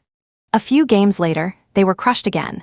Now they had 5 losses, and everyone had given up on them. The North Carolina coach, meaning to comfort Summitt, told her, "Well, just hang in there till next year." HBO had come to Tennessee to film a documentary, but now the producers were looking for another team. Even her assistants were thinking they wouldn't make it into the March championship playoffs. So before the next game, Summitt met with the team for 5 hours. That night they played Old Dominion, the second-ranked team in the country. For the first time that season, they gave all. But they lost again. It was devastating. They had invested, gone for it, and still lost. Some were sobbing so hard, they couldn't speak or even breathe. Get your heads up, Summit told them. If you give effort like this all the time, if you fight like this, I'm telling you, I promise you, we'll be there in March. 2 months later, they were the national champions. Conclusion. Beware of success. It can knock you into a fixed mindset. I won because I have talent. Therefore, I will keep winning. Success can infect a team, or it can infect an individual. Alex Rodriguez, the baseball star, was not infected with success. You never stay the same, he says. You either go one way or the other. False growth mindset. I have seen many parents, teachers, and coaches apply growth mindset concepts in the most spectacular ways, with wonderful results. Using mindset principles, many schools and sports teams have risen to the top. They've been recognized for their outstanding culture of learning and teamwork, and for their exceptional achievements. Needless to say, this has been extremely gratifying. Then, a couple of years ago, my colleague in Australia, Susan Mackey, told me she was seeing an outbreak of false growth mindset. I didn't know what she was talking about. In fact, I was a bit irritated. Isn't a growth mindset a pretty simple and straightforward idea? Why would anyone have a false growth mindset if they could have a real one? But she had planted the seed, and as I went about my business, I soon realized what she meant. Some parents, teachers, and coaches were indeed misunderstanding the mindset ideas. All at once, I became determined to understand their misunderstandings and to figure out how to correct them. So let's take a closer look at 1. What a growth mindset is and is not, 2. How to achieve it, and 3. How to pass it on to others. What a growth mindset is, and is not a growth mindset, is about believing people can develop their abilities. It's that simple. It can have many repercussions, but that's what it is at its core. Nonetheless, many people project a different meaning onto it. Misunderstanding number 1. Many people take what they like about themselves and call it a growth mindset. If they're open-minded or flexible, they say they have a growth mindset. I often hear people calling it an open mindset. But there's a difference between being flexible or open-minded and being dedicated to growing talent. And if people drift away from the actual meaning of a growth mindset, they drift away from its benefits. They can bask in their own wonderful qualities, but they may never do the hard work of cultivating their own abilities or the abilities of their children or students. Misunderstanding number 2. Many people believe that a growth mindset is only about effort, especially praising effort. I talked earlier about how praising the process children engage in, their hard work, strategies, focus, perseverance, can foster a growth mindset.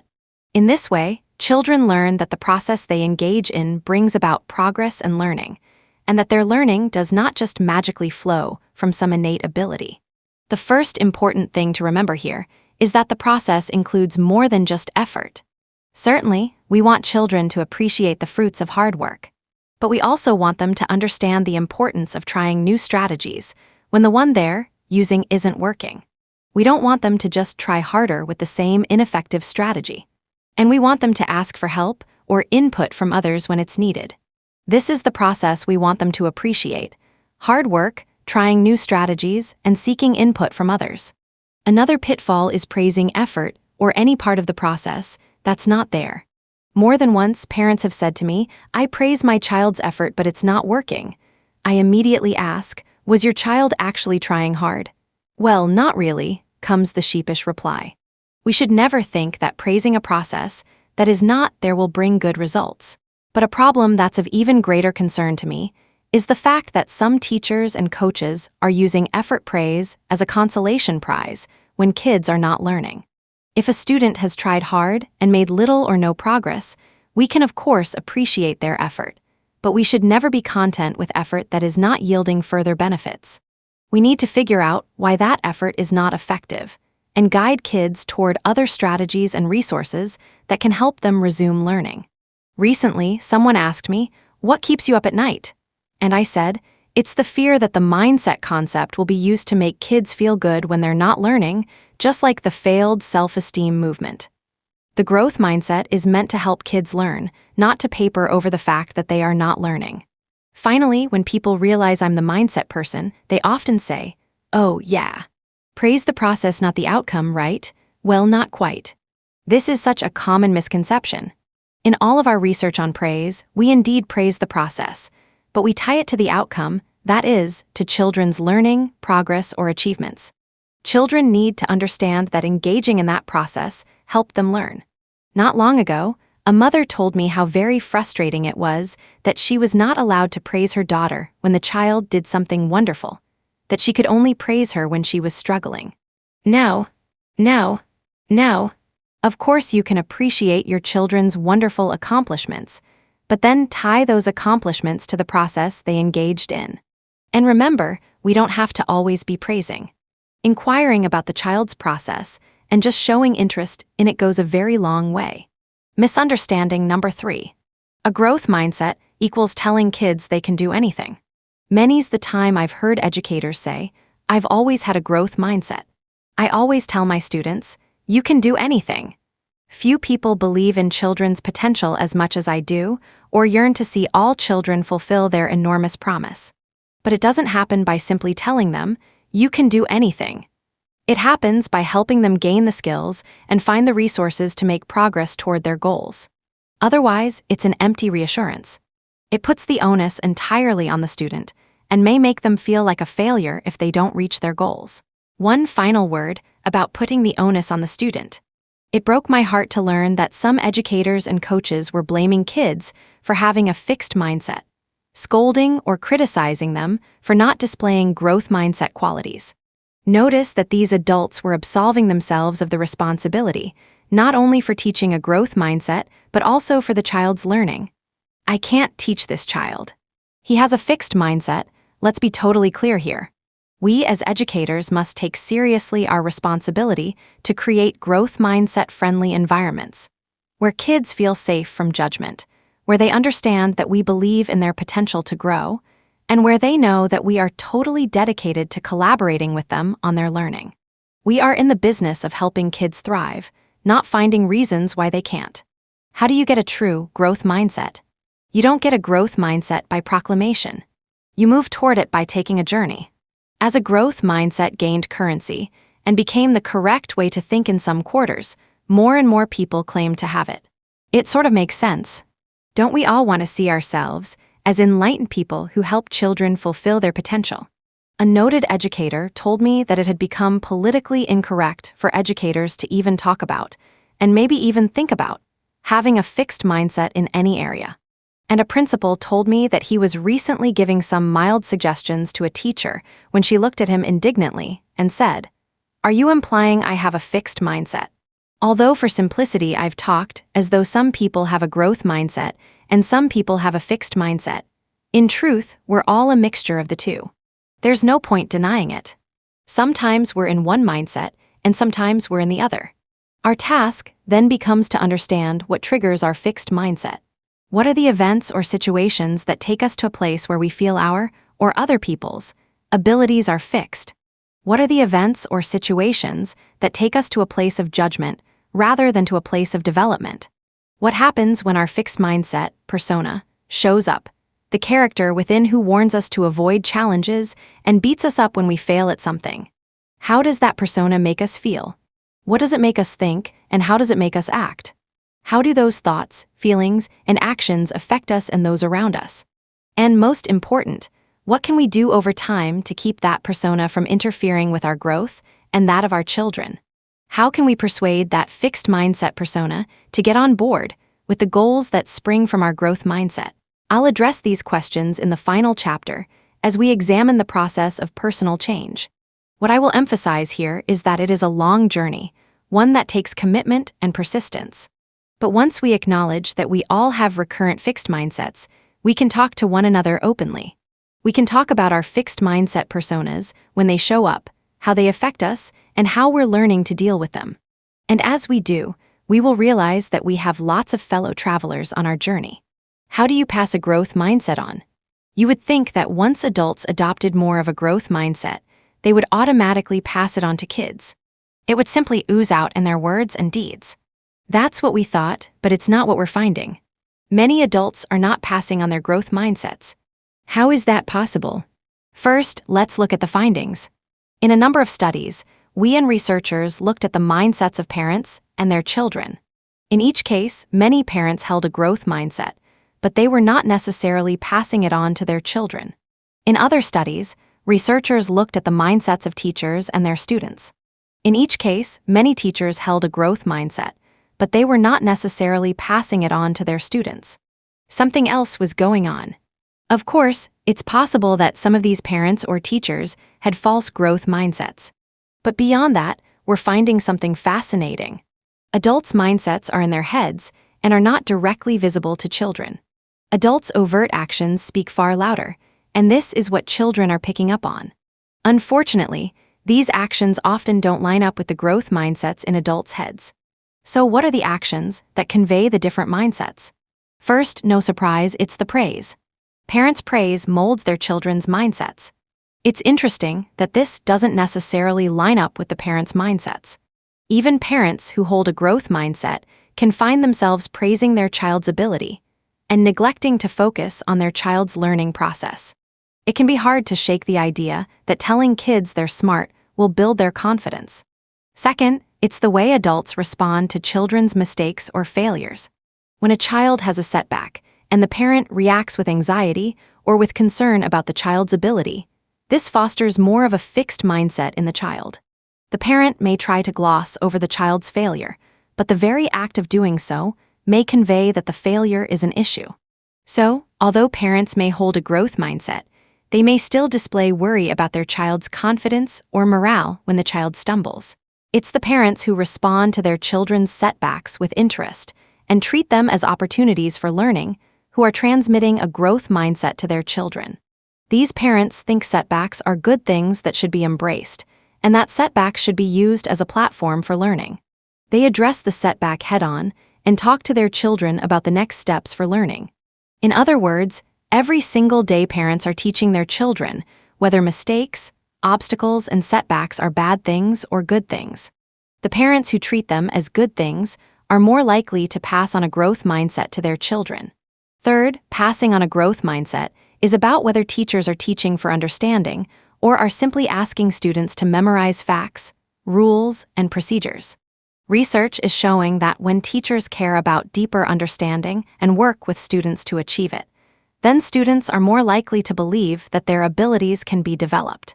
One study found that when math teachers taught for conceptual understanding, gave feedback that deepened students' understanding, and then allowed students to revise their work, to experience and show their deeper understanding, their students moved toward a growth mindset in math. These students believed they could develop their basic mathematical ability. On the other hand, when teachers thought of math as just a set of rules and procedures to memorize, they could emphasize the importance of effort or persistence. But students could not feel their abilities growing and did not tend to move toward a growth mindset. By the way, many of these teachers use the words growth mindset in their classrooms, but their teaching methods, their actions, did not foster that growth mindset in their students. Other studies paint a similar picture. In one study, high school students talked about their math teachers. Some of them said that when they were stuck, their teacher sat down with them and said things like this: "Show me what you've done, let's try to understand how you're thinking, and then let's figure out what you should try next." The students who were treated like this, as though understanding was of paramount importance and could be achieved with support from the teacher, were moving toward a growth mindset in math. Yet in this era of high-stakes testing, much teaching emphasizes memorization of facts, rules, and procedures to ensure that students do well on the all-important tests. As we have seen, this may promote more fixed mindsets and perhaps, ironically, undermine students' performance on these very tests. There is nothing like deep learning to ensure good outcomes. Sadly, in this atmosphere, many students are coming to equate learning with memorizing. I am hearing from many researchers and educators that students across the economic spectrum are becoming increasingly unable to grasp the difference between memorizing facts, rules, and procedures, and truly understanding the concepts underlying the material. Aside from the bad news for growth mindsets, this also has disturbing implications for our nation. Great contributions to society are born of curiosity and deep understanding.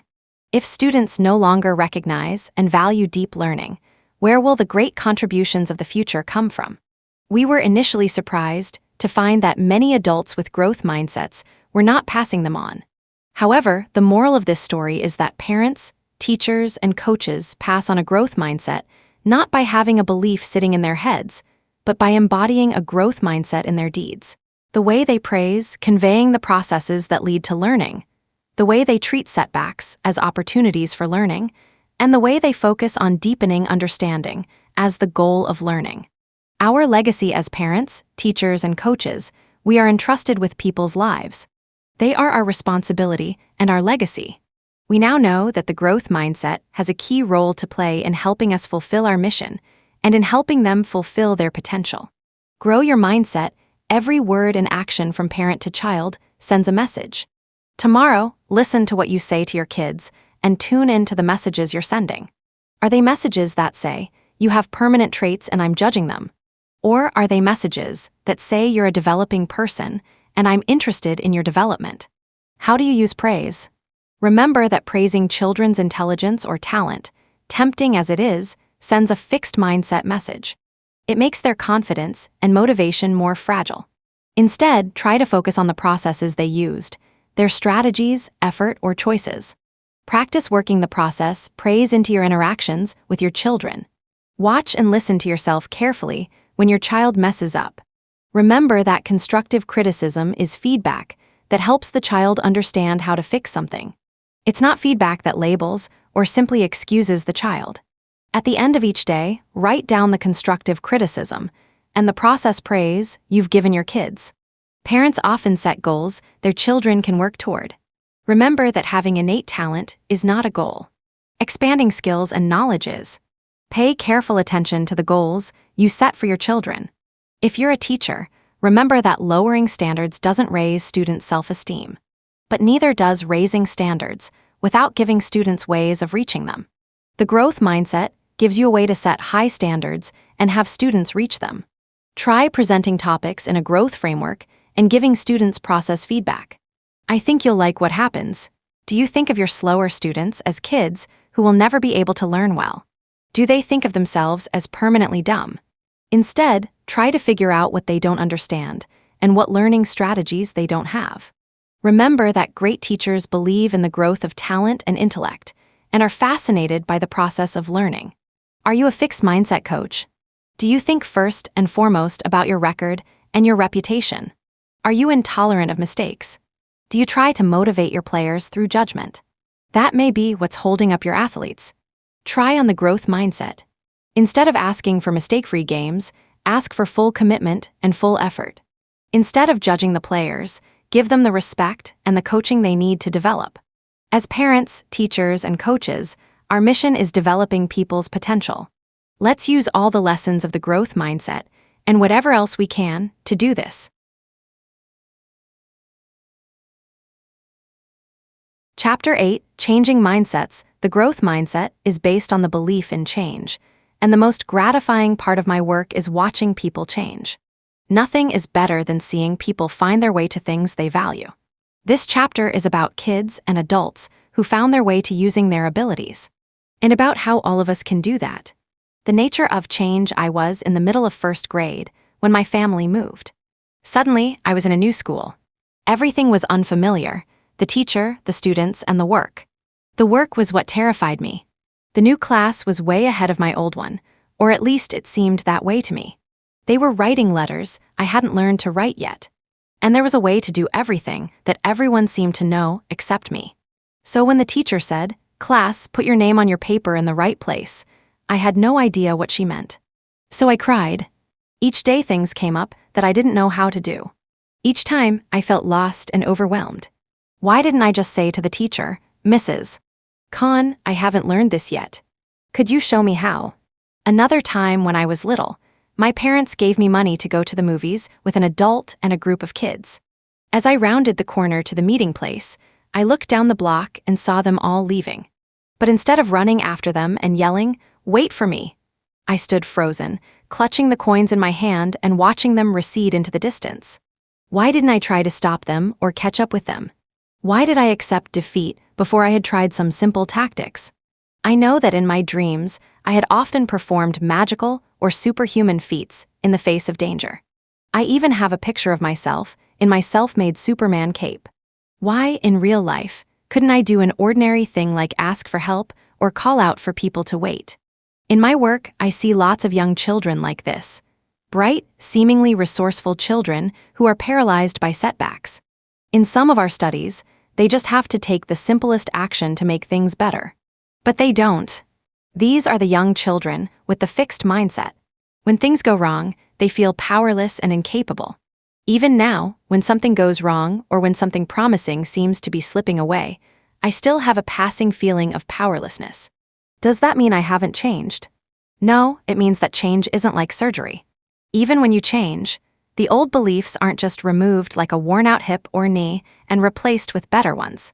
Instead, the new beliefs take their place alongside the old ones, and as they become stronger, they give you a different way to think, feel, and act.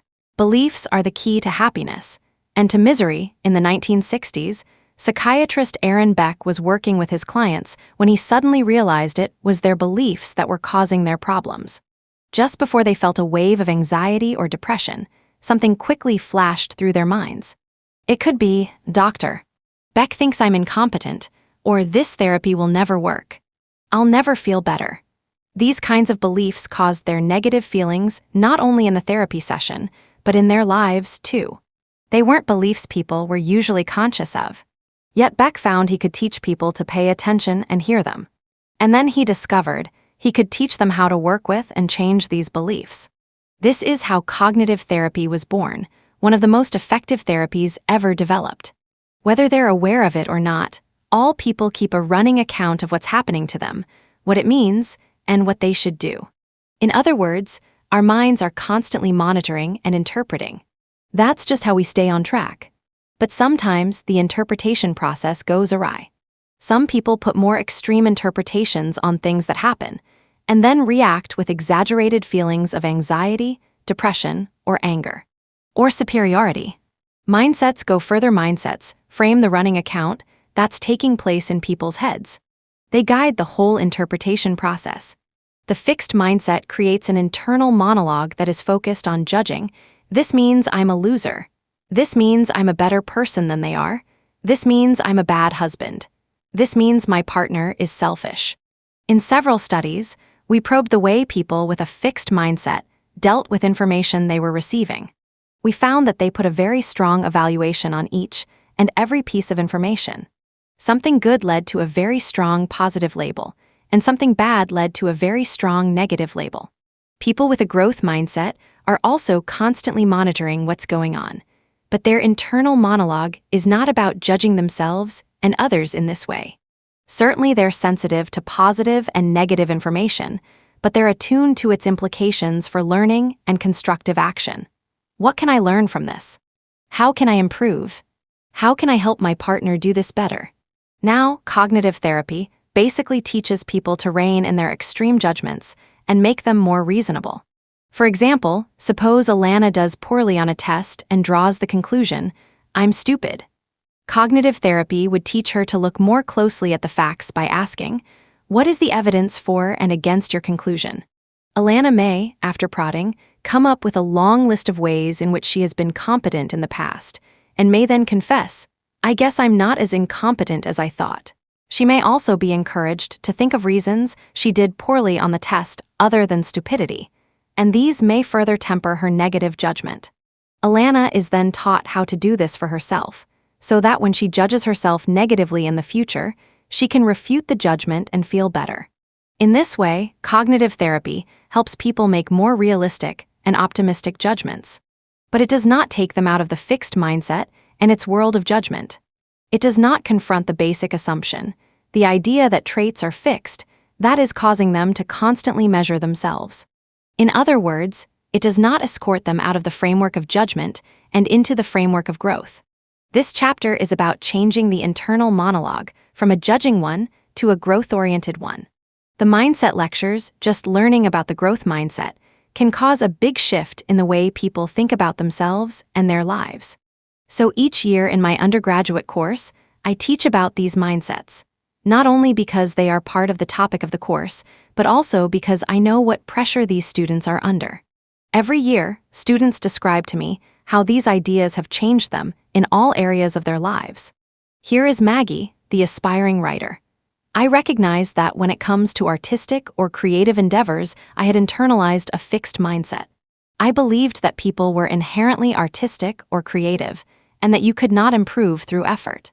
This directly affected my life because I have always wanted to be a writer, but have been afraid to pursue any writing classes or to share my creative writing with others. This is directly related to my mindset, because any negative criticism would mean that I am not a writer inherently.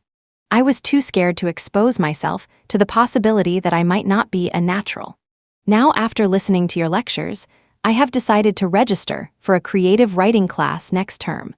And I feel that I have really come to understand what was preventing me from pursuing an interest that has long been my secret dream. I really feel this information has empowered me. Maggie's internal monologue used to say, "Don't do it. Don't take a writing class. Don't share your writing with others. It's not worth the risk. Your dream could be destroyed. Protect it."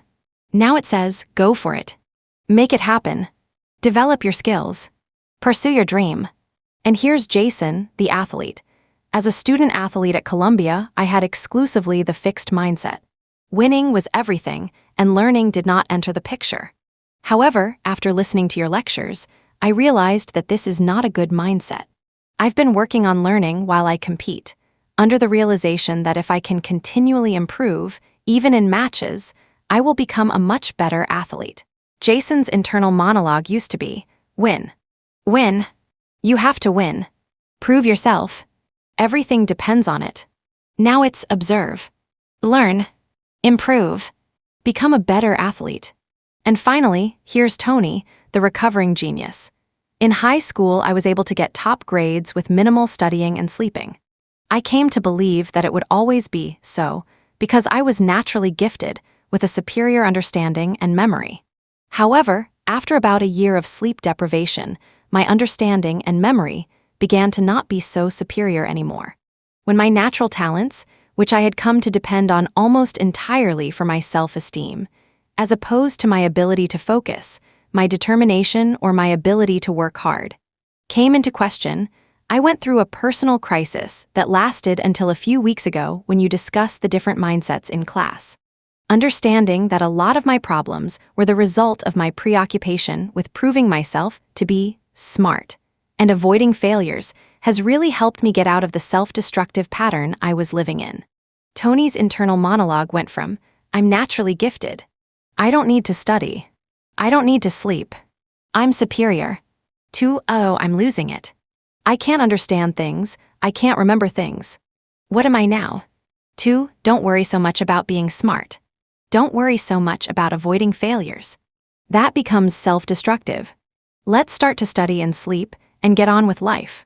Of course, these people will have setbacks and disappointments, and sticking to the growth mindset may not always be easy. But just knowing it gave them another way to be.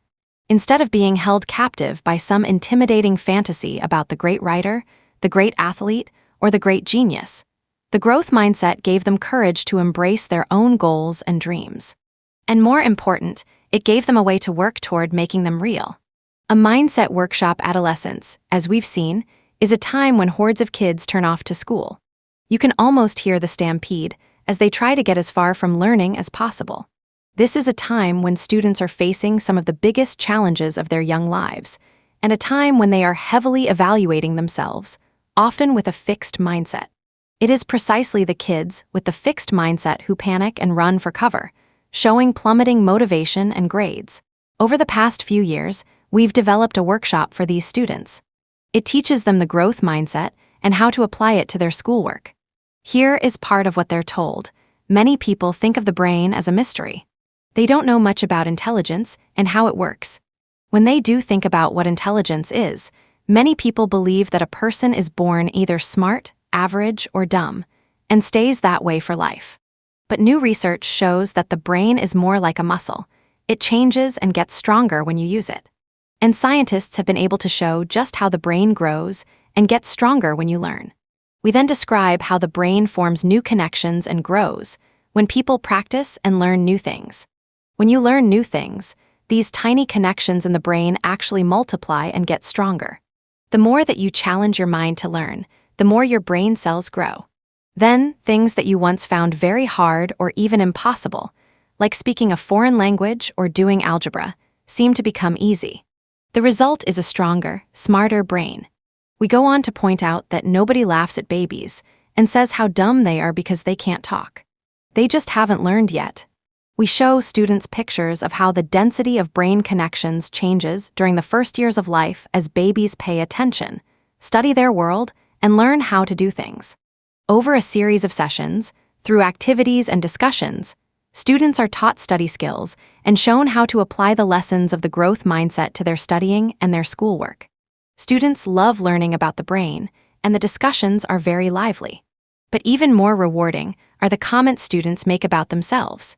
Let's revisit Jimmy, the hardcore turn-it-off student from Chapter 3. In our very first workshop, we were amazed to hear him say with tears in his eyes, "You mean I don't have to be dumb?"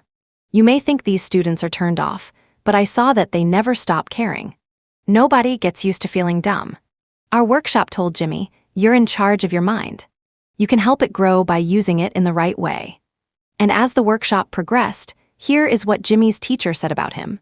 Jimmy, who never puts in any extra effort and often doesn't turn in homework on time, actually stayed up late working for hours to finish an assignment early so I could review it and give him a chance to revise it. He earned a B+ on the assignment. He had been getting Cs and lower. Incidentally, teachers weren't just trying to be nice to us by telling us what we wanted to hear. The teachers didn't know who was in our growth mindset workshop. This was because we had another workshop too. This workshop met just as many times and taught them even more study skills. And students got just as much personal attention from supportive tutors. But they didn't learn the growth mindset and how to apply it. Teachers didn't know which of their students went to which of the workshops, but they still singled out Jimmy and many of the students in the growth mindset workshop to tell us that they'd seen real changes in their motivation to learn and improve. Lately, I have noticed that some students have a greater appreciation for improvement. R was performing below standards. He has learned to appreciate the improvement from his grades of 52, 46, and 49 to his grades of 67 and 71. He valued his growth in learning mathematics. M was far below grade level. During the past several weeks, she has voluntarily asked for extra help from me during her lunch period in order to improve her test-taking performance. Her grades drastically improved from failing to an 84 on the most recent exam. Positive changes in motivation and behavior are noticeable in K and J. They have begun to work hard on a consistent basis. Several students have voluntarily participated in peer tutoring sessions during their lunch periods or after school. Students such as N and S were passing when they requested the extra help and were motivated by the prospect of sheer improvement. We were eager to see whether the workshop affected students' grades, so, with their permission, we looked at students' final marks at the end of the semester. We looked especially at their math grades, since these reflected real learning of challenging new concepts. Before the workshops, students' math grades had been suffering badly. But afterward, lo and behold, students who'd been in the growth mindset workshop showed a jump in their grades. They were now clearly doing better than the students who'd been in the other workshop. The growth mindset workshop, just 8 sessions long, had a real impact. This one adjustment of students' beliefs seemed to unleash their brain power and inspire them to work and achieve. Of course, they were in a school where the teachers were responsive to their outpouring of motivation and were willing to put in the extra work to help them learn. Even so, these findings show the power of changing mindsets. The students in the other workshop did not improve. Despite their 8 sessions of training in study skills and other good things, they showed no gains. Because they were not taught to think differently about their minds, they were not motivated to put the skills into practice. The mindset workshop put students in charge of their brains. Freed from the vice of the fixed mindset, Jimmy and others like him could now use their minds more freely and fully. BRAINOLOGY, the problem with the workshop was that it required a big staff to deliver it. This wouldn't be feasible on a large scale. Plus, the teachers weren't directly involved. They could be a big factor in helping to sustain the students' gains. So we decided to put our workshop on interactive computer modules and have teachers guide their classes through the modules. With the advice of educational experts, media experts, and brain experts, we developed the Brainology TM program. It presents animated figures, Chris and Dahlia, 7th graders who are cool but are having problems with their schoolwork. Dahlia is having trouble with Spanish, and Chris with math. They visit the lab of Dr. Cerebrus, a slightly mad brain scientist, who teaches them all about the brain and the care and feeding of it. He teaches them what to do for maximum performance from the brain, like sleeping enough, eating the right things, and using good study strategies. And he teaches them how the brain grows as they learn. The program, all along, shows students how Chris and Dahlia apply these lessons to their schoolwork.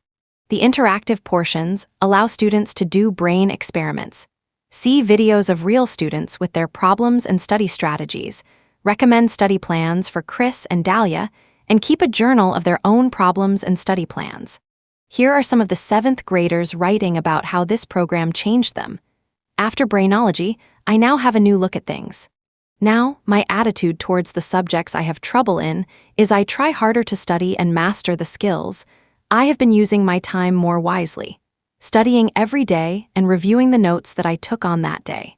I am really glad that I joined this program because it increased my intelligence about the brain. I did change my mind about how the brain works, and I do things differently. I will try harder because I know that the more you try, the more your brain works. All I can say is that Brainology changed my grades. Bon voyage! The Brainology program kind of made me change the way I work and study and practice for schoolwork now that I know how my brain works and what happens when I learn. Thank you for making us study more and helping us build up our brain. I actually picture my neurons growing bigger as they make more connections. Teachers told us how formerly turned-off students were now talking the Brainology talk. For example, they were taught that when they studied well and learned something, they transferred it from temporary storage, working memory, to more permanent storage, long-term memory. Now they were saying to each other, "I'll have to put that into my long-term memory. Sorry, that stuff is not in my long-term memory. I guess I was only using my working memory." Teachers said that students were also offering to practice, study, take notes, or pay attention more to make sure that neural connections would be made. As one student said, "Yes, the Brainology program helped a lot. Every time I thought about not doing work, I remembered that my neurons could grow if I did do the work." The teachers also changed. Not only did they say great things about how their students benefited, they also said great things about the insights they themselves had gained. In particular, they said Brainology was essential for understanding, that all students can learn, even the ones who struggle with math and with self-control, that I have to be more patient because learning takes a great deal of time and practice. How the brain works, each learner learns differently. Brainology assisted me in teaching for various learning styles. Our workshop went to children in 20 schools. Some children admitted to being skeptical at first. I used to think it was just free time and a good cartoon, but I started listening to it, and I started doing what they told me to do. In the end, almost all children reported meaningful benefits. More about change: is change easy or hard? So far it sounds easy. Simply learning about the growth mindset can sometimes mobilize people for meeting challenges and persevering. The other day, one of my former grad students told me a story. But first, some background. In my field, when you submit a research paper for publication, that paper often represents years of work. Some months later, you receive your reviews, 10 or so pages of criticism, single-spaced. If the editor still thinks the paper has potential, you will be invited to revise it and resubmit it provided you can address every criticism. My student reminded me of the time she had sent her thesis, research, to the top journal in our field. When the reviews came back, she was devastated. She had been judged, the work was flawed, and by extension, so was she. Time passed, but she couldn't bring herself to go near the reviews again or work on the paper. Then I told her to change her mindset. "Look," I said, "it's not about you. That's their job. Their job is to find every possible flaw. Your job is to learn from the critique and make your paper even better." Within hours, she was revising her paper, which was warmly accepted. She tells me, "I never felt judged again. Never. Every time I get that critique, I tell myself, oh, that's their job, and I get to work immediately on my job. But change is also hard. When people hold on to a fixed mindset, it's often for a reason. At some point in their lives, it served a good purpose for them. It told them who they were or who they wanted to be, a smart, talented child, and it told them how to be that, perform well. In this way, it provided a formula for self-esteem and a path to love and respect from others. The idea that they are worthy and will be loved is crucial for children, and if a child is unsure about being valued or loved, the fixed mindset appears to offer a simple, straightforward route to this. Psychologists Karen Horney and Carl Rogers, working in the mid-1900s, both proposed theories of children's emotional development. They believed that when young children feel insecure about being accepted by their parents, they experience great anxiety. They feel lost and alone in a complicated world. Since they're only a few years old, they can't simply reject their parents and say, I think I'll go it alone. They have to find a way to feel safe and to win their parents over. Both Horney and Rogers proposed that children do this by creating or imagining other selves, ones that their parents might like better. These new selves are what they think the parents are looking for and what may win them the parents' acceptance. Often, these steps are good adjustments to the family situation at the time, bringing the child some security and hope. The problem is that this new self, this all-competent, strong, good self that they now try to be, is likely to be a fixed mindset self.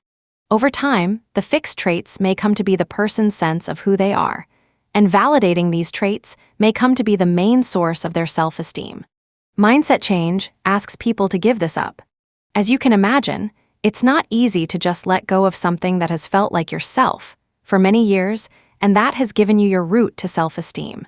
And it's especially not easy to replace it with a mindset that tells you to embrace all the things that have felt threatening: challenge, struggle, criticism, setbacks. When I was exchanging my fixed mindset for a growth one, I was acutely aware of how unsettled I felt.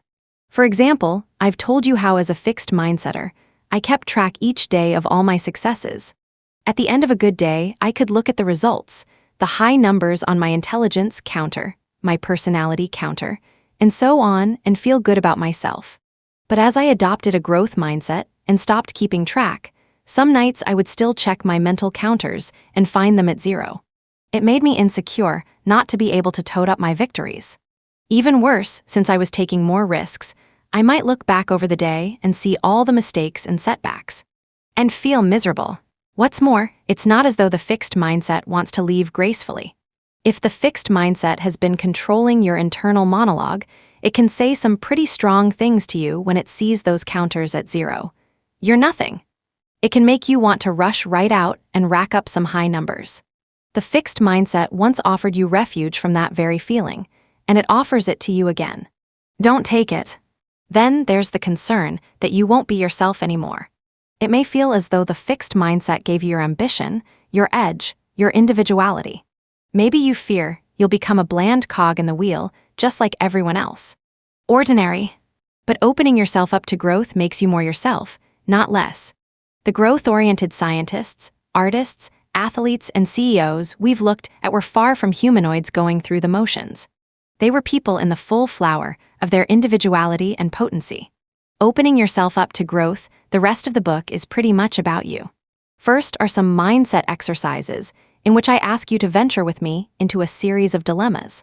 In each case, you'll first see the fixed mindset reactions, and then work through to a growth mindset solution. The first dilemma. Imagine you've applied to graduate school. You applied to just one place because it was the school you had your heart set on. And you were confident you'd be accepted, since many people considered your work in your field to be original and exciting. But you were rejected. The fixed mindset reaction. At first you tell yourself that it was extremely competitive, so it doesn't really reflect on you. They probably had more first-rate applicants than they could accept. Then the voice in your head starts in. It tells you that you're fooling yourself, rationalizing. It tells you that the admissions committee found your work mediocre. After a while, you tell yourself it's probably true. The work is probably ordinary, pedestrian, and they'd seen that. They were experts. The verdict is in, and you're not worthy. With some effort, you talk yourself back into your first, reasonable, and more flattering conclusion, and you feel better. In the fixed mindset and in most cognitive therapies, that's the end of it. You've regained your self-esteem, so the job is finished. But in the growth mindset, that's just the first step.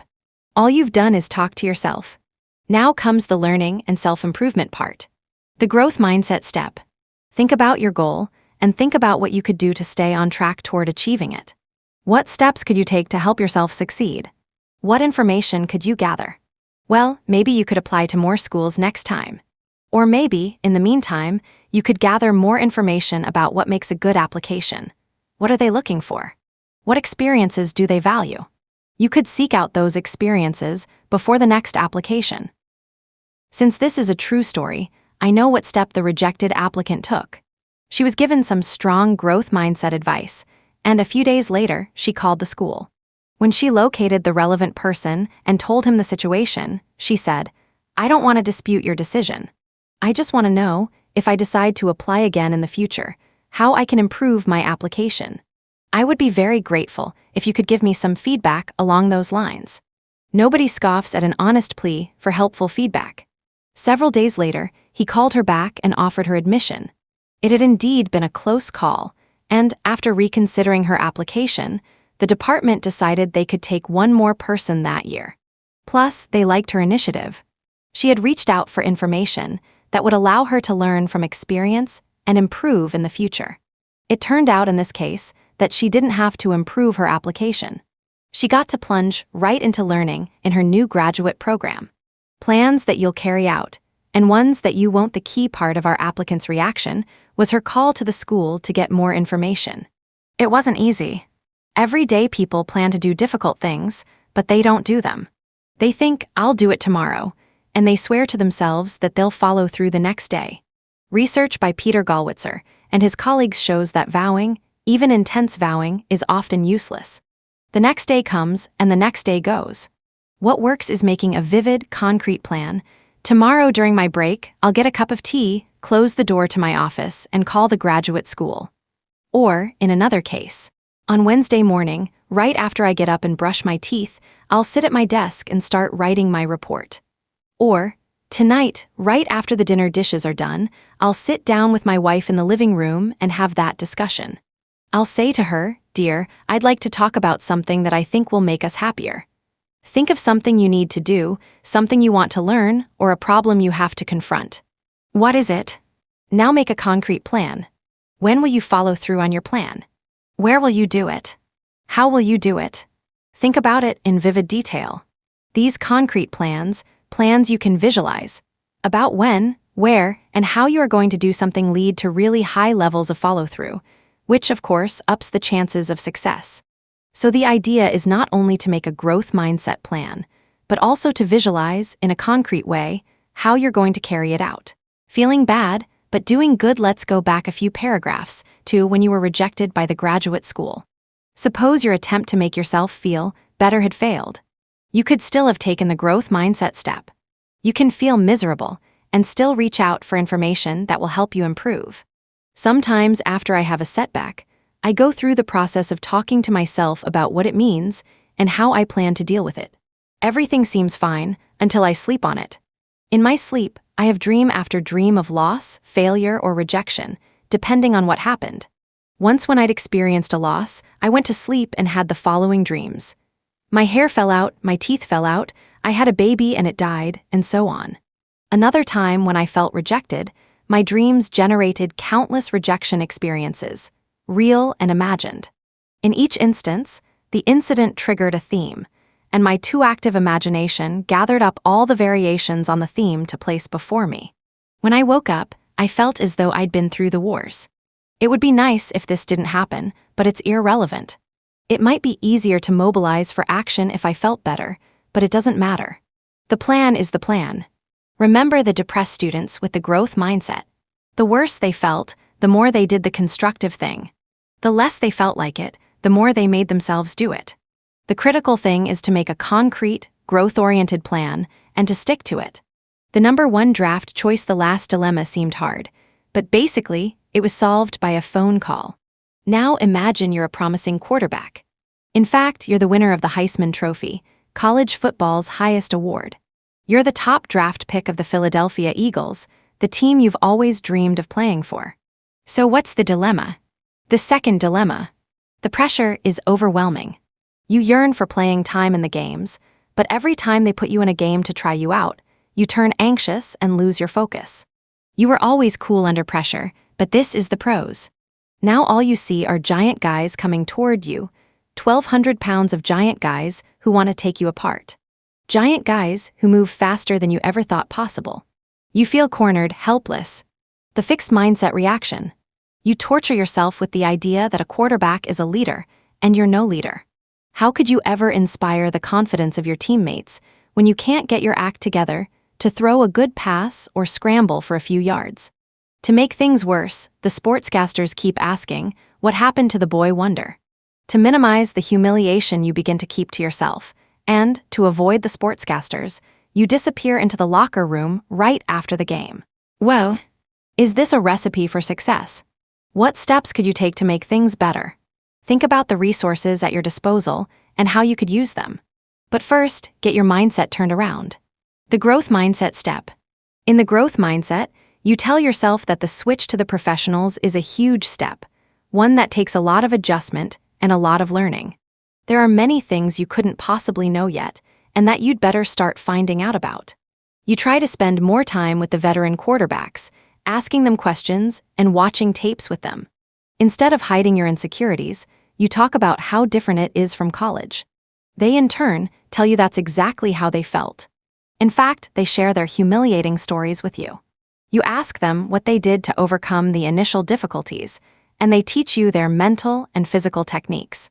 As you begin to feel more integrated into the team, you realize you're part of an organization that wants to help you grow, not judge and belittle you. Rather than worrying that they overpaid for your talent, you begin to give them their money's worth of incredibly hard work and team spirit. People who don't want to change entitlement. The world owes you. Many people with the fixed mindset think the world needs to change, not them. They feel entitled to something better, a better job, house, or spouse. The world should recognize their special qualities and treat them accordingly. Let's move to the next dilemma and imagine yourself in this situation. The next dilemma. Here I am, you think, in this low-level job. It's demeaning. With my talent, I shouldn't have to work like this. I should be up there with the big boys, enjoying the good life. Your boss thinks you have a bad attitude. When she needs someone to take on more responsibilities, she doesn't turn to you. When it's time to give out promotions, she doesn't include you. The fixed mindset reaction. She's threatened by me, you say bitterly. Your fixed mindset is telling you that, because of who you are, you should automatically be thrust into the upper levels of the business. In your mind, people should see your talents and reward you. When they don't, it's not fair. Why should you chain? You just want your due. But putting yourself in a growth mindset, what are some new ways you could think and some steps you could take? For example, what are some new ways you could think about effort? About learning? And how could you act on this new thinking in your work? Well, you could consider working harder and being more helpful to people at work. You could use your time to learn more about the business you're in instead of bellyaching about your low status. Let's see how this might look. The growth mindset step. But first, let's be clear. For a long time, it's frightening to think of giving up the idea of being superior. An ordinary, run-of-the-mill human being isn't what you want to be. How could you feel good about yourself if you're no more valuable than the people you look down on? You begin to consider the idea that some people stand out because of their commitment and effort. Little by little, you try putting more effort into things and seeing if you get more of the rewards you wanted. You do. Although you can slowly accept the idea that effort might be necessary, you still can't accept that it's no guarantee. It's enough of an indignity to have to work at things, but to work and still not have them turn out the way you want. Now, that's really not fair. That means you could work hard, and somebody else could still get the promotion. Outrageous.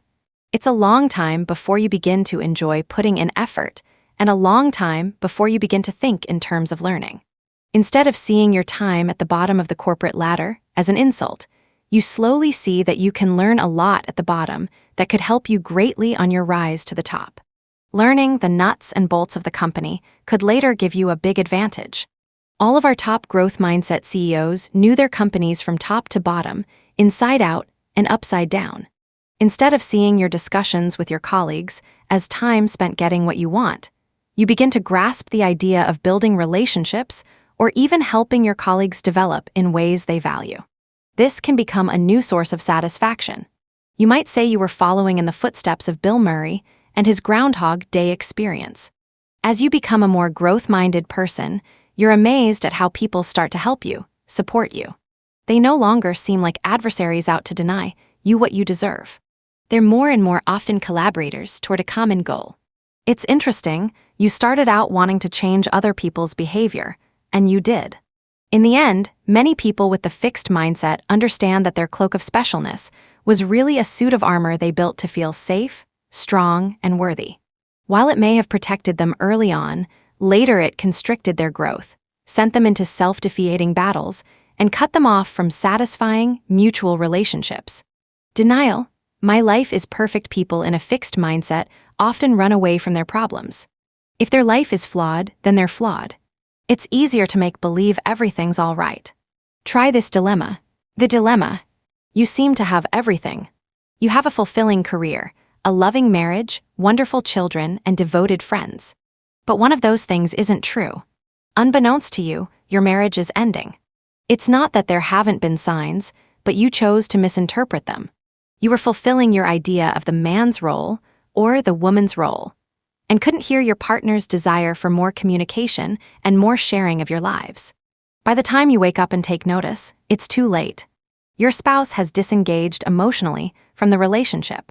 The fixed mindset reaction: you've always felt sorry for divorced people, abandoned people, and now you're one of them. You lose all sense of worth. Your partner, who knew you intimately, doesn't want you anymore. For months, you don't feel like going on, convinced that even your children would be better off without you. It takes you a while to get to the point where you feel at all useful or competent, or hopeful.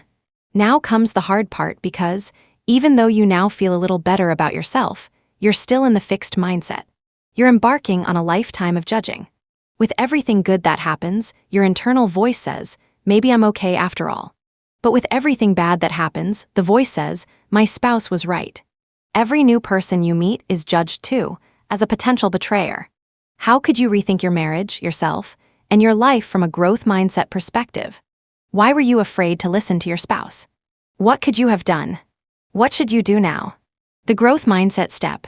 First, it's not that the marriage, which you used to think of as inherently good, suddenly turned out to have been all bad or always bad. It was an evolving thing that had stopped developing for lack of nourishment. You need to think about how both you and your spouse contributed to this, and especially about why you weren't able to hear the request for greater closeness and sharing. As you probe, you realize that, in your fixed mindset, you saw your partner's request as a criticism of you that you didn't want to hear. You also realize that, at some level, you were afraid you weren't capable of the intimacy your partner was requesting. So instead of exploring these issues with your spouse, you turned a deaf ear, hoping they would go away. When a relationship goes sour, these are the issues we all need to explore in depth, not to judge ourselves for what went wrong, but to overcome our fears and learn the communication skills we'll need to build and maintain better relationships in the future. Ultimately, a growth mindset allows people to carry forth not judgments and bitterness, but new understanding and new skills. Is someone in your life trying to tell you something you're refusing to hear? Step into the growth mindset and listen again. Changing your child's mindset. Many of our children, our most precious resource, are stuck in a fixed mindset. You can give them a personal brainology workshop. Let's look at some ways to do this. The precocious fixed mindsetter. Most kids who adopt a fixed mindset don't become truly passionate believers until later in childhood. But some kids take to it much earlier. The dilemma. Imagine your young son comes home from school one day and says to you, some kids are smart and some kids are dumb. They have a worse brain. You're appalled. Who told you that? You ask him, gearing up to complain to the school. I figured it out myself, he says proudly. He saw that some children could read and write their letters and add a lot of numbers, and others couldn't. He drew his conclusion, and he held fast to it. Your son is precocious in all aspects of the fixed mindset, and soon the mindset is in full flower. He develops a distaste for effort. He wants his smart brain to churn things out quickly for him. And it often does. When he takes to chess very quickly, your spouse, thinking to inspire him, rents the movie Searching for Bobby Fischer, a film about a young chess champion. What your son learns from the film is that you could lose and not be a champion anymore. So he retires. "I'm a chess champion," he announces to one and all. A champion who won't play. Because he now understands what losing means, he takes further steps to avoid it. He starts cheating at Candyland, Chutes and Ladders, and other games. He talks often about all the things he can do and other children can't. When you and your spouse tell him that other children aren't dumb, they just haven't practiced as much as he has, he refuses to believe it. He watches things carefully at school and then comes home and reports, "Even when the teacher shows us something new, I can do it better than them. I don't have to practice." This boy is invested in his brain, not in making it grow, but in singing its praises. You've already told him that it's about practice and learning, not smart and dumb, but he doesn't buy it. What else can you do? What are other ways you can get the message across? The growth mindset step. You decide that, rather than trying to talk him out of the fixed mindset, you have to live the growth mindset. At the dinner table each evening, you and your partner structure the discussion around the growth mindset, asking each child and each other, "What did you learn today? What mistake did you make that taught you something? What did you try hard at today?" You go around the table with each question, excitedly discussing your own and one another's effort, strategies, setbacks, and learning. You talk about skills you have today that you didn't have yesterday because of the practice you put in. You dramatize mistakes you made that held the key to the solution, telling it like a mystery story. You describe with relish things you're struggling with and making progress on. Soon the children can't wait each night to tell their stories. "Oh my goodness," you say with wonder, "you certainly did get smarter today." When your fixed mindset son tells stories about doing things better than other children, everyone says, "Yeah, but what did you learn?" When he talks about how easy everything is for him in school, you all say, "Oh, that's too bad. You're not learning. Can you find something harder to do so you could learn more?" When he boasts about being a champ, you say, "Champs are the people who work the hardest. You can become a champ. Tomorrow tell me something you've done to become a champ." Poor kid, it's a conspiracy. In the long run, he doesn't stand a chance. When he does his homework and calls it easy or boring, you teach him to find ways to make it more fun and challenging. If he has to write words like boy, you ask him, "How many words can you think of that rhyme with boy?" Write them on separate paper, and later we can try to make a sentence that has all the words. When he finishes his homework, you play that game. The boy threw the toy into the soy sauce. The girl with the surl curl ate a pearl. Eventually, he starts coming up with his own ways to make his homework more challenging. And it's not just school or sports. You encourage the children to talk about ways they learn to make friends, or ways they're learning to understand and help others. You want to communicate that feats of intellect or physical prowess are not all you care about. For a long time, your son remains attracted to the fixed mindset. He loves the idea that he's inherently special, case closed. He doesn't love the idea that he has to work every day for some little gain in skill or knowledge. Stardom shouldn't be so taxing. Yet, as the value system in the family shifts toward the growth mindset, he wants to be a player. So at first he talks the talk squawking, then he walks the walk balking. Finally, going all the way, he becomes the mindset watchdog. When anyone in the family slips into fixed mindset thinking, he delights in catching them. Be careful what you wish for, you joke to your spouse. The fixed mindset is so very tempting. It seems to promise children a lifetime of worth, success, and admiration just for sitting there and being who they are. That's why it can take a lot of work to make the growth mindset flourish, where the fixed mindset has taken root. Effort gone awry, sometimes the problem with a child isn't too little effort. It's too much, and for the wrong cause. We've all heard about school children who stay up past midnight every night studying, or children who are sent to tutors so they can outstrip their classmates. These children are working hard, but they're typically not in a growth mindset. They're not focused on love of learning. They're usually trying to prove themselves to their parents. And in some cases, the parents may like what comes out of this high effort: the grades, the awards, the admission to top schools. Let's see how you would handle this one. The dilemma. You're proud of your daughter. She's at the top of her class and bringing home straight A's. She's a flute player, studying with the best teacher in the country. And you're confident she'll get into the top private high school in the city. But every morning before school, she gets an upset stomach, and some days she throws up. You keep feeding her a blander and blander diet to soothe her sensitive stomach, but it doesn't help. It never occurs to you that she's a nervous wreck. When your daughter is diagnosed with an ulcer, it should be a wake-up call, but you and your spouse remain asleep. You continue to see it as a gastrointestinal issue. The doctor, however, insists that you consult a family counselor. He tells you it's a mandatory part of your daughter's treatment and hands you a card with the counselor's name and number. The fixed mindset reactions. The counselor tells you to ease up on your daughter. Let her know it's okay not to work so hard. Make sure she gets more sleep. So you, dutifully following the instructions, make sure she gets to sleep by 10 o'clock each night. But this only makes things worse. She now has less time to accomplish all the things that are expected of her. Despite what the counselor has said, it doesn't occur to you that she could possibly want your daughter to fall behind other students, or be less accomplished at the flute, or risk not getting into the top high school. How could that be good for her? The counselor realizes she has a big job. Her first goal is to get you more fully in touch with the seriousness of the problem. The second goal is to get you to understand your role in the problem. You and your spouse need to see that it's your need for perfection that has led to the problem. Your daughter wouldn't have run herself ragged if she hadn't been afraid of losing your approval. The third goal is to work out a concrete plan that you can all follow. Can you think of some concrete things that can be done to help your daughter enter a growth mindset so she can ease up and get some pleasure from her life? The growth mindset step. The plan the counselor suggests would allow your daughter to start enjoying the things she does. The flute lessons are put on hold. Your daughter is told she can practice as much or as little as she wants for the pure joy of the music and nothing else.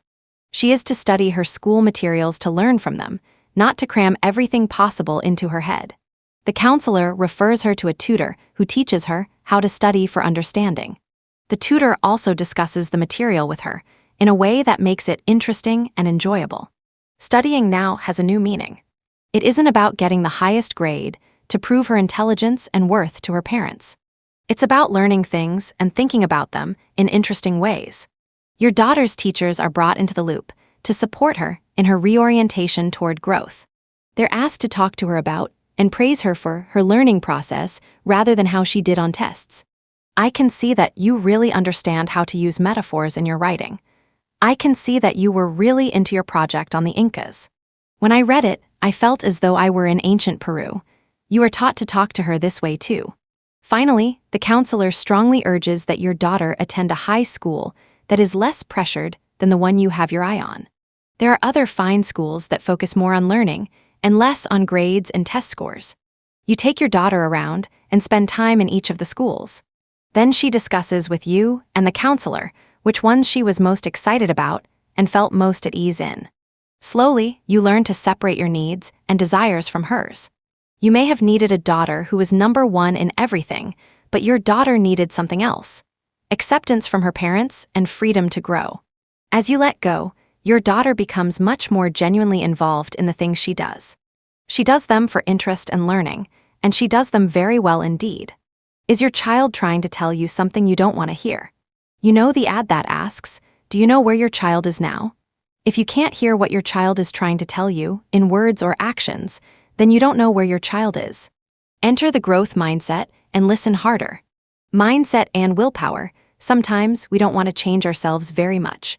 We just want to be able to drop some pounds and keep them off. Or stop smoking.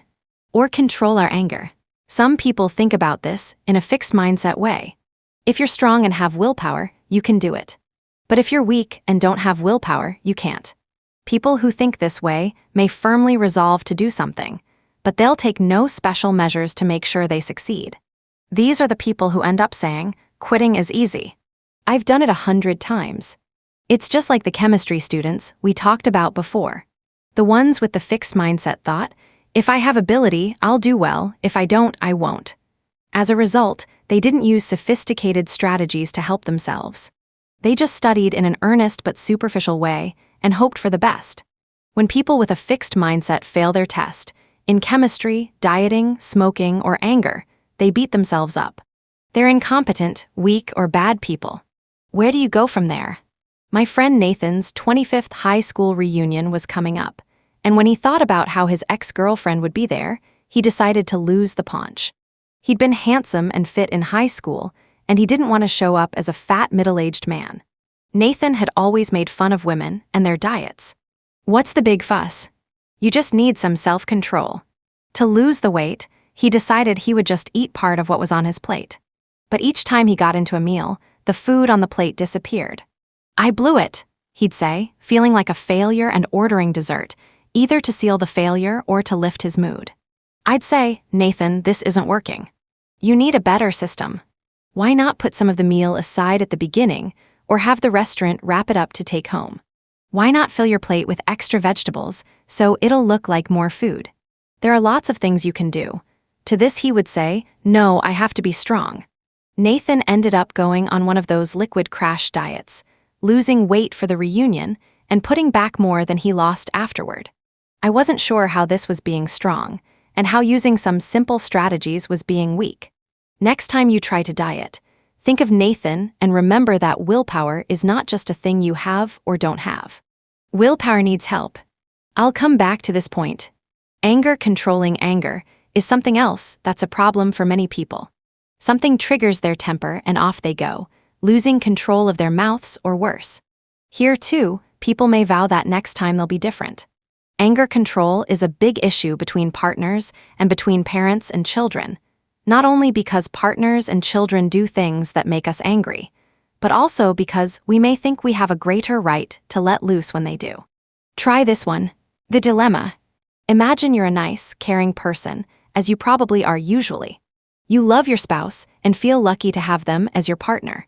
But when they violate one of your rules, like letting the garbage overflow before taking it out, you feel personally betrayed and start criticizing. It begins with, I've told you 1,000 times, then moves on to, you never do anything right. When they still don't seem properly ashamed, you flare, insulting their intelligence. Maybe you aren't smart enough to remember garbage and their character. If you weren't so irresponsible, you wouldn't. If you cared about anyone but yourself, you'd. Seething with rage, you then bring in everything you can think of to support your case. My father never trusted you, either. Or, your boss was right when he said you were limited. Your spouse has to leave the premises to get out of range of your mounting fury. The fixed mindset reaction. You feel righteous about your anger for a while, but then you realize you've gone too far. You suddenly recall all the ways that your spouse is a supportive partner and feel intensely guilty. Then you talk yourself back into the idea that you too are a good person who's just slipped up, lost it temporarily. I've really learned my lesson, you think. I'll never do this again. But believing you can simply keep that good person in the forefront in the future, you don't think of strategies you could use next time to prevent a flare-up. That's why the next time is a carbon copy of the time before. The growth mindset and self-control. Some people think about losing weight or controlling their anger in a growth mindset way. They realize that to succeed, they'll need to learn and practice strategies that work for them. It's like the growth mindset chemistry students. They used better study techniques, carefully planned their study time, and kept up their motivation. In other words, they used every strategy possible to make sure they succeeded. Just like them, people in a growth mindset don't merely make New Year's resolutions and wait to see if they stick to them. They understand that to diet, they need to plan. They may need to keep desserts out of the house, or think in advance about what to order in restaurants, or schedule a once-a-week splurge, or consider exercising more. They think actively about maintenance. What habits must they develop to continue the gains they've achieved? Then there are the setbacks. They know that setbacks will happen. So instead of beating themselves up, they ask, what can I learn from this? What will I do next time when I'm in this situation? It's a learning process, not a battle between the bad you and the good you. In that last episode, what could you have done with your anger? First, think about why you got so worked up. You may have felt devalued and disrespected when your spouse shirked the tasks or broke your rules, as though they were saying to you, you're not important. Your needs are trivial. I can't be bothered. Your first reaction was to angrily remind them of their duty. But on the heels of that was your retaliation, sort of okay, big shot, if you think you're so important, try this on for size. Your spouse, rather than reassuring you of your importance, simply braced for the onslaught. Meanwhile, you took the silence as evidence that they felt superior, and it fueled your escalation. What can be done? Several things. First, spouses can't read your mind. So when an anger-provoking situation arises, you have to matter-of-factly tell them how it makes you feel. I'm not sure why, but when you do that, it makes me feel unimportant. Like you can't be bothered to do things that matter to me. They, in turn, can reassure you that they care about how you feel and will try to be more watchful. Are you kidding? You say. My spouse would never do that. Well, you can request it directly, as I've sometimes done. Please tell me that you care how I feel and you'll try to be more watchful. When you feel yourself losing it, you can learn to leave the room and write down your ugliest thoughts, followed by what is probably really happening. She doesn't understand this is important to me. He doesn't know what to do when I start to blow. When you feel calm enough, you can return to the situation. You can also learn to loosen up on some of your rules, now that each one is not a test of your partner's respect for you. With time, you might even gain a sense of humor about them. For example, if your spouse leaves some socks in the living room or puts the wrong things in the recycling bins, you might point at the offending items and ask sternly, "What is the meaning of this?" You might even have a good laugh. When people drop the good, bad, strong, weak thinking that grows out of the fixed mindset, they're better able to learn useful strategies that help with self-control. Every lapse doesn't spell doom. It's like anything else in the growth mindset. It's a reminder that you're an unfinished human being and a clue to how to do it better next time. Maintaining change, whether people change their mindset in order to further their career, heal from a loss, help their children thrive, lose weight, or control their anger, change needs to be maintained. It's amazing, once a problem improves, people often stop doing what caused it to improve. Once you feel better, you stop taking your medicine. But change doesn't work that way. When you've lost weight, the issue doesn't go away. Or when your child starts to love learning, the problem isn't solved forever. Or when you and your partner start communicating better, that's not the end of it. These changes have to be supported, or they can go away faster than they appeared. Maybe that's why Alcoholics Anonymous tells people they will always be alcoholics, so they won't become complacent and stop doing what they need to do to stay sober. It's a way of saying, you'll always be vulnerable. This is why mindset change is not about picking up a few tricks. In fact, if someone stays inside a fixed mindset and uses the growth strategies, it can backfire. Wheeze, a dad with a fixed mindset, was at his wit's end. He'd come home exhausted from work every evening, and his son, Mickey, would refuse to cooperate. Wheeze wanted quiet, but Mickey was noisy. Wheeze would warn him, but Mickey would continue what he was doing. Wheeze found him stubborn, unruly, and not respectful of Wheeze's rights as a father. The whole scene would disintegrate into a shouting match, and Mickey would end up being punished. Finally, feeling he had nothing to lose, Wheeze tried some of the growth-oriented strategies. He showed respect for Mickey's efforts and praised his strategies when he was empathic or helpful. The turnaround in Mickey's behavior was dramatic. But as soon as the turnaround took place, Wheeze stopped using the strategies. He had what he wanted, and he expected it to just continue. When it didn't, he became even angrier and more punitive than before. Mickey had shown he could behave, and now refused to. The same thing often happens with fixed mindset couples who start communicating better. Marlene and Scott were what my husband and I call the Bakersons. All they did was bicker. Why don't you ever pick up after yourself? I might if you weren't such a nag. I wouldn't have to nag if you did what you were supposed to do. Who made you the judge of what I'm supposed to do? With counseling, Marlene and Scott stopped jumping on the negatives. More and more, they started rewarding the thoughtful things their partner did and the efforts their partner made. The love and tenderness they thought were dead returned. But once it returned, they reverted. In the fixed mindset, things shouldn't need such effort. Good people should just act good, and good relationships should just unfold in a good way. When the bickering resumed, it was fiercer than ever because it reflected all of their disappointed hopes. Mindset change is not about picking up a few pointers here and there. It's about seeing things in a new way. When people, couples, coaches and athletes, managers and workers, parents and children, teachers and students, Change to a growth mindset. They change from a judge and be judged framework to a learn and help learn framework. Their commitment is to growth, and growth takes plenty of time, effort, and mutual support to achieve and maintain. The journey to a true growth mindset in Chapter 7, I talked about the false growth mindset. If you remember, my colleague Susan Mackey was encountering people who claimed to have a growth mindset, but who, upon closer inspection, did not. Once alerted, I started seeing false growth mindset everywhere, and I understood why it was happening. Everyone wants to seem enlightened, in the know. Maybe as a parent, educator, coach, or business professional, having a growth mindset was expected or admired. Or maybe it was my fault. Did I make the change to a growth mindset seem too easy, so that people didn't realize that a journey was required? Or maybe people didn't know how to take the journey.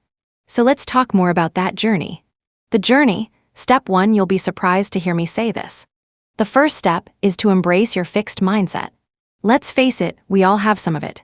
We're all a mixture of growth and fixed mindsets, and we need to acknowledge that. It's not a shameful admission.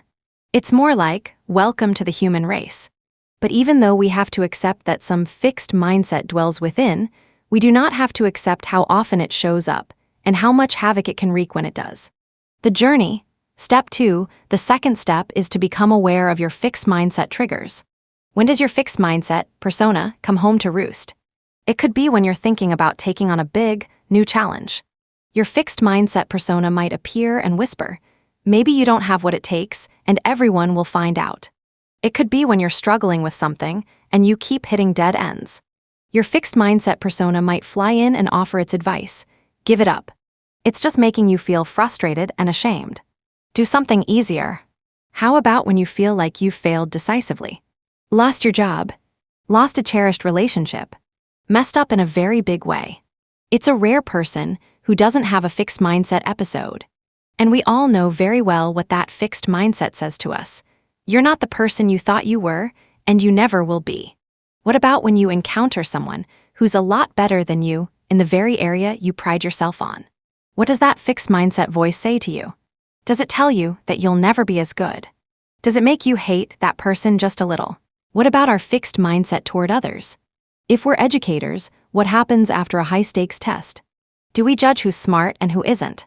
If we're managers, what happens during and after a big project? Do we judge our employees' talent? If we're parents, do we pressure our kids to prove they're smarter than others and make them feel judged based on their grades and test scores? Think about it. What's a recent time you were triggered into a fixed mindset? What happened to summon your fixed mindset persona? What did it whisper in your ear, and how did it make you feel?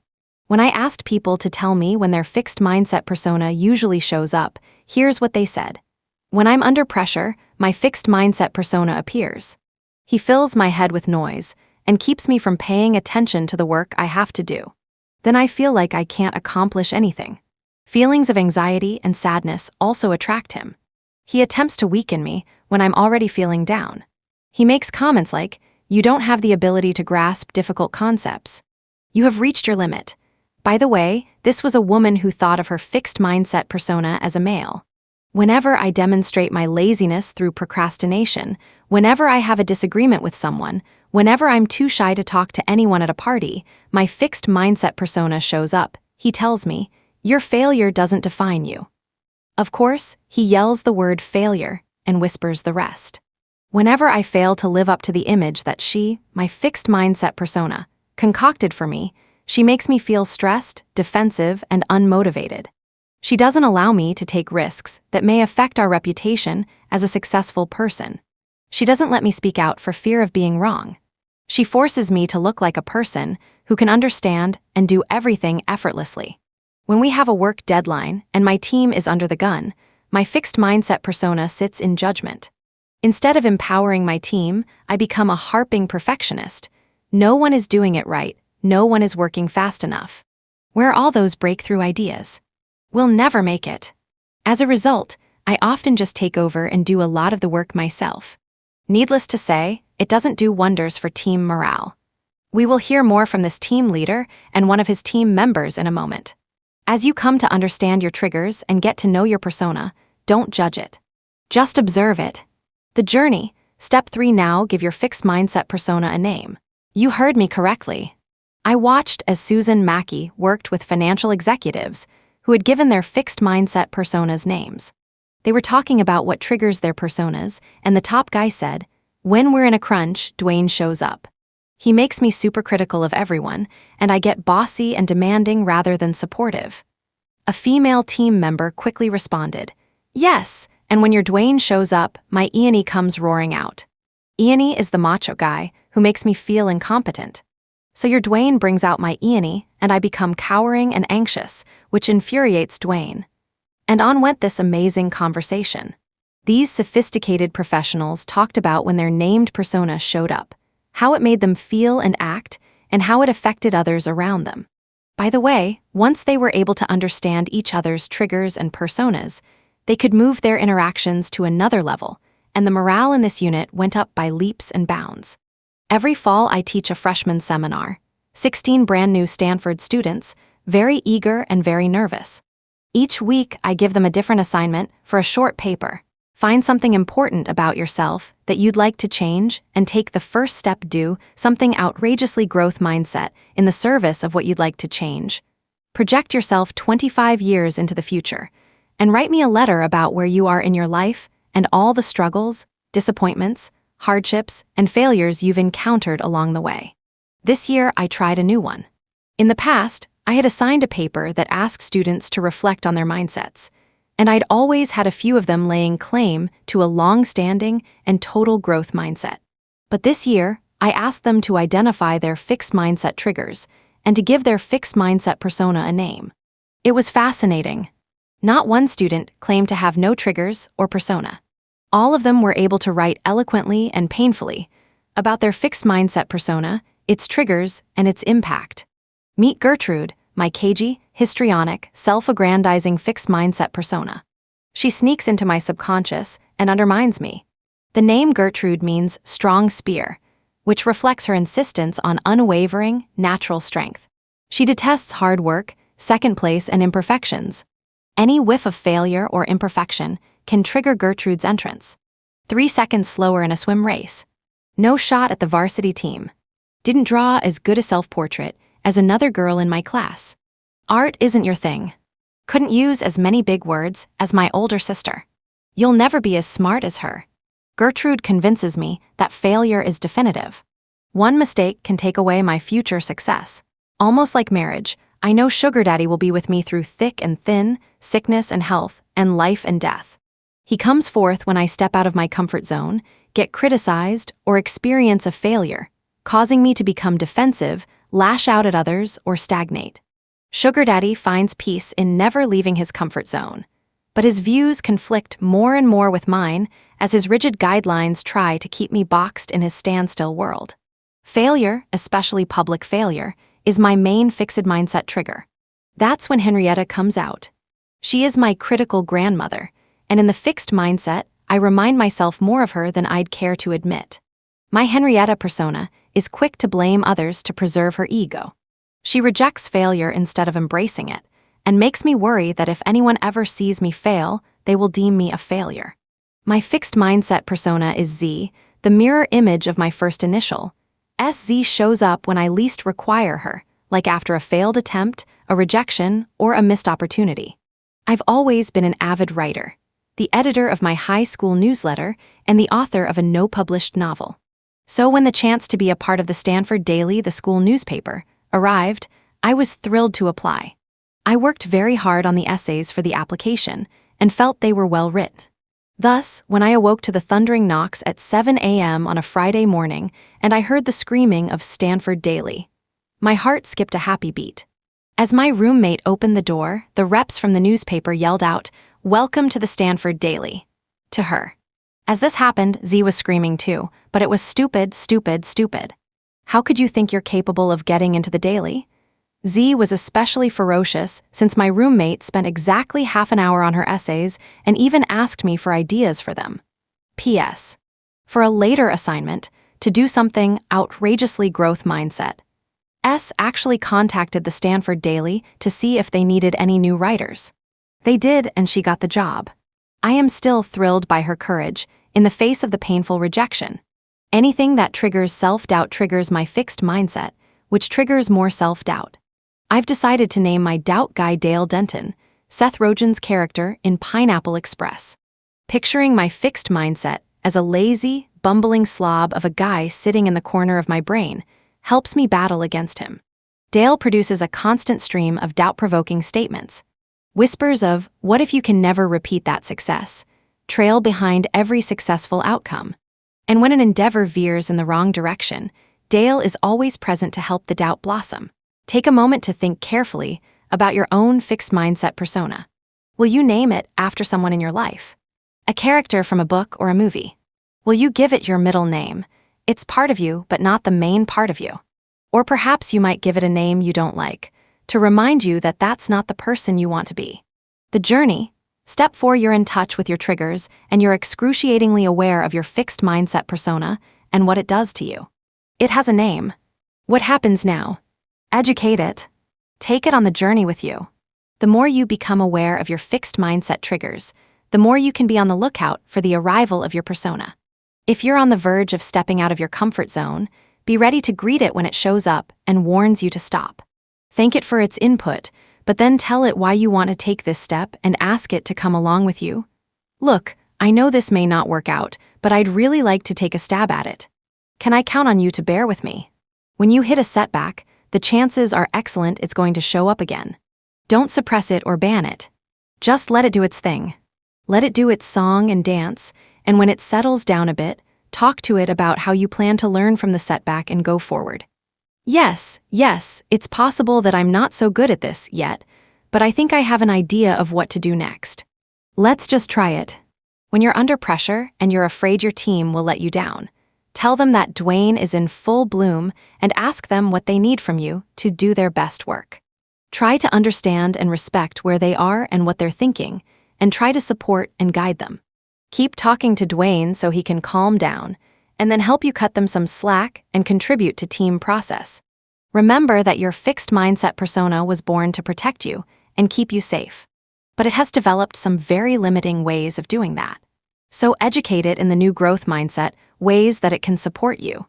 In taking on challenges and sticking to them, bouncing back from failure, and helping and supporting others to grow.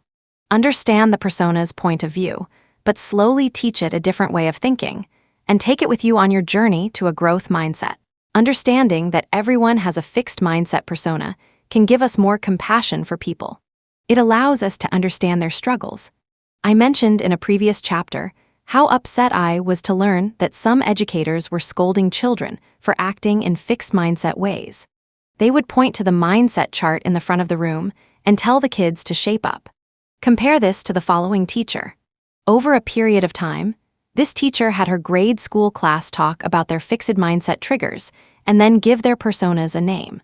One boy wouldn't do it, which was very much in line with a lot of his behavior. There were many things he wouldn't do no matter how much the teacher gently encouraged him. For weeks he sat there mute while every other student in the class talked about and drew pictures of their little fixed mindset personas: scared Sally, lazy Larry, anxious Andy, or helpless Hannah. But the teacher let him know that she was there for him whenever he was ready, and one day, out of nowhere, he said, "Dumping Dan." "What?" the teacher asked. "Dumping Dan," he repeated. "Whenever I do something, I do it wrong. I can't do anything right. That's why everyone dumps on me." Whenever he tried to do his schoolwork, it seemed that Dumping Dan would yell at him so loudly that he couldn't proceed. The teacher rushed to his side and worked with him and Dumping Dan so that eventually Dan relented, gave him some peace, and allowed him to work. After that, his growth was tremendous. How many students or employees are considered incompetent, stubborn, or defiant when they just don't know how to function well under the current conditions? How often do we threaten, punish, or write off these people rather than helping them work it through or helping them find the conditions under which they can thrive? Every one of us has a journey to take. It starts by accepting that we all have both mindsets. Then we learn to recognize what triggers our fixed mindset: failures, criticism, deadlines, disagreements, and we come to understand what happens to us when our fixed mindset persona is triggered. Who is this persona? What's its name? What does it make us think, feel, and do? How does it affect those around us? Importantly, we can gradually learn to remain in a growth mindset place despite the triggers, as we educate our persona and invite it to join us on our growth mindset journey. Ideally, we will learn more and more about how we can help others on their journey, too. Learn and help learn. Let's say you've named and tamed your fixed mindset persona. That's great, but please don't think your journey is complete. For your growth mindset to bear fruit, you need to keep setting goals for growth. Every day presents you with ways to grow and to help the people you care about grow. How can you remember to look for these chances? First, make a copy of this graphic summary of the two mindsets, which was created by the wonderful Nigel Holmes, and tape it to your mirror. Each morning, use it to remind yourself of the differences between the fixed and growth mindsets. Then, as you contemplate the day in front of you, try to ask yourself these questions. If you have room on your mirror, copy them over and tape them there too. Diagram by Nigel Holmes. What are the opportunities for learning and growth today? For myself, for the people around me. As you think of opportunities, form a plan and ask, when, where, and how will I embark on my plan? When, where, and how make the plan concrete? How asks you to think of all the ways to bring your plan to life and make it work. As you encounter the inevitable obstacles and setbacks, form a new plan and ask yourself the question again. When, where, and how will I act on my new plan? Regardless of how bad you may feel, chat with your fixed mindset persona and then do it. And when you succeed, don't forget to ask yourself, what do I have to do to maintain and continue the growth? Remember, as Alex Rodriguez, the baseball player, wisely said, you either go one way or the other. You might as well be the one deciding the direction. The road ahead change can be tough, but I've never heard anyone say it wasn't worth it. Maybe they're just rationalizing, the way people who have gone through a painful initiation say it was worth it. But people who have changed can tell you how their lives have been enhanced. They can tell you about things they have now that they wouldn't have had, and ways they feel now that they wouldn't have felt. Did changing toward a growth mindset solve all my problems? No. But I know that I have a different life because of it, a richer one. And that I'm a more alive, courageous, and open person because of it. It's for you to decide whether change is right for you now. Maybe it is, maybe it isn't. But either way, keep the growth mindset in your thoughts. Then, when you bump up against obstacles, you can turn to it. It will always be there for you, showing you a path into the future.